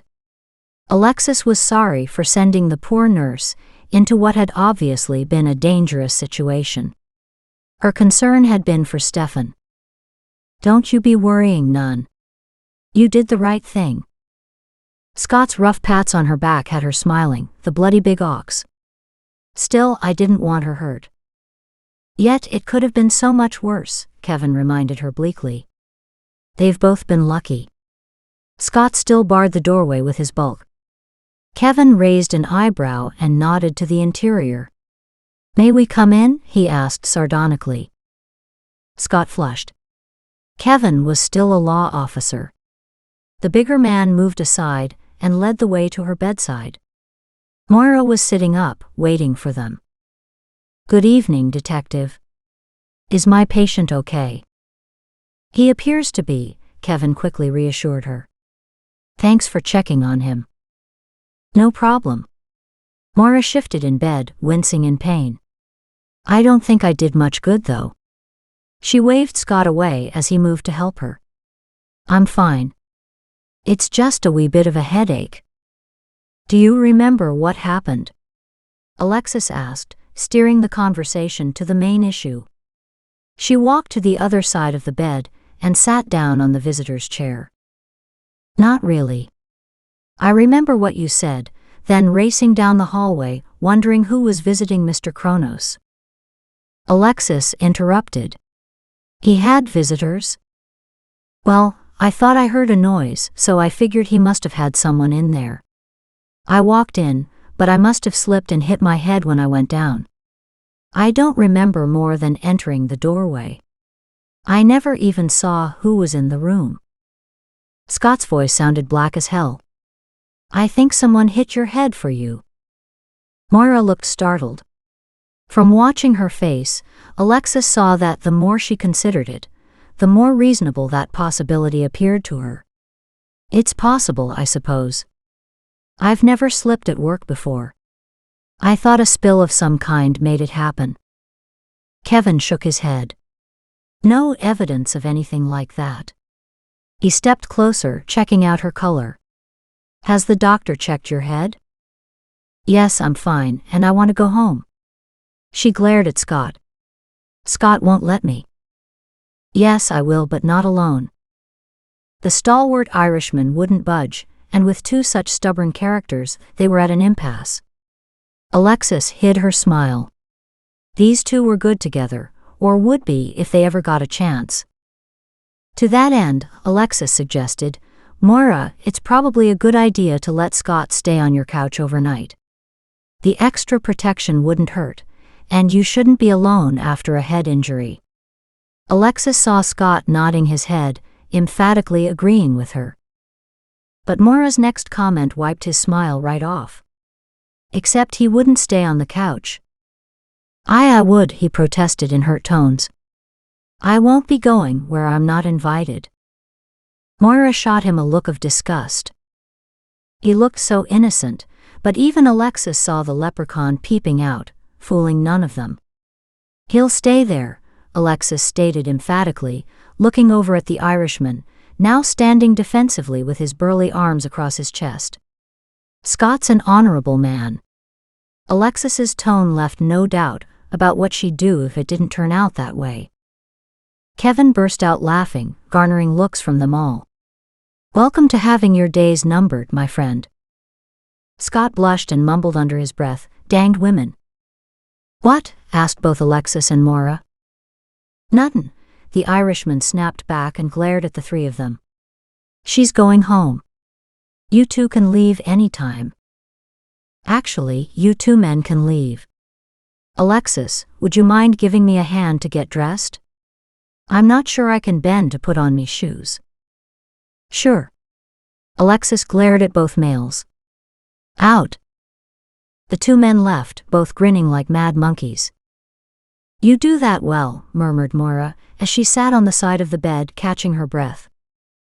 Practice. Alexis grinned at the woman she knew instinctively she would come to know and to love quite well. She bustled around the room, collecting Moira's things. Seriously, if you were attacked, the intruder might worry that you did see him. I think it's unlikely, but let's play it safe. She brought over her shoes and squatted to slip them on the unsteady woman. Let Scott be protective. I don't much like the thought of someone coming after me, Moira admitted. Nobody does. But we have a murderer in this town. We're getting closer to him every day, and he knows that, and he's starting to make mistakes. So don't you make any, before we get a chance to catch him. The women stared somberly at each other. Alexis smiled at the raised brow and the stern look from the other woman. No, I won't. Chapter 22. Back in the truck, Alexis yawned widely. I'm tired, but not enough to sleep yet. It's the adrenaline rush. Afterward, you're fatigued but not sleepy. Which is a good thing right now. Alexis's color was good, so Kevin didn't worry too much. He probably looked worse. He pulled into the police station and parked. Turning to face her, he said, a couple rookies are on tonight. Stefan suggested you come meet them. That woke her up. Any idea why Stefan wanted me to meet them? In truth, he wasn't sure what to tell her. I'm not sure. They exited the truck and headed inside. He needed caffeine. The trip to the other side had exhausted his energy reserves. Several officers called out greetings as they passed. Kevin stopped to talk to a couple of them, catching up on anything he might have missed. At the same time, he was handed a large stack of messages, more than a few from John. Kevin felt the shadows in his world deepen. Fatigue pulled at him. This was getting to be a bit too much. Problems? Alexis broke his reverie gently. Kevin looked at the woman who'd become a beacon in his world. He hadn't planned it. He hadn't really wanted it. But here she was, and he knew he couldn't walk away from such a precious gift. He needed her. He wrapped an arm around her shoulders and tucked her close against him. She needed him too. If she'd just accept what they could have together. She was close to that point, he felt it, but at the same time he sensed a part of her wanted to hold back. She still didn't recognize and accept how essential they both were to the fabric of each other's lives. Sitting in the chair across from Kevin's desk, Alexis sipped her coffee. She couldn't stay focused. Her mind was exhausted and slow thinking, coasting. It made her process information slower. Along with that, her emotions were running high. Kevin appeared to be struggling. Given the mess with Stefan, the murder of his former girlfriend, and this asshole killer, that came as no surprise. If he'd been a woman, she'd have suggested a good cry. This new insight into his crazy life was both a gift and a responsibility that Alexis recognized and now honored. Compassion swelled her tender heart that felt more open and touched than she could remember being in a long time. She knew it was because of the recent changes in her life, and because of Kevin. He had yet to grieve for Mandy, and therefore the pain had built up inside. No tears were allowed to escape, so she wept for him. Alexis tugged Kevin's grief inside her heart to ease his pain, then released the energy to the universe. Fat tears welled up at the corners of her eyes, before slowly starting their descent down her cheeks. "Alexis?" he asked in confusion. She couldn't answer. The emotional edge cut too deep. All she could do was let the tears roll, and hope it helped to heal them both. Slowly she rose, walked around the edge of the desk and waited. He moved as if to stand, worry creasing his face. She shook her head and crawled into his lap. Tenderly she covered his heart with the palm of her hand, tucking her head into the crook of his neck. Kevin wrapped his arms around her tightly, holding her close. They stayed motionless for long minutes. Alexis didn't know why she did this. She only knew she couldn't ignore her instincts. Stefan had been right. She was driven to help. She just didn't know what skills she could offer otherwise. She didn't know the difference in energy terms between receiving, transmitting, and healing. Maybe they were all different methods to achieve the same thing.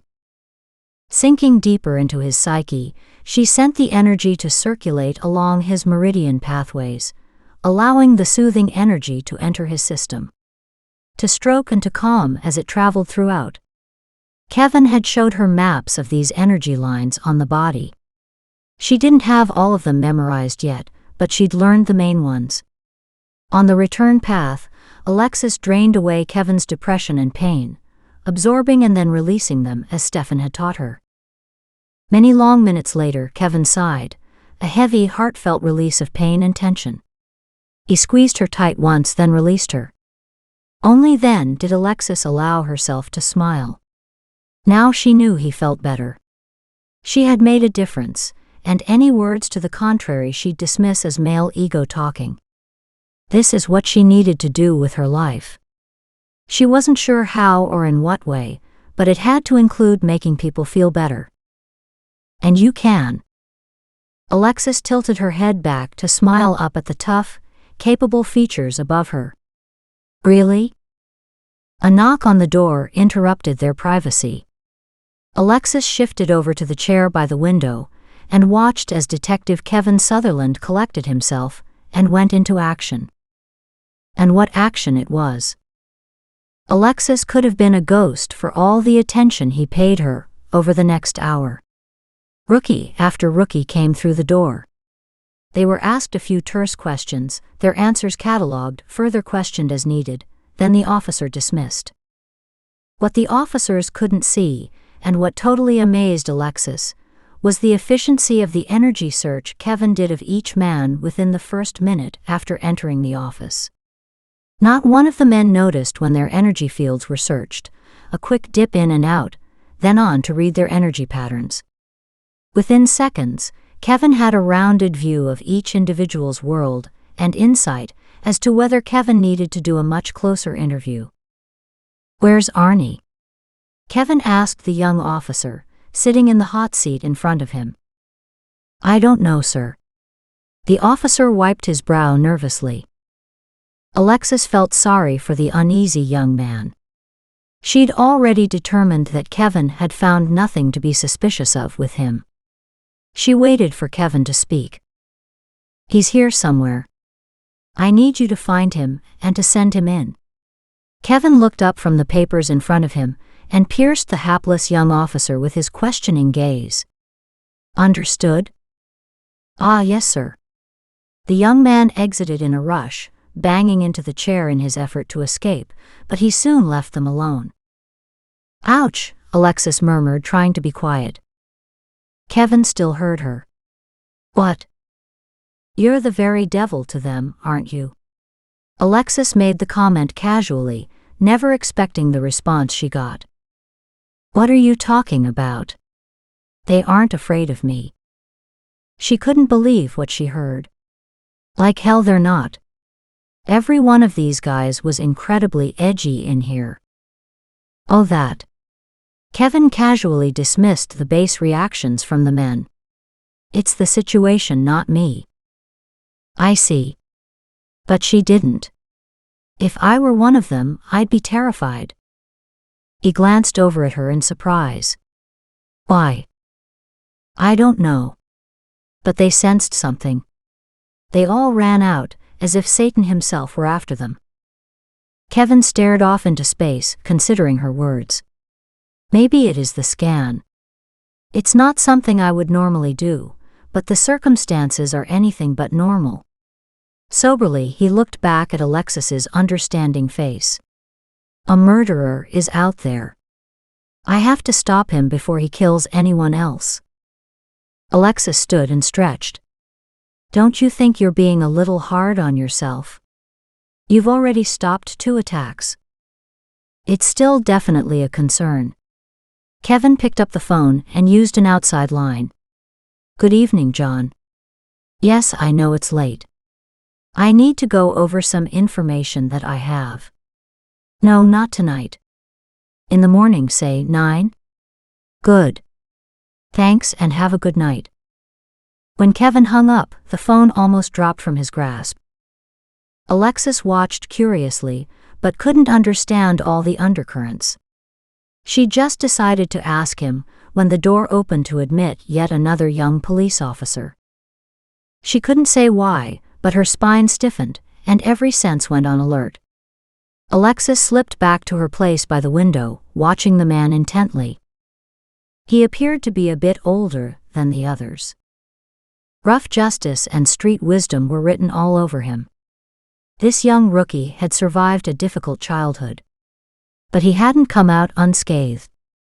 He'd built one hell of a no-holds-barred shell to hide his scars. But could he be hiding something else? Damn it to hell anyway. That stupid bitch of a nurse. He hoped she had a hell of a headache. Had she seen him? He didn't think so, but it could be a huge mistake if he were wrong. He'd have taken care of her later, but that bloody Irishman had sat on guard until she'd been ready to leave. He didn't know what to do now. Turmoil circulated through his mind in a never-ending spin cycle, bringing on a hell of a throbbing pain at his temple. This was piss-poor timing. He hadn't wanted to move up his timetable just yet. His damn rookie hadn't provided enough information. And then the asshole hadn't answered his phone all evening. The longer he sat and thought on the problem, the madder he got. If they wanted to force his timetable forward, fine. And if that damn ghost whisperer wanted to be next, Then that worked for him too. Kevin motioned the young man farther into the room. "Hi, Arnie. Thanks for coming in. Take a seat." He waited for the rookie to comply before adding, "This is Alexis Gordon." "Alexis, this is Arnie Morrissey." Kevin watched the two nod politely at each other. If Alexis was on the stiff side, he let it pass. Within seconds, Kevin's energy reached out, only to be instantly rebuffed. Kevin sat back and perused the tight-lipped face in front of him. "Arnie, is something bothering you?" "No, sir." His whole persona came across as too cold and hard for one so young. Kevin found it incredibly painful to watch. "You've been a good cop here for the last?" Kevin picked up the file in front of him. "It's been almost 9 months now, hasn't it?" He eyed Arnie over the top of the folder. Arnie only nodded. Kevin wondered what it would take to break such intense self-control. Though brittle and edgy, he suspected it would shatter under gentle pressure. Kevin looked at Alexis. She looked ready to burst. He nodded. Alexis blurted out, "Arnie, does the word blackmail mean anything to you?" Arnie paled to an ashen gray. Fear made his eyes look like black marbles. His clenched fingers turned white at the knuckles. Kevin barely hid his surprise. He'd have to remember to ask where that word had popped out from, and why. But first he turned his stern gaze on the young man. "Arnie, tell me about it." The poor man swallowed several times, tried to speak, but gave up before the words could make their way out. His downcast gaze dropped to the floor. "You can take a few minutes to collect your thoughts, but realize no one is leaving until we understand just what is going on here." Once again, Stefan had been right. Arnie visibly swallowed hard several more times before giving up the ghost. He slumped against his chair in defeat. "I didn't know how to tell you," he whispered painfully. Both Alexis and Kevin leaned forward to catch his barely discernible words. "Tell me what?" Kevin let his voice soften. Experience guided him. It would be so easy to have everything go wrong right now. He could only hope Alexis would stay quiet. "Arnie? Tell us what," he coaxed. "Are you in trouble?" Arnie looked at him, a world of despair in his eyes. "I tried so hard. Honest, I did." "I believe you," Kevin said. Alexis believed him too, although she couldn't explain why. Sincerity and dismal realization permeated the air. Arnie had meant what he'd said, and somehow he'd still failed to avoid what was happening. Her heart went out to him. "I thought if I could fix it, I wouldn't have to lose my job. I love being on the police force. It feels so good to be doing something positive after all those years of being on the wrong side of the law." But someone found out. The troubled young man paused. Frustration and anger boiled over. His fist slammed against the arm of the chair. "Damn it, it's just not fair. Everything was going so well." "What's not fair?" asked Alexis quietly. "Just as important, what did someone find out?" He looked at her briefly before turning away. "I have a record. Someone found out." He shrugged, as if the rest of the story was obvious. It took a minute to sink in. Kevin sat back. "You're being blackmailed?" Arnie nodded, refusing to meet his gaze. "You're right," Kevin said. "You should have found a way to tell the captain or me. Someone who could help." He leaned across the desk. "Arnie, despite whatever mistakes you have made, you have to tell me the whole truth now." He stared at the face across from him. "Do you understand?" "I understand." Arnie straightened up in the chair. He leaned forward earnestly. "That's part of the problem. I don't know his name. Can you identify him in any way?" Alexis wouldn't believe otherwise. She knew his answer would tell her a lot about this rookie's character. To deny this would mark him a liar, and would give them a completely different set of problems to deal with. Yes. He looked up at his superior in resignation. I know what he looks like where we've met and... He hesitated. And... snapped Kevin. I've tried following him but haven't had much luck. Alexis could appreciate that he'd tried to do that. She might even have done the same. What information did you give him? Kevin asked, curt and to the point. Originally he just wanted little stuff, like how many staff worked here, how many senior officers, that kind of thing. I thought it all quite odd, but none of it was high-level security stuff, so I didn't worry about it. The young man shifted uncomfortably on the hot seat. And then? Prodded Kevin. He started asking questions about different cases. When the little girl's remains were found at the city park, he really started bugging me for information. I had to report in almost daily about anything connected to that case. For a while, I thought he might have been a reporter. But he isn't. I checked the local rags. Arnie stopped again, then continued. He seemed eager, almost anticipating the news. If I didn't have anything, he'd be furious. Once he found something new out on the evening news. I'd been so busy that it never occurred to me to call him. He was furious about that and wanted to know about the autopsy report of the child. Did he offer anything about himself?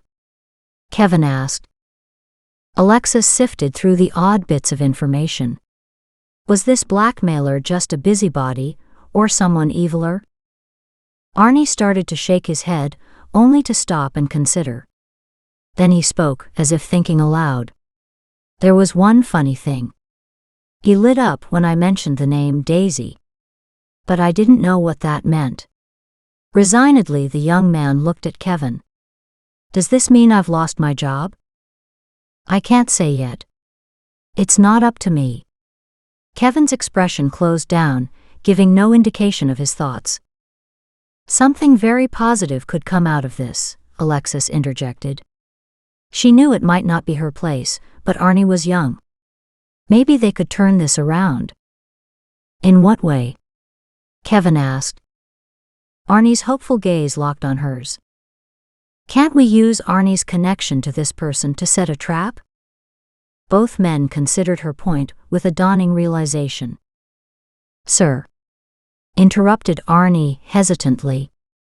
I think he's involved in much more than blackmailing me. Like? Kevin spun back to face the hapless young man. Alexis watched Kevin zoom in on Arnie, putting the poor man back on the spot. Arnie shifted uncomfortably. He wiped his damp palms on his pants. The night the little girl was kidnapped, I went looking for him. I had a gut feeling he might be involved. What? Kevin's lethal voice split the air. Why didn't you say something then? I didn't have any proof, Arnie explained. I still don't. But his reaction to the name was over the edge. I put two and two together. Arnie, seeing Kevin's stance wasn't softening any, tried again. He seemed to know so much about it already. Later it occurred to me that the news report wasn't that detailed. Right. Kevin stood. You are to meet the police artist now. I want a composite sketch within 2 hours. Kevin walked to his door before turning back. Are you sure there's nothing else you can tell us? Arnie hesitated. Once I saw his car parked outside the mayor's house. Kevin slammed his door shut again and stormed back to his desk. Is this man young or old? Early 30s, maybe. 5'11", slim, well-dressed. You do know what the mayor looks like. At Arnie's immediate nod, Kevin eased back a bit, but not much. It wasn't him. I'm sure of that. The description Arnie gave twigged something else. Kevin cocked his head as he studied the young policeman. What about his son? Would you recognize him? Arnie shook his head. That's the first photo we need to show you. Where else have you seen this guy? What's the license plate, and what kind of vehicle does he drive? The next words burst out in a half-bellow. And why the hell did you not come to me with this information before? The rookie sank deeper into his unforgiving chair. I thought if I could solve it, then I wouldn't be kicked off the force. Did you ever suspect that the man you gave information to was involved in the recent murder of a young mother? A muscle twitched in Kevin's cheek as he pinned the younger man to the spot. No, never.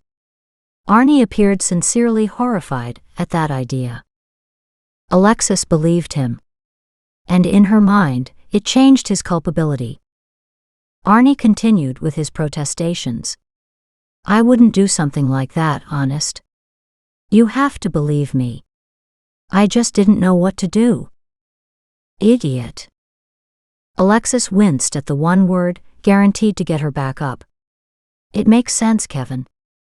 Not for you, and maybe not for me, but for someone who feels they've done something wrong. They want to fix it before anyone finds out. Who asked you? Kevin snapped. I did, she said cheerfully, fully aware of the shocked fascination coming from Arnie as he watched their exchange. Maybe Arnie was right to be afraid. And right about the other. As long as he didn't give out something major, maybe this can be fixed.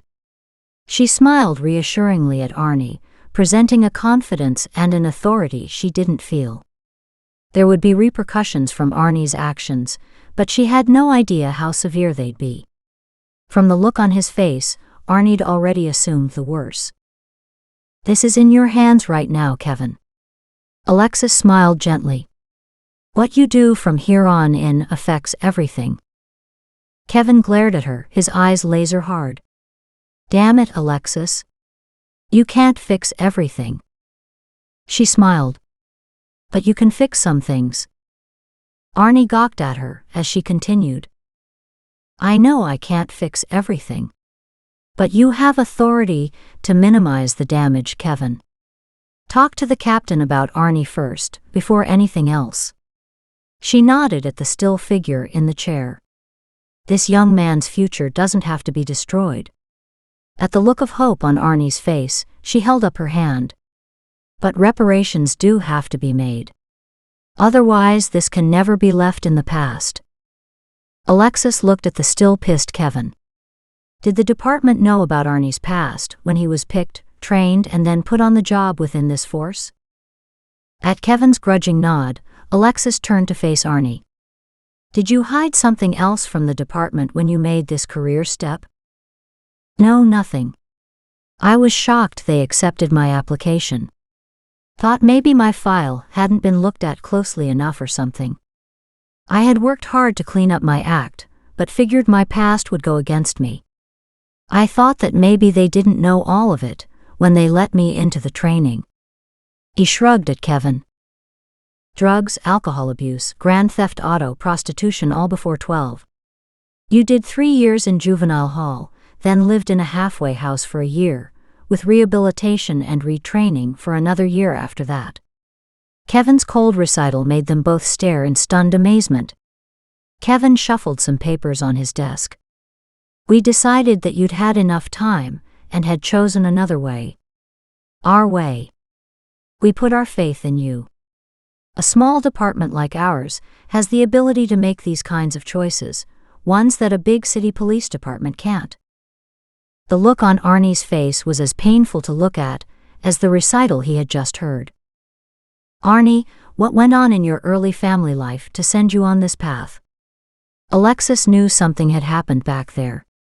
And it needed to come out. Now. How she knew she couldn't say. The young man spoke dismissively. The usual. Broken home, abuse, parents both alcoholics, mother a prostitute. What's to say? It was hell. No, there's something else, she prodded. Pain oozed from a hidden cavity in Arnie's soul. Alexis couldn't stand it.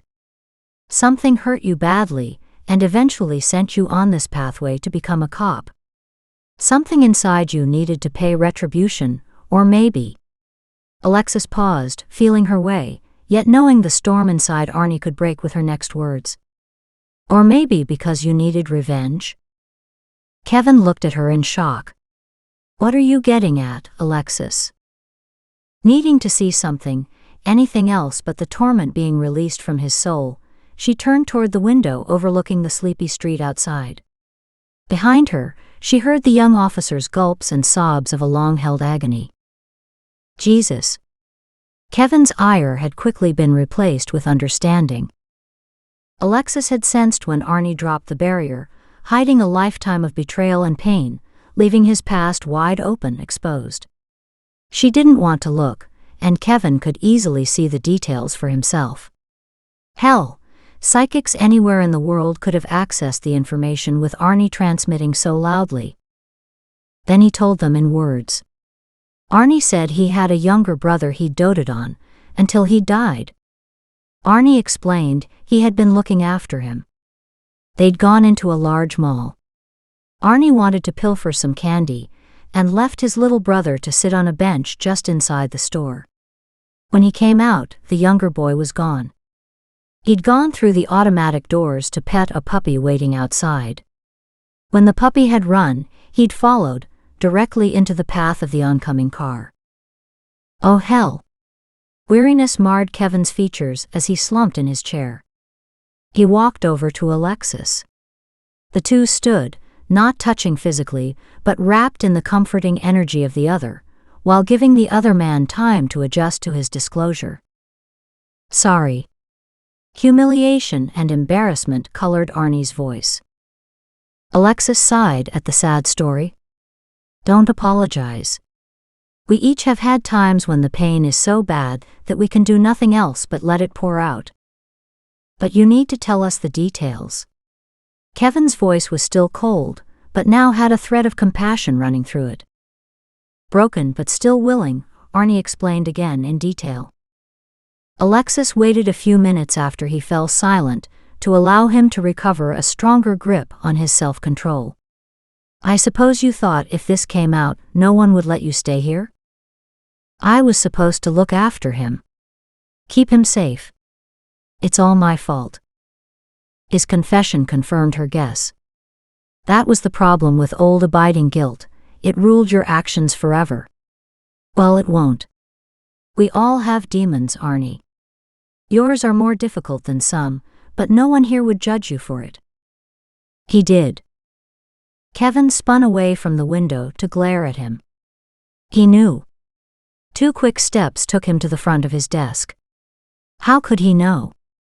Did you tell him? Arnie reared back, away from Kevin's intensity. No. I didn't tell him. He already knew. He scared the hell out of me. Alexis smiled at the past tense usage. The young man still looked terrified, only now Kevin was the looming danger.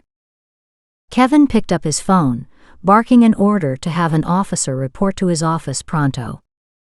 Waiting for the knock on his door, Kevin stood, opened the door, and spoke to both officers now.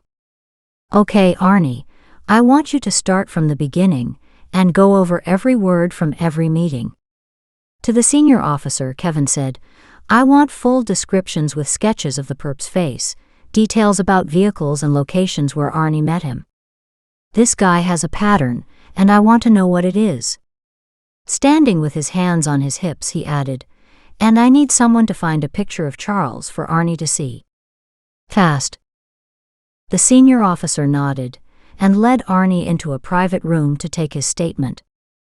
The police artist was on standby, but hopefully she wouldn't be needed. Kevin called the captain and filled him in. Finally, something had shifted. As Alexis waited, she almost nodded off. God, she was tired. She wondered when they'd be heading home. I know you're tired, Alexis. He pondered the problem for a moment. I can send an officer with you to my place, or you can grab a couple hours sleep here. We have 2 rooms with cots in them. He grinned at her. Actually, we have a whole jail full of them. Thanks but no thanks. Alexis considered the not-so-great options. Or I could have a cot brought into my office, he suggested with a raised brow. Right on cue, Alexis yawned again. Did we eat tonight? Yeah. He reminded her. Chinese at the lake. Remember? She grimaced. How could she have forgotten? This day had been brutally long. Maybe I could crash here. Are you sure I won't be in the way? Even as she said the words, fatigue washed over her. Not at all. Kevin quickly ordered a cot brought in and grabbed his stuff to take to another desk. You don't have to leave.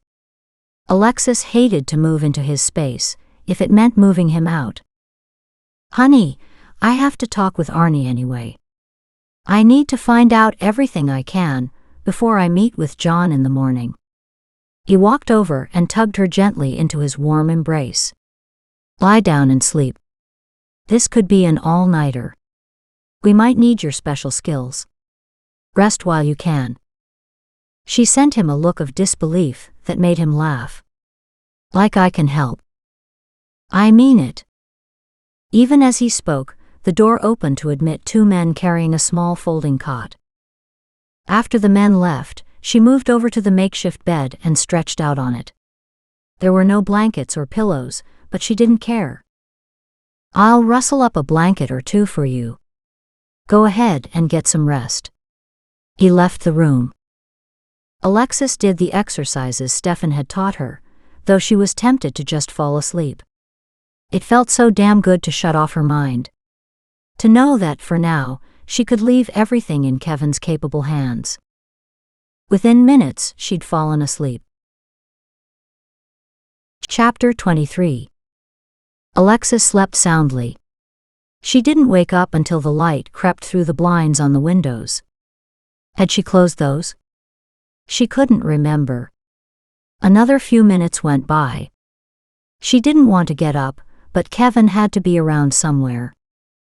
Good morning, sleepyhead. How are you feeling now? Kevin sat quietly at his desk. From the look of him, he'd been there all night. Did you get any rest last night? Alexis rubbed her eyes, noticing she now had a blanket and a pillow. Interesting. A shower would be wonderful, but coffee would be better. I caught a few minutes of shut-eye in my chair, somewhere between 3 and 4. Not enough, but it will have to do for now. Alexis shook her head. He couldn't function efficiently this way. Don't say it. I already know. But there have been a lot of surprises overnight, and things are starting to move very quickly. Startled, she could only look at him. Coffee, she pleaded in a croaking voice. First coffee, then information. After several slugs of dark and deadly harsh cop coffee, she smiled. The caffeine hadn't had a chance to hit her bloodstream, but just knowing it was on the way made her mental faculties cooperate enough to ask, now what did you find out? Charles is the blackmailer. He waited for her reaction. What? That slimy toad of a birthday boy blackmailed Arnie? She couldn't get her mind wrapped around the idea. It's not that I don't believe you. It's just hard to imagine. Does he really have the brains to pull off something like this? Kevin watched her, a big smirk on his face. I thought you'd say something along those lines. You really didn't like him, did you? Alexis looked at him and shuddered. What's to like? Most ladies don't have a problem with him. She thought about it. I'm not so sure about that. He mentioned something when I walked with him. He made it sound like the house, the money and the prestige all belonged to him, and if I was nice to him, he might share. Alexis became the target of Kevin's narrowed-eyed glare. He said what? From the overriding disbelief in his voice, she couldn't tell if she should feel insulted or complimented. He said something else that was odd. Something about no other family that counts. She looked at Kevin. His uncle is in a long-term care facility, on life support. John keeps paying the bills because he can't stand the thought of letting his brother die. Kevin looked down at the stack of papers on his desk. Although, from what he's said lately, he's getting ready to sign the papers to pull the plug. Something about it being time to let his brother go. How sad. But like I said, Charles is a toad. Imagine feeling that way about a family member. Would Charles get any money then? Alexis visibly shuddered at the next thought. If he is the blackmailer, does it change the direction of your meeting with John this morning? He looked startled. Sorry. She blushed. I didn't try to listen in on your phone conversations, but I was here in the office. I'd forgotten. There's a good chance Charles has been leaving the threatening notes for his own father. She sat back and stared at Kevin. Does he hate his father so much? Alexis couldn't imagine a family willingly doing such damage to each other. That's something I need to discuss with John this morning. At her look of interest, he quickly interjected, in private. That was only fair, even if she didn't like it. He grinned. She shrugged dismissively. What could she say? What's happening with Arnie now? That wiped the smile off Kevin's face. He's in with the captain now. They're questioning his every move since he started here. His future is up in the air. That will be tough on him.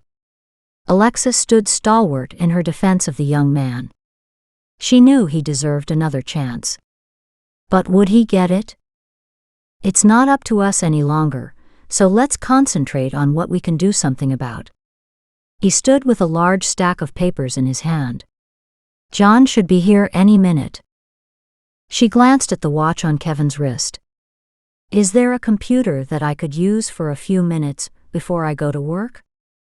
A few minutes later, she looked up in time to see John being ushered into Kevin's office. The door shut firmly behind the two of them. Damn, she wished she were in there. Good morning, John. Kevin motioned his visitor to take the chair across from the desk. He couldn't help but look at his friend differently now.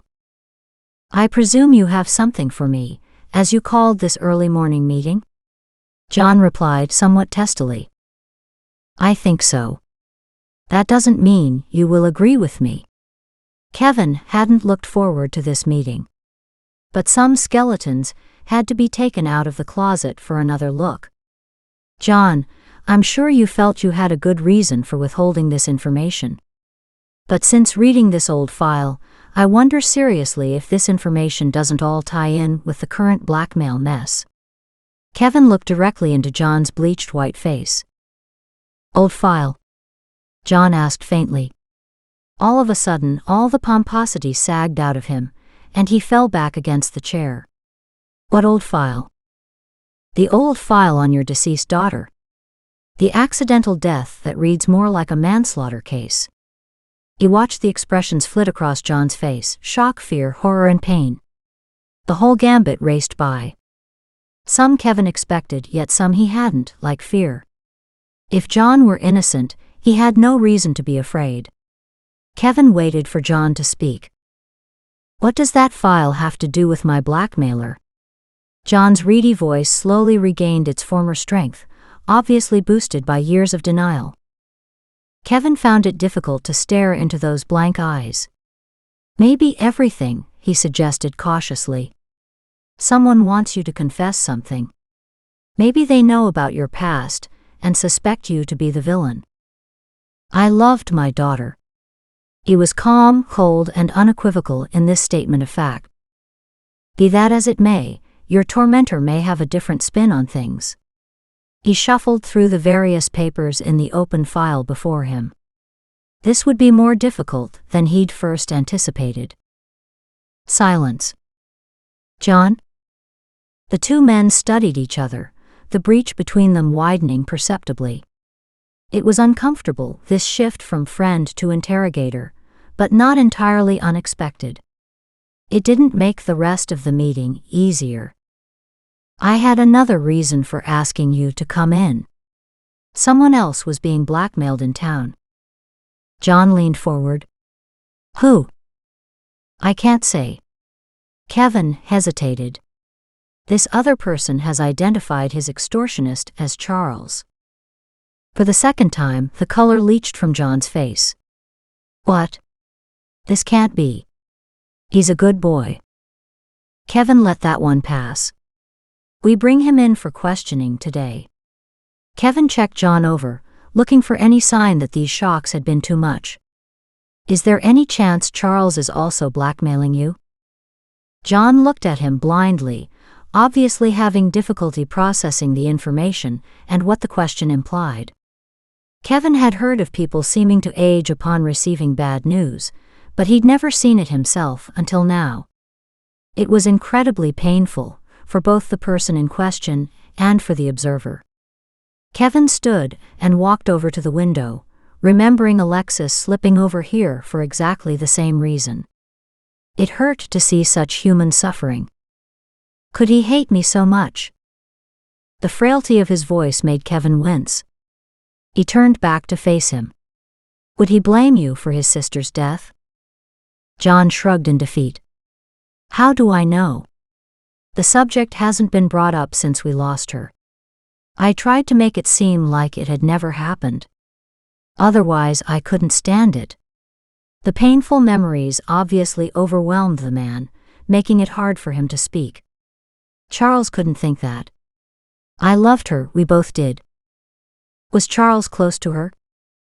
John smiled. Very. The difference in their ages added to that maybe. She was his special baby sister. They played together all the time, especially in the garden. They loved the flowers. He even had his own nickname for her. Charles went to pieces when she died. He'd already lost his uncle 4 years earlier. It was a lot for him to deal with. I should have gotten more help for him, John said. But then we were all a mess at the time. Charles seemed to straighten out after a while. John shuffled in his chair. Then Sandra collapsed. My marriage almost didn't make it for the second time, and I know I lost the close bond with Charles. He brushed a shaky hand over his hair. But for Charles to do this to me. His head shook sadly. I just don't believe it. Maybe it wasn't him, but he had the access, the hidden knowledge, and the motive. What motive? John turned to Kevin in surprise. What possible motive could there be? Any number of possibilities. He might want you to suffer for what he believes you did. Kevin waited a moment before plowing ruthlessly on. There is no statute of limitations on murder. That finished John. Kevin saw the walls of John's foundation crumble to the ground around him. I swear on my mother's Bible that I did not kill my little girl. Tears welled up and slowly rolled down his face. I loved her. She was everything to me. John appeared to be telling the truth, but Kevin didn't know what to believe. He'd seen too much in his career as a cop to be surprised by anything. Besides, what did he really know about John? Kevin opened the file and studied the contents while John composed himself. There had been an investigation at the time of the child's death. Her death had been ruled accidental and the case closed. Kevin checked a couple sheets, looking for the officer in charge at the time. This deserved a follow-up call. John, is there any chance, with the understanding that if her death wasn't accidental and you weren't responsible for your daughter's death, then could it have been Charles? Is he capable of something like this? John didn't look surprised at the question. In fact, he appeared resigned. He changed when Glenn had his accident. My brother didn't die, but he might as well have, as he's been non-responsive ever since. Charles took that hard. So, I don't know. For almost 20 years, I've wondered. I don't want to believe it. Mental illness runs in the family, and at one point Charles needed serious help. We thought he'd improve. Then he would just stop taking his meds. It was a roller coaster ride for all of us. We had to keep a close eye on him for many months, until the doctors could straighten him out again. John stared off into the distance sadly, as if looking down the long tunnel of his own past. I don't know anymore. The boy I knew couldn't have done it, but then he wouldn't have blackmailed anyone either. We have an odd case open right now. Believe me when I say that I wouldn't be asking without good reason, but can you tell me what clothing your daughter was buried in? Daisy. But she's buried in Redding, California. John stared at him in shock. Kevin's heart hitched. He leaned forward to pin the hapless man in place. Daisy. I thought her name was Marie Leanne. Yes, it was, but Charles nicknamed her Daisy when she was just an itty-bitty toddler. The name stuck. I think the dress she had on had her name on it. Which name? Marie. She was buried in her favorite yellow sundress, with white stockings and black shoes. I had to help pick out the clothes. Sandra was inconsolable at the time. She hadn't been herself for a long time already, but that. Hearing confirmation that the body Alexis found was likely that of John's daughter, although necessary for the files, hurt. The next question would devastate John. Keeping a sharp eye on John's face, Kevin continued, there is a strong possibility that the body we found in the city gardens could be your daughter. We'll need DNA tests to confirm. What? John lurched forward before falling back into his chair. The color drained from his face. That's not possible. I told you that she was buried in the family plot in California. We actually gave her Glenn's burial plot because he was here. And now she's probably here. Kevin studied John's face. No way John could have faked this response. He hadn't known. The man was shocked and devastated. I can't believe it. No one even knew about her. Who could possibly have dragged her from her resting place to dump her alone in the city gardens? He raised a trembling hand to his forehead. I can't believe it. I just can't believe it. I need to ask for a DNA sample in order to confirm her identity as your daughter.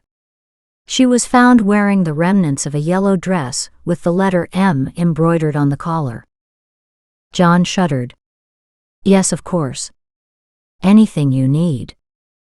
We'll also need to talk to everyone in your family, particularly Charles. Kevin studied the older man. We're picking him up now. He doubted that Charles had the wherewithal to be a killer. He wasn't the kind to get his hands dirty. Blackmail, yes. Murder, no. But then how well did anyone know Charles these days? A grave robber? Who knew? John nodded. He opened his mouth to speak, then hesitated. In an almost pleading voice he said, I would like to keep Sandra out of this. She's not been very well lately. Sorry, John. That's no longer possible. Alexis hoped Kevin and the mayor wouldn't be much longer. Even as the thoughts whirled around in her head, the door opened and John shuffled out. Dear God, what had happened in there? John looked like he'd aged 50 years. And Kevin, well, he looked like the cold, detached detective she'd first met at the park. Alexis waited until Kevin looked around for her, before getting up and walking over. Are you okay? She asked in concern. Yeah, I'm fine. This morning is shaping up to be hell. Are you sure you want to stay? I called Scott. He's rescuing me from Rick's accounting office for the morning. We'll head to one of the parks. As long as you stay with him. Kevin then returned to his desk to collect some papers. Alexis quietly withdrew. He needed space and she needed freedom. 10 minutes later, she stood inside the station entrance, waiting for Scott to pick her up. She hoped to be gone before the officers returned with Charles. The thought of seeing him made her skin crawl. Luckily, she spotted Scott's vehicle and stepped outside. Scott's cheery grin poked through the passenger window as he pulled up beside her. Hello, beauty. Waiting for a ride, are ya? Well, get in.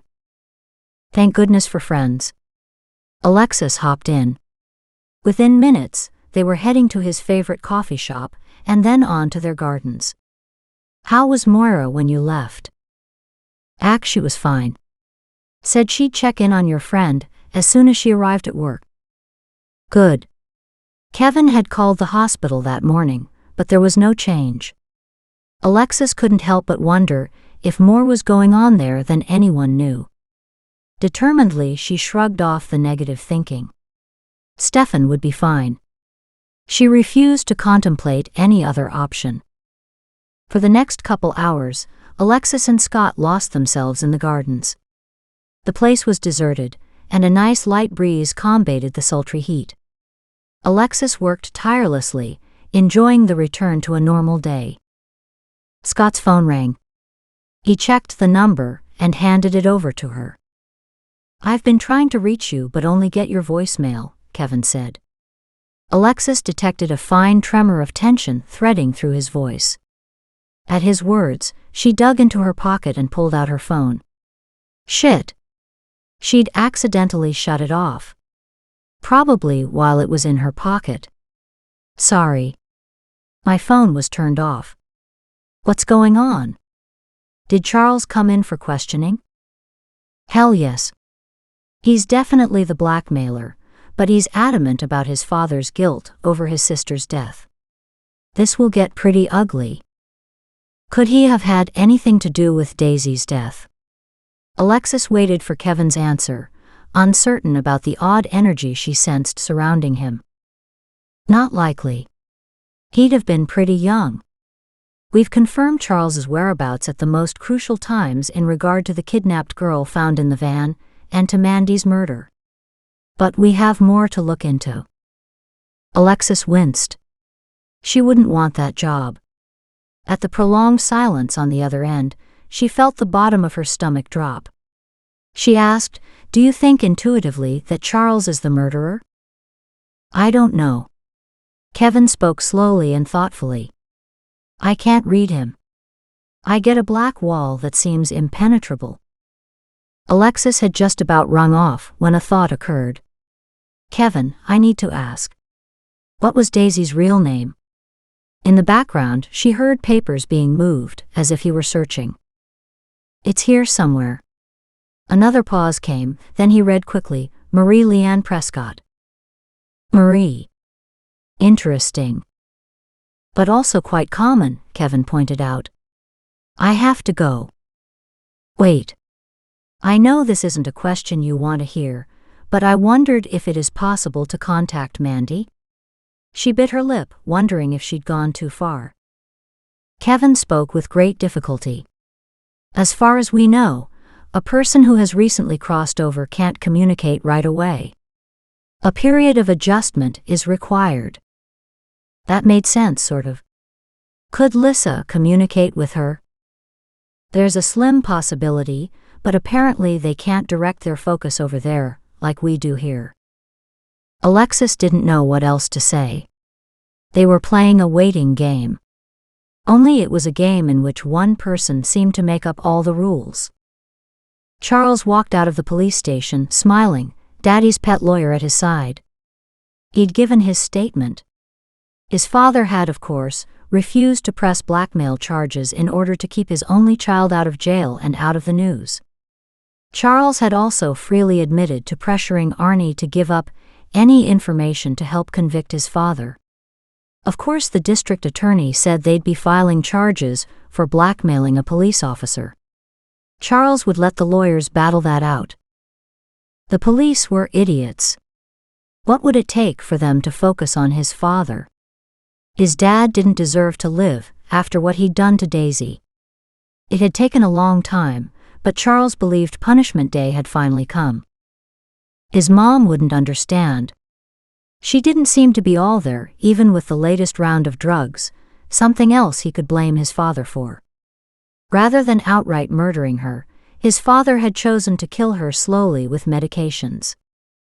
At his car, Charles opened the front door and sat inside for a moment before starting the engine.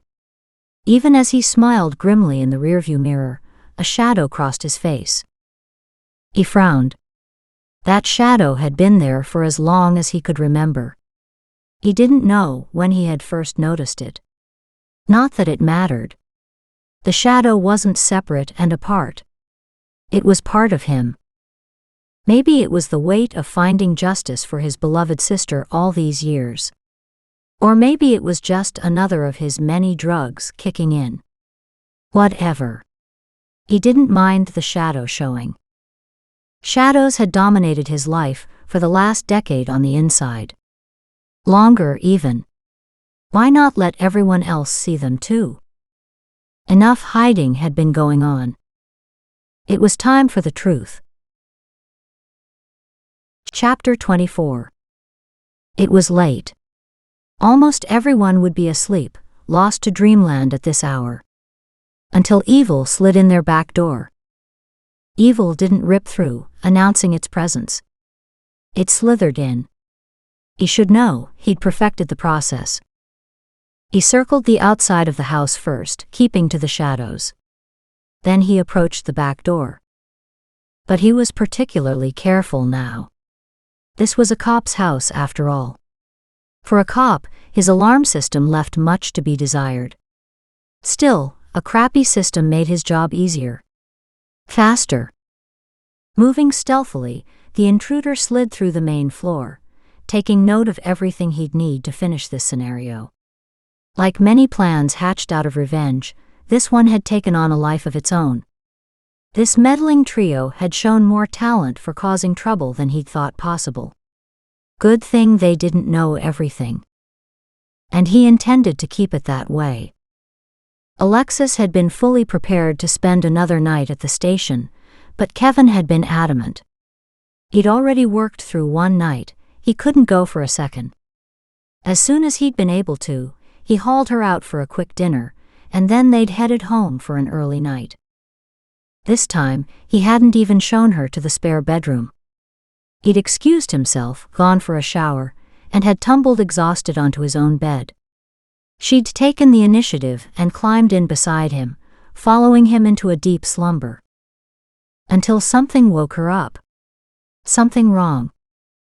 A cold, clammy sweat covered her slim body. She looked over at the other side of the bed. She was alone. "Shush, Alexis. I'm right here." His voice was pitched low and urgent. Kevin stood next to the closed bedroom door, his bare chest gleaming in the pale moonlight, every muscle tensed against an unseen foe. He'd pulled on jeans and held his handgun at his side. She slid out from the crumpled blankets, pulling on underwear, pants, and a t-shirt, tugging that down for some measure of warmth against the massive chill shaking her body. "What is it?" she whispered. "Use your other senses," Kevin whispered back. The minute she understood what he meant, she felt him. The bastard was close by. "He's here," she said. Kevin already knew, she realized.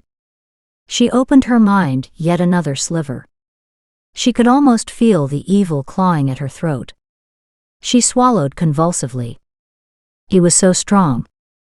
A soft thud from downstairs had Alexis staring fearfully at an equally grim Kevin. Their intruder had entered the kitchen. "Shush. Stay calm." Keeping Alexis an arm's length behind him, he opened the bedroom door to creep into the hallway. Alexis stayed close. She had no intention of being left behind. Cautiously they moved down the stairs. Alexis feared her ragged breathing could be heard from the next room. Another step caught a creaking stair. The loud sound pierced the silence, freezing them in place. Alexis could sense the evil blackness swirling in place below her. Seconds later, she heard the slam of the back door and the fainter echoing sounds of running footsteps. Kevin jumped the last few risers and raced out into the night after him. Alexis made her way to the couch and collapsed. Never before had she felt such malevolence. She needed to put a face to it. In her heart she knew Kevin wouldn't catch him, although he'd give it his all. She glanced at the clock. It was almost 3 a.m. She closed her eyes, resting against the back of the couch. Then that she felt it. Stefan's signature. She couldn't explain it. It seemed like he'd popped in and quickly left again, leaving a straggling trail. Though he was recovering, he'd tried to come to their assistance. But he hadn't quite succeeded, for reasons she didn't want to contemplate. The impulse to call the hospital couldn't be ignored. Several times the phone rang, before someone with a harried voice answered. "Hello, is Moira there?" Alexis asked. "No. Can I help you?"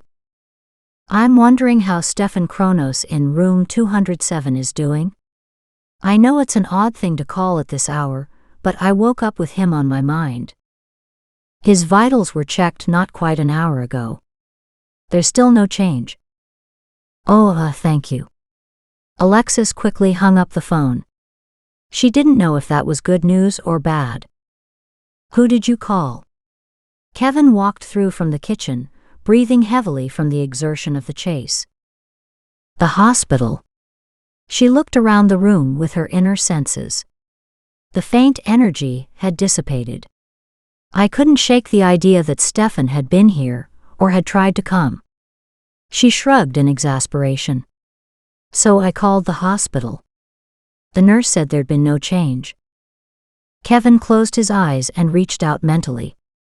Alexis watched, knowing exactly what he was doing. In this skill, he was more advanced than she was. "And?" she asked with raised eyebrows. "Could you feel him?" "Yes," he answered quietly. "And no." She raised an eyebrow. He explained further. "I found a mirror image of his energy, but not his energy, as if it's only part of him." Kevin grimaced. "That's the only explanation I can think of for his energy pattern at this time. Didn't he say that to split his energy up like that would make each strand weaker than if he'd stayed whole? And he's so weak as it is." God just listened to her. Sometimes this whole business was just too bizarre. Theoretically, yes. Kevin gazed in the direction of the moonbeams, as they landed on the couch where Alexis sat. Stefan seems to think that this is not only possible, but necessary in some difficult cases, especially where we have to keep track of many problems at once. But it's taken a lot for him to develop the necessary skills. Alexis heaved a sigh. "I can't even keep track of one thread." She studied Kevin. Damn, he looked good. An effervescent glow surrounded him. Instead of angering him, the nocturnal visitor had energized him. It made no sense. An intruder coming into his house should have pissed him off, only he looked grimly satisfied at this turn of events. "Do you know how he got in?" Odd that she felt so calm. The sense of evil had passed, leaving no lingering fear it would return. Instead, a sense of peace surrounded them. Definitely odd. Why am I not more disturbed? Shouldn't I be scared, terrified even? Her reaction bothered her a lot. Kevin smiled down at her. "What?" "Look around you." His relaxed manner seemed almost amused. What did she not know? "What?" Confused, she looked around carefully. "Look again.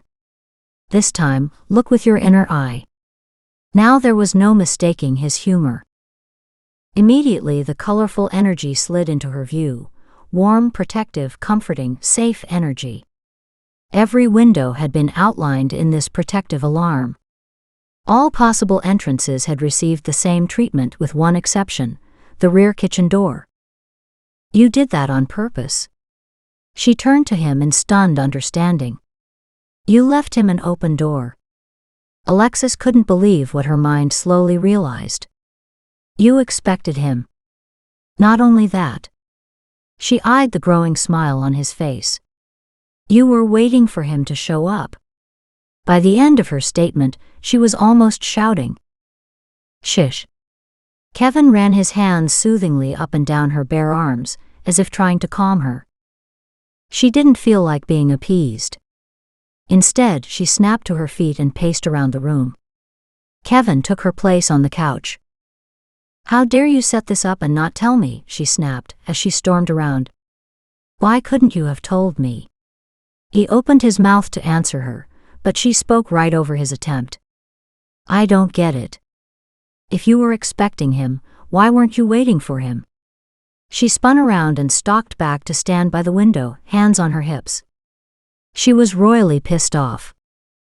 Kevin once again opened his mouth to speak, only to shake his head, his face lighting with laughter as she walked right over to him. You had the perfect opportunity, and you slipped up.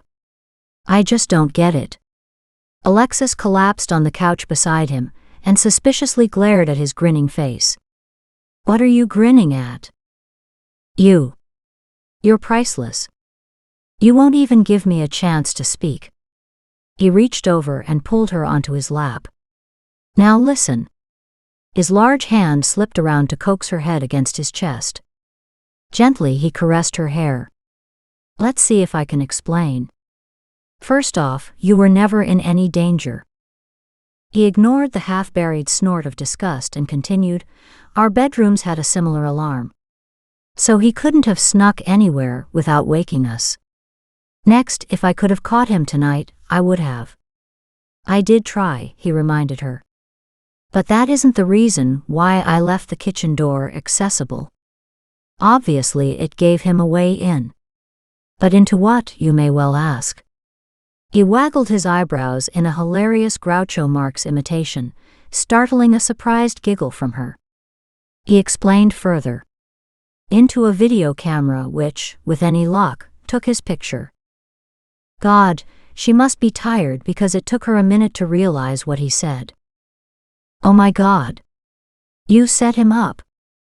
Oh my God. Alexis couldn't contain herself.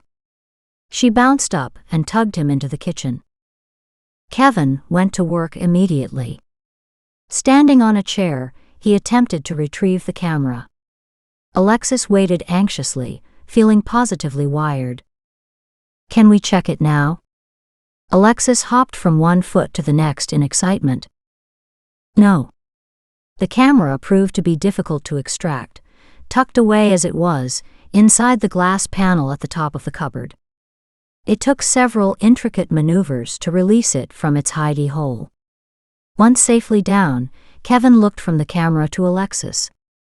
How do you feel about spending the rest of the night at the station? Let's go.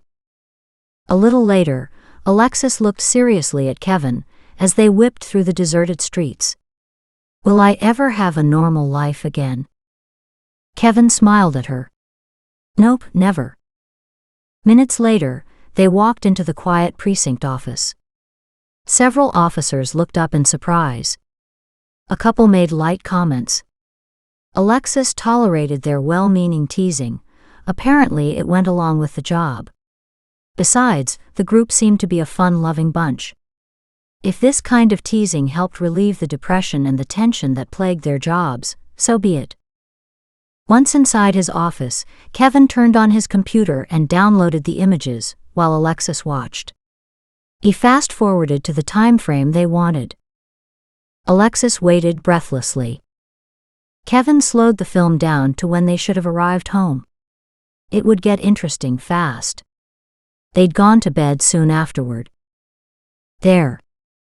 Someone was coming in the back door. Not much light shone in the room, and that made it hard to see anything but shadows. Got him. Alexis couldn't see what, though. Impatiently she waited and watched as Kevin cut and cropped, lightened, then darkened the background as he brought the figure forward. Once again he cropped and enlarged just the head this time. Oh my God. It's Charles. Or was it, she thought with a frown. She'd have trouble recognizing this Charles in daylight, as well as in the darkness of night. He was positively horrifying. His features seemed distorted by dark grooves and hollows. Alexis sat back in shock. Kevin stayed equally quiet beside her. Still staring at the picture, she nudged his shoulder. What's wrong with this picture? Everything and nothing. It's Charles, but not the one first, no. It's like his evil twin. Or is it just a side he doesn't show in public? Does he have a split personality? Both were possible. Medical science dealt with these questions all the time, although their answers were still inconclusive. It would explain a lot. True, but I'm not sure if that's what's going on. Alexis sat down beside him, focusing on him and his words, instead of the disturbing picture in front of him. What are you talking about? Look here. He pointed his finger to the cloudy haze around the image's head. This is odd. He leaned closer, using the mouse to point it out on the screen. A weird outline is surrounding his head. Couldn't that just be an effect from all the cropping and enlargements, though? Alexis studied the haze uneasily. She hoped it was. Anything else would be bad. No, I don't think so. Kevin studied it intently before adding, but I'll have to check with our specialists. What difference does a cloudy area make? Kevin stood as he answered, all the difference in the world. With the disc in hand, he walked out of his office, leaving Alexis behind to wonder what had just happened. Alexis sat across from the three policemen, ready to scream. They were having such a good time teasing her. Unfortunately, they hadn't brought her enough coffee yet, so she wasn't handling it well. In truth, she wasn't handling it at all. She'd woken up from her nap sore, stiff, grumpy, craving caffeine, and alone. Only she wasn't alone any longer. Kevin had left strict orders that the remaining men were to keep an eye on her. Damn, she wanted to hiss and spit. It didn't help that they'd filled her in on what had transpired while she slept. Kevin, accompanied by several officers, had gone to pick up Charles for a second time. Only he was nowhere to be found.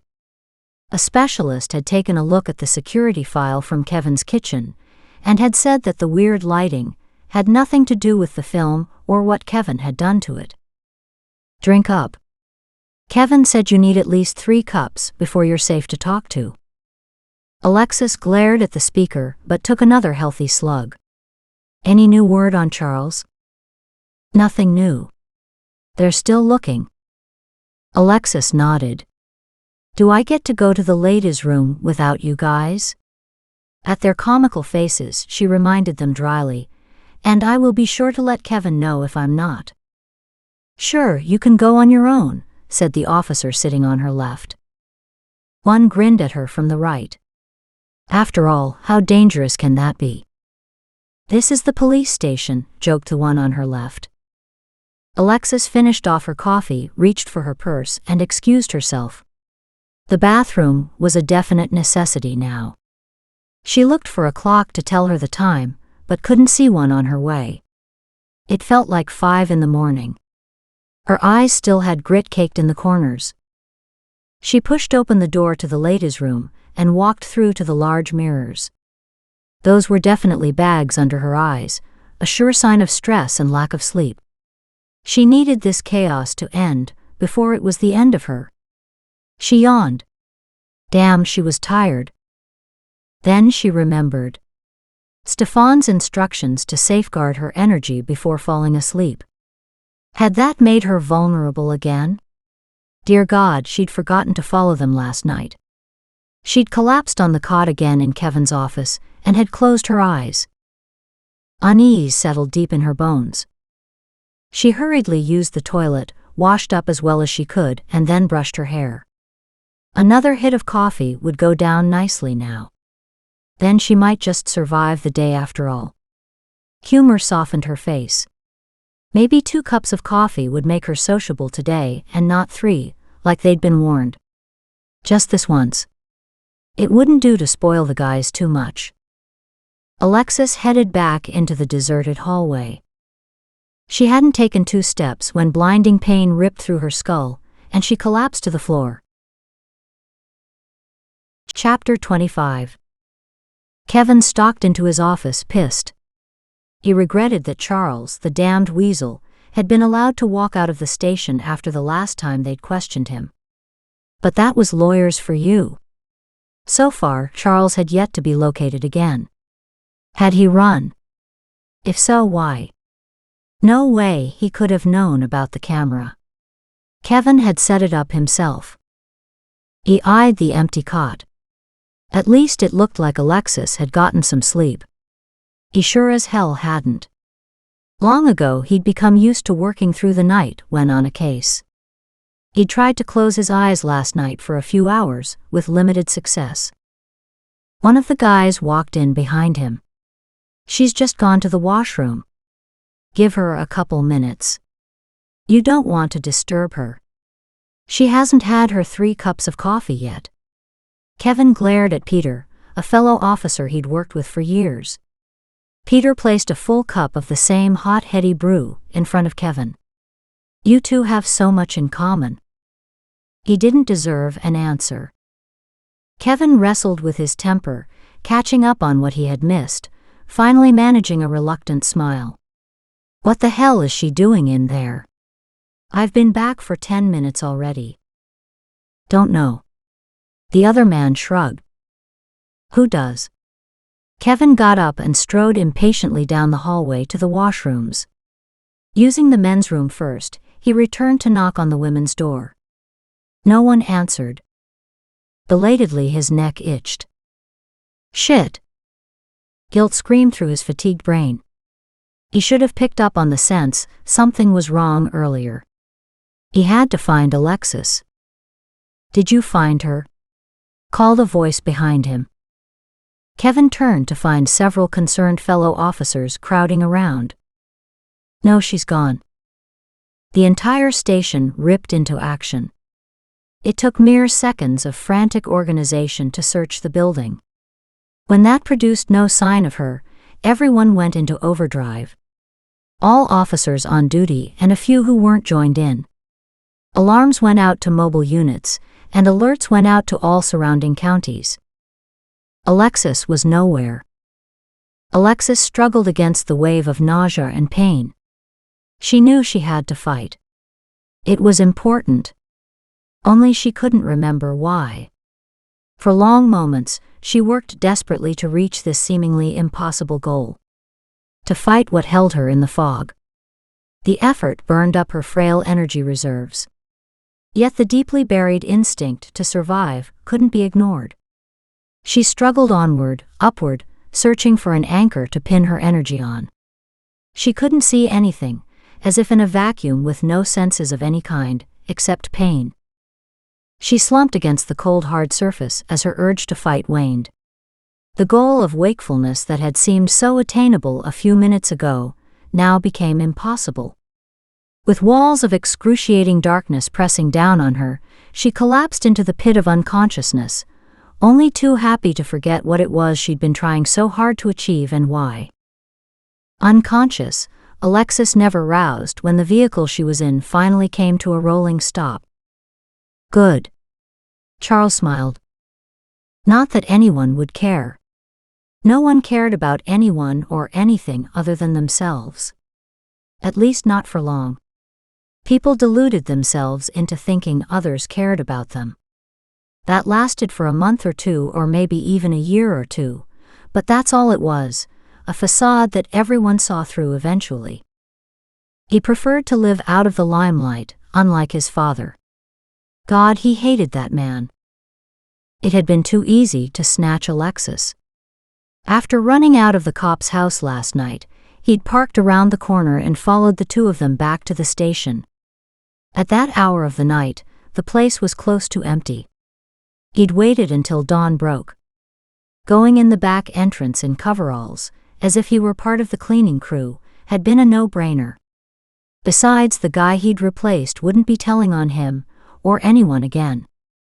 Making himself wait until the opportune moment to grab her. Now that had been hard. He didn't bother checking up on her in the back seat. Either she'd survive or she wouldn't.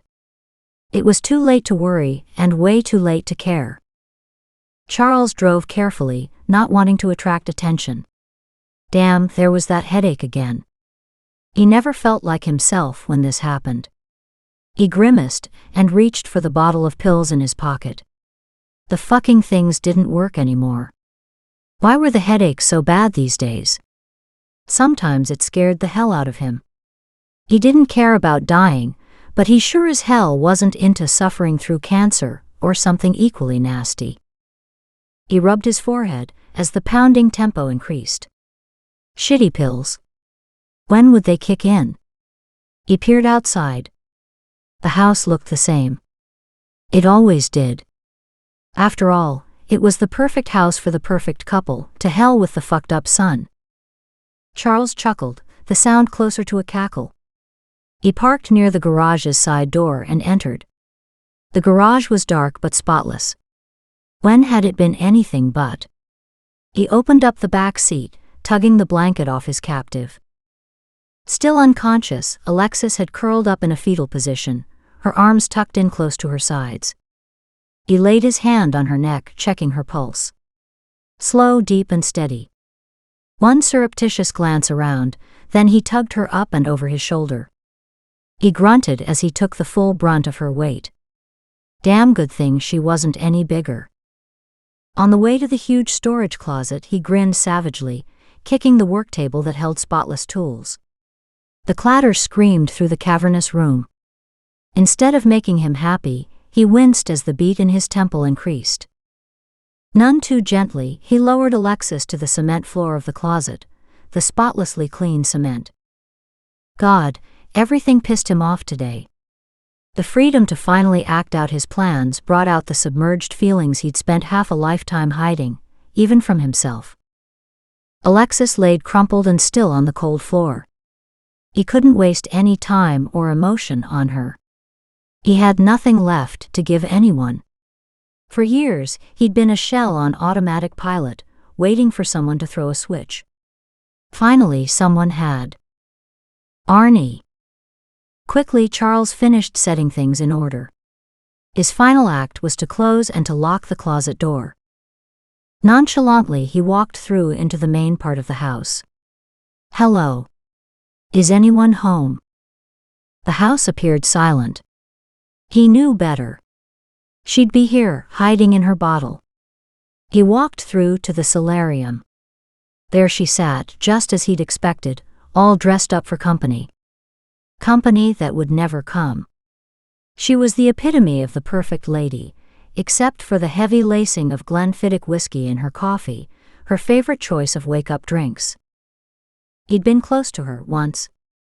He didn't know whether the drugs had sent her off or the booze, but she wasn't often the mother he remembered. Good morning, Mother. How are you this morning? A faint tremor washed through the older woman. Visibly regaining control, she couldn't quite hide the shudder of revulsion in her eyes as she looked at him. He smiled nastily. What's the matter, Mom?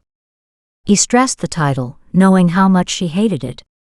Are you not having a good morning? It's fine. She refused to add more, choosing instead to take a hefty fortifying drink from her cup. Sitting there, she looked almost perfect. Not a hair out of place. Appearances for her were everything. He almost felt sorry for her. Her world was about to bust apart. On the heels of that thought, his headache lashed out, catching him above the temple. He winced as agony speared through him. I told you to get those headaches checked, she lectured in her patronizing voice. God, he hated that tone. And I told you that I'm fine. I won't see any more damn doctors. Well, maybe your medication needs to be changed. You are taking it, aren't you? She asked fearfully. Remember what happened the last time you forgot? Irritated, Charles sat down across from his mother. She flinched. And if I don't, what the hell could you do about it? You're nothing but a useless, washed-out alcoholic whore. Pain mixed with faint tendrils of fear filled her gaze. Are you taking your medication? She demanded sharply. Are you?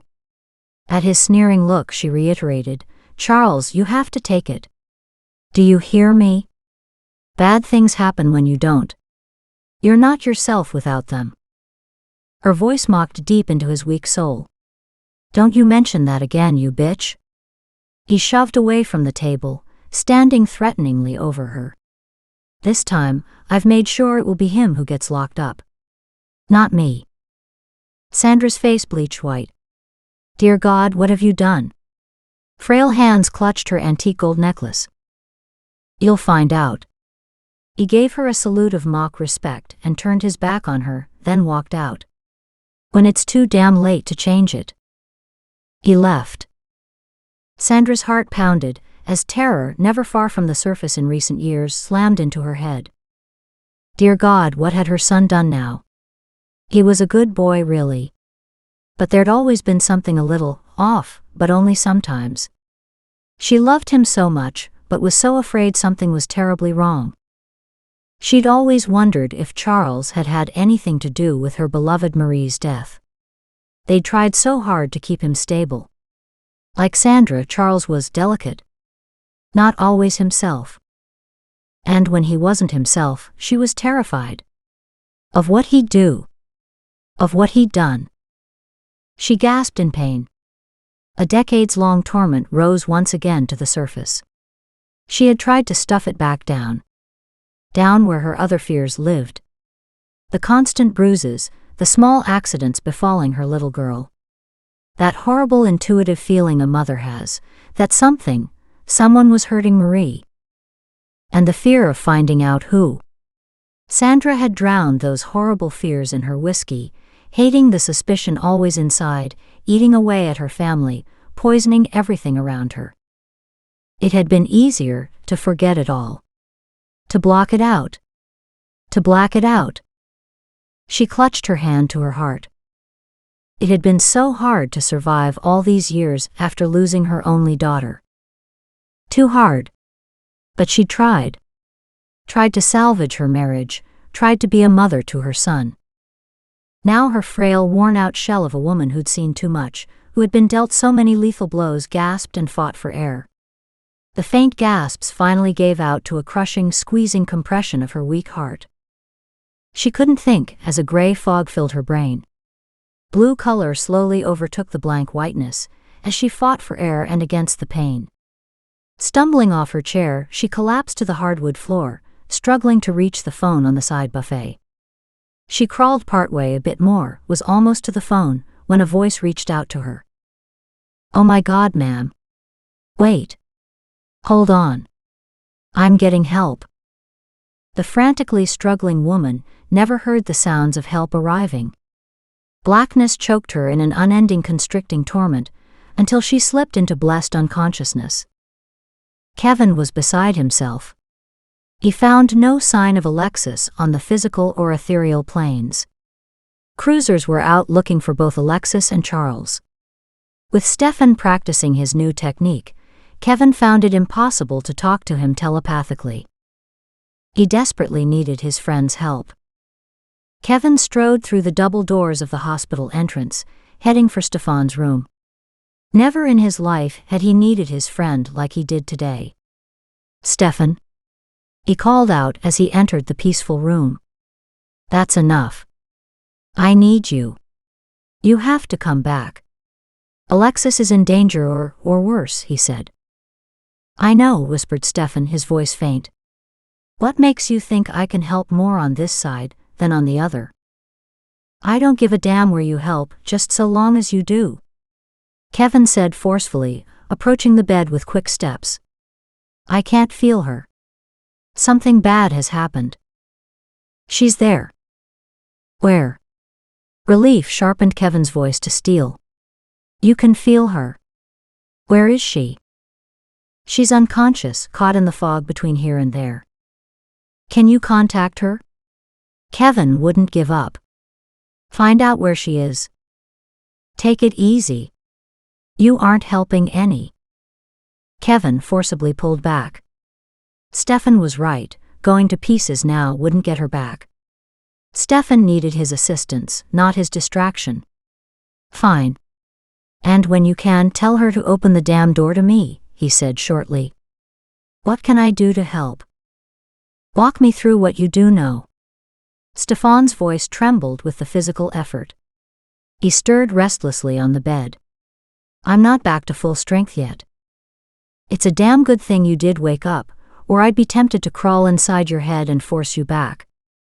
He was only half joking and saw by Stefan's faint smile that he understood. Kevin relented. Sorry, Stefan. I can't think because I'm worried. So quit wasting time and fill me in. It took a few minutes to give him the scant details. Painful silence followed. Stefan said briskly, "All right then. I'll go look for her, as she did for me." Kevin had to be content with that. Stefan, using the closely developed bond with Alexis, finally picked up her faint trail. It wove through dark fog and gloom as a glowing silvery thread. From his perspective, he could tell she had no idea where she was. There were no visuals. Odd. If anyone else were involved, Stefan found no indication, no imprint. He pondered this as he zeroed in on her. Minutes later, he felt her warm, comforting spirit. But he couldn't see or hear her. Using methods he'd fine-tuned over the years, he slipped into her mind. It was empty. Shards of icy terror slammed through his consciousness. What the hell was going on? Slowly, he pivoted in the brilliant crystal cave of her consciousness. Nothing to see but ice. Sounds were muted, deadened by the vast denseness of the frozen wasteland. Eerie echoes bounced in his head. Fear for Alexis clouded his mind, and he struggled for control. She was in incredible danger. He had to help her. But first, he had to find her in this bizarre space of her mind. Expectant, numbing silence prevailed, awaiting stillness for something or someone. Stefan pivoted in disbelief. Dead in front of him stood a specter.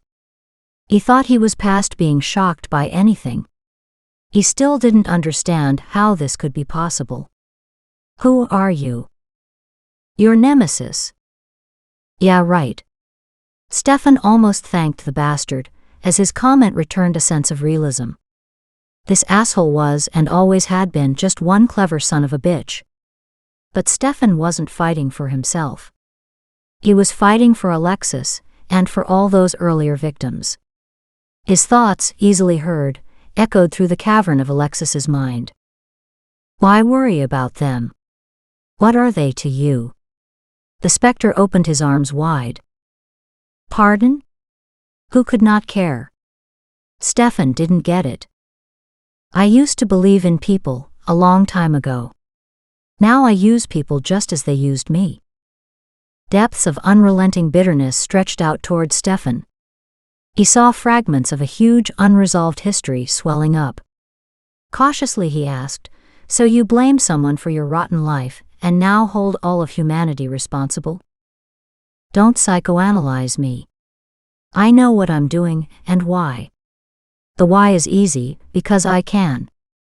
And because they deserve it. John deserves it." Macabre laughter echoed hollowly in the odd chamber. Alexis's mind. God, how could he forget? He glanced around. Bizarre stalagmites stretched forever upward around him.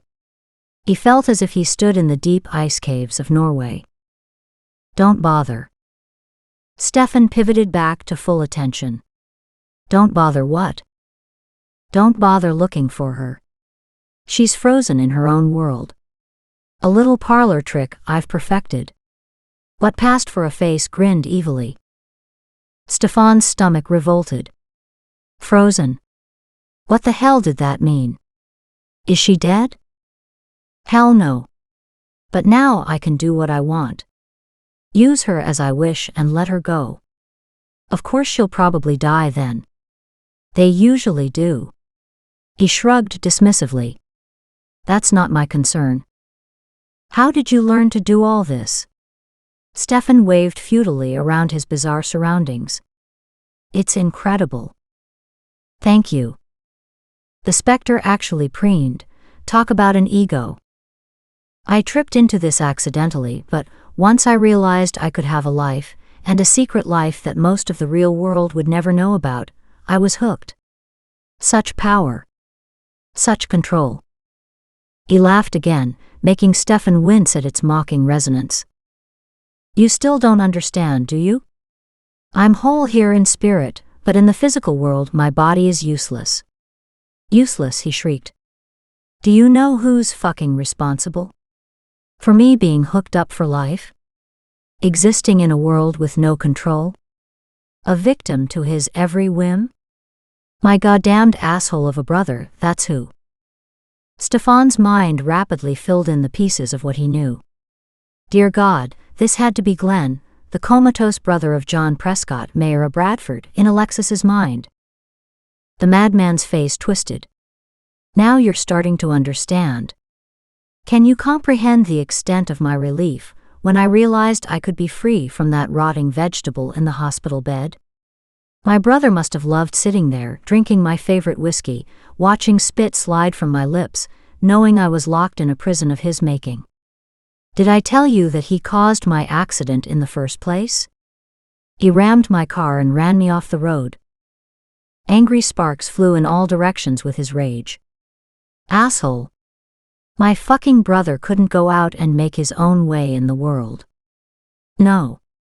He had to take what was mine, so he tried to kill me. And fuck that up too. While I'm here in a coma, he took my house, my cars, even my business. Would he let me go then?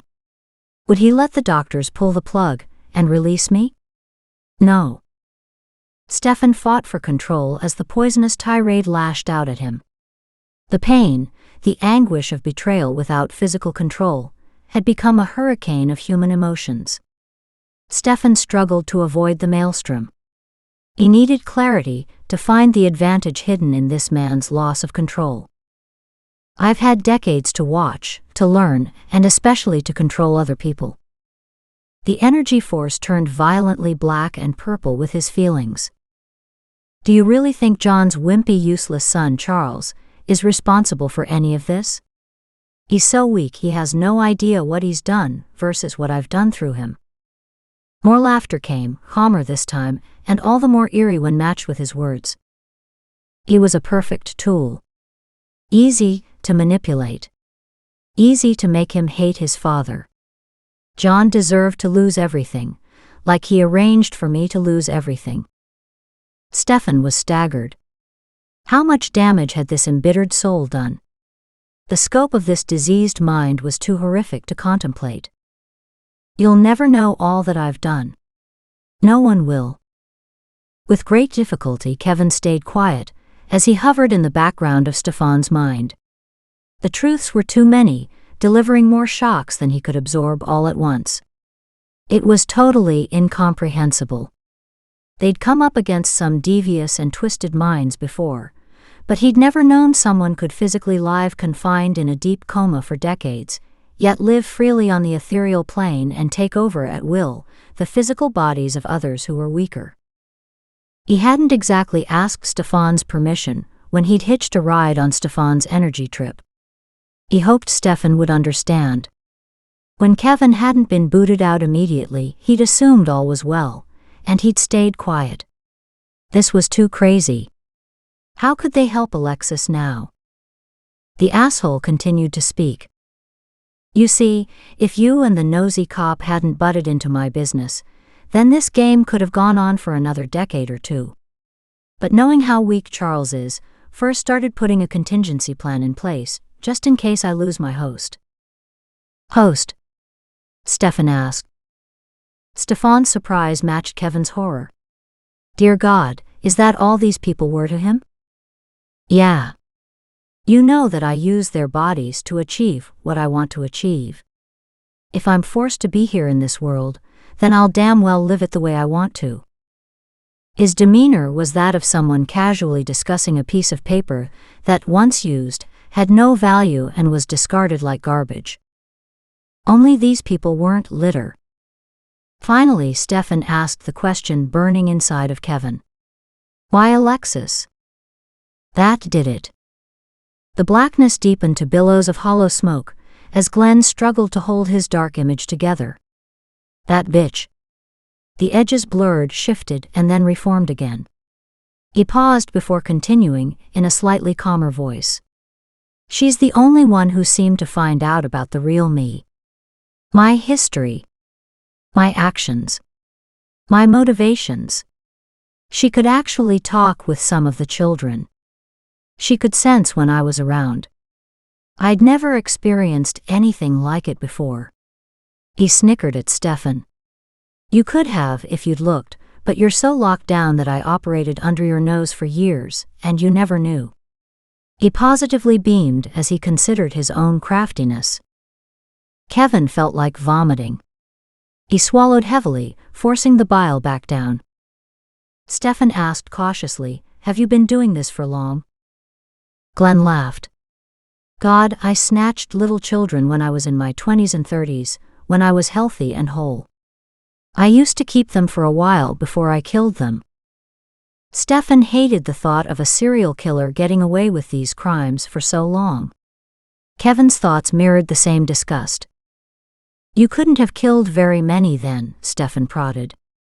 "Not if you were never caught." "Bullshit. I won't give anything away, but you can bet there were over a dozen back then, until my asshole big brother stepped in and decided to steal what was mine. Now that I've learned to live again, I think Charles will develop the traits of a pedophile." Kevin shuddered. "Where is Alexis now?" asked Stefan humbly, as if bowing gracefully to a talent bigger and stronger than his. Kevin laughed humorlessly. As if. The ripples of mirth slid through Stefan's mind, only to be quickly stomped on in warning. "She's locked in a closet," the asshole explained comfortably. Kevin almost lost it. A fucking closet. He barely heeded Stefan's silent warning to stay in control. He closed his eyes, forcing away the horrific image of Alexis's suffering. He had to remain strong, or he'd be of no help. A closet that's smart. Presumably she can't get out? Stefan's friendly conversational tone surprised Kevin. While his stomach churned and bloodlust blinded his vision, Kevin knew Stefan was calm, cool, and collected. Kevin had never admired him more. Was he still probing the ethers for Alexis's physical location? "Yeah, I left her in an incriminating place, at least for John." His statement seemed to amuse him to no end, as gales of laughter overwhelmed him. "That must have been difficult. For you maybe, not for me. I've been using Charles and several others to do my dirty work for years." Glenn shrugged dismissively. "They made it almost too easy."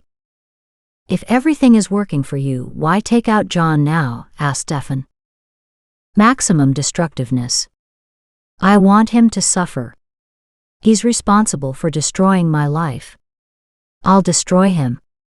His useless wimp of a son should get the same.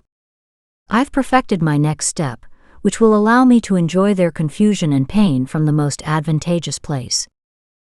Gloating satisfaction oozed from the madman's energy, as his projection shone with pride.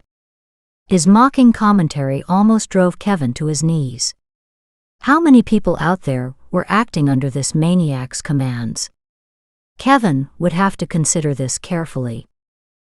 But don't you want them to pull the plug on your physical body, so you can finally find peace?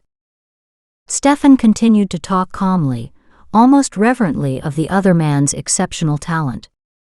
An ego stroking that nauseated Kevin, even as he understood the need for it. "It no longer matters what they do to my body. Once my dear brother is taken care of, I will move on to my next host. From my new vantage point, I can do what I want. They probably will pull the plug on their own, if he's not there to continue paying my exorbitant medical bills. And he'll be gone soon. Everything's almost in place." The words rolled over Kevin in mass confusion. Surely Glenn couldn't continue to control these people without a physical presence? Somehow this madman had found a way to make dead no longer mean totally dead. The asshole was still talking, and Kevin had to forcibly refocus. Only Alexis mattered now. "I'm confident that I'll carry on my existence in the same manner. After all, I've had years to work out a solution to this problem. I don't need my body to be alive anymore. I can control more now than I ever could alive." Keen intelligence gleamed through the blackness. In the beginning, it was a different story, of course. But with endless time for practice, I think I've perfected the transfer. I believe I can make it permanent. Through lifetimes even. Over and over. His seeping malevolence wavered, appeared to dissipate, before solidifying once again in front of them. Kevin watched and listened in horrified fascination as the maniac continued his gloating. "And don't think I'm stupid enough to let you know where I'm going, or how I'm doing this." He smirked at his own superior knowledge. "You'd like to know though, wouldn't you? Too fucking bad. I don't understand what you could have done with Alexis. After all, it's her mind we're in now." Stefan kept awe and confusion in his voice. Kevin waited, breathless. "Of course you don't, because you're thinking from the human perspective, not the soul perspective. You have to work on that," he admonished. "Like they say on TV, you have to think outside the box. Sorry, it's difficult while grounded in physical life." "True." The asshole seemed somewhat mollified by Stefan's admission of a lesser status and talent. "Yeah, right." Kevin waited and watched. At the same time, he tried to observe the frozen stalagmites forming the visual of Alexis's mind. He didn't understand, how could this be? Everything about this case could have come from a horror show. Were these surroundings hers or the asshole's? Not that it mattered, but Kevin had to locate her and to help her free herself. He scanned the space he saw.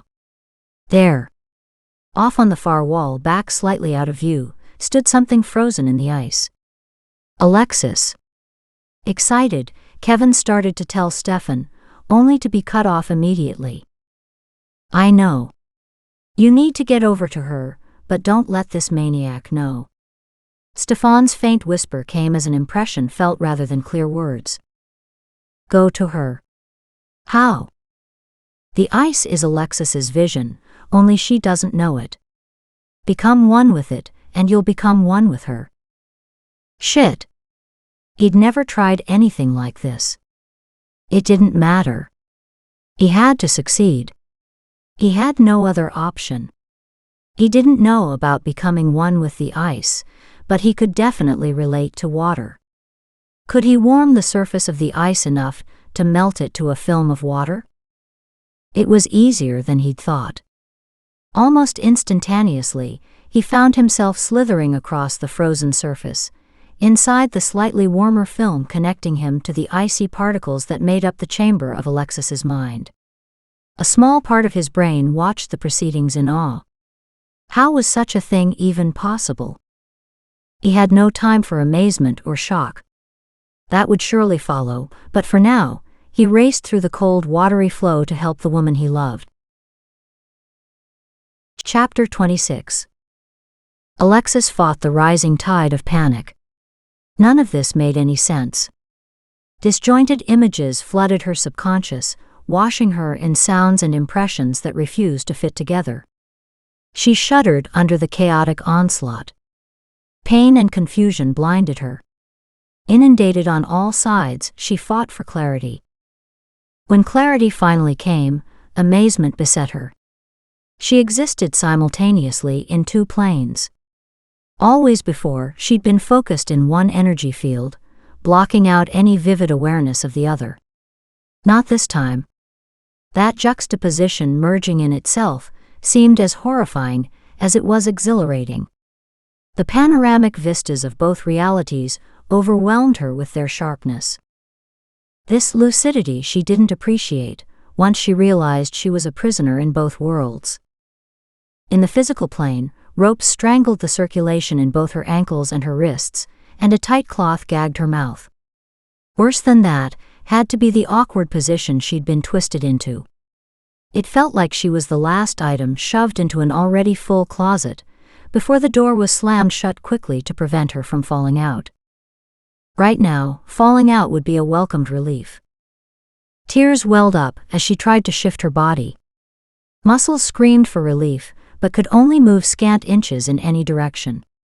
The gag pulled the skin on her cheeks, and worse were the few loose hairs caught in the tape over her gag that ripped her scalp with each tiny movement. Defeated, she collapsed to her original position. She was going nowhere here. Simultaneously, she was transported to the other world. She drifted in and out of sleep and wakefulness. Icy cold surrounded her in this place, where pain and fear inundated her. This reality was no better. Imprisoned and suspended in an icicle, she appeared to be in the middle of a huge stalagmite that dominated an icy cavern. Peripherally, she registered the presence of others. Yet something was familiar. What? No, not what, who? Kevin. Was Kevin here? She concentrated harder, searching for his tangible thread. Yes. She felt his comforting presence. And Stefan's too. Joy pulsed through her. They were both here. Then she sensed a third presence. The asshole. Numbing coldness encroached on her emotions, fighting with gripping fear. Her captor was here. This last realization, oddly enough, was what grounded her firmly in this reality and made things clear. He had to be stopped. Now, through the surrounding frozen wasteland, she felt and, even to a certain extent, saw the vague outlines of both the asshole's and Stefan's energies. Stefan's energy looked distinctly odd, tight, controlled yet wispy. Alexis focused next on his adversary. A malevolent force she recognized straight away, evil oozed from the center of his black heart. Where could Kevin be in all this? Carefully she closed her eyes and opened her senses. She felt him but did not see him. She smiled. There he was. He was everywhere. Kevin existed in the ice that surrounded and supported her, that covered and held her. Alex. His soft voice rippled through her consciousness. His words slid in at the DNA level.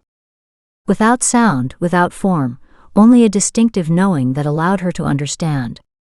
And to respond in kind. So relieved to hear you. Maybe you could explain what is going on? Alexis whispered. Her mind opened wider as the words slipped out on fragile snowflakes.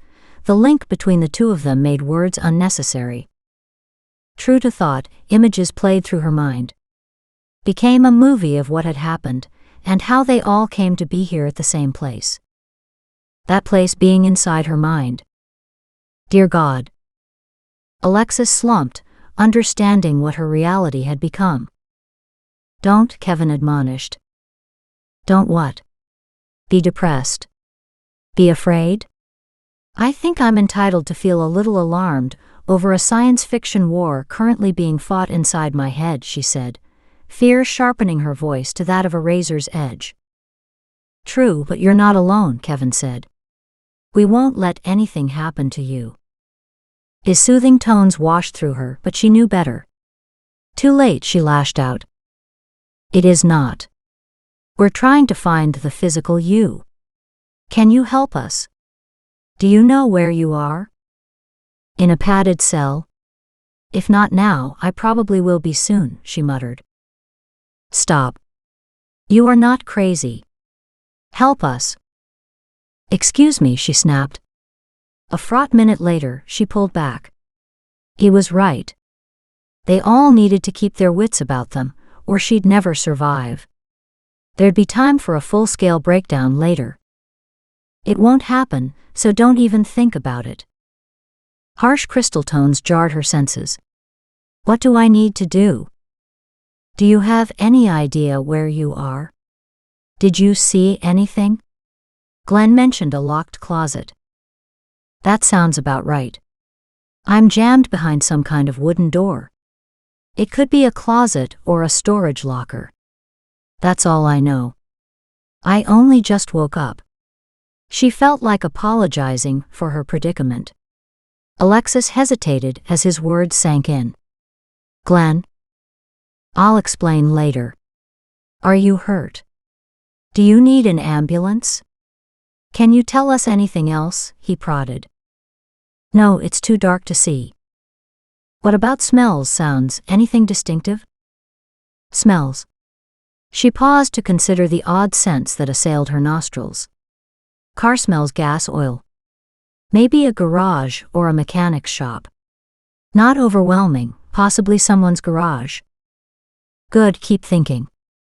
Did you hear anything? Did you feel anything unusual? Think. Alexis remained silent for a moment, letting the words sink deep into her consciousness. Movement. I remember traveling, maybe being carried, but the memories are slippery, inconsistent, she protested. We can't rely on them. Wrong. Even though you were out cold, these sensations were emblazoned on your consciousness. You can tap into them. If I were to guess, I'd say I was brought here to someone's garage in the trunk of a car. Good, excellent. Alexis didn't understand his sudden excitement. It's not as if I told you anything new. But you put things together in a different way, and that made all the difference. I think you're inside John Prescott's garage. What? Why there? I think Charles has stashed you there to implicate John. Glenn said something about maximum destructiveness. Alexis found her focus wavering. It was getting harder to concentrate. Alex. His sharp tone forced her attention back to him.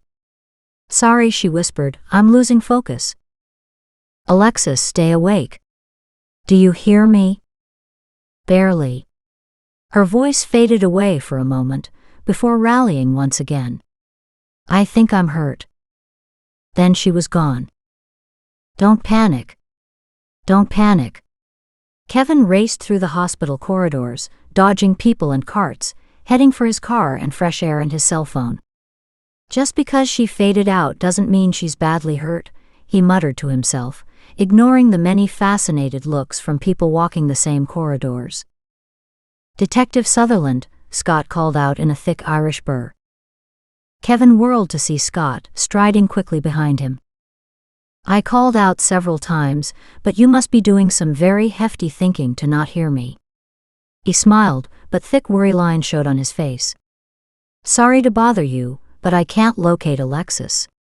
He paused for a mere second. Have you seen her? Kevin motioned for Scott to follow him out of the huge building. She was kidnapped from the police station this morning. I'm on my way to check out a potential lead now. I'm coming. Scott barreled beside him, anxious to hear the details. Don't you be thinking I'm not. I wouldn't dare. Kevin rolled his eyes at the huge man. Get in. After throwing lights on the top of his roof, Kevin ripped out of the hospital parking lot and cut the corner too close, bouncing over the curb. Kevin felt Scott's sidelong glance, but he chose to ignore it. He used his cell to call dispatch for backup and an ambulance. The nightmarish trip continued through town until Kevin's truck came to a screeching halt, just ahead of the black and white backup car. The ambulance also waited for them. As the two men raced to the front entrance of the house, the door opened and a stretcher was wheeled out. Kevin stopped, transfixed. It was Sandra, John's wife. What the hell happened? He asked, his voice sharp with worry. His gaze darted in all directions as he searched for signs of Alexis. Looks like a heart attack. We're taking her in now.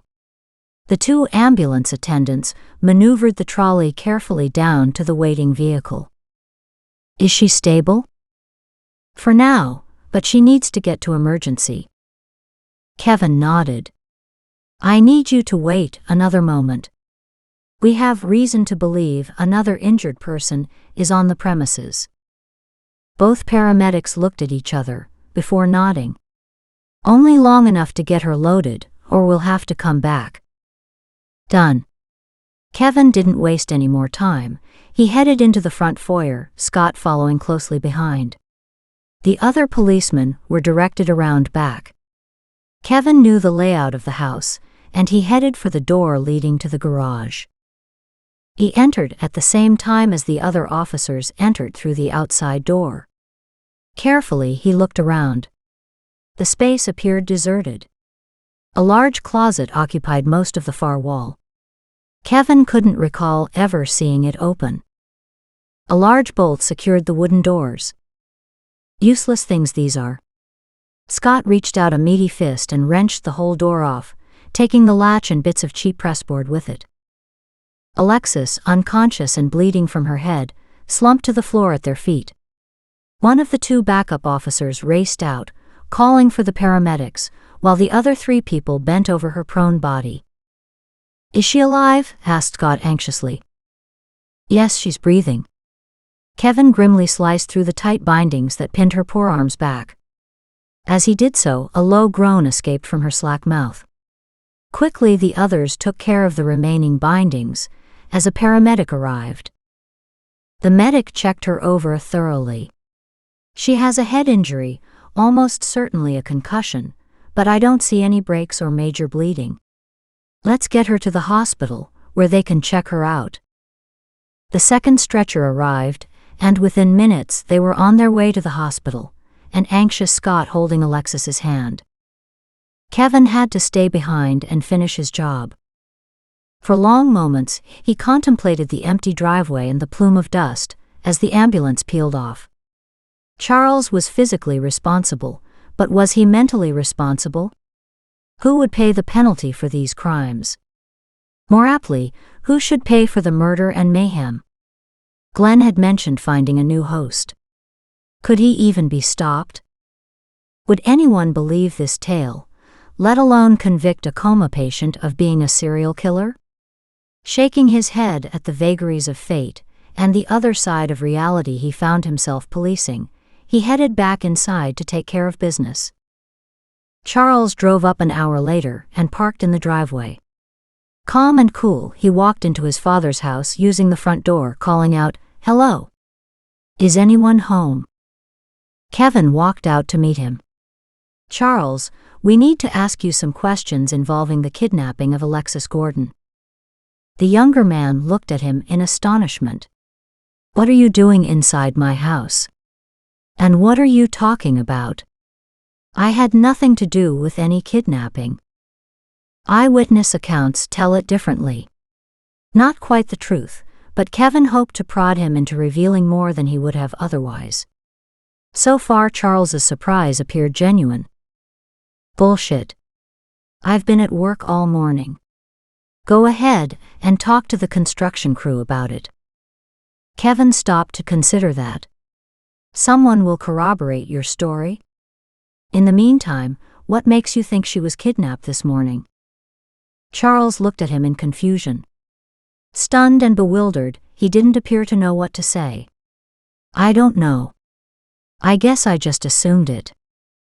Could Charles be ignorant of Glenn's actions when being used as a host?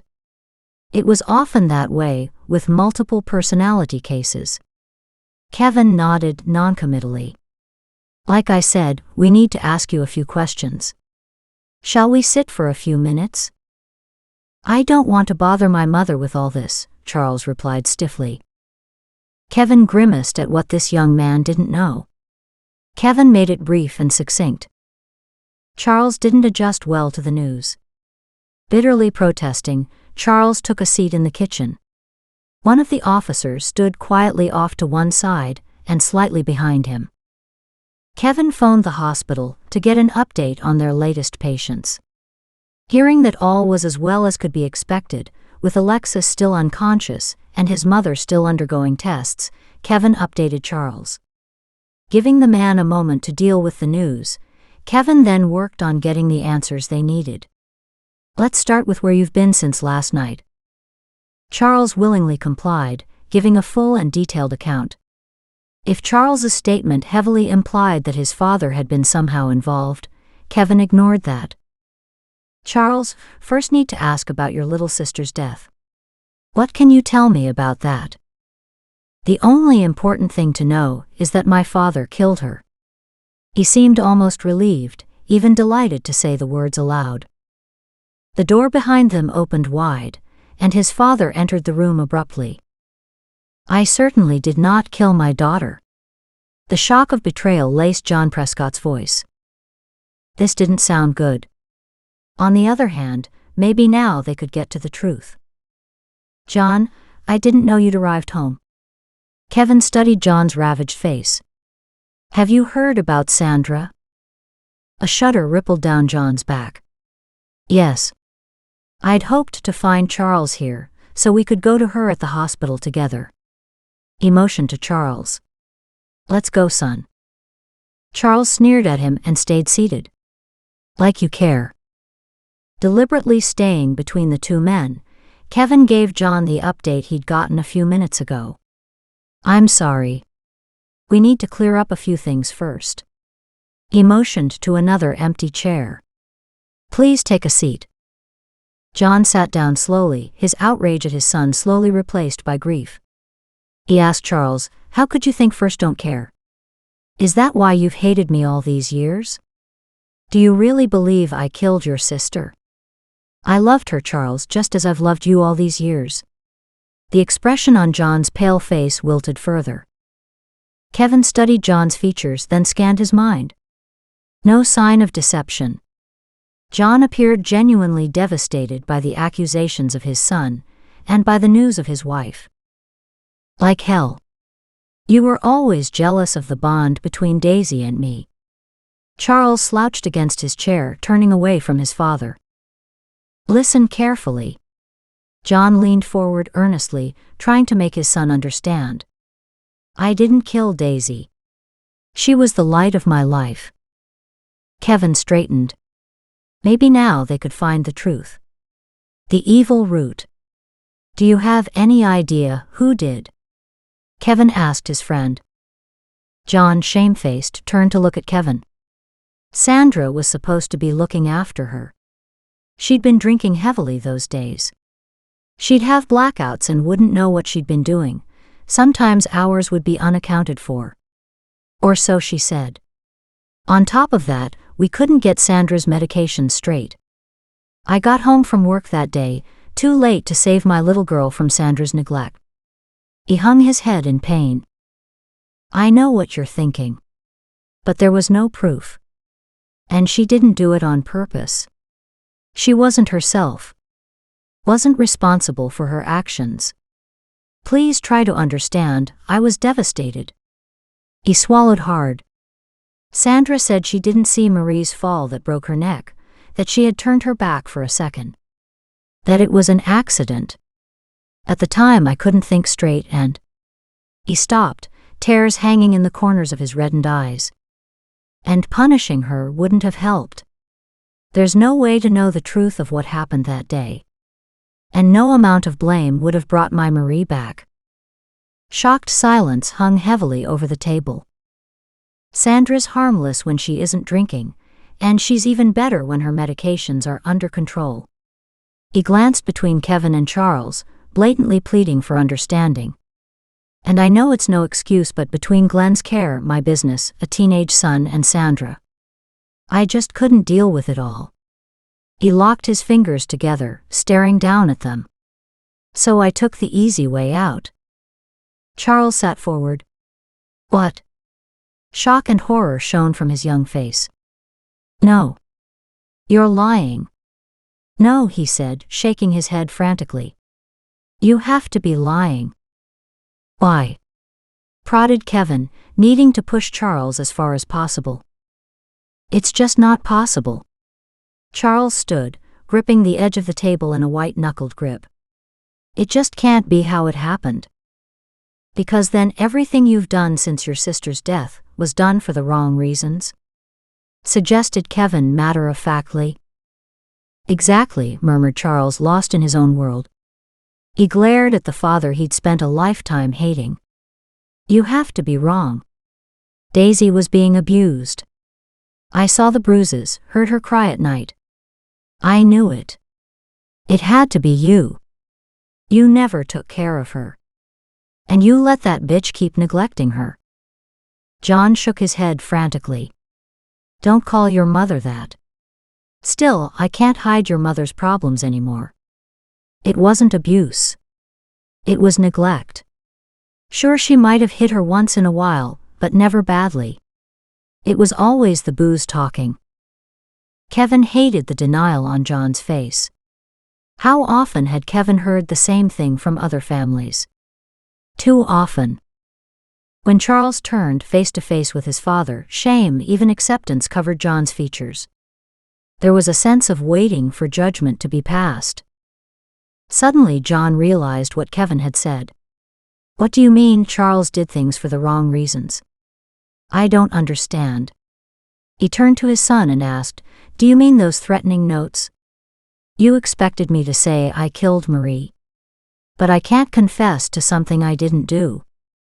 It doesn't matter right now. Kevin bypassed John's question, wanting more of his own answered first. What precipitated your move to this place so long ago, John? He shuddered. That was a horrible time. The police investigated Daisy's death and finally determined it was accidental. He stopped speaking, visibly holding back tears. Even with that ruling, it seemed like the public persecuted us. So I moved everyone here. And after losing Daisy, I wanted to be closer to my brother. I spoke to the police years ago. Tried to get them to take another look at you. But they weren't interested, Charles said. Kevin sensed there was more to the story. And Daisy, he asked John. It was so hard to leave her behind, but we needed a fresh start. And Glenn needed us too. I felt I could be of more use to the living. John slid a surreptitious glance his son's way. Charles glared at him, obviously not quite ready to give up all his long-held beliefs. Kevin thought about that. It wasn't uncommon to leave an area for a fresh start. Moving a loved one from cemetery to cemetery was much more difficult. After a moment he continued, But that's not everything, is it? The problem goes back further, doesn't it? John looked at him in confusion. I don't understand. Tell me about your brother's accident. What's to say? He ran his car off the road years ago. He was in his early 30s at the time, and has been in a coma ever since. He had an affair with Sandra. Wanted to take her away, but she stayed with me. Though I disliked what he tried to do with my marriage, I haven't pulled the plug. Instead, I funneled tens of thousands of dollars into his care, hoping he might one day recover. More half-truths. Charles interrupted, his fingers drumming the tabletop. You inherited all the family businesses, Glenn's house, his cars, in fact his whole fortune. What did you have before his accident? Nothing, that's what. He turned his back on his father. Accident, my ass. Kevin watched their interaction with interest. John held out his hands. No, that's not true. What have I done to make you want to crucify me like this? Sarcastically, Charles answered, Nothing apparently except let my sister be abused at the hands of a raving drunk. There was no doubting Charles's sincerity. This man truly believed the worst about his father and wanted to see him hang. As Kevin turned to study John's face, an odd black shadow caught in his peripheral vision. Another presence hung around John. Shit. It had to be Glenn, trying to control the scene. And damn it. This was a little out of Kevin's league. Where the hell was Stefan when you needed him? Right here. Thank you, whispered Kevin under his breath. Get rid of the other cop. Kevin called the other policeman over, for a moment of private conversation. Quickly the other man left. Kevin's actions received strange looks from both father and son. I have something a little odd to discuss with both of you. Kevin sat down, motioning for Charles to retake his seat opposite him. Very weird psychic occurrences are going on here that you both may or may not be aware of. John stared at Kevin in astonishment. Charles's face changed, almost a mockery of his former features, and he grinned malevolently. Obvious signs of possession, for those who knew what to look for, became more apparent by the second. As he spoke, there was no longer any doubt. The voice was hard, raspy, and mature, well beyond Charles's normal voice. Finally, you'll give me an opportunity to speak. Hallelujah. The macabre laughter both fascinated and horrified Kevin. John's face twisted in confused horror as he stared at his son. He obviously didn't understand. What's the matter, brother? Don't you recognize me? Charles's face seemed to even elongate, shaping itself into a travesty of the more mature man. What? Charles, what's wrong? The laughter seared John. This time, even Kevin winced at the sound. You still don't understand, do you? You simpleton. I'm Glenn right now, inside Charles. Using your precious weak son for my own purposes. He barely exists in here any longer. But this isn't about him. It's about you.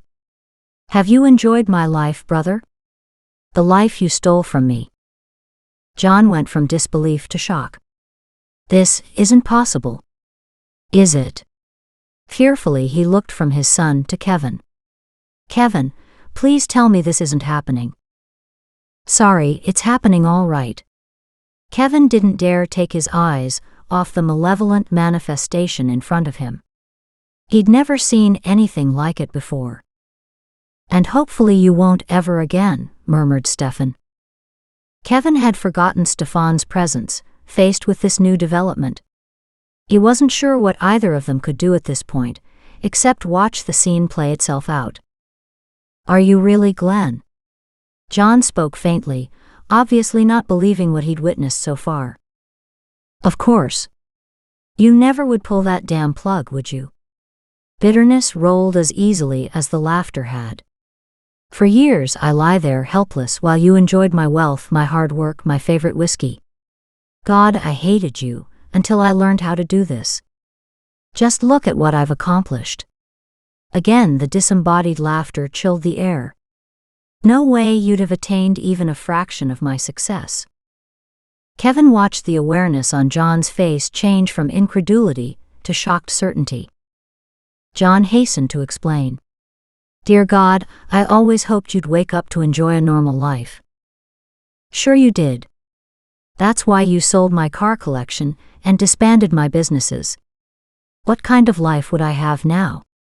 Do you even have any of my money left? John started to explain.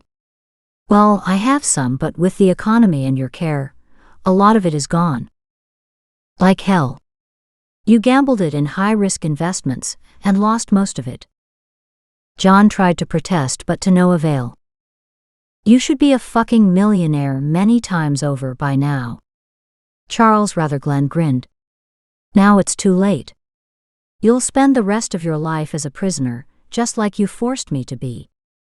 His voice gained in volume, until in the end, he was almost shouting at his hapless brother. For what? Why should I be punished? John raised both hands. I loved you. I spent hours at your bedside. I couldn't bear to let you go. For trying to kill me, you jealous, greedy, worthless son of a bitch. No, you can't know about that. John whispered. Kevin could only stare. Would the shocks never end? He'd never seen a family so full of pain, betrayal, and murderous intent. I know. Bitterness oozed from Glenn. You ran me off the road, hoping to kill me. When that failed to complete the deed, you felt guilty and refused to let me go. Bastard. Do you have any idea what you sentenced me to? To hear and understand everything, but to have no way to communicate? No. You don't. You learned to do this, John gestured at his son, for revenge? It was clearly all too much for John to take in. He leaned forward, hiding his face in his hands. His shoulders sagged against the weight of the evidence facing him. Dear God, what have I done? That's a good question. Just what did you do? Kevin queried forcefully. He's right. I was so jealous, John admitted, guilt and pain dominating in his face. He had, well, everything. Both of our parents doted on him. Even Marie may have been his. John stopped at the snort erupting from Charles's mouth. It's true. Everyone loved you, Glenn, he snapped. Then, just as suddenly, all the air seemed to whoosh out, to deflate him, and he sagged forward. I didn't mean to hurt you. We were both heading home from a dinner out. A rarity for us. But you'd bragged the whole time about all you had. including Sandra. On the way home, you were in your fancy car ahead of me. He looked sorrowfully at the other two men. What can I say? I gave in to a fit of jealous madness and ran him off the road. If possible, John sank even farther. I'm so sorry, Glenn. A little too late, brother. Glenn snickered. Enough was enough. Kevin stood and said, John, let's get you downtown for a statement. John Beaton nodded. What about Glenn? We don't even know all he's done. That's something we may never know. And it bothered Kevin terribly. How could he stop someone like Glenn? John must have had the same thought. He pulled out his cell phone and automatically dialed a number. Yes, this is John Prescott. I need you to fulfill the requirements on the signed request form you've been holding for me. Yes, that's the one. Thank you. No, I won't be in to say goodbye. What? You think you can pull the plug now, you asshole? I need a little more time first. Damn you. Charles raced out of the room, the surprise move giving him a head start. Kevin raced after him, the officers and John at his heels, but Charles ran into his father's study and opened the drawer on the right-hand side. He scrambled to pull out the loaded gun as John walked in behind Kevin. Charles, don't do this. John said. Things are bad enough. Put the gun down. Please, we'll get you some help. Please. Charles laughed. This time it almost sounded like Charles. You idiot. Do you really think Glenn can take over my mind without my permission? We've been working on this for years. I like what we do when we're together. I didn't at the beginning, but I grew to like the sense of power and control I felt when he was with me. Kevin knew things had gone south in a big hurry. He had no idea how to stop what would happen next. But his muscles tensed, awaiting an opportunity. You know Glenn doted on Marie when she was born. Charles shrugged indifferently. Her death came so close to his new awareness and abilities that at first he didn't understand what had happened. She'd come to him in confusion over her own death. It didn't take him long to figure out a way to keep her with him, at least temporarily, while he worked on a long-term solution. Once he figured that out, there was no stopping him. Charles nodded mockingly to Kevin, then continued to explain. When I heard we were moving right after Daisy's funeral, Glenn panicked. He was sure the connection would be broken, without Daisy's body close by. He couldn't take the chance. And I couldn't leave her behind. So I broke into the funeral home after the staff left and stole her remains that night before the ceremony. With a quick burial and a small private ceremony, no one noticed. Or should I say, no one gave a damn. Except Glenn and I. Charles glared at his father. Then I wrapped her up in my hockey bag and moved her here at the same time the family moved. You say you wanted a fresh start, but you moved within days of her funeral. That was too fast for Glenn to find a way to stay connected, so we couldn't leave her behind. And we had no time to find a better solution. He wrinkled his nose. Of course, that new city garden bed had just been planted, and it made for an easy place to keep her safe, while Glenn continued to practice. Charles laughed at his dumbfounded father. You still don't understand all he's done, do you? He was molesting and killing kids before his accident. You actually did society a big favor by running him off the road back then. Kevin's stomach heaved as he remembered hearing that Glenn had been a long-time resident of the area. Dear God, that's not possible. Not Glenn, John prayed aloud at the monstrosity of that belief. How could he hurt those children? They didn't do anything to him. They were so young. He liked them young or old. He wasn't all that fussy, Father. Charles's face deepened, darkened, and he took on the look of Glenn. I did many things that you have no idea about, Glenn said, Charles's personality submerged. I kept Daisy with me on this side. I used her love for her precious brother, your Charles, to keep her with me. Even she doesn't know all I did before her time. The cold case is on my desk. Kevin shook his head. Wow, what a family. Charles pointed the gun at his father. You never did know Glenn, or me for that matter. I know him so much better than you ever could. I can't have you changing our system. Glenn empowers me. Without Glenn, what am I? Nothing. The gun fired without warning. John fell backward.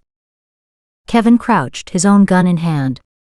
The second police officer, who had been hiding behind the door, launched into the room, his gun up and ready. Charles put down the gun. Charles laughed and turned the gun on Kevin. You can't beat me. Kevin fired. Twin pools of spurting red sprang from Charles' chest. Stunned horror filled his face.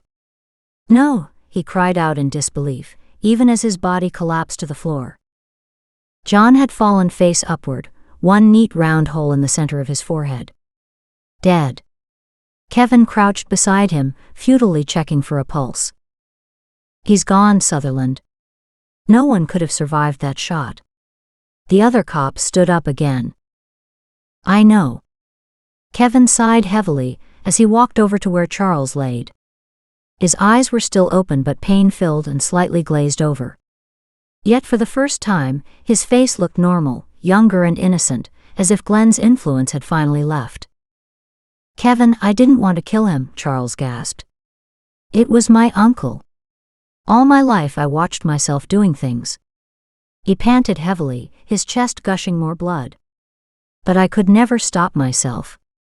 Daisy, everything I did was for Daisy. I let him do terrible things, in order to keep her soul safe from him. He told me. Charles gasped. Take it easy, Charles. It's not a concern right now. Help is on the way. Kevin tried to soothe the fatally shot man. Like hell. He coughed, bloody foam ringing his lips. Take it easy on Mom. We won't ever know the truth about my sister now. Mom was drunk so much of the time. Please let Daisy be free and safe from him. Now. His fingers clenched spastically in Kevin's hand before falling back limp to the carpet. Charles was dead. Sir, I've called the station. Another ambulance is on its way. Kevin nodded, staring grimly at the sad remains of what had once been a family. Chapter 27. Why won't she wake up? The pain and uncertainty from the last 5 days tore at Kevin. The regular doctors had more or less warned him that Alexis might never wake up. Stefan's specialist was out of town until tomorrow. Kevin couldn't live with that. To think Glenn might have succeeded in ruining more lives was unacceptable.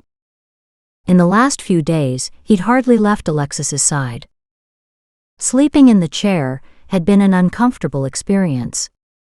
He'd long since taken over the small hospital room, using the hooks for his jackets, spare clothing, even his holster, which hung within easy reach. He'd spent the long hours talking to Alexis, too. Speaking of anything that might tweak her interest, like Arnie being offered a second chance if he met certain conditions. Kevin spoke of the sad funerals for both John and Charles. He'd even told her that Daisy's remains had been placed in a small plot just outside of town, with daisies decorating the grave. All to no avail. Alexis never moved an eyelash. She can't. I keep telling you that. Stefan sat comfortably on the single visitor's chair at Alexis's bedside. Perched on the window ledge was Lissa, standing watch as always. Damn it. Frustrated, Kevin glared at his friend and mentor. It was always the same irritating conversation. According to Stefan, Kevin had to go in after her. Only Kevin didn't know how. Which always precipitated the second ongoing conversation. Damn it, Stefan. Kevin was ready to tear his hair out. Instead, he satisfied himself with running his fingers through his hair in aggravation. I don't know what to do. Yes, you do. Stefan was adamant. Defeated, Kevin slumped on the side of Alexis's bed, opposite Stefan. Okay, let's go over this one more time. There's nothing to go over. You have to go in there after her. Kevin shot him a disgusted look. Do you really think that I haven't tried? Try again. That's the vision blocking you. This time, come from a position of love and not fear. Go ahead. The bed is big enough. Kevin eyed the potential space in disbelief. Deciding that he'd have to trust Stefan, he sat down carefully on the bed, turning on his side to wrap his arms around her. She seemed so defenseless and lost. His heart hurt, if he thought about it for any length of time. He closed his eyes and slipped into her mind. Alexis smiled in her frozen world. There was really nothing else to do. She'd been here forever, or at least it seemed that way. Day and night had melded and blended into one long stasis state. In truth, reality as she'd known it had long since faded away past the ice and cold.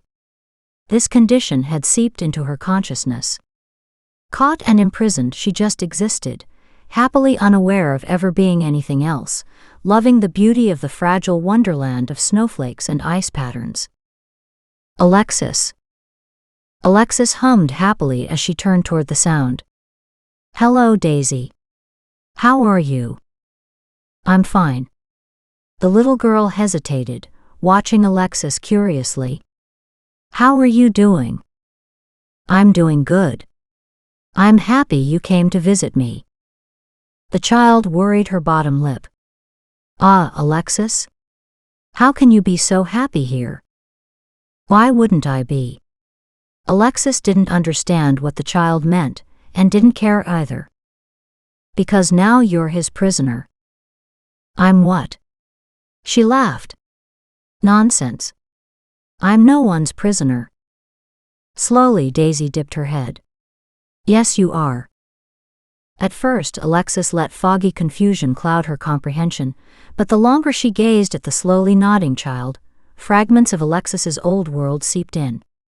Recognition and comprehension slowly slid back into her reality. Is this what happened to you? She asked Daisy. Daisy nodded, her curls bouncing even as her eyes reflected windows of sadness. Alexis couldn't believe what she'd so easily forgotten. That's him.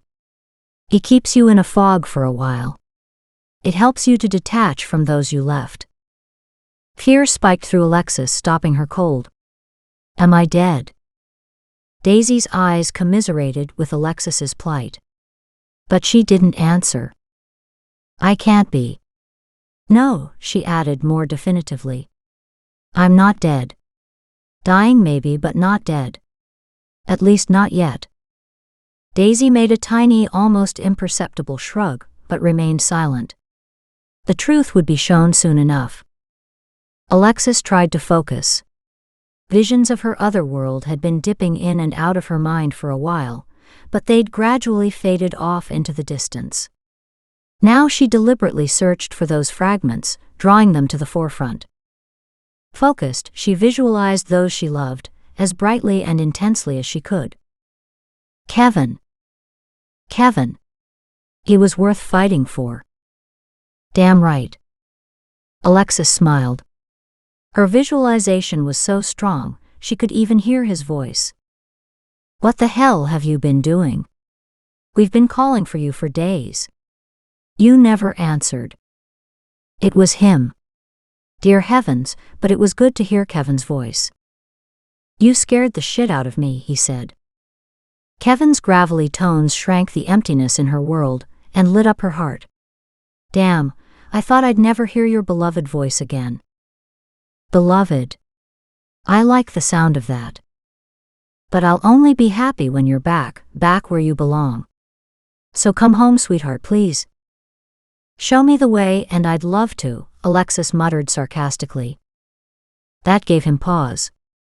Can't you get home? I can't see where home is. Why not? Kevin pressed her. He's blocking me. I'm trying, but I only get vague sensations of my past. I can feel you, but it's different than everything else in my world here. I should bloody well hope so. Kevin snorted. I hate to tell you, sweetheart, but that's your fear talking. He is dead. Dead? He is not. His wasted body might be, but not that evil soul. Alexis knew that for truth, at a deep elemental level. She could still feel his pulsing evil presence. No way this was leftover energy from his earthly sojourn. Kevin rushed to reassure her. He is. They pulled the plug on his life support system days ago. In fact, I think Glenn's funeral was yesterday. But she'd have none of it. Instead, fear clawed at her throat. She had to make Kevin believe. He's got you fooled into thinking he's dead, but he's still here, she enunciated forcibly. Feel him yourself. Kevin's energy flared in disbelief. It can't be. Well, he is. Alexis felt agitation wiping out her calm. The pervasive sense of evil smothered her newfound focus. Not good. Wait. Kevin's energy distorted as he went deeper into his own consciousness. Dread filled the yawning silence. She needed Kevin to believe her. They couldn't lose track of the asshole at this point. If Glenn could go underground to such an extent, no telling the damage he could inflict on the unsuspecting world. He did say something about having a plan to continue his existence. But I didn't believe him because he said he needed a little more time. As Kevin spoke, his voice oddly thinned out. I never really thought about it, with so much else happening. Alexis thought on it furiously. What choices were available to a madman without a body? He must have found another host, an even weaker one this time, one that would allow him complete control. One he could overwhelm so inclusively that the person only existed to function on a physical level. And to do his bidding. Hell. I'm right. I know it. I think he tried it with me, or he's planning to later. Who else would he have chosen? Who was close enough to him to accept this hooks into that strongly? For just a while. We have to stop him. Alexis, come back home. You have to help me. I'm not strong enough to get free and to fight him alone. Once again, apprehension built. Only now there was the added dread of being left alone once again. Maybe forever. Yes, you are strong enough. I've never seen anyone shine like you have. You are strong enough. You just have to belly. His energy blinked out. Kevin.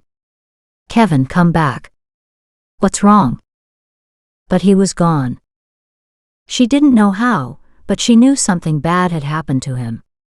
His energy hadn't faded, it had vanished. Just winked out. Or been vanquished. Panic set in. The icy cage, instead of being a winter wonderland, instantly reverted to being a prison of isolation and cold. She had to get out. Kevin was in desperate trouble. She had to help him. Using everything she'd learned, she reconnected with the reality of the physical world. Stronger and faster, the puzzle pieces finally floated into place with her renewed purpose. But with every step of visible progress, she had to struggle harder and harder. She had to get to Kevin. Each second she could move forward brought her closer. Until she came up against a blank wall of deep, thick, impenetrable ice. No matter what she tried, she couldn't get through it. Daisy's forlorn face peered at her from the other side. Before, when Alexis had been less aware of her imprisonment, she hadn't seen the density of the ice. Now she knew it was as impossible a barrier to cross as the Atlantic Ocean in a hurricane. Aggravated and depressed, she slumped back to regroup. Fear kept her nerves firing with continuous panic messages. Her heartbeats thrummed through her soul. She had to get to Kevin. How, damn it? Silence greeted her. It couldn't end like this. The bastard couldn't win. Alexis railed at her world. Not this time, she vowed fiercely. Not this time. She directed her fury against the frozen vastness, blasting at her stalagmite barriers. Again, nothing happened. Her heart wept. She hadn't really expected that to work. It wasn't her style. Her back stiffened, then she laughed for sheer joy. Of course it wasn't her style. She wasn't a fighter. She was a healer. She could receive and transmit energy. And with that memory, it clicked. On her new path, she opened her heart and sent out warm, loving energy, just as she would for an ailing plant. Thinking it might help, she transmitted a thick broadband of power toward Kevin. Even as the love flowed from her psyche, thick fat droplets of water dripped down the icy prison walls. She turned up the heat, firing warm colors and powerful energy outward at the ice, already cracking under the curing power of her love. Long seconds later, she was free. And back in her body. An almost soundless groan escaped as she assimilated her mind into her physical world. No one noticed, so locked were they in the frozen tableau playing out in her hospital room. Alexis opened her eyes a faint crack, trying to decipher the strange feel to the atmosphere. Relief swelled in her heart as she recognized that the heavy weight over her waist was Kevin's arm. Her relief quickly turned to horror. His arm was limp and lifeless. What was wrong? She cracked her eyes open a little more, only to slam them closed. Shit! Carefully, she peeked again. Sandra, wearing a hospital gown, held a handgun in her weak fingers. It looked like Kevin's gun. Stefan stood mere steps from the smoking firearm. Easy, Sandra, take it easy. Please, we need to get help for Kevin. Quiet, Alex. Alexis started at Lys's caution. Kevin's hurt. Help him, but don't let anyone know that you're back. Stefan will take care of Glenn. What? She was still groggy and disoriented. Her mind struggled to adapt. Something about Kevin being in danger? Right. That's what had snapped her back. Then she sensed what was wrong. Alexis plunged into Kevin's mind and into his body. Dear God, he'd been shot. His searing pain stabbed through her. Alexis ceased to be in that moment. She gave of herself and liberated the loving energy of her own body and transmitted it to him. With that, she opened the door between them. Not just the door between their minds, but the door between their souls. Waves of her loving energy poured through him, becoming one with him. Blood seeped through the wound in his side, dripping relentlessly onto her hospital bed. Her energy received the pain, even as she transmitted her healthy energy into him. Mending. Rebuilding. Healing. Hot energy flashed and sparked as it encompassed the injury, warming and communicating with the damaged cells. She understood something momentous was happening. A bonding that could only be broken by death, and maybe not even by that. She transmitted every healing thing she could pull from her energy, his energy, and that from those around her. Heal. Be strong. Help is on its way. Be one and be whole, join with me. Together we can finish this. Together we are stronger. Undefeatable. The lights in the room flickered as she pulled in even more power to transmit to Kevin. She shifted slightly, snuggling against his unconscious body. Groggy whispers echoed through her mind. Alexis, in case I don't make it. Shiz. None of that. You'll be fine. Feel the healing, it's unmistakable. You're in my mind. And my body? Amazement poured off him. See. I told you. You're phenomenal. Her warm energy radiated, laughing in triumph, even ringed as it was with fatigue. And I will celebrate when this is over. She widened the energy pathways, pulling healing energy from the world around her into her space, and transmitting the life force for his body to use. She poured all that she was into him. Why the sheets weren't burning with the heat, she didn't know. She turned it up a notch, feeling the drain on her resources at the new demands. Stop. You're exhausting yourself. I'm fine now. Stop it, Kevin added sharply. Instinctively, she toned down her actions and checked her own energy levels. I'm okay. I'm trying to read Sandra's energy at the same time. What? Check out what's going on in the room. Her voice wavered. She wasn't strong enough to do this for long. Stefan watched the continuing tussle on both levels as it played out in front of him. It appeared that the ultimate act of firing the gun had brought Sandra back to the forefront, and she was now caught in the horrifying battle for life, with Glenn trying to control her every move. Sandra, who'd hidden from most of the unpleasant issues of her life, couldn't seem to bring herself to fire the weapon a second time. The war in her head seemed to be more than she could deal with. She no longer knew who she was, only who she wasn't.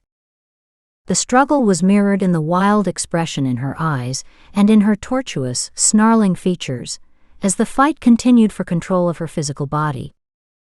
Stefan and Lissa could only watch, helpless to do anything. Sandra, whispered Alexis urgently, inside the older woman's confused mind. Fight, Sandra. You can't let Glenn win. He's taken everyone you love from you. Fight, Sandra. I can't, whimpered the tired woman. I loved him once. He's too strong, and he knows me too well. Yes, you can. If you let him win, you will be no more. Fight. Alexis ordered harshly. Sandra had curled up, defenseless, in a tiny corner of her own mind, helpless to continue the unfair battle that Glenn was winning. Forget about her. She's weak, Glenn said, and then his harsh laughter amplified 10 times over in the small space. Alexis's fury knew no bounds. This man couldn't be allowed to continue. Sandra, he killed John. He killed Charles. Don't let him continue. What would get the woman's attention? Alexis didn't know the truth, and, knowing that Sandra wouldn't know at this point either, Alexis pulled out all the stops. Glenn killed Marie.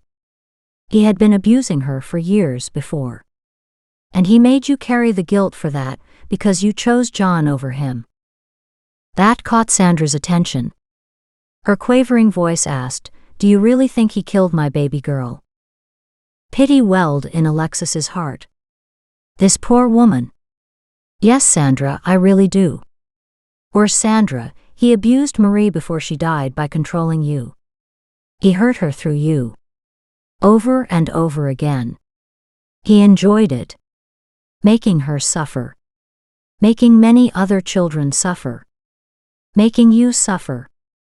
Don't let him live to hurt more children. Sandra, fight. Please. Alexis pleaded anxiously. Sandra had to stand up for her right to her own life. But in her mind, Sandra squeezed into the tightest ball that she could be. It was a feeble attempt to protect herself against the villain living in her soul. Glenn mocked her. What the hell will you do, Sandra? I am in control, not you. Stupid bitch. Sandra was flung back against the wall by an unseen power that came out of nowhere, dominating and controlling her, as he would a cringing pet. But everyone has a breaking point, and Sandra had finally reached hers. Alexis watched the painful video of horrid thoughts pouring through Sandra's damaged mind. How many times had this man controlled her like this, making her do things she didn't remember? Would anyone ever know the extent of the damage inflicted by this madman? Alexis held her breath and watched anxiously, as Sandra gathered her failing strength for one last battle. Dismissing Sandra as already lost, Glenn redirected his energy toward Alexis, casually flicking her out of Sandra's mind and slamming her back into her own.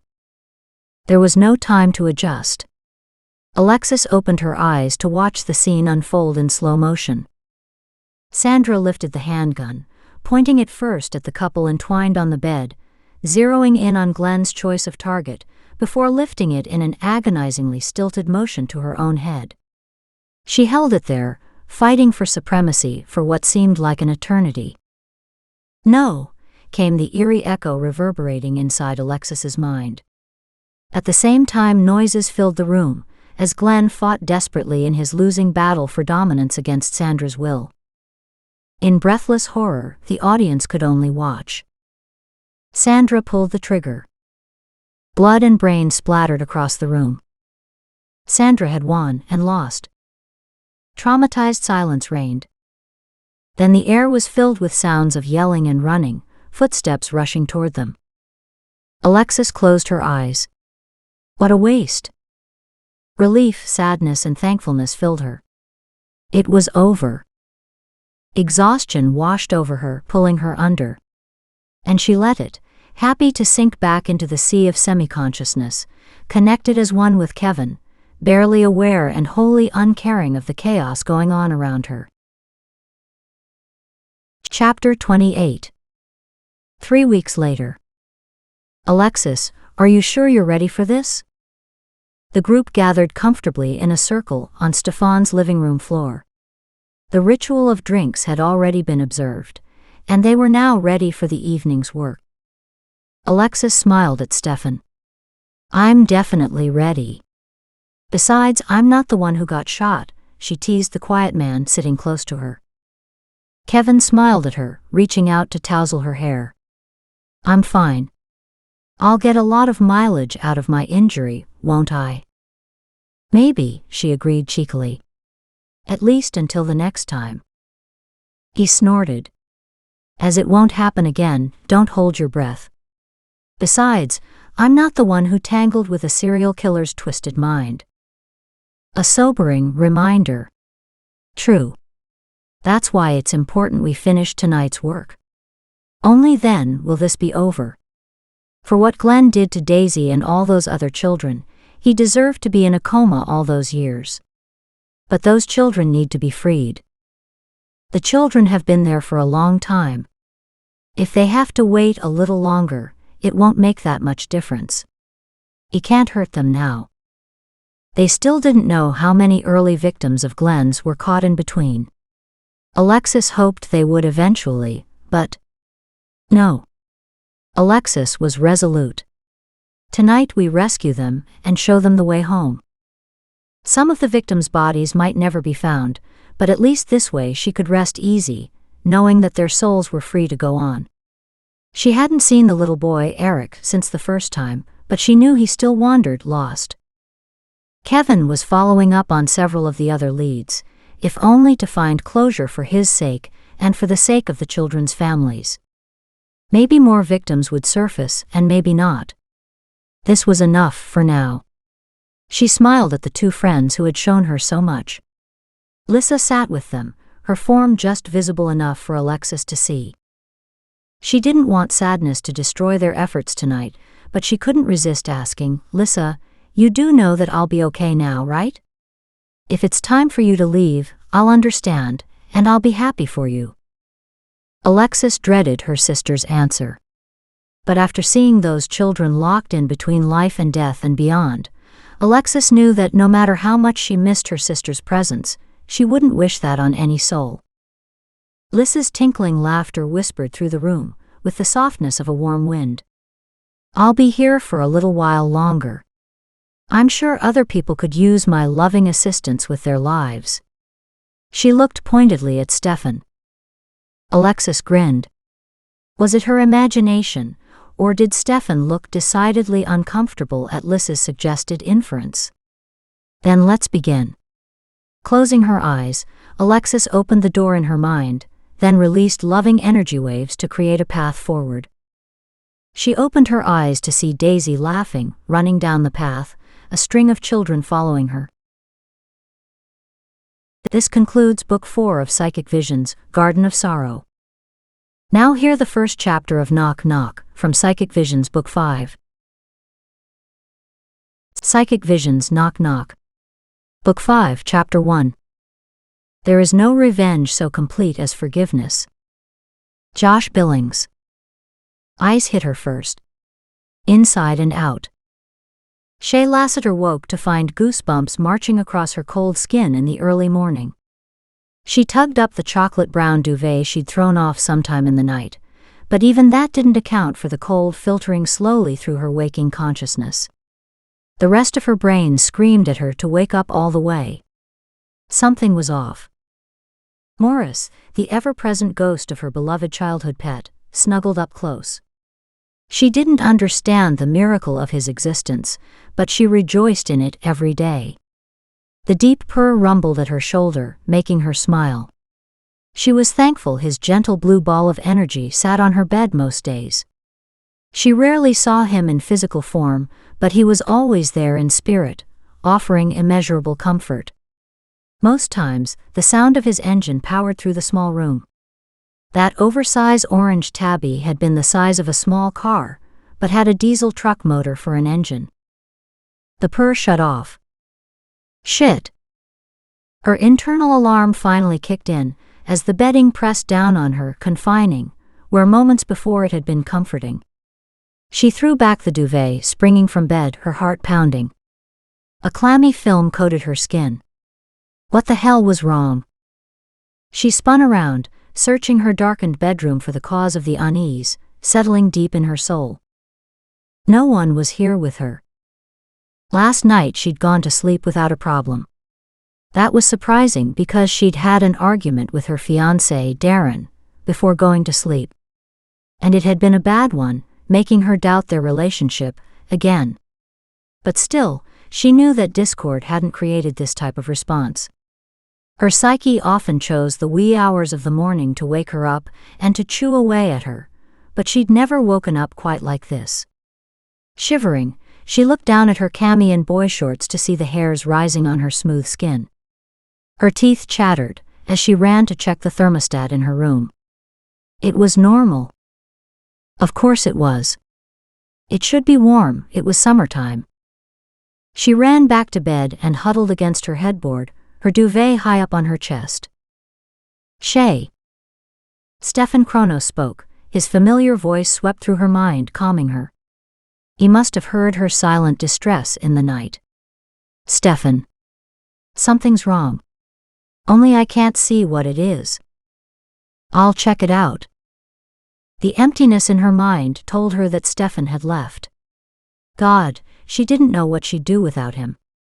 He didn't always respond this quickly, but her psychic friend always knew when something was wrong. Then she heard it.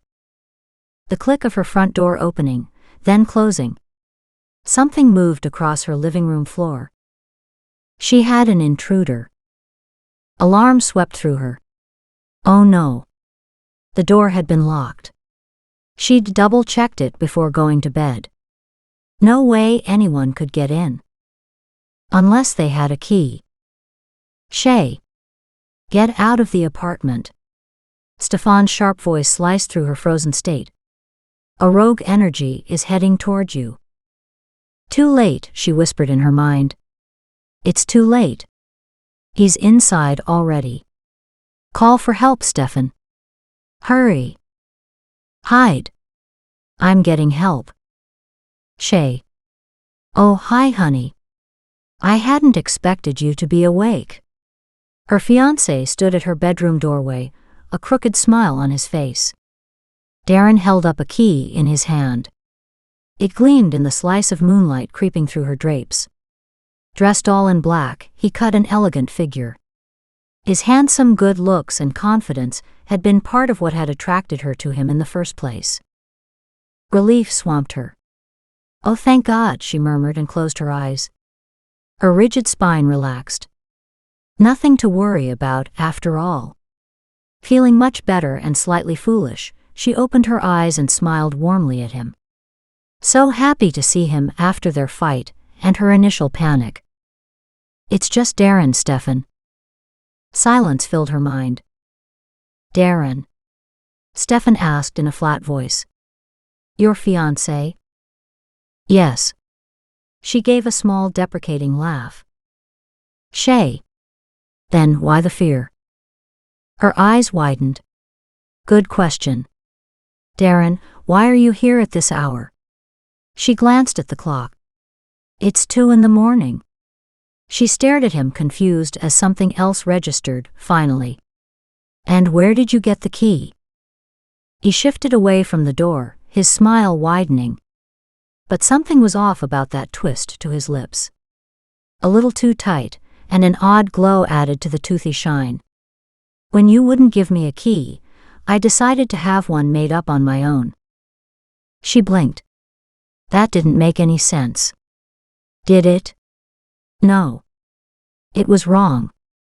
She tossed back her long brown hair, trying to clear her head, and wished her roiling stomach would calm. She couldn't seem to think straight. Why? I don't understand. His lips quirked. He tossed the key on the bed. I know. But I figured that I had to do something. After all, we're fighting more lately. Not making up the same. It's as if we're on the verge of a breakup. Oh, I don't think. Stop. He held up his hands. You know, you don't look at our relationship quite the same anymore. Neither do I. His hands dropped and he shook his head. You also know you've been spending more time on that damn children's hospital project than ever. Even when I said I didn't like it. Oh shit. He was breaking up with her. But then why get a key made? And of course she spent a lot of time on that project. It was special. The kids were special. He knew that. Didn't he? Why was nothing making any sense right now? Stefan whispered through her mind. Shay, something's wrong. What's happening? She stared at Darren. I don't know. To her fiancé, she said, I don't understand. I know you don't. That's okay. I can explain. He walked over and sat down at the edge of her bed. It's too bad though. You're a beautiful lady. Inside and out. Thank you, I think. Shay might be confused, but some truths made their way inside. He'd had a key to her home made without her permission, and he had let himself into her apartment in the middle of the night. Like Stefan had said, something was wrong. And now she felt more than a little nauseated. And she felt slower. Her mind sluggish. As if she were in shock. Or hurt. But she wasn't. She gazed at her arms and the rest of her body. She felt weak, faint even, but not like she was injured in any way. You don't get it, do you, Shay? She stared up at him, puzzled. No. And I'd appreciate it if you'd explain. This isn't very funny. No, it isn't. You ruined all my plans. She tilted her head and tried to focus. Plans? Yes, plans. Looking relaxed and at ease, he crossed one leg over the other and then clasped his hands over his knees. See. I need money. Lots of money. Feeling foolish and spaced out, she asked why. He smiled, a knowing smile. For lots of things. He tilted his head and looked at her steadily. Are you feeling okay? She tried to swallow, her tongue thick, unwieldy. I don't know. I feel a bit weird actually. That's all quite normal. I'm making it easy on you. Normal? What was normal about any of this? I don't understand.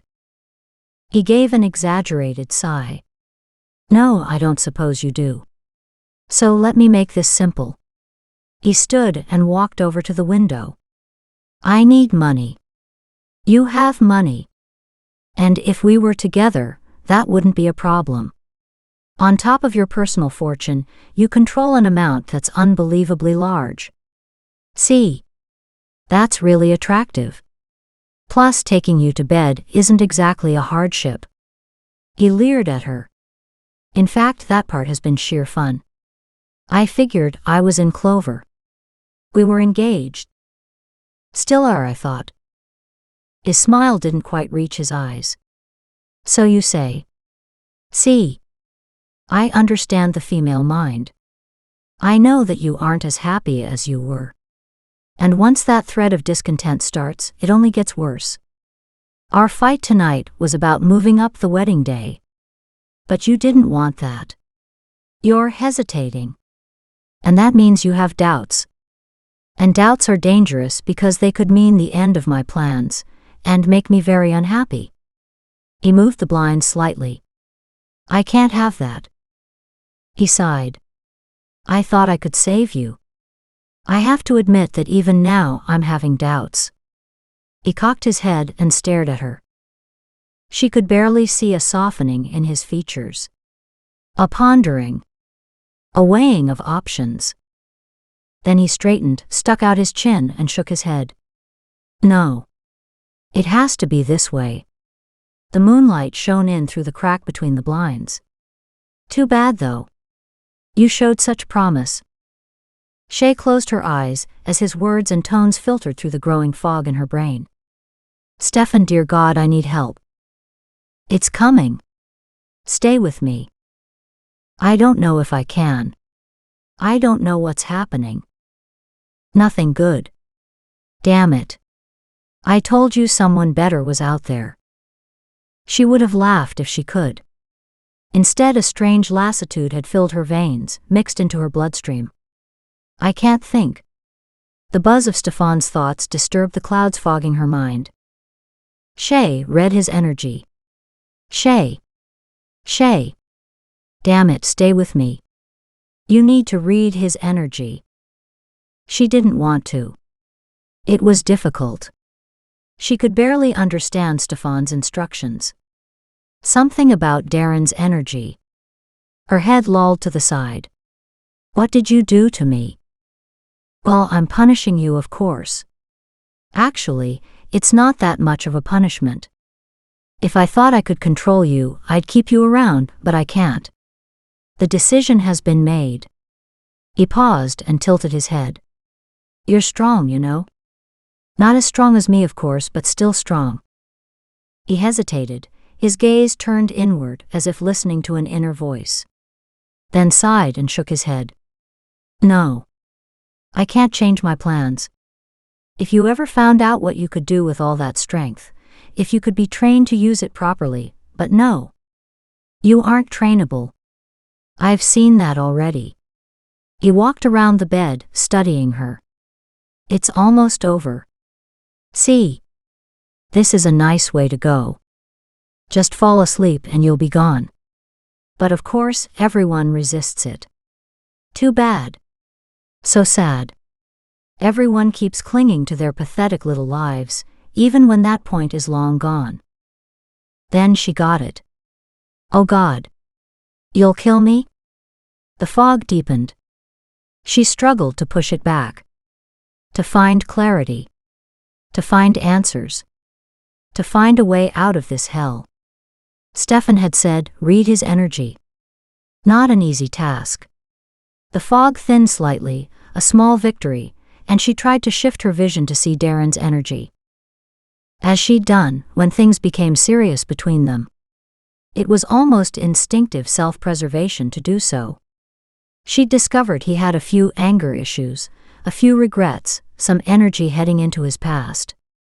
A few walls, saying he had a few secrets, but nothing to make her feel like she should delve deeper into the core of the man. And now she realized her mistake. When it was too late to do anything about it. She'd believed what she'd seen. The facade he'd presented. And had missed seeing him for who he really was. On the inside. He was talking again, preening. You live out your days, worrying about what to do with all that lovely money. Oh, poor you. You were so focused, you never even saw who came knocking on your door.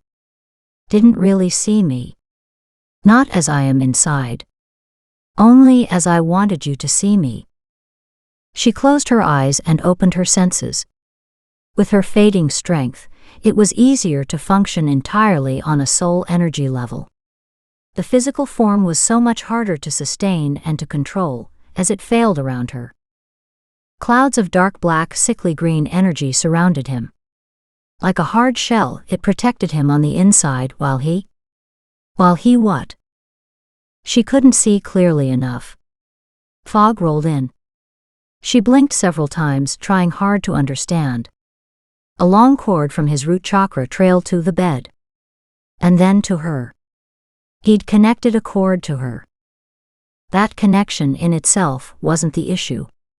Most people had hooks or cords into others, but not like this one. Stefan's voice murmured deep in her psyche. Stay with me, Shay. The cops will be there within minutes. Too late, she whispered. His energy. It's sick. Deep, dark, diseased. Dying. Stefan, see it for yourself. I can see him. The real him. He's been hiding all this time. Somehow masking who he really was. And that betrayal hurt. So much. She'd loved Darren. Had planned to marry him and to bear his children. She had planned to link her life with this man, who now stood so separate from her, watching her die by his own intent. Dear God. How had this happened? How had she not seen the man for who he was? Because he could hide himself. And his personality is what's sick. He's not dying. You are. Her thoughts drifted, scattered. How is he doing this? I feel so weak. It's as if he's draining my very soul. She couldn't hold a focus. She understood in theory what Stefan had said, but reality felt distant. Like this was happening to someone else. He's opened your heart chakra. Draining your energy in a torrential wash. He'll siphon you dry. She pondered that bit of information. She should be upset about it. Should probably care. But it was hard to connect the information to its logical outcome, to use it. You have to do something, urged Stefan. Don't fight it. Embrace him with love. Start from that power position. Remember? Energy is everywhere. You cannot be drained if you remember that universal energy flows through you at all times. She blinked at the tidbits of understanding as they filtered in. Know that I am here. Part of you. As he drains you, I'm refilling you with love. She couldn't move, she couldn't do anything but exist, caught in a war between life and death. How? Open your crown chakra to the universal energy. Create a spinning loop between your chakras to build power. But protect yourself. Don't let him see you turn the tide of the energy flow. I will start it for you, but you have to help yourself. His words penetrated more slowly than the energy. By the time she understood what Stefan meant, she was working on her crown chakra, opening it. She already felt the effects, and bolstered by the rise in her own energy, she immediately picked up the pace, refilling her body, enlivening her soul. Don't feed the anger. Feed the love. Feel the power in the loving energy. Feel it strengthen you on all levels. You don't have to be his victim. I can make him my victim. She had to admit, a part of her loved that idea. Don't. It will change you. It will be something you will never forget. We need to find another way. There isn't one. We can't hold him off forever, she whispered. And how else can anyone stop him? Or others like him? Stefan's silence gave her the answer. She could stay in this unlimited loop, or she could do something about it. Something lethal. What choice was there? She had to do something before Darren realized what was happening. Shay focused on funneling more and more universal energy through her body, creating a swirling vortex within her. Gaining strength. Gaining purpose. Gaining determination for what was to come. How many have you killed? She whispered, letting her eyes close weakly. He needed to believe she was dying. That he'd won. And she needed to know the extent of the damage he'd inflicted on those around him. To know she was doing the right thing in destroying him. Darren stepped closer to hear her question. How many? Is that what you asked? Yes. She kept her eyes closed, focused on the energy pouring through her, gathering, waiting for the right time. He laughed. So many. It's really easy once you understand how. The biggest trick is hiding what I'm doing until I'm ready for people to know. Like you. You're very intuitive. Very astute. I had to be especially alert in your case. It was good for a while. Kept me on my toes. But tonight, I deposited a nice fat check you were kind enough to write out for me. He laughed. Oh, you don't remember writing me a check, do you? That's okay. I'm great at forging signatures too. I stole the checks a while ago. It's not like you'll need them after today. How many? Her voice gained a desperate strength. She needed to know. Even one death was too many. If he'd killed other people, she'd have no problem doing what needed to be done. She'd have to. He had to be stopped before he went on to kill again. In the far distance, she heard sirens. Isn't that nice? You're curious. You can't stop the process now, you know? I chose Friday on purpose. No one will find you until Monday. When you don't show up for work, they will come looking. He glanced around the bedroom. It's really too bad. I'd so hoped that this would be my forever home. He chuckled. Odd to think I'm still using that childhood phrase. So few would understand it. How many? She insisted, her voice stronger, as anger stirred dangerously close to the surface. She had to keep herself in check.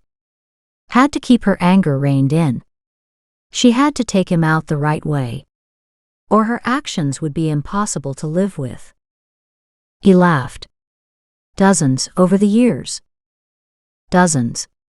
And with that, she knew there was no one else to stop him, no other way to stop him.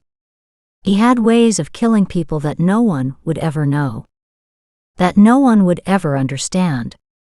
That no one would prove. He had to be stopped. And so few people were capable of doing that. She was one of them. Stefan was another. Stefan. I need all you can channel my way. I'm open and pouring. Do it. We can't hang on like this for much longer. She opened her eyes and stared at the man she'd once loved. Now her heart was filled with loathing for what he'd done. She hated him with a passion that fed her actions like she'd never felt before. But she had to find a way past that, to the core of love, from one human being to another. She had to come from a soul level. She could do that. Darren. He looked up at her, a sarcastic smile on his face. What's the matter, Shay? Aren't you going to plead for your life? He asked mockingly. She made it look agonizingly difficult to raise her arm and to motion him closer. And to make that arm drop down weakly to the bed. He thought he'd almost drained her dry and had no idea what she could do. Good. She just needed him a little closer. He scooted down the bed, his hip pushing up against her thigh. Now if she could only reach. Her arm trembled with effort as she stretched it out and placed her hand on his chest. Right over his heart. Barely holding the building energy force back, she asked, Stefan, are you ready? What did you want to say, dearest Shay? Darren's mocking voice floated through the room, surrounding her. Filling her. Firing her actions. She opened up her swirling vortex. In her mind, she said to Stefan now. She looked Darren in his eyes and whispered, go to hell. She channeled the vortex to jettison the stream of loving soul energy forward to his heart, the actual organ, with all the energy that she could manage. With all the caring she could find. He gasped once, his eyes going wide. Shock and disbelief flashed, livid on his face. Understanding lit the deep depths of his gaze. But it was too late for him to act. His opportunity was gone, before he ever saw it. Or maybe it wasn't. Even as his eyes darkened, a firestorm of energy ricocheted through his heart chakra and back into her, burning through her palm as some type of fireball lit the room. Someone else had joined the fray. And combined they were stronger, more powerful, and desperate to survive. Shay continued to pour energy, opening herself up to the universe and channeling everything she could access into the fight. Stefan. What's happening? I don't know. Another element has been added.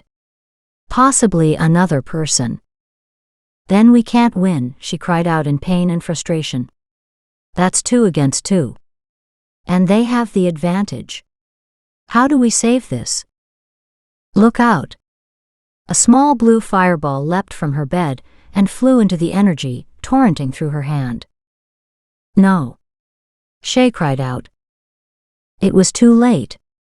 Morris, her ghostly feline, had joined the fight, and had turned the tide as his loving, protective energy joined hers.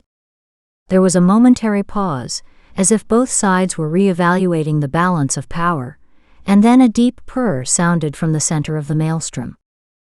The space beneath her hand exploded. Shay was thrown back against the headboard. Darren was flung to the floor. Regaining her wits, Shay scrambled to her feet to look over the edge of the bed.